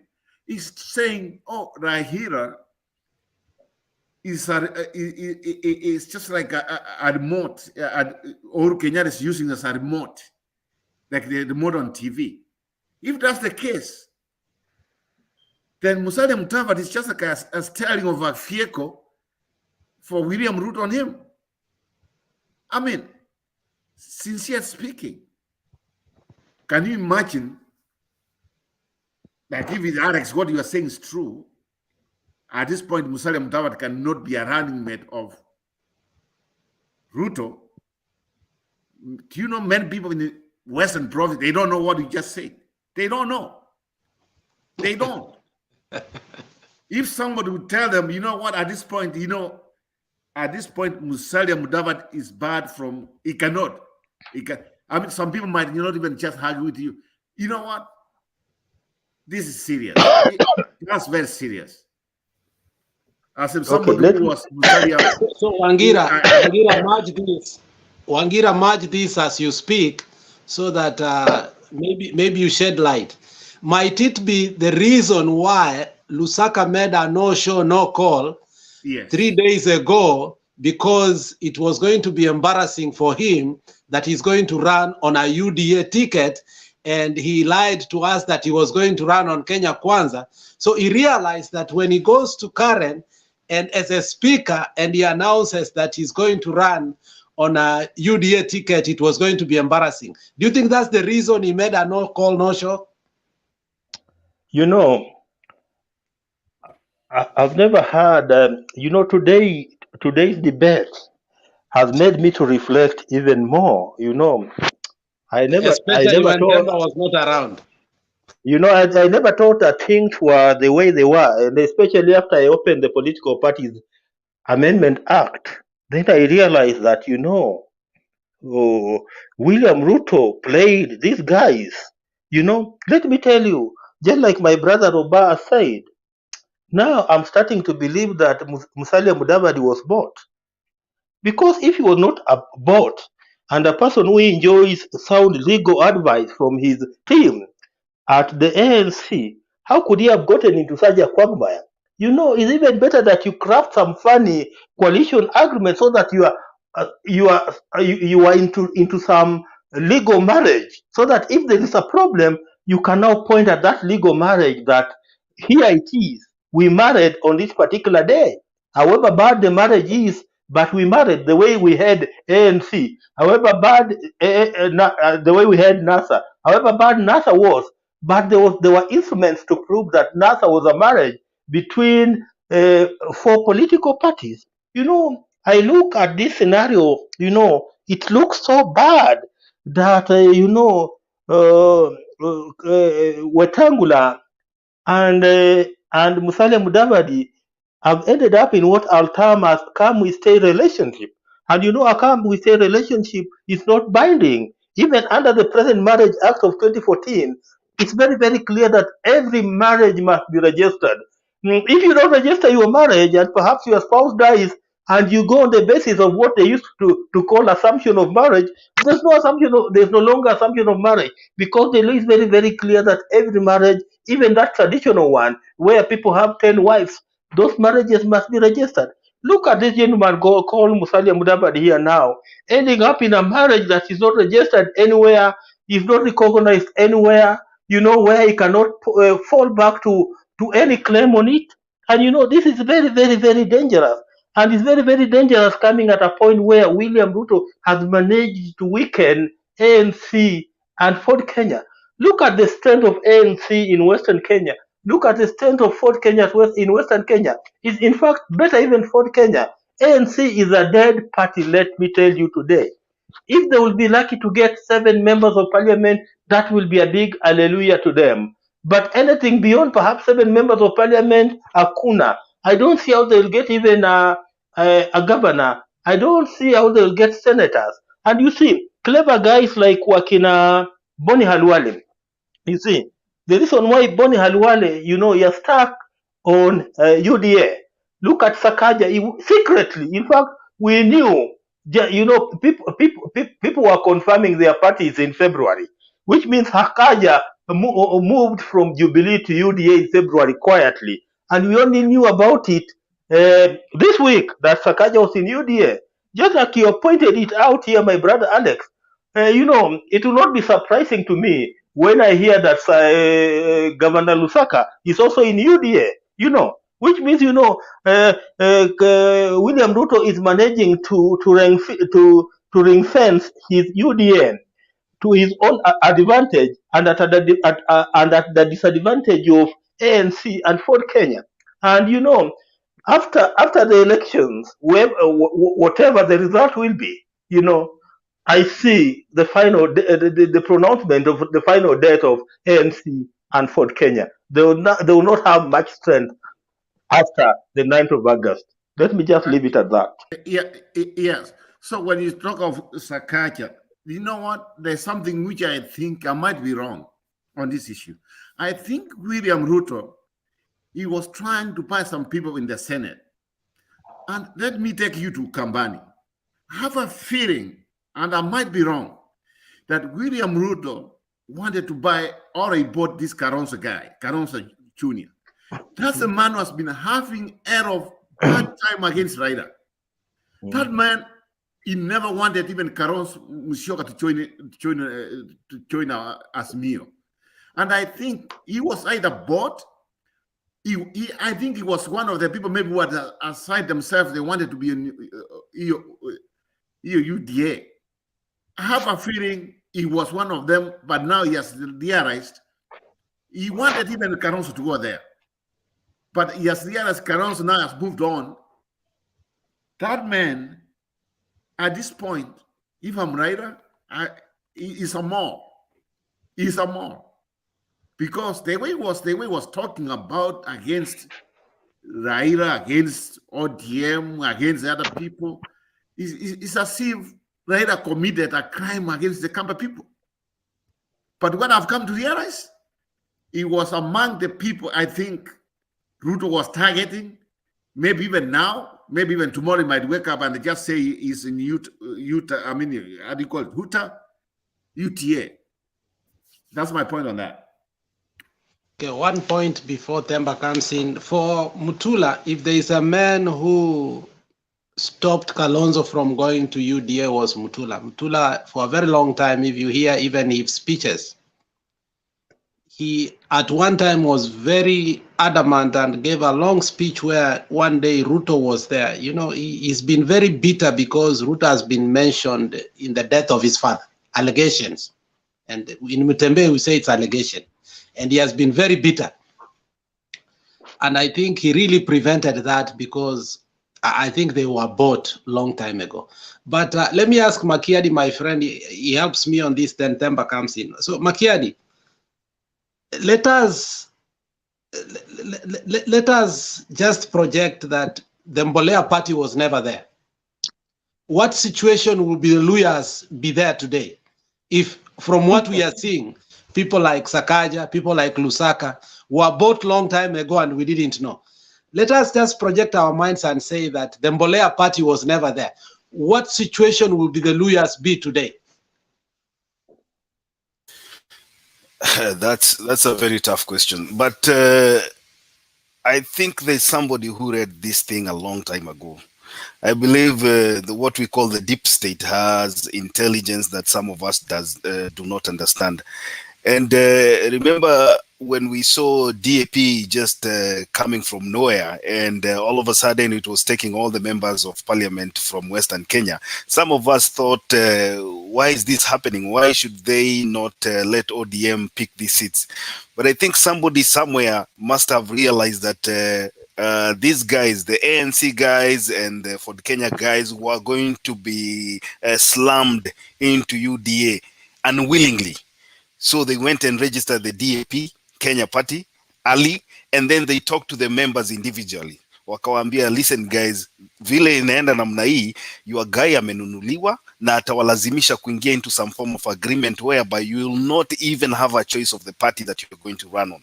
So they realized mapema na wakawachanua.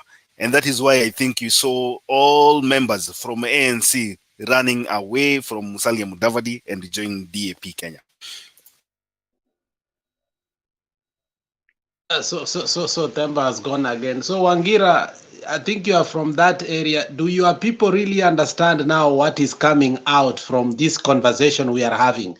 Do your people even understand how deep Ruto choreographed the takeover of Western?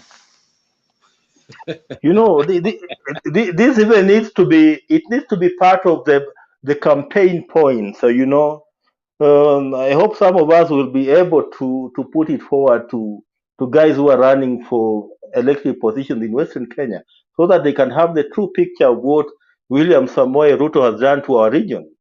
Because, you know, he has held it captive, weakened it and held it captive, that you see ANC and Ford Kenya cannot do much. Anyway, something. And Andrew, if you are Luya and you are in that position, tell us your reaction. This is a disaster, man. It's a disaster, but there was a wake-up call from a guy, somebody I may not agree with him, but look at Moses Kuria, what the pressure, how they crashed. That one gives you a signal that was something going on, and that's why I didn't agree with that. That's another red card that was shown, but it was not coming up. So, which means we have legal member who understand the law and they're working all ways. Actually, it's like a football, technical bench people trying to see where and time. And it's very strange. You can see now what happens is that Remember when he was telling people, you have to unfold from your party, join UDA. They were saying now, why do we leave our smaller house and join this one? And we have been in Jubilee, the same scenario, so we don't want. But that they didn't realize this is what was coming up. And I see also one more thing. They say this song, they say we have 7 million members. This thing is not that simple like that. Look, why did they say that members are the one wanting to vote for example, if we are choosing someone of this who are going to stand for a certain office, that membership in every party. So you see now, more members in UDA, whoever you are given, there is no problem with that. So long as I'm a member, I'm royal, I will be told by my boss, vote this one. And we vote, he go in. Look at Wamatangi, he's in UDA. Is that strange? As someone said, look at the Senate. Look, the Sirota, we are looking at the Sirota house. So who is going to Sirota house? So that is the picture. Bigger picture is where, how to control things, nothing will pass. That is we call it the receiving area.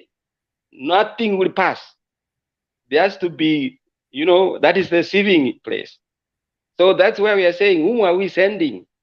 And now, as members in our party, we are not given the mandate to do. I have this analogy, I think is somehow, it may not fit well, but look, you in your home, you have animals.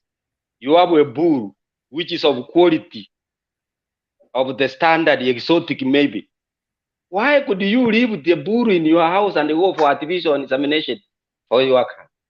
That is a thing. That is what is happening. If the bull is there, you deprive it, and then you go for artificial insemination, and it's the same quality. And this is the word which is here. This is the blandy. This is the membership. Well. Okay, so before Ndemba comes in, Ndemba, there's something here we were discussing. I think it's good to know that next time we come here, we don't want you to call us prophets. I mean, we have just made a discovery here that it might have passed our eyes that Sakaja and Malala and the rest of these guys were UDA members. And they had registered before even, everybody was thinking that these guys will be running on ANC. It looks like these guys are UDA members and they'll register. I'm even reading a comment here. Somebody says, tell Alex that Speaker Kenneth Lusaka is Ruto's man and he's going to run on a UDA ticket. So I'm not even surprised that Ford Kenya will not, have candidates at all. So after you say that, as somebody, or not me, but as if we talk of now, you want to analyze this Ruto guy now. Ruto, he had this imagination. He wanted to conquer Western Kenya. He has succeeded. He wanted to conquer Central Kenya. Maybe he's on a halfway. Man, we should give him credit. We should give him credit what he wanted to do. But guess what? Where I come from, Kisi, he will never penetrate. Because we don't believe on somebody just who comes in. That's why, that's where I come from. I've never had somebody say it's our spokesman. Oh, I'm the one who speaks for the Kisi people. Matiang is there because he's the minister for whatever he is, but he does not speak for us. And now, people, Musalia Mudavadi, he said he was the king who spoke. Even you guys, you met him, the guy who's speaking for the Ruya.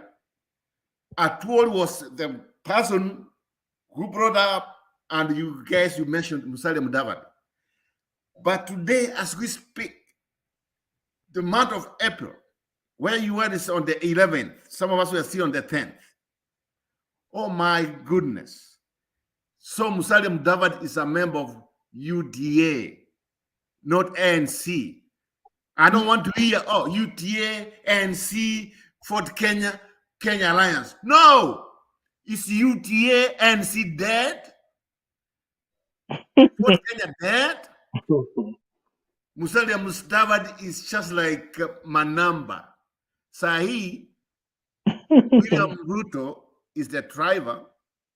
Musalia Mudavadi is the conductor. Behind him is Wetangula. Ndio wanasema pesa, pesa, pesa, pesa, pesa, pesa, pesa. Do you know why? Very shameful, disappointment when it comes to people from Western Kenya. This should not have happened. And thank God, people like Raila or Kenya, they saw this one coming. And that's why they brought the new party and let them take over. This one should not happen. No more democracy. Like where Kenya, where we want democracy law, we should not have a situation where somebody wants to kill political parties and be embracing. We should resist and say no. Because if we want to become like one party nation like Tanzania, where the CCM, we are not going to survive. We don't want to go Uganda way. We don't want to go Rwanda way. We don't want to go Tanzania way. We are Kenyans.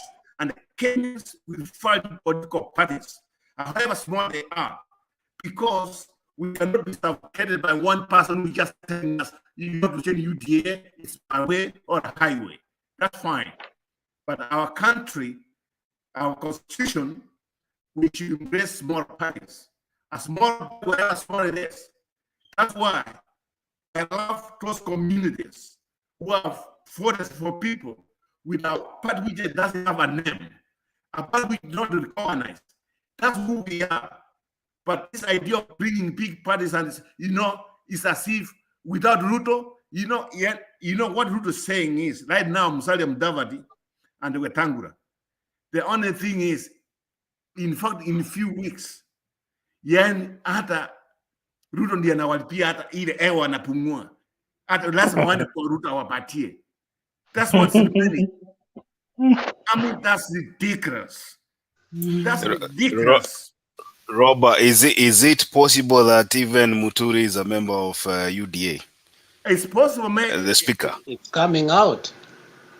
I think it's coming out. And that is why on my other point, I wanted to say that, I mean, the conniving, insidious nature of William Samoei Ruto is not only astonishing every day, he is so power hungry to a point that what we are getting from this conversation, it should make you shiver that if he was just a deputy president and he was capable of doing all this, this is a man, if he gets to power, the first thing he will do is to change a constitution and become a monarch. This is a man that should not get close to power at any cost. Alex, you have just scared me. Alex, you have just scared me. You have just scared me. No. You have just scared me. That is a fact. You have just scared me by saying that if he's just the deputy president of the Republic of Kenya and he can afford to do what we have seen him afford, what about when he becomes the president? That's what is scaring me. And that is what I'm thinking about, that the first duty, that, I remember when we were having a debate, and I think it was in a Citizen debate, and when Murkomen was agitating that URP must drop its membership and join Jubilee. And I remember that debate lasted for 50 minutes, and the person who spoke more was Murkomen, and he gave his 6-point agenda why he wanted that, because it was a grand in his mind of how they must eat into small parties, that they must bring back KANU back into livelihood. Those are the words he used. And today from our conversation, I am telling you that if you allow Ruto to become a president, the first thing he will do is to become a monarch. After him, it will be his son. After his son, it will be his grandson. What he has always been talking about, agitating that Raila and Nani, they are whatever. That is what he wants to become. That is what is in his heart. He is so jealous that somebody's father was this, and later on, that is what he wants to pass down to his generation. if this money is allowed just to take over as a president, the first thing he will do is to change the constitution and become a president for life. And we must protect that. Now that we know, if he's able to buy the speaker of a national, you know, we are about a banana republic, whereby the speaker of the house, who's supposed to be apolitical, is very political. Can you imagine? How can he manage the house? If it was other countries, the guy needs to resign and even go to jail, because I think that's very unconstitutional. But the guy has bought even the speaker of the house. The guy has bought even Chebukati, we know that. We are not talking about things that we are gossiping here. You can count the people that he has bought. So it is our duty to make sure that William Samoei Ruto does not come close to anything called power after August. After August, William should not even become an MCA. Did you say he has bought Chebukati? That's what you said? Of course. Why did Chebukati taken out of the security? Why did Chebukati traditionally? The IBC has been sitting in those meetings. Why did Chebukati get out? Yeah, but if that's the case, what reason did Chebukati give us? Okay, that is Alex's view, which is okay. We also need to appreciate the context, the background. Lusaka has always been a Ruto man. So he stole in Bungoma County, and this is why I tell you. Is he the same man who bought a wheelbarrow for? Is he the same guy? Yeah. He's the same guy. Yeah, that's him. So you remember that time, he actually was kicked out because of a corruption issue. But immediately after that, he campaigned for Ruto. When Ruto came in, they fronted him. This is how, you remember the 50-50 government. Yes. So the 50-50 government is what now led Lusaka to go and be the majority in the Senate, because Ruto decided he's going to take the Senate. Uhuru decided he's going to take the lower parliament. Now Muturi is a very close friend to Uhuru, right? But now this is the dilemma of Muturi. I understand his dilemma. Muturi is not looking for any political relevance. Muturi is looking for money, because for Uhuru, he is going on retirement,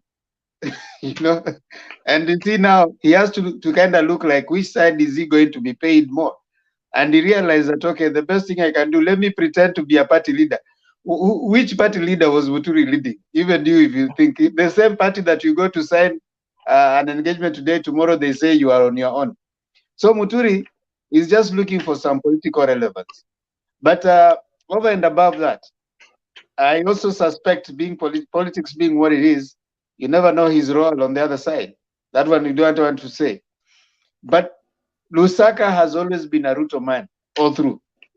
So even when he was going to come out, if you can remember, there was a time he was very caught between a rock and a hard place, especially when the guys from Jubilee were being thrown out, Akina Murkomen were being thrown out, and the way Akina Murkomen was having his time in the Senate, trying to even try to untwist Lusaka, telling him, and the debates were getting heated.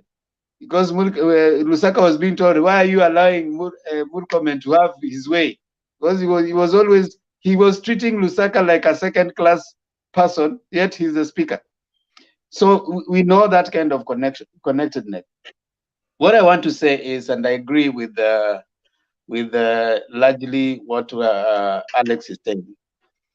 Our dilemma as a country is that we don't have developed political party systems. And Ruto knows that, and he has taken advantage of that in a big way. And there's a reason as to why they decided not to post the coalition agreement with the political parties. There's no way you have gone through, you have seen what happened in the previous parliament, and then you still agree to be taken through the same thing in the next dispensation. So I think, like someone has said, it is giving credence to the idea that Mudavadi was actually bought. However, I want us to start taking closing remarks by appreciating that hopefully tomorrow we can explore more on this issue. And with that also, give ourselves some time to try and, consult widely, read more, so that by the time we are coming to discuss it, I realized that it was good Robert brought this up, because it seems that if the people that are fairly elitist by nature, Alex, if he goes home, he's going to be voted a village chief. So there are so many people listening to him, and if you are going to fumble, then you can imagine how many people are not in. I agree. I don't drink Hennessy. I drink Chang'an, and it's Sunday. So we will take our closing remarks, and I appreciate that it was a good idea. I also see from the comment section, so many people have gotten a lot of information from what was coming out. And before we take our closing remark, what we have done in this forum, maybe those who are asking in the comment section, why are you reading? We would like, if possible, a document like a constitution, something, a statute, those written things, they are standard, they guide. We can all have our opinions, but those ones are standard. So we must always have something that returns us. There has to be a true north in our discussion. What is it that is a true north? In this case, we have our constitution, we have our statutes. So we can always have that reading. We find this channel to be also civic education platform. So we don't want just to remain in the sense of he has said, he said. No, we would like, by the time we are coming out of this place, we're also coming out with some guidance on what it is. And that is why we try, in this platform, we try to tell people. I was trying to ask Wangira, give us a document of reference. We try so much to move towards something that we can discuss post this, something that I can also go reading. So, and that in that case, I want to allow Makiadi. Yesterday, we are going through our constitution. We went through the preamble. We went through chapter 1 on sovereignty. We are on chapter 2 on the republic. Yesterday, we read the first part. Today, we want Richie to take us through the second part. And then tomorrow, we look at chapter 3. So, Richard Makiadi, kindly take us through. Okay, so yesterday I read the first half from chapter 2, from Article 1 to Article 9, and I'll briefly finish up with the Article 10. 1, it says the national values and principle of governance in this article bind all state organs, state officers, public officers, and all persons whenever any of them, A, applies or interprets this constitution, B, enacts, applies, or interprets any law, or C, makes or implements public policy decisions. 2, the national values and principles of governance include A, patriotism, national unity, sharing, devolution of power, the rule of law, democracy, and participation of the people. B, humanity, dignity, equity, social justice, inclusiveness, equality, human rights, non-discrimination, and protection of the marginalized. C, good governance, integrity, transparency, and accountability. And D, sustainable development. Article 11, 1, it says, this constitution recognizes culture as the foundation of the nation and as the cumulative civilization of Kenyan people in the nation. 2, the state shall, A, promote all forms of national and cultural expression through literature, the arts, tradition, celebrations, science, communication, information, mass media, publication, libraries, and other cultural heritage. B, recognize the role of science and indigenous technologies in the development of the nation. And C, promote the intellectual property rights of the people of Kenya. 3, Parliament shall enact legislation to A, ensure the communities receive compensation of royalties for the use of their cultural heritage, and B, recognize and protect the ownership of indigenous seeds and plant varieties, their genetic and diverse characteristics, and plant varieties, their genetics and diverse, and their use by the communities of Kenya. Thank you so much, and that marks the chapter 2 of our constitution. Key important there, appreciation of cultures, compensation of what is happening, the government promoting integrity also comes out there, And political participation comes out there very key. So when you see that happening, it's because it's a constitutional right for people to have political participation. Thank you so much. Starting tomorrow, we are looking at chapter 3. We were going chapter by chapter. And as you read them, you realize there's some things even some of us didn't know, and you realize it is within the Constitution. So we want to start taking our closing remarks. And I'll start with Wangira. I don't know if Selina is there. Then I come to Alex, then Robert, then Lily, and then Richard Makiadi. So Wangira, your closing remarks, 2 minutes, please. You know, out of today's debate, you know, we have discovered that Ruto has managed to come up with a miracle where he has eaten his cake and at the same time kept it. By saying that he has eaten his cake, you see, if he has purported to go into a union with ANC and Ford Kenya, a union that doesn't seem to exist in law, and by keeping his cake, you see, he has managed to make UDA to be now a more dominant party. And you know, UDA in that particular circle of Kenya Kwanza Alliance will be the most dominant party, and perhaps ANC and Ford Kenya, if they will have anything, it will be very, very small. And let me just thank everybody for today's debate. You know, it has been the most educative debate I've engaged myself in. And let us encourage one another to do it more and more. Asante.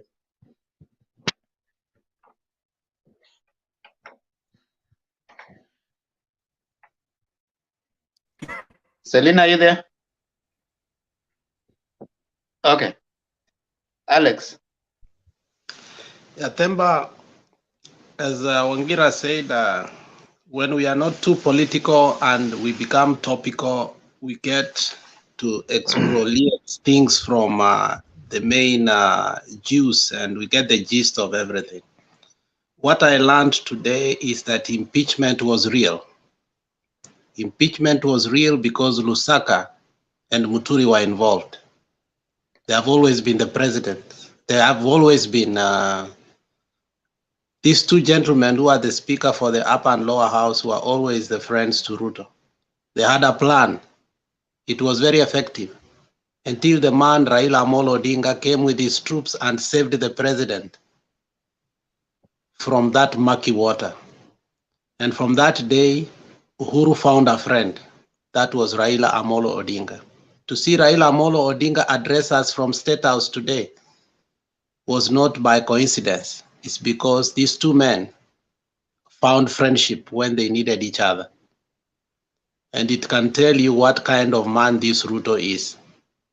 I beg Kenyans today, from deep in my heart, that if you knew the man Ruto is a man who will mess our country, our children, and our future, let us come together and solve the monarchy that is going to be if we fail to elect Raila Amolo Odinga.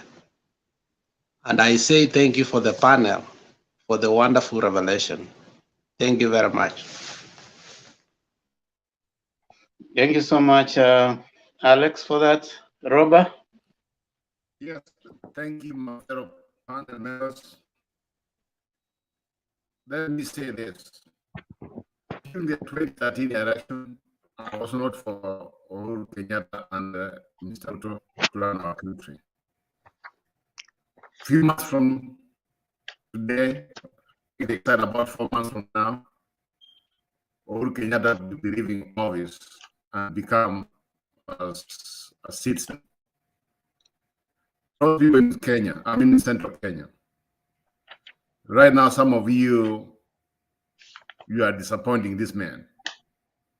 What I've come to realize was with Speaker Muturi and the other speaker going Ruto's way, there was a man who came and saved our country. There's a man who came and saved our constitution. And there's a man who came and stood for our country, and that's Raila. But when everything's all done, people from central Kenya, get it from me. When everything's all done, when historians write books, Uhuru Kenyatta is going to be one of the best presidents ever to have governed Kenya.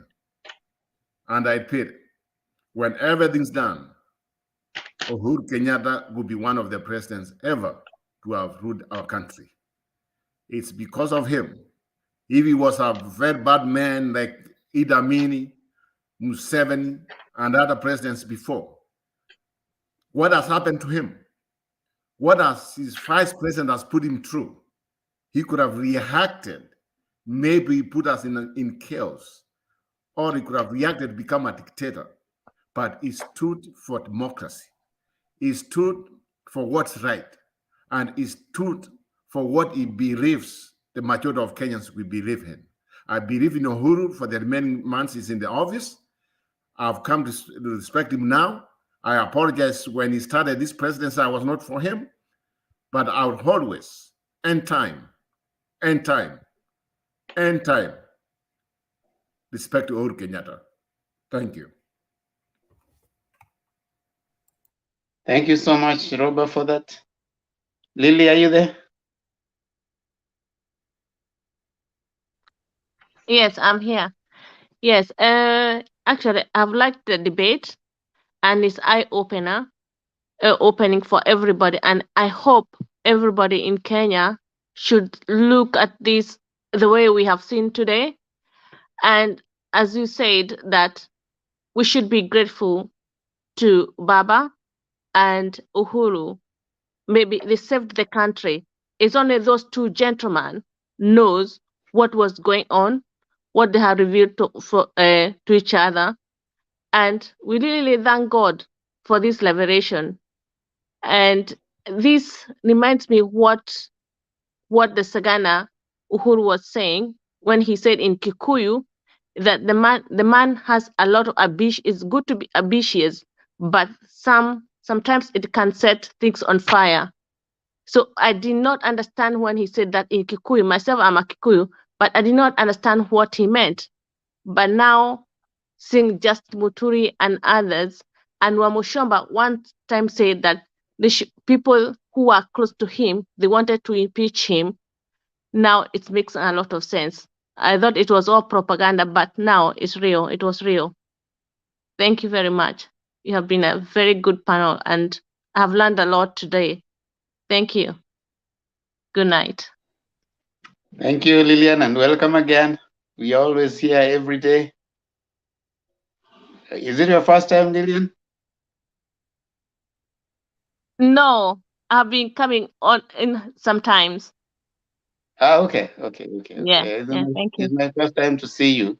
Okay, So, yeah. Nice to see you then. Bye. yeah. Okay. Makiadi. Thank you, Ndemba. I want to thank all the panelists for this informative debate today. Like we say, it's always a learning process.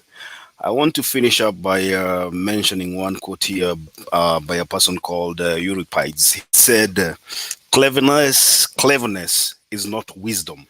Cleverness is not wisdom. The way William Ruto has managed to convince people that he has not been part of the government for the past 5 years still baffles me. And I want to believe that if you want to be a leader, you also have to allow yourself to be led.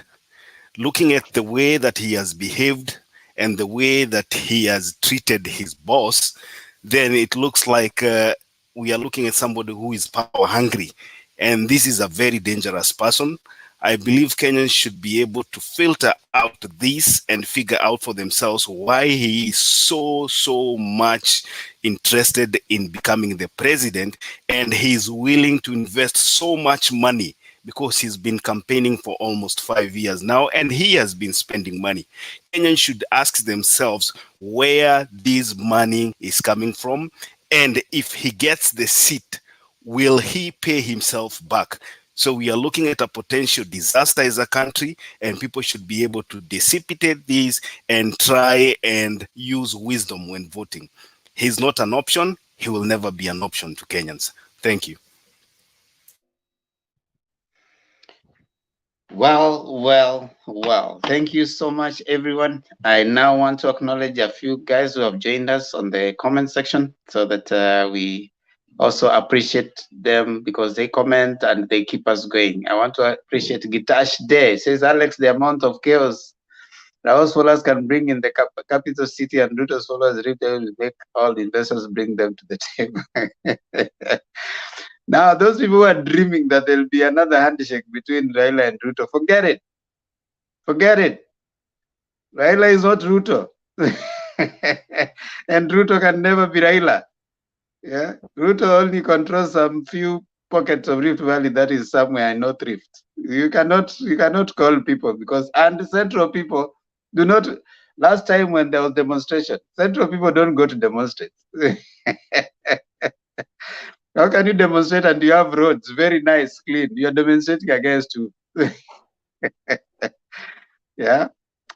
David Olo, thank you. Today I'm not responding to snails and slugs. Themba Sara amesalimia Gitash. Gitash je salimika. Alum, nimekusalimia. Umenimaliza huko chini.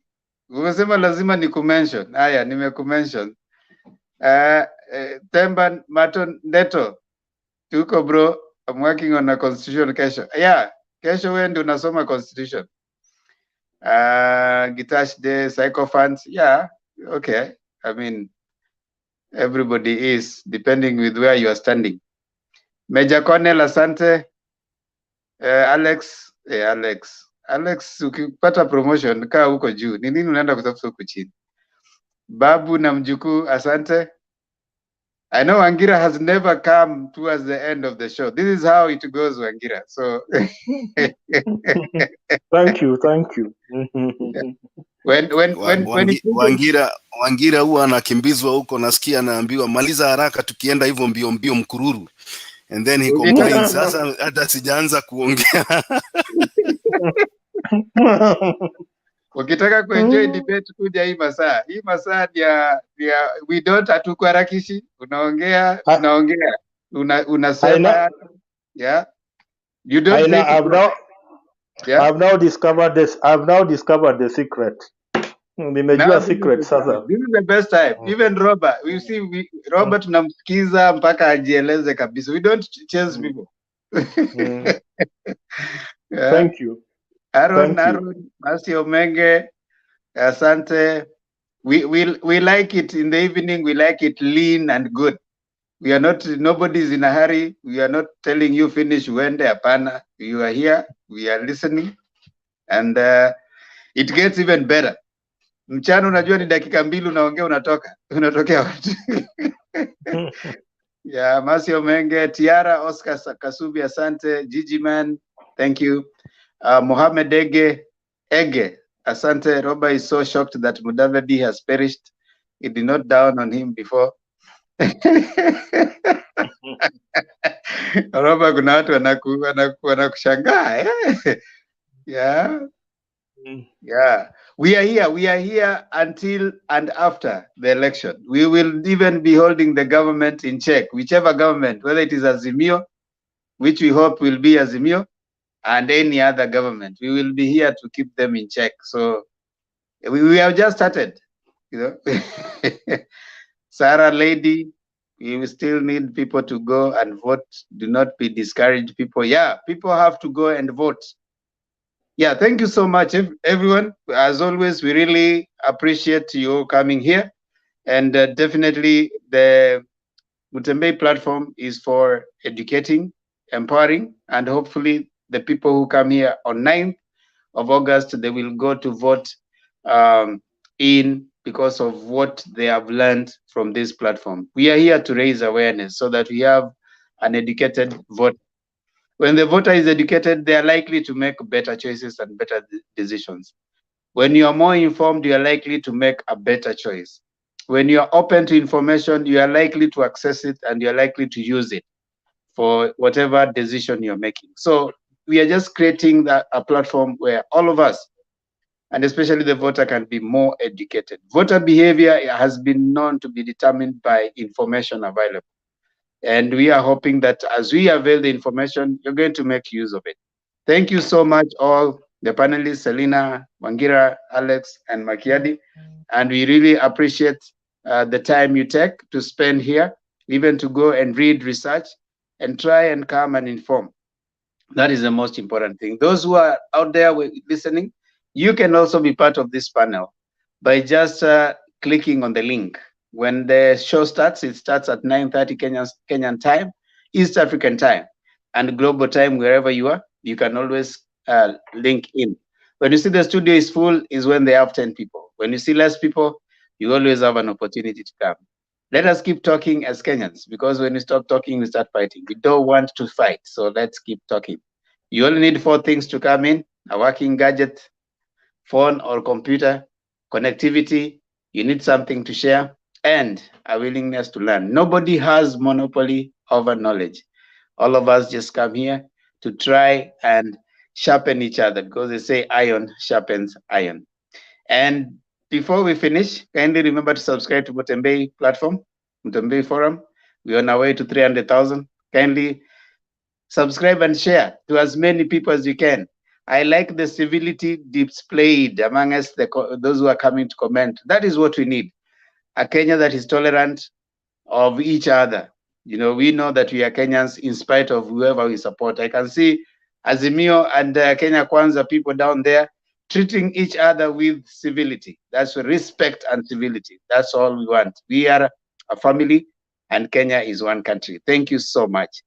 As you subscribe to Mutembei Forum, I also sell my channel here so that you guys, you keep me at peace with my daughter. Go to Themba and Lulu Show on Facebook. Themba and Lulu Show on Facebook. I mean on YouTube, sorry, on YouTube. And subscribe to that channel. We're on our way to 1,000. You have gotten us to 530. Kindly get us to 600. At least, if possible, end of this month, you get us to 1,000. We will really appreciate. Themba and Lulu Show. It is a journey between my daughter and I. We are just having a discourse on life skills and different issues. We talk about so many things. We talk about puberty, sex, anything that is life skills based. So you can go there and just see.